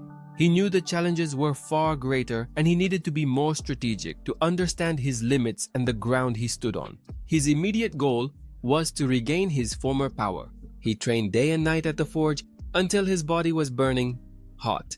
His eyes burned with inner strength. He was at his limit, but he knew this would make him even stronger. Destruction brings rebirth. He believed in that, and on this new journey, he would have a new companion, the genuine sword, even more powerful than Blazer, burning with relentless fire, along with the training with Genoa, pushed his body through a second transformation, regenerating him, preparing him for the future. As he left the forge, Roman felt like a new man, stronger, more powerful, and even facing two Bluten at once would no longer be a problem for him. He thought about how he knew he needed to go through 3 stages to reach the full power of the heavenly demon, and he was only halfway there. In the second stage, his strength would explode, becoming extremely powerful. In the third, he would reach the peak. No one on this entire continent would be able to stop him. He thought with the arrogance of a heavenly demon. But would he really be able to replicate the path of the heavenly demon in this new life? Aura swordsmen were extremely rare around here. Roman decided to absorb the new knowledge of this world, combining it with martial arts and aura cultivation. Roman Demyth, with his chiseled body, wielded Genoa, from which a powerful aura emanated. He trained so hard that his hands bled on the sword's hilt. He thought everything would be the same as in his past life, but this journey is turning out to be much more interesting than his previous one. Satisfied as he looked at a crater opened by his strike, he reflected. He thought that his sword technique is much stronger than before. Gazing at the vastness of the sky, he knows this world still holds many secrets. And he wants an exciting life, so he asks the heavens to bring him more challenges, declaring that he is completely ready. Suddenly, his prayers are answered. King Chris comes running. "Commander, are you all right?" He stops, shocked by the scene, and everyone is left speechless. How is this possible? They wondered what was going on. Roman, completely calm, said it was nothing. The soldiers were utterly shocked. He had deformed the entire ground without using a single drop of magic. Roman said he was fine and that everyone could leave. So the soldiers withdrew, immediately obeying their lord's command. In the face of fear, most people tend to retreat, but Chris was not like that. Seeing Roman grow stronger, he felt like complete trash. The commander had evolved so much and he was just standing still. He began to question himself, inspired by Roman. He used to train hard and couldn't allow himself to get complacent. He felt incompetent and limited, inflexible. But now he had a new goal, to win the tournament and prove his worth. He can't fall behind the commander. He will overcome every obstacle no matter what it takes. Finally, the new sword was ready. Roman was proud of his masterpiece.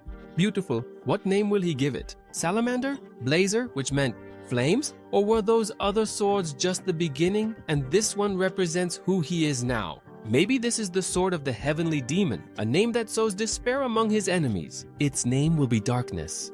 In Roman's office, Chris hands over the report of last month's fights. Chris, Kevin, Vulcan, Poe, McBurney, Anderson, they were all selected. Roman was surprised by the last 2 names and told them to follow the list. And failures are unacceptable. Honor Dimitri's name in this tournament.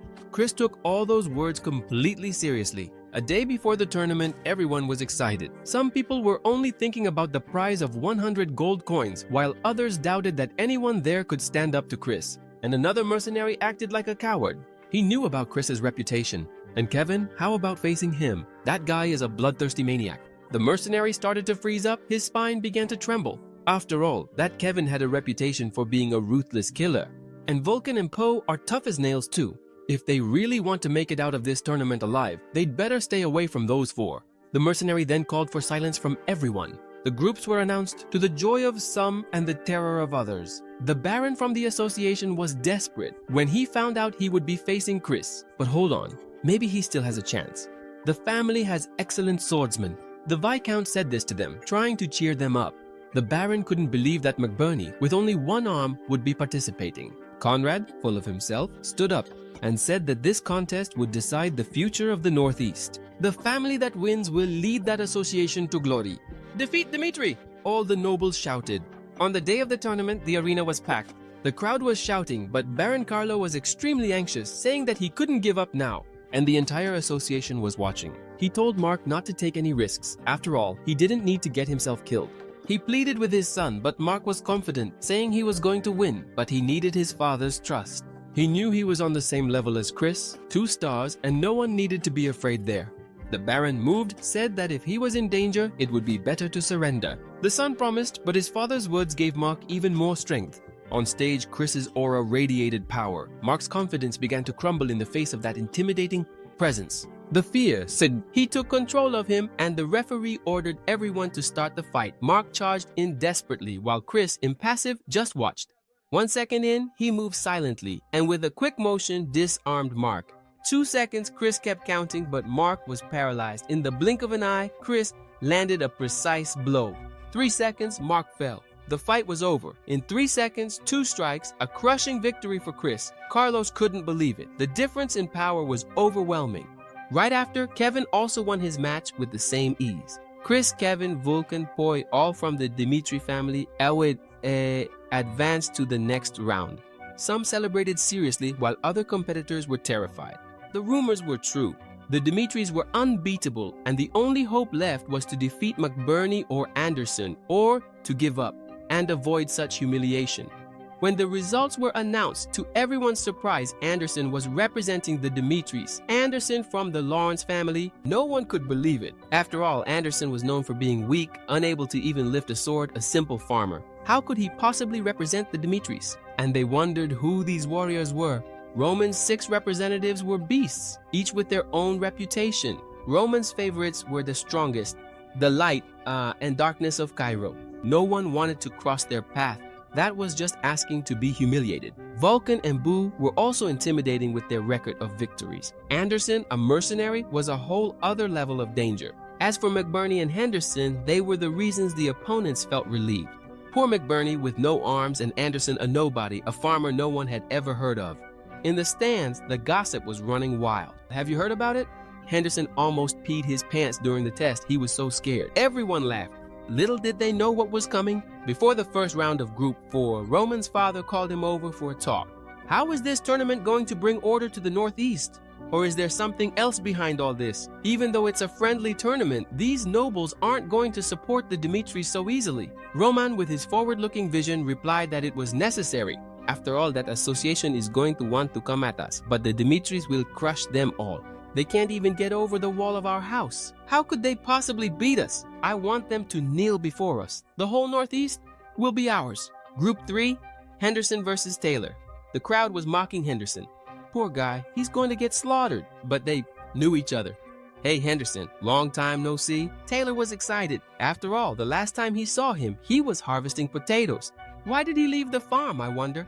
Taylor was mocking our Henderson, telling him to just give up already. After all, Henderson didn't need to go through such humiliation in front of everyone just to support the Dimitri family. After all, he didn't want to hurt him, and he proudly advised Henderson to give up that fight since he was a 2-star knight. Henderson listened to everything in silence and just replied that he should forget who he used to be. And if he was so good, then why doesn't he give up? He's not going to miss this chance to defeat himself. Taylor said he would regret that fight. The fight began. Henderson, with incredible speed, charged at Taylor, his eyes burning with determination. He's not just any farmer. Taylor, feeling the pressure from Henderson's precise blows, and Henderson wanted to prove he deserved to be there. He remembered all the sweat shed during training, the struggle to sense aura, and how he was as slow as a turtle, but persistent, landing increasingly stronger blows. Seeing how bad things were getting, Taylor unleashed all his aura, like a roar. Henderson stepped back, surprised. Taylor didn't want to use that, but seeing Henderson's overwhelming strength, he had no choice. He leapt forward for a devastating attack, and Henderson saw the image of Taylor coming toward him and remembered Chris's words from when he was still weak. If he gives up now, he'll be a coward forever. Those words echoed in his mind. With that determination, he's going to win. Filled with courage, he braced himself for the impact. The collision was brutal, and with a single defensive move, Henderson hurled Taylor several meters away. Incredibly strong, Taylor got up, but it was already too late. Henderson's sword was at his throat. Victory for Henderson! The crowd was stunned, and everyone started shouting. A farmer had defeated a swordsman with his aura activated. The nobles were terrified. Their plan had gone down the drain. Calm down, calm down. The Baron tried to calm everyone, saying they still had a chance. Now it's Kevin versus Miles. Kevin thought he was 5 seconds slower than Chris. And if anyone asks who is Roman's sword, they'll say it's Chris. He needs to prove his worth too. The fight began, and Miles from the North Loom Association attacked with everything he had, but Kevin dodged with incredible ease. Suddenly, a devastating punch to his stomach. Miles shouted that Kevin was a cowardly rat and tried to fight back, but every attempt failed. Another blow from Kevin. Blood and teeth were flying. Miles now realized that Kevin was a monster and started to become absolutely terrified. As Kevin was beating him mercilessly and seeing that he was about to die there, he surrendered and begged for his life. An easy victory for Kevin. Captain Jonathan announced the next match, which would be Chris's. And if anyone there wants to get stronger, they should learn from Chris, an elite knight. Everyone replied that they would watch carefully. Chris won his fights in the blink of an eye, and Jonathan noticed that he got stronger with each match. He was Commander Roman's sword. No one would dare challenge him. Chris won with just a single blow, but he seemed completely unsatisfied. After all, he wanted to become even stronger. He kept thinking as he attacked non-stop. 5 seconds, 8 seconds, 10 seconds. He destroyed his opponents in less than a minute. Jonathan was amazed. How did Roman do this? He wondered. The soldiers started saying it was better to give up right away. These guys are absolute monsters. Now comes the battle between Pharrell and Chris. Will he last 10 seconds? People started placing bets, and before the poor guy could even move, he was hit head on. The whole crowd fell silent. No one had seen Chris draw his sword. His power was absolute. Victory declared for Chris, 27 seconds. The North Association was in shock. Kevin was relentless and also steamrolled all his opponents, crushing their hopes of victory. Vulcan and Poi, with their brute strength, also won. The Dimitris were dominating the tournament. The only surprise was Henderson, winning every battle. The only hope for that humiliated association was McBurney. After all, he was a wild card. Could he win as well? Viscount Conrad put all his chips on Gabriel, a 3-star swordsman trained since childhood. He would easily finish off the cripple. While Gabriel was extremely confident, he couldn't believe he would lose to a guy with only one hand. Gabriel then started attacking with everything he had, but McBurney dodged and counterattacked with equal mastery. He only has one arm. He knows he's going to catch them off guard. He always aimed for McBurney's exposed side, but McBurney dodged with an extremely unexpected move and with a precise counterattack struck Gabriel squarely in the chest. Gabriel started cursing, feeling the rage burn in his chest, and said he was going to destroy him right there on the battlefield. The fury could be seen in Gabriel's eyes. He was pissed off for having been beaten by a one-armed guy. This time he's going into the next round and it won't be by luck. He thought that guy wasn't there by luck either, unleashing a wave of power. He thought that one-armed Juon used his missing arm to balance himself. McBurney's strategy was quite interesting. Could it be that Roman had taught him that? Turning his weakness into an advantage. Could it be that the creator of the left-handed sword technique was also one-armed?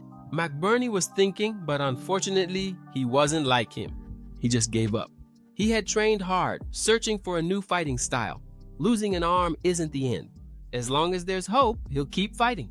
He encouraged himself, aiming his sword at Gabriel. He will overcome this for himself and for Roman. With an extremely fast and precise movement, McBurney delivered the final blow. Victory! He silently thanked Roman for giving him a new chance, a new life.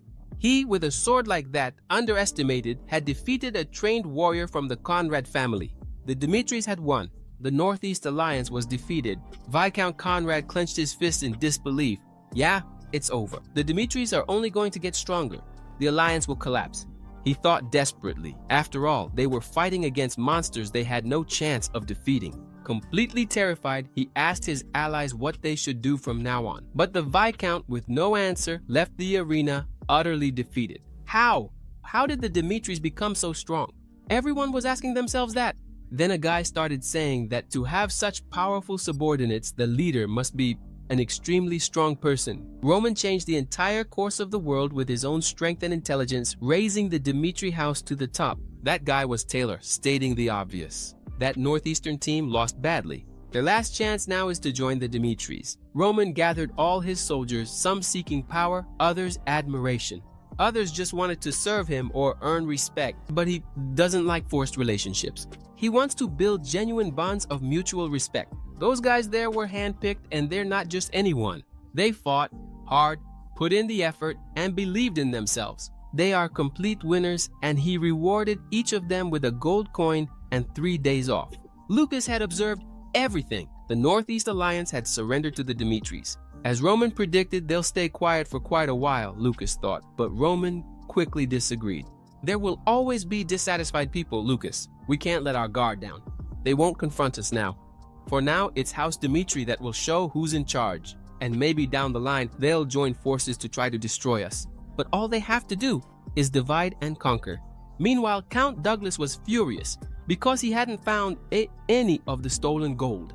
He called all his subordinates useless and shouted at the top of his lungs. He had invested heavily in the search, even hiring a group from the Black Moon. Viscount Barco, the only one who knew where the gold was, had been murdered.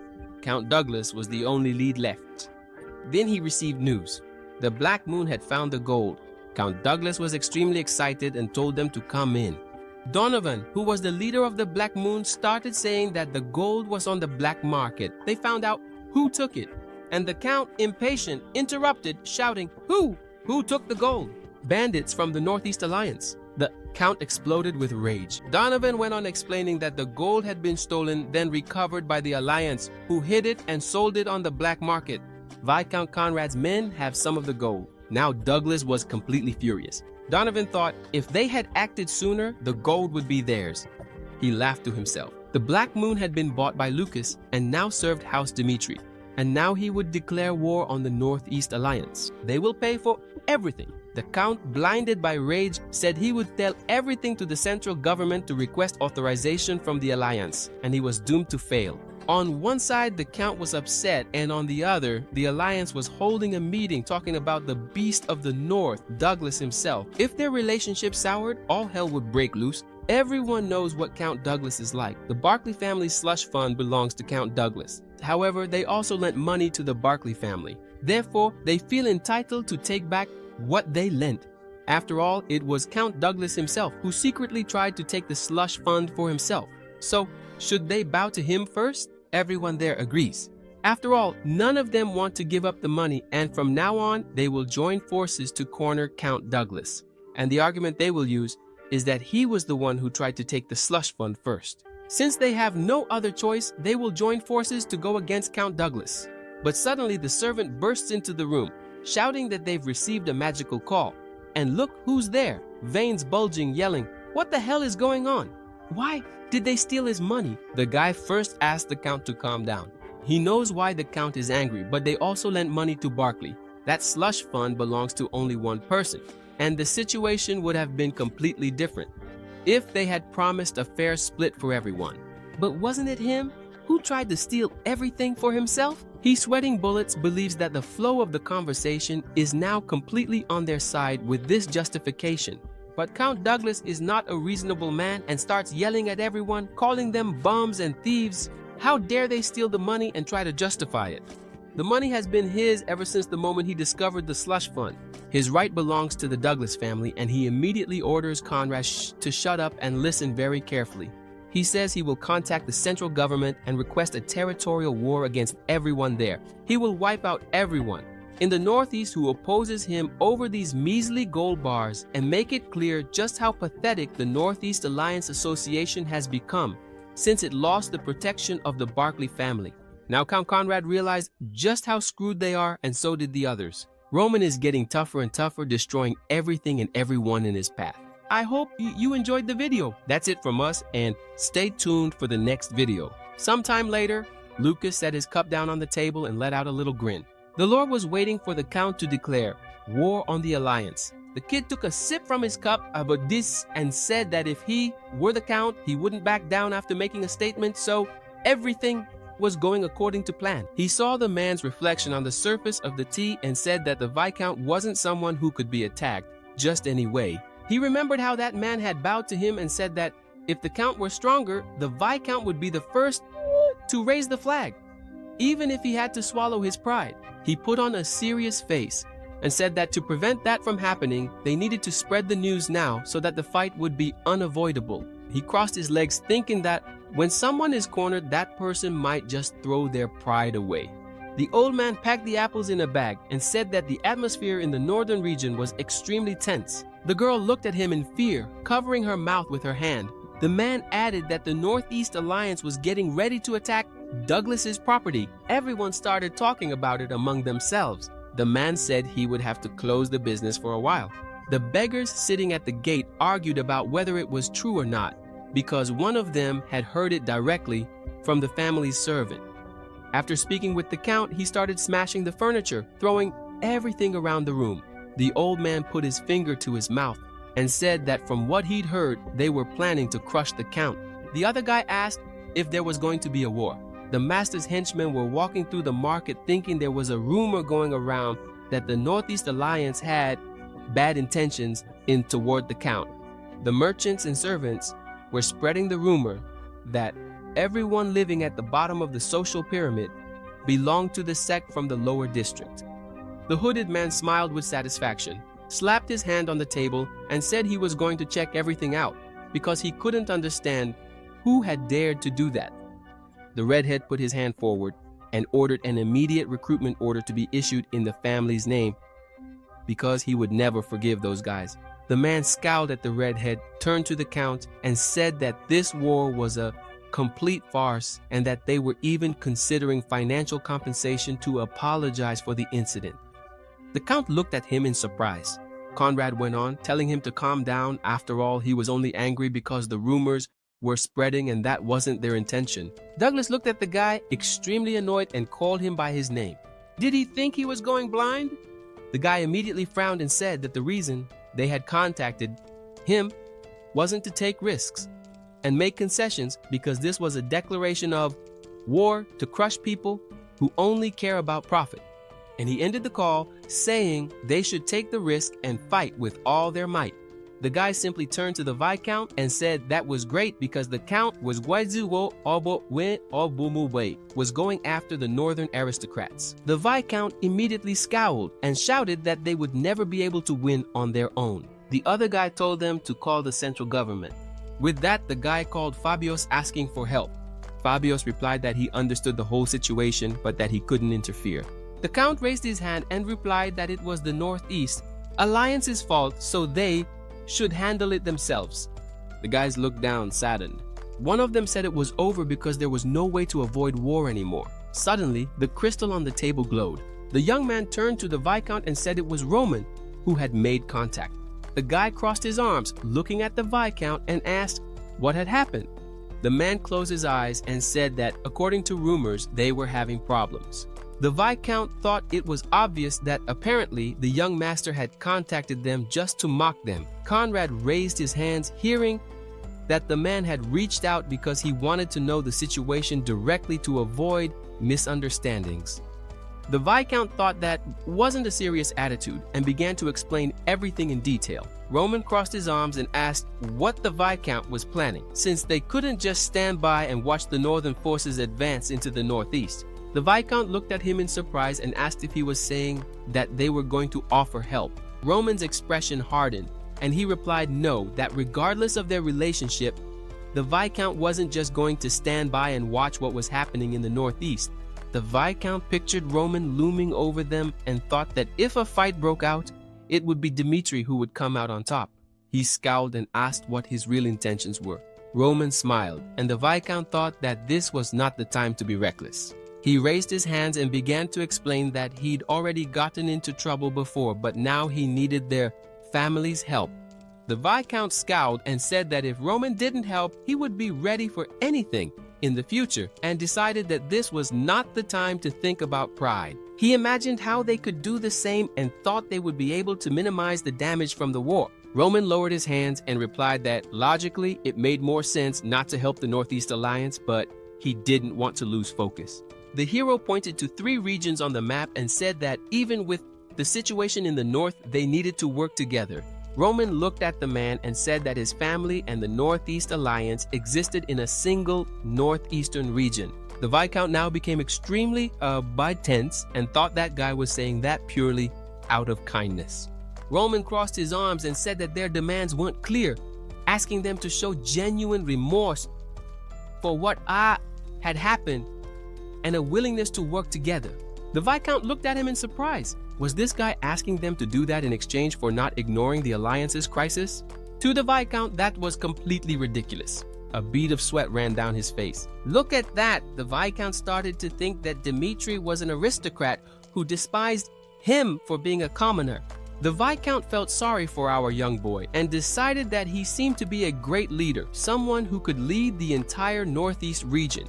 He looked at Roman and said that after discussing with the members of the Alliance, they would get in touch again in a few days. The army led by the Count was passing through the forest. One of the knights said that the Count should calculate when the war would end. The Count agreed immediately. He turned and said that was nonsense, then imagined the sand falling and said that the Northeast, which had lost its integrity after the ship sank, was a ruined sandcastle. The horse stopped suddenly and he asked if anyone was going to take that rich land.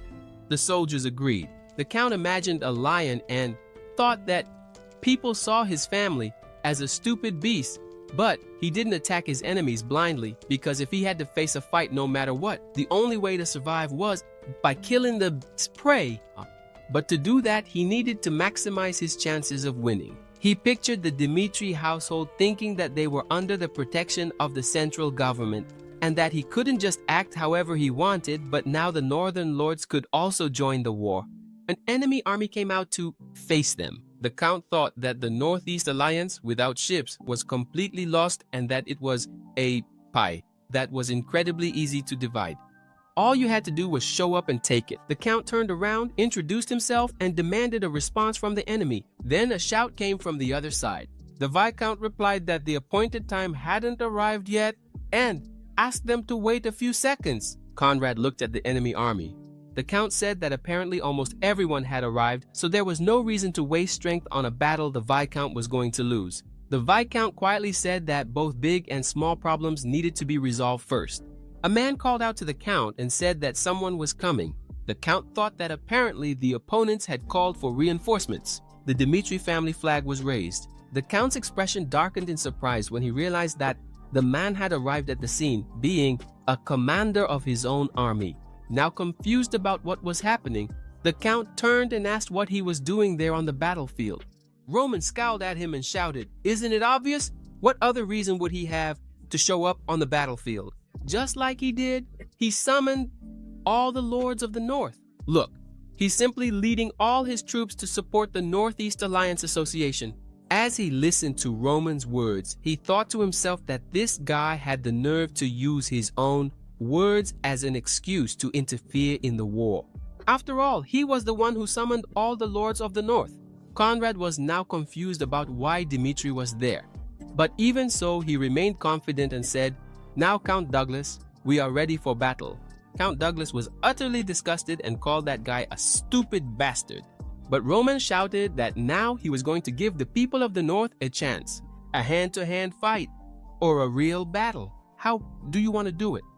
Our Roman just can't resist a war, can he? You're crazy. Hey, there's a war going on over there. Let's go. The Count started to break out in a cold sweat, extremely tense, and thought that since war had been declared, there was no way to call it off now. Roman put on a serious face, while the Count thought that if they fought him, they would lose, but that they couldn't choose hand-to-hand combat. The troops stood face to face. The Count kept thinking that his number of troops was greater than the Northeast Alliance, but that Roman Dmitri had many strong soldiers. They had won the war in the south, so they weren't easy opponents. Kant lowered his head, weighing his options. But Roman interrupted his thoughts and said to him, how about he fights against 3 swordsmen at the same time? But if he's really that worried about our Roman strength, he could even raise the number to 5, 1 against 5. Now he was unsettled. He admits that Dmitri is strong, but to think he would suggest something so absurd. Dmitri, generous as he is, you know how he is, said he hopes this war can be resolved with as little confusion as possible. So what does he say to me? He just asked for some time to think about it. They start discussing whether or not they should accept his proposal. That guy might be extremely strong, but it would be 5 of the strongest there. Is it possible that the strongest person from each family wouldn't be able to fight against just one person? And still under 30 years old? The guys still think it's too dangerous. Just the fact that he defeated the butler means he could be a swordsman of more than 5 stars. But that guy knows this too, but they don't have any other choice. No matter what decision they make, they're going to have to face that monster on the battlefield anyway. Everyone is afraid of our Roman. He starts saying that the twin swordsmen under his command defeated a 4-star fencer when they fought together, and he's sure that he's as strong as the rumors say. But this is a great opportunity for them since he's making a completely reckless decision just to show off his strength. If they manage to take Roman's life, they'll be able to seize the entire northeastern region completely. So they decide to go ahead with this plan, and he thinks it's all perfect. He's going to make Roman regret having acted so arrogantly. He will crush all the forces of our Roman Dmitri and send him to his grave. So there is an observer from the central government present. Now this time the battle will be 1 against 5. The twins, Ventor and Ventel, you're already coming up with a new plan. Apparently they're going to approach from either side and aim for his blind spot. While they distract Roman, the others will attack them stealthily. That's the plan. They think that no matter how good that guy is, the moment he launches a counterattack, that's when his guard will be completely open, and those two will land a fatal blow on him. If the others support them, they'll be able to gain fame, wealth, money, everything along with them. So everyone take your positions and begin. The Vental twins activate their auras and charge at Roman, following the plan. But Roman remains still, waiting for the attack, and at the last moment, he draws his sword and cuts both of them with a single strike, while they're still in the air, turning those 2 into 4. He defeated the twins with a single attack. Oh damn. Roman swings his sword and says that when he heard that Count Douglas had declared war, he thought about a lot of things, but especially about the people who always tried to argue back when the Barco family was still around. Why didn't they try to talk to the Dmitri family? Why? Everyone there started to become afraid of Roman, while Dmitri kept saying that the northern lords, including you, Douglas, despised the existence of the Dmitri family. And because of that, he was deeply troubled by this fact. But it's only natural, Dmitri. You are disturbed a lot. Right now, he's going to give a chance to withdraw completely from this fight. Or does he intend to have a normal war instead? Baron Douglas feels that his life is apparently hanging by a thread and starts to stutter. Normal war? If they do that, countless soldiers will die, and he would rather just sacrifice these 5. He then says that rules are rules. Since they've decided to go through with this, they have to see how it will end. Our war Cleton then smiles. Well, of course, if that's what you want, I'll send the rest to their graves. So they continue as planned. Now that the strongest have died, only 3 remain. One of the lords there shouts for them to wait a minute. After all, the battle is already over. And maybe they could end the fight now. But Roman, as unshakable as ever, starts to laugh. To think that the warriors of the north would raise the white flag like complete cowards, he then plants his sword in the ground and says he'll give the 3 of them an advantage and won't use his sword. Maybe they might even make it out alive. Look at that. So do they feel more like fighting now? The guys, now confident, start shouting that maybe Roman will regret his decision. But in their minds, they think that if they back down, even with that advantage, they would still be nothing but a complete disgrace as swordsmen. The 3 then begin to activate their auras, while the one in the middle says that they're definitely going to be able to win, or at least do something against them. 3 against 1, and he's unarmed. Poor Roman, right? A complete disadvantage. Or is it? The 3 charge at Roman, about to cut off his head. But Roman smiles, just like Vegeta. How pathetic, and breaks that guy's sword with just his fist, then lands a series of blows right on the troublemaker's face. The other two, who were also coming at him, are struck down in almost the same way. They didn't even understand what happened. Just one hit for each of them, and he already broke so many noses and teeth. It's insane. While the guy was screaming on the ground, trying to say something but stammering, Roman, landed a solid kick right in his face, smashing his head into the ground and creating a crater from the sheer force of the impact. He then asks the Northern Lords if anyone has any objections. Everyone lowers their heads and says they have none. Conrad bows his head and thanks Roman, while Roman says he's really looking forward to continuing their partnership. Meanwhile, Conrad knows that if they had chosen to go to war against Dimitri, they would have been the ones turned into mincemeat instead. Look at that, everything went exactly as planned. The hierarchy of the Northeast region was clear to everyone. The hegemony belongs to the Dimitri family. A few days later, at the Dimitri house, everyone was gathered. The man looked at them and said that in that region, the father had given him full authority, asking if anyone was uncomfortable with that. Everyone lowered their heads. The man smiled and said that from then on, he wanted to tell them something new. He crossed his hands and asked how they thought a kingdom could know it was heading in the right direction. He recalled the battle at the fortress Chaos Wall and said that on the southern front, during the invasion by a neighboring kingdom, he went through difficult times, not because of the enemy.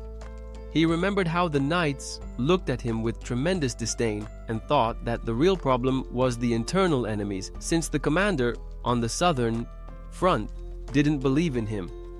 Roman recalled the regions on the map, isolated from one another, and said that while the central government's leadership fought for power, the southern front was collapsing completely.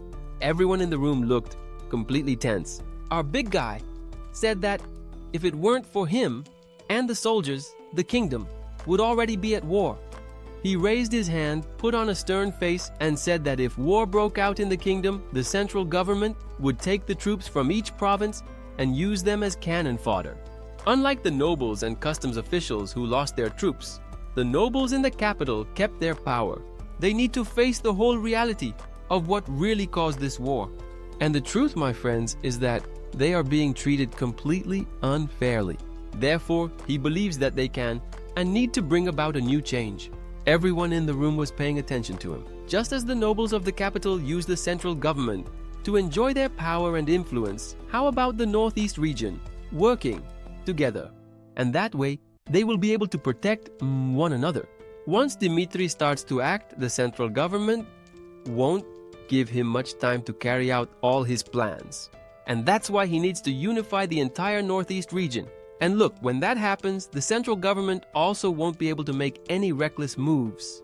One of the guys in that room says that if all the Northerners work together, then they will really have a lot of influence, even if they're up against the central government. However, if they exclude regions like the Lawrence territory, then the Northeast territory is a completely barren, infertile, unproductive region, and most of the families there rely heavily on supplies from other regions.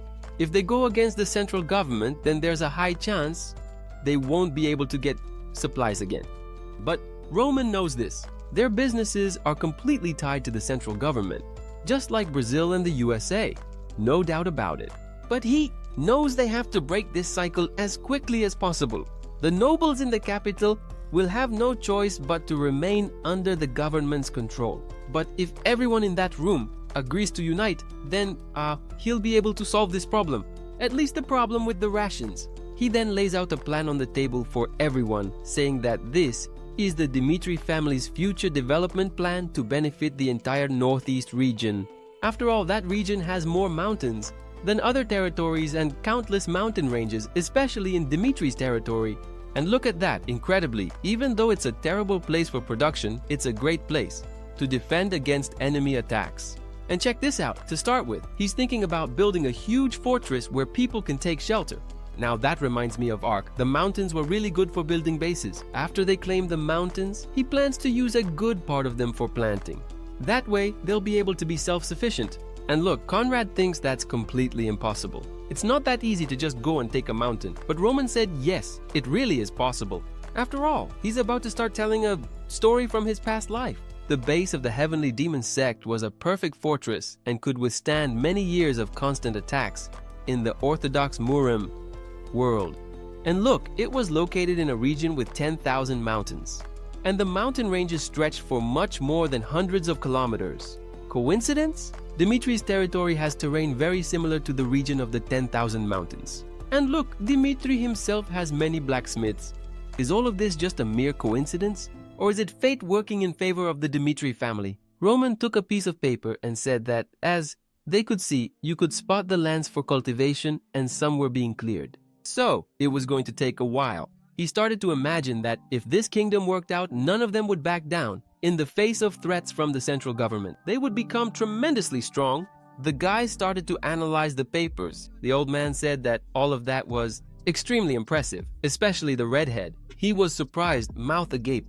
He looked at the paper and thought that everything in this development plan, even the blueprint of the fortress, had been carefully thought out, and that instead of just giving an abstract direction, it showed exactly how they should act. Lawrence bowed his head to his chest and said he would follow the guy.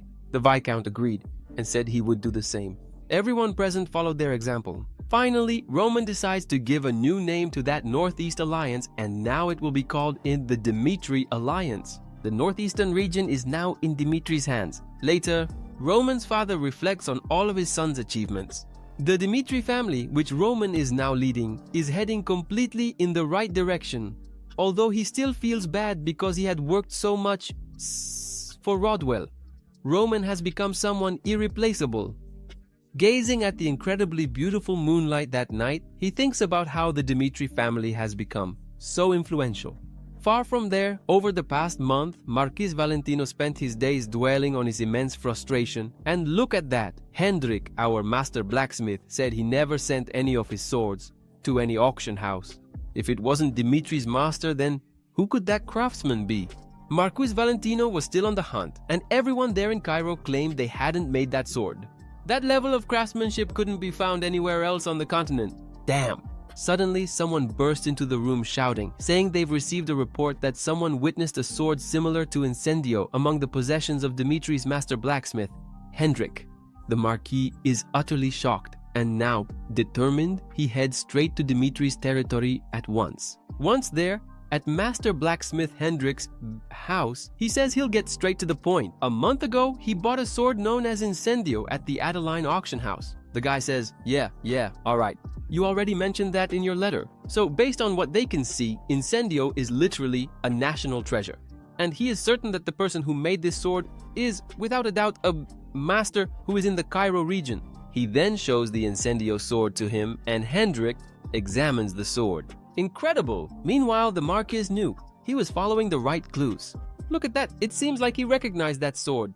He received a report saying that he had a similar sword in his collection. The master becomes thoughtful and says he will show him the sword. After all, a collector like Marquis Valentino will probably recognize the value of that sword without a doubt. He then shows the sword and says that its name is Salamandra.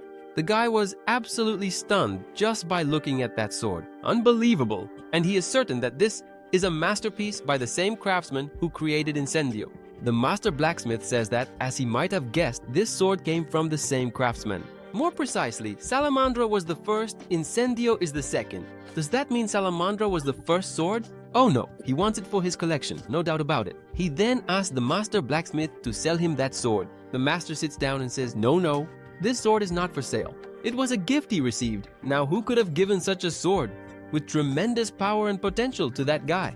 After all, it wasn't made by Hendrik, it was a gift. So maybe he would know who this craftsman is. Could it have been made by the retired Baron Romero?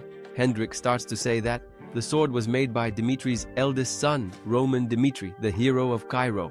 Cairo's newest rank, made the best sword in the entire kingdom. Wow, the story gets more and more terrifying. If the person who made it is just a craftsman, then its value would be judged by the result.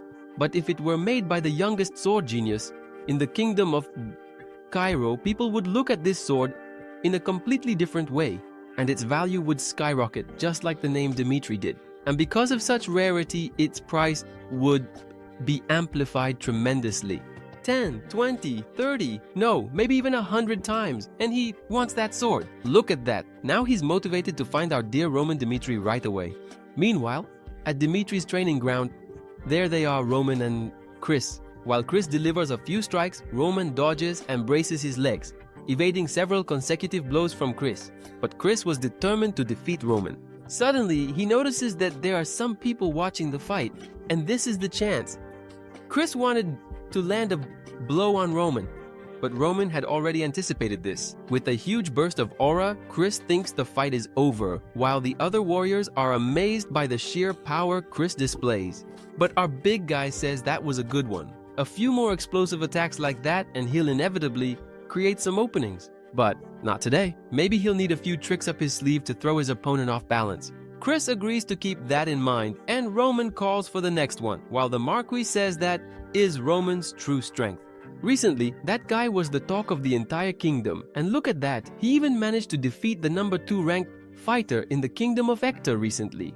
Within the kingdom of Cairo, what rank would he receive? He keeps watching the fight and thinks that, personally, this guy seems like a monster with unimaginable strength. The guy knows how to fight, knows how to coordinate an attack in a war, and also has incredible mastery as a blacksmith. How is that possible? How can the most talented guy on the entire continent live in such a remote region like this? The mustached man says that the young master has a guest.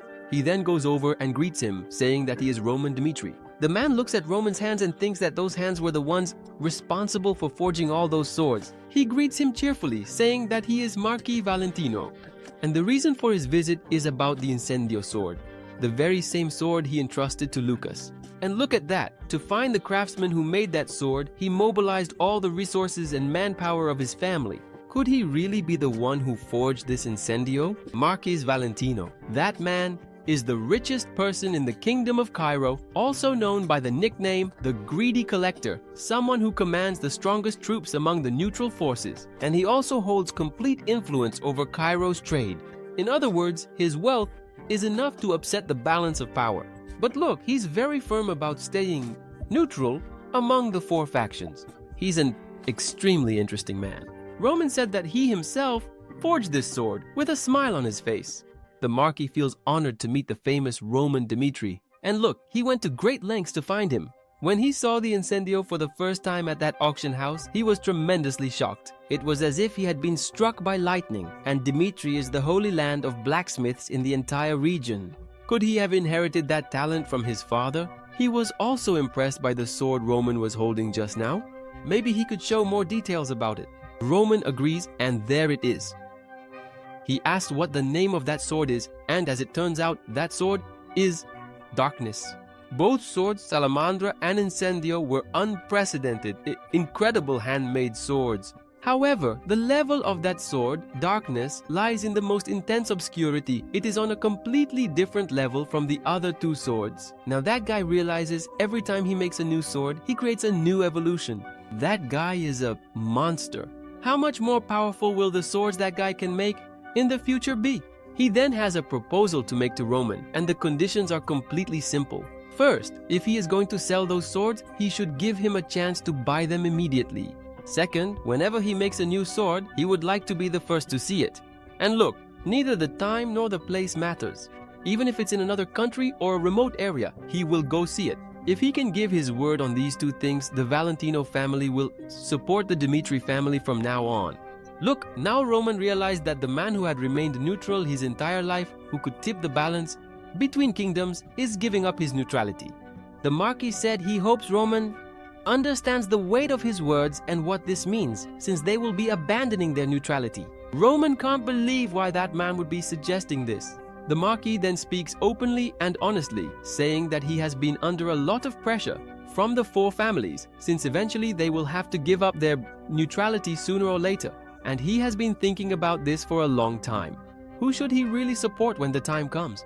Then he heard that the Dmitri family had formed a Northeastern alliance, and now he also knows that Roman is the craftsman who forged those swords. Naturally, what reason would there be for him not to like our Roman? And of course, he knows that his family is doing very well financially, but it's never a bad thing to have more money.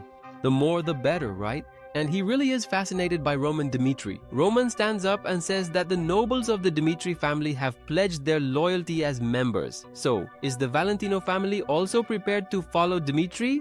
The Marquis smiles and stands up as well. After all, even if Roman Dmitri ordered the Valentino family to throw themselves into the fire, they would obey his commands with a smile. Roman puffs out his chest, smiles, and look at that, he's gained yet another unexpected ally who could completely tip the scales of the game. So from now on, he'll be counting on him. The man bows to Roman and asks if he can really reveal that it was Roman who forged the incendio. After all, now that he has managed to obtain such an incredible sword, he might die of frustration if he can't brag about having a sword made by Roman Dmitri. Roman smiles, thinking that this guy is quite unique, really exotic. Back with the Valentino family, he starts bragging to everyone that the handmade sword from the rumors was crafted exclusively by Roman Dmitri, the genius of Cairo. And look at that, it's a sword that's even better than the rumors say. It can even unlock the aura of a 1 or 2 star just by wielding it. The people there are doubting the quality of that sword, but the Marquis keeps insisting that he has never lied about the quality of his collection. And look, the craftsman who forged Incendio is the hero of Cairo who drove Hector out with just 200 soldiers. Everyone there is left speechless. Roman Dmitri forged that sword, and look, that's the very same sword he used to defeat that butler during the war. Roman Dmitri has made 3 swords so far, and Incendio was the second one. People started calling those 3 swords Roman Dmitri's special collection. And thanks to Roman's growing fame, the blacksmiths of Dmitri experienced a huge boom in their business, and things became incredibly hard to manage. Night falls, and Roman walks through the corridors. A hooded person speaks to him, saying that not only did he drive Hector out, but he also defeated the butler. It seems they underestimated Roman. That one over there is from Valhalla's intelligence department, Mark. And look, he goes on to say that recently Roman created an independent organization uniting the northeastern region. Maybe he could be a dangerous element for them in the future. And if he continues with his actions, maybe Valhalla won't be able to ignore him anymore. So the choice is his, to follow Valhalla or to become their enemy. Roman, with a chilling smile, turns and says, "And why? Why should he follow Valhalla's orders and decisions? So can I really consider you hostile toward Valhalla?" Roman gets straight to the point. They were the ones who made threats first, and he has absolutely no intention of forcing anyone to swear loyalty to him. And look, the kingdom of Cairo is like prey that the Kronos Empire has wanted to catch for a long time. And if Valhalla attacks first, do you really think Kronos will just sit back and do nothing? If they don't intend to become Roman's enemy, all they have to do is wait. After all, the group he chose will definitely reach the top of Cairo, and the people will see Dmitri as a kingmaker. That was a shock to that guy, and he clenches his fist. That guy is really bold the way he speaks. If he keeps walking around with his nose in the air like that, it's only a matter of time before someone comes along and knocks down that sandcastle he's building.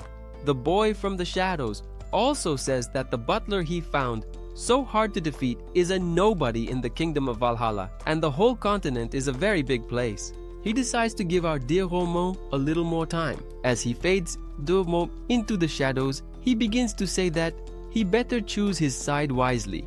Here's the deal. As soon as that mid-alliance was formed in the northeastern region, one by one, the 4 factions of Cairo quickly got in touch and started provoking Roman, pressuring him to make a decision. Meanwhile, at the Benedict mansion, the guy keeps questioning whether they're really going to let Roman grow this much without doing anything.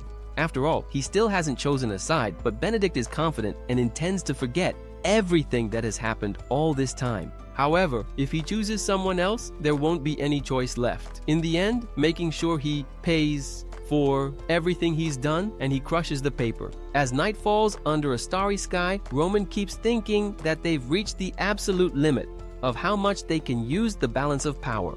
If they can't somehow take advantage of last year, they won't be able to avoid losses and sacrifices during the war that's coming. First, he needs to acquire a lot of magic. Only then will he be able to face everything with tremendous perfection. There are 13 magic towers within that continent, among them the Celestial Palace Tower, which is the strongest of all.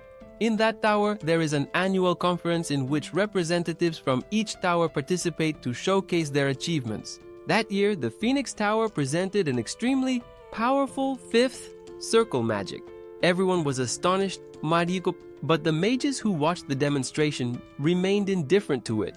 The reason why that tower received such reactions is due to a fundamental problem that has been troubling everyone lately. Look, that Phoenix Tower lacks its own identity. So, it's true. That Phoenix Tower lost its grimoire, which had been passed down through generations. In his office, the representative of the Phoenix Tower, Felix, still doesn't know how he became the representative of that tower 3 years ago. It's quite complicated. While he handles a pile of things to sign, to read, and to represent, his head starts to ache from so much work, and no one knows where the professor and the master of the tower have gone. Unfortunately, he wasn't able to inherit the blazing grimoire because it disappeared, right? And look, every day more people leave that tower. It's as if part of its power vanished along with that grimoire. And look, besides people and power, they're also losing more and more funding from the Frank Empire, and soon they'll probably kick him out. Things are getting more and more complicated. Amidst the letters, he sees one written by Roman Demitra. He starts to read. That's a good proposal in these tough times after all. Roman Demitra wanted to help that tower, and the terms are pretty simple. If he becomes a training partner for the next 6 months, he'll pay 1,000 gold coins per month. Wow, that's an extremely high amount. Even though it's pretty far from here, he can't be picky. After all, the tower is almost going under because of lack of money. He decides to go there. On the way to the Dimitri lands, he keeps reading, thinking that the Dimitri family is known as the sacred land of blacksmiths. Surely it's a place that probably doesn't have any mages, no doubt about it. After all, of the 13 magic towers that exist on the continent of Kronos, including the Celestial Palace Tower, 7 more are located in Kronos. And look, those towers are strictly neutral forces, but most of the ones located in Kronos are considered sacred lands for mages. Compared to them, Cairo is like an army for magic. And among all of them, Dimitri is the most isolated from everything. If it weren't for the offer of this gold and the hard times that tower is going through, he would never even consider setting foot in that land. From the perspective of a magic tower, all that matters is getting 6,000 gold coins, which will keep it alive for another 6 months. He then notices Dimitri's vast territory, extremely grand, beautiful, and apparently full of wealth. A soldier asks him the reason for his visit. He says he's from the Phoenix Magic Tower, and that he came there at Lord Dimitri's invitation. Apparently, that place is very well organized and systematic. He notices that there are magical devices stationed in various locations, ready to be used in case of war, in addition to an extremely resilient fortress and an impenetrable, almost perfect defense. Even though it is an extremely distant and remote place, Dimitri truly deserves his reputation as a formidable force that no one in the entire empire could ignore. Roman introduces himself, all friendly, and Felix shakes his hand, sensing that Roman is not an ordinary guy. Felix gets straight to the point. He wants to make sure about the terms of the letter he sent. Roman smiles and says that it's all true. The terms and rewards are just for being Roman's training partner. He will pay 1,000 gold coins for 6 months, that is, a total of 6,000 gold coins. Felix doesn't understand his situation. What is he after with this? Is he really just looking for a training partner? But there are so many people there, so why did he choose him? Roman starts to say that he heard the flame magic from the Felix Tower is unmatched. It's the strongest when it comes to attack magic. He also heard that her situation is going downhill fast, and he just felt he could buy a little time from an extremely powerful mage like him for a fair price. And look, he doesn't need to worry because if Roman gets hurt or dies during the duel, nothing will happen to him. But he only wants one thing. Felix has to promise that he'll give his best every time they fight. Felix, with a fiery look in his eyes, says that maybe Roman will regret having said that. Is he really being serious? Or is he underestimating the mages of Cairo? Then they head to Dimitri's training field. Roman says he'll let him attack first, and look at that, Felix is really fired up. Since this is the first duel, he's going to start by putting him in his place and begins to imbue his hands with flames. Several fire spears form around Felix, and he shoots them all at Roman at incredible speed while Roman remains motionless. Then, a shockwave forms in the area, blowing everything up around them. It's an immense impact. But suddenly, Felix looks back and there is Roman, moving at tremendous speed. Felix, unfazed, begins the 4th circle release, engulfing the entire area in hellfire. He creates a magic circle that unleashes even more fire toward Roman, but Roman somehow manages to block it Apparently, those walls of fire are on both sides, right? Felix thinks that, with this, he has already won the duel no doubt, and recites another incantation, memorize. A huge spear of fire hovers in the air and he throws it, reciting the runic blaze.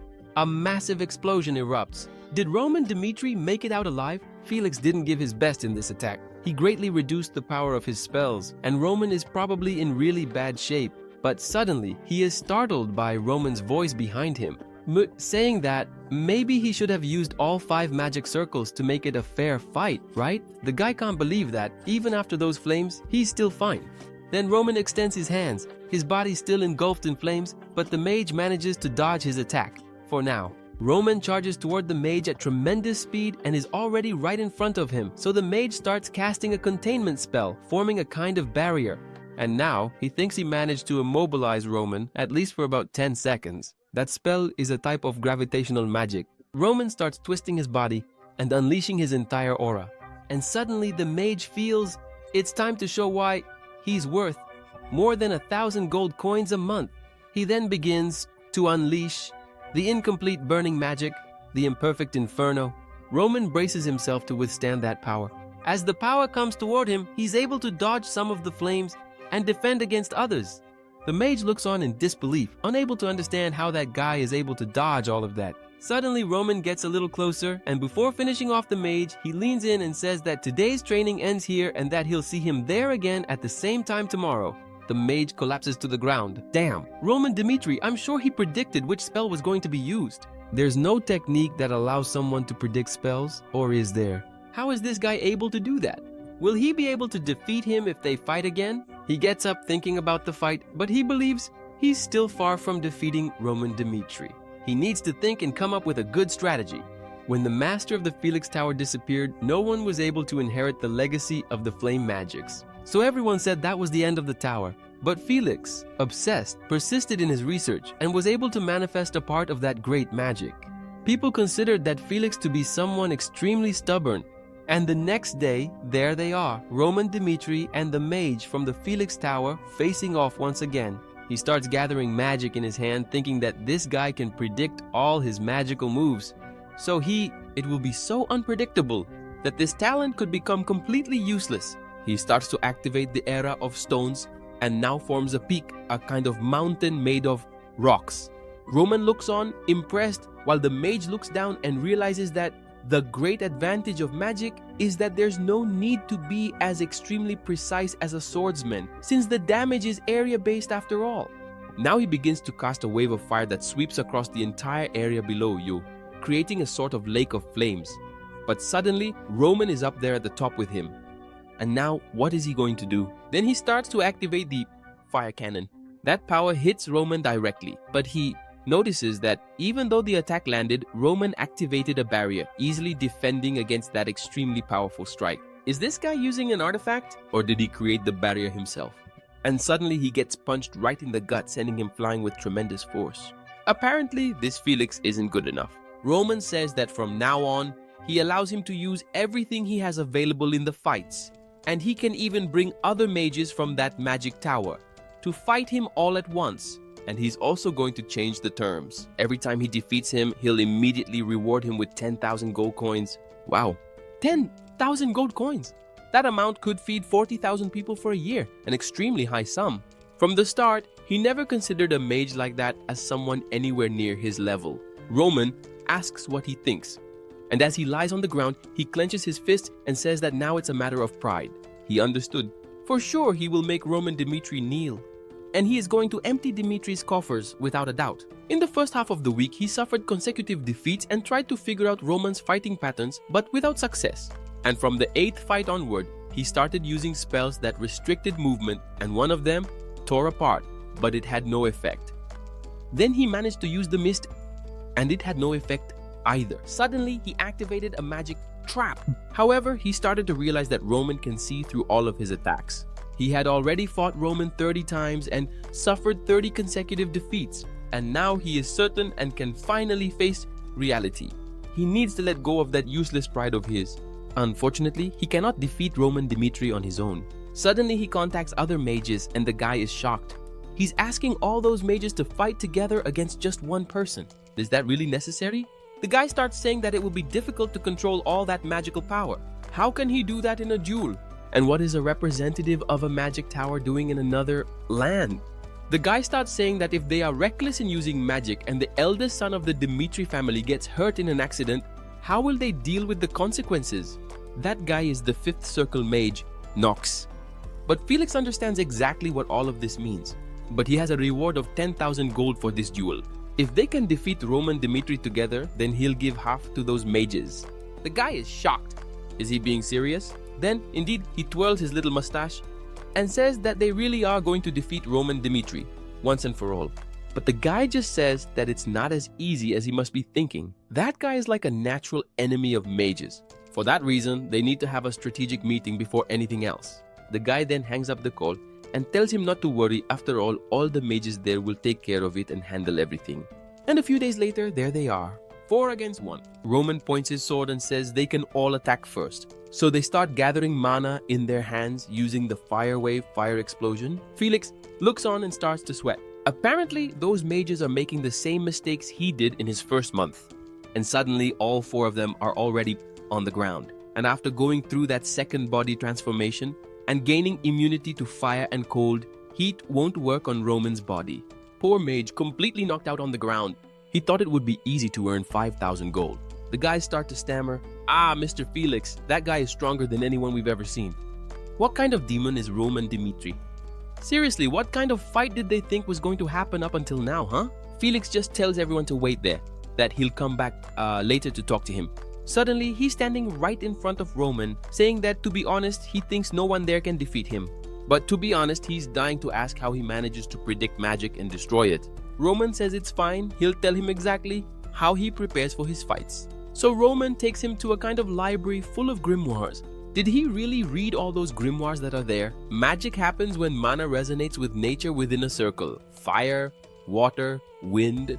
And at the moment when the magic that resonates with nature is cast, a kind of signal and pattern appears. Depending on the amount and attribute shape of the mana, a person can tell which magic is being used. And naturally, they are able to react to it quickly. First, the sense to read this resonance. Second, the knowledge to recognize the type of magic that is being cast. And after seeing the shape of the resonance. Third, the ability to make a quick decision about the actions that should be taken after having all the information. Damn, Felix can't believe it. How is that guy able to do all of that? Roman Dimitri, he's a monster to the point that even calling him a genius is a huge understatement. Even a monster is working hard to get stronger while he's there, running away from reality, using his master's disappearance as an excuse.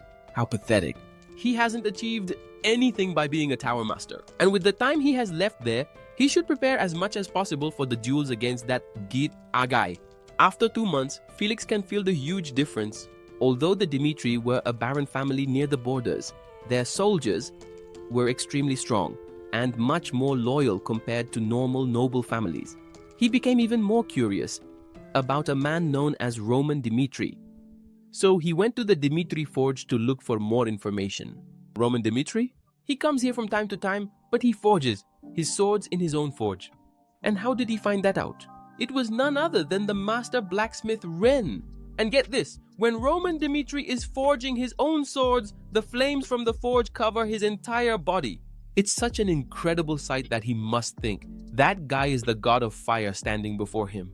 So you're saying the flames from the forge cover his body? Felix remembers when he was younger, his master telling him to become ever closer to the fire and to find his own way to fully embrace the flames.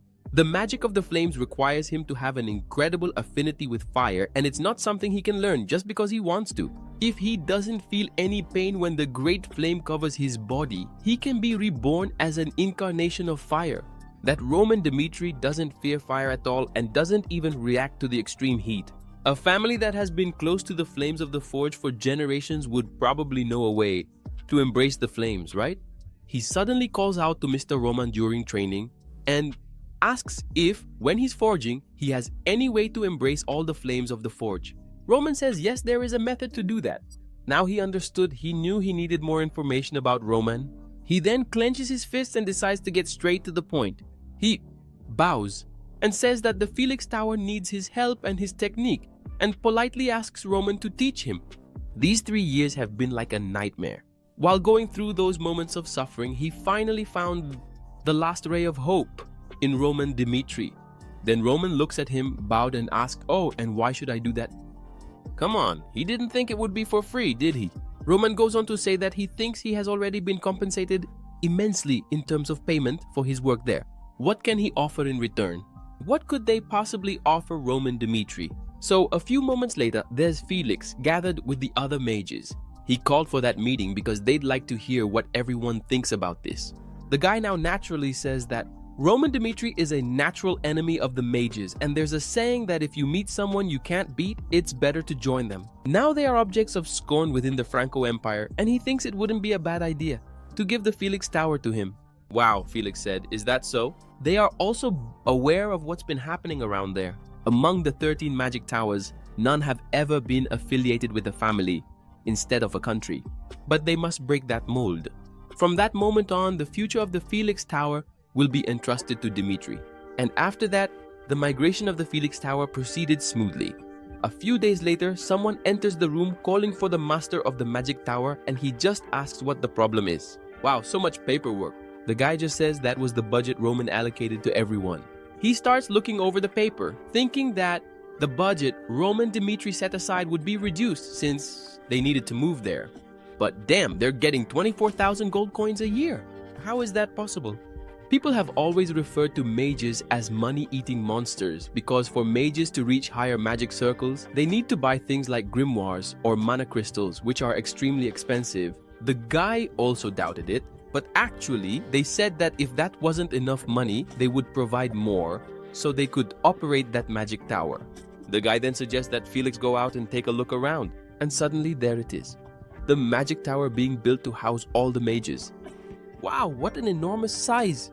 And considering that the Felix Tower will expand its forces, they built this just to be able to accommodate 1,000 members. Does he think that's enough? Felix is still in shock. They weren't expecting Lord Roman to do all this for them, but Lord Roman is someone who cares for the people more than any other lord. And that's something he'll have to get used to. There's the mustachioed butler talking to Murphy the page. Don't change your routine just because Master Roman is around. You should be ready to wipe Roman's sweat and stay close to the water jug.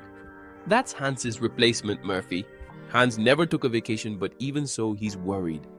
He'll probably be fine. He already graduated from a Dalelem Academy, even if his beloved granddaughter likes that gift.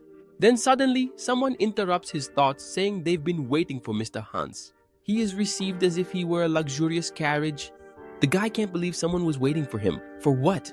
After all, he's just a servant. But the man simply says that Master Roman told them to wait for him there. A little further away, a teddy bear falls, and Hans's only son, Harrison, is telling everyone to pack things up in a hurry and really fast. What could be happening there? Apparently, those people were sent by Master Roman. Why would that man send so many people there? So there he is, Lucas, saying that young Master Roman sent them to thank Mr. Hans for his service. And please, he should rest while they prepare his daughter's birthday. Wow, that guy just can't make sense of the situation. His father is just a servant of the Dimitri family, so why are there so many people there? So much attention? But Lucas says that young Master Roman considers Hans someone important to him. Has he never heard of Lord Roman from his father, Roman Dimitri? Back when he was called useless, he was someone who wasn't aware of his father's devotion and sacrifice. He never trusted the man. His father had trusted all this time, and young Master Roman is just lost because he's going through a tough time. That was all Hans would say, and he always insisted that deep down, Roman had a kind heart. Now he's convinced that the thoughts he used to have about his father's work, that it was completely useless, weren't in vain. He starts to cry and thank his father. Everyone there is still confused about what's going on. Are they even in the right place? Suddenly a bunch of guards come in telling everyone to make way, and now they form two lines, and there he is, Hans, on a red carpet. Why are there so many soldiers escorting just one person? And suddenly he realizes that it's his father, and he runs to hug his bray. And look, it's already time to open the presents. The first present is from his father. Oh, a beautiful doll. She was always asking her father to buy her a doll just like that one, but he couldn't afford it. She thanks him a lot. She loved the present. Now comes the next present. A ruby ring from Viscount Conrad. What? They received a present from a nobleman for the daughter of a commoner. And there are also presents from Count Ardelian and Viscount Lawrence. Why did all these snobbish nobles send them presents? Now the fact is that those nobles sent gifts because that way they could earn favors from Hans, since he was the one who stayed with Roman when he was called the idiot of the Dmitri family and basically raised him from a young age. Hans became someone important to the nobles, someone who could become a connection to Roman Dmitri. These gifts are too much for her, but it's not like she's going to refuse them. And finally, they should open the gift from Mr. Roman, a present from the young master. The guy opens it and finds a letter of recommendation to the Academy of Glory. Mr. Roman wrote a letter of recommendation, wow, for one of the best academies for his daughter. That is the best educational institute, one that commoners could only dream of entering, because it's hard to get in even if you have money. The Glory Academy, how could it be? The guy starts crying and thanks his father profusely. Then at night in Dmitri Castle, Hans starts saying that they don't deserve the gifts Roman is giving them. He already feels very happy just working and doing what he does. Roman watches Hans and remembers the mad demon. Once, he asked that guy if he ever regretted following him, and he would always say no. After all, just knowing that he trusts him makes him want to serve him for the rest of his life. While Hans is Roman Dimitri's servant, Roman keeps telling him that he has spent more time by his side than his own father has.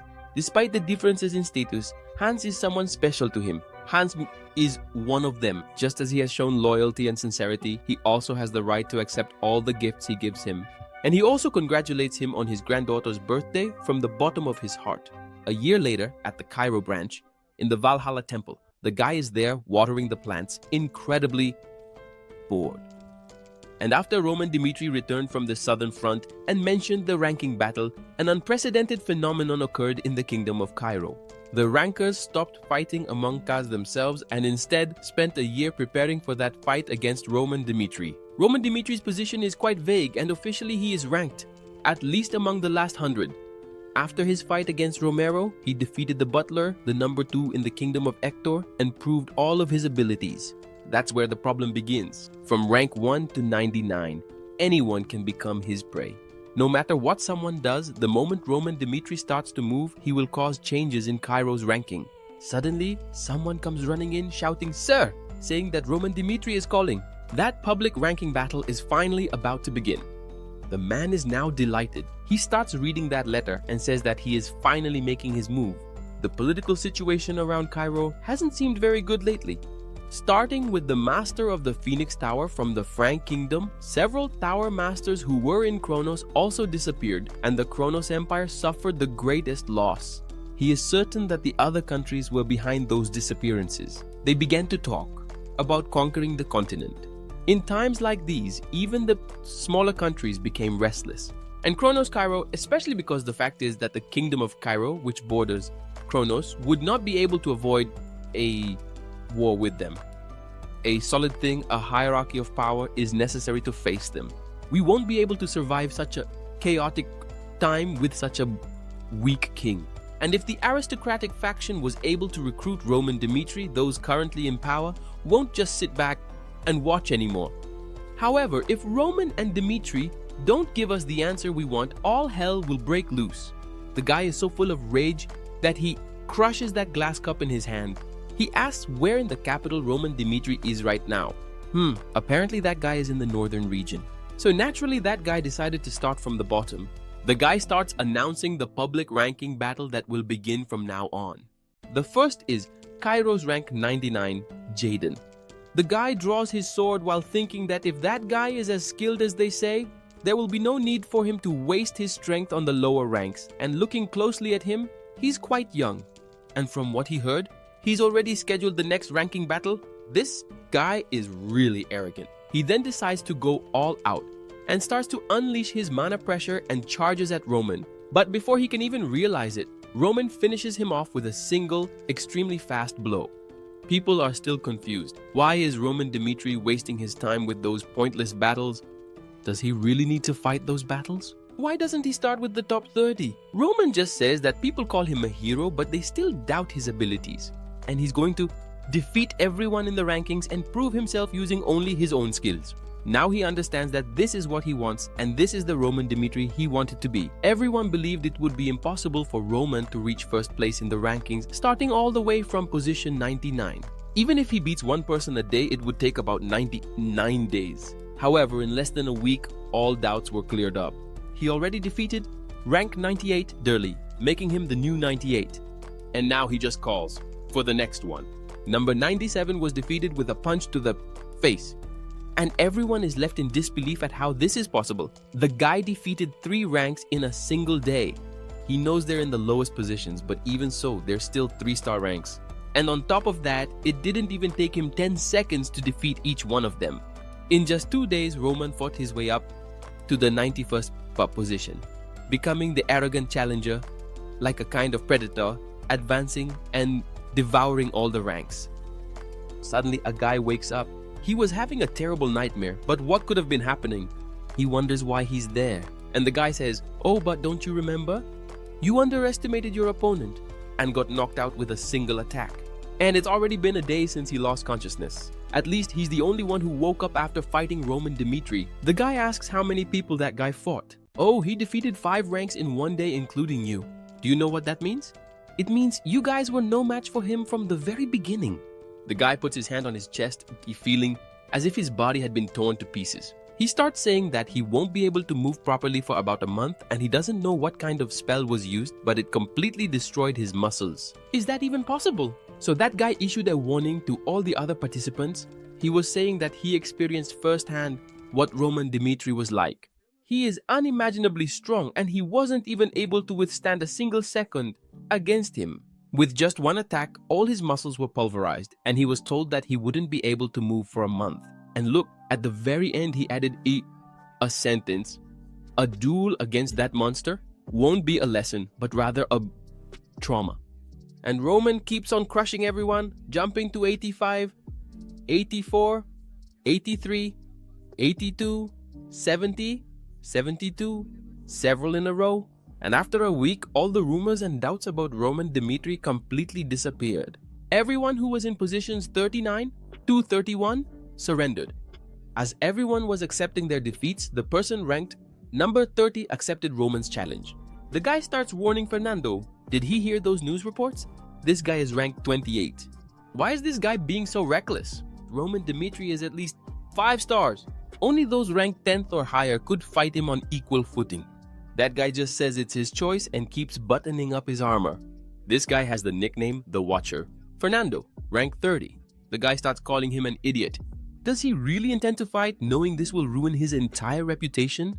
But Fernando just tells him to understand one thing. It wasn't him who ruined our image. It was everyone who surrendered out of fear.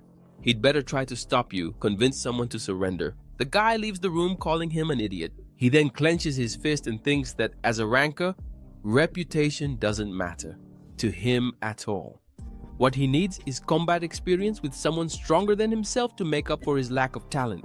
I don't know about you, but I liked his perspective. Even knowing he's going to be defeated, he wondered if he could last at least a minute. Fernando is known for having truly mastered a basic skill, but he struggles against 4 stars and above. With effort alone, his rank is 30.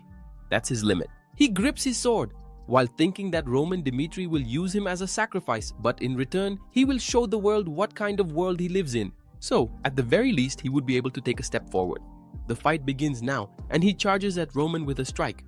But Roman dodges to the side as always.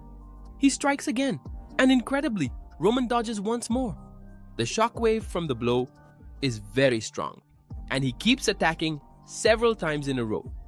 The blows miss by just a little, passing very close. The guy disappears and reappears behind Roman while thinking that Roman is just dodging. He thinks he's no match for him. He's stepping on that guy's ego. But he already threw his ego away a long time ago. Fernando, he remembers his master telling him to move his mana in a completely correct way from now on. And he remembers the guy saying that he's weak because he can't use magic. And his mana emission is completely unstable. If he keeps fighting like this, he'll never be able to improve. Basically, a normal way of emitting aura, laum, is to absorb mana, don, and explode it through the path where it's being emitted. All the swordsmen in the Kingdom of Cairo and on the Salamander continent use a standardized mana pathway system. However, there is more than one mana pathway, and Roman knows this. The guy is shocked. What? Are there more mana paths? What is this guy talking about? An aura attack to explode mana using the mana pathway. The circulation method each person uses can be completely different, but building the pathways by following the same steps is the only known way. It's the common method. So that guy is saying there's more than one mana pathway? Yes, although it's difficult to cultivate a new pathway when one already exists. Isn't it worth trying? He doesn't know what's going through his mind, but that's fine. He'll give it a try since he doesn't care what others think or about honoring others. He'll trust himself, even if those words were the woe words of a lying demon. So they start the fight again, and he tries to suppress the mana energy inside him. If he does that, the mana will open a new pathway on its own. When he feels a new pathway, he'll release everything and push it all through that path. Suddenly, he starts to feel the mana, unable to believe that this could really be possible. A knight without mana now uses mana, and they decide to end it there for now. So Roman charges forward and takes that blow head on. Another defeat. This guy was supposedly meant to be the gatekeeper for rank 30 and above, but he only served to prove how strong Roman Dimitri is. Well, that's just how superior his class is. That guy gets up thinking about Roman Dimitri and calls out to him. He asks him to wait a moment.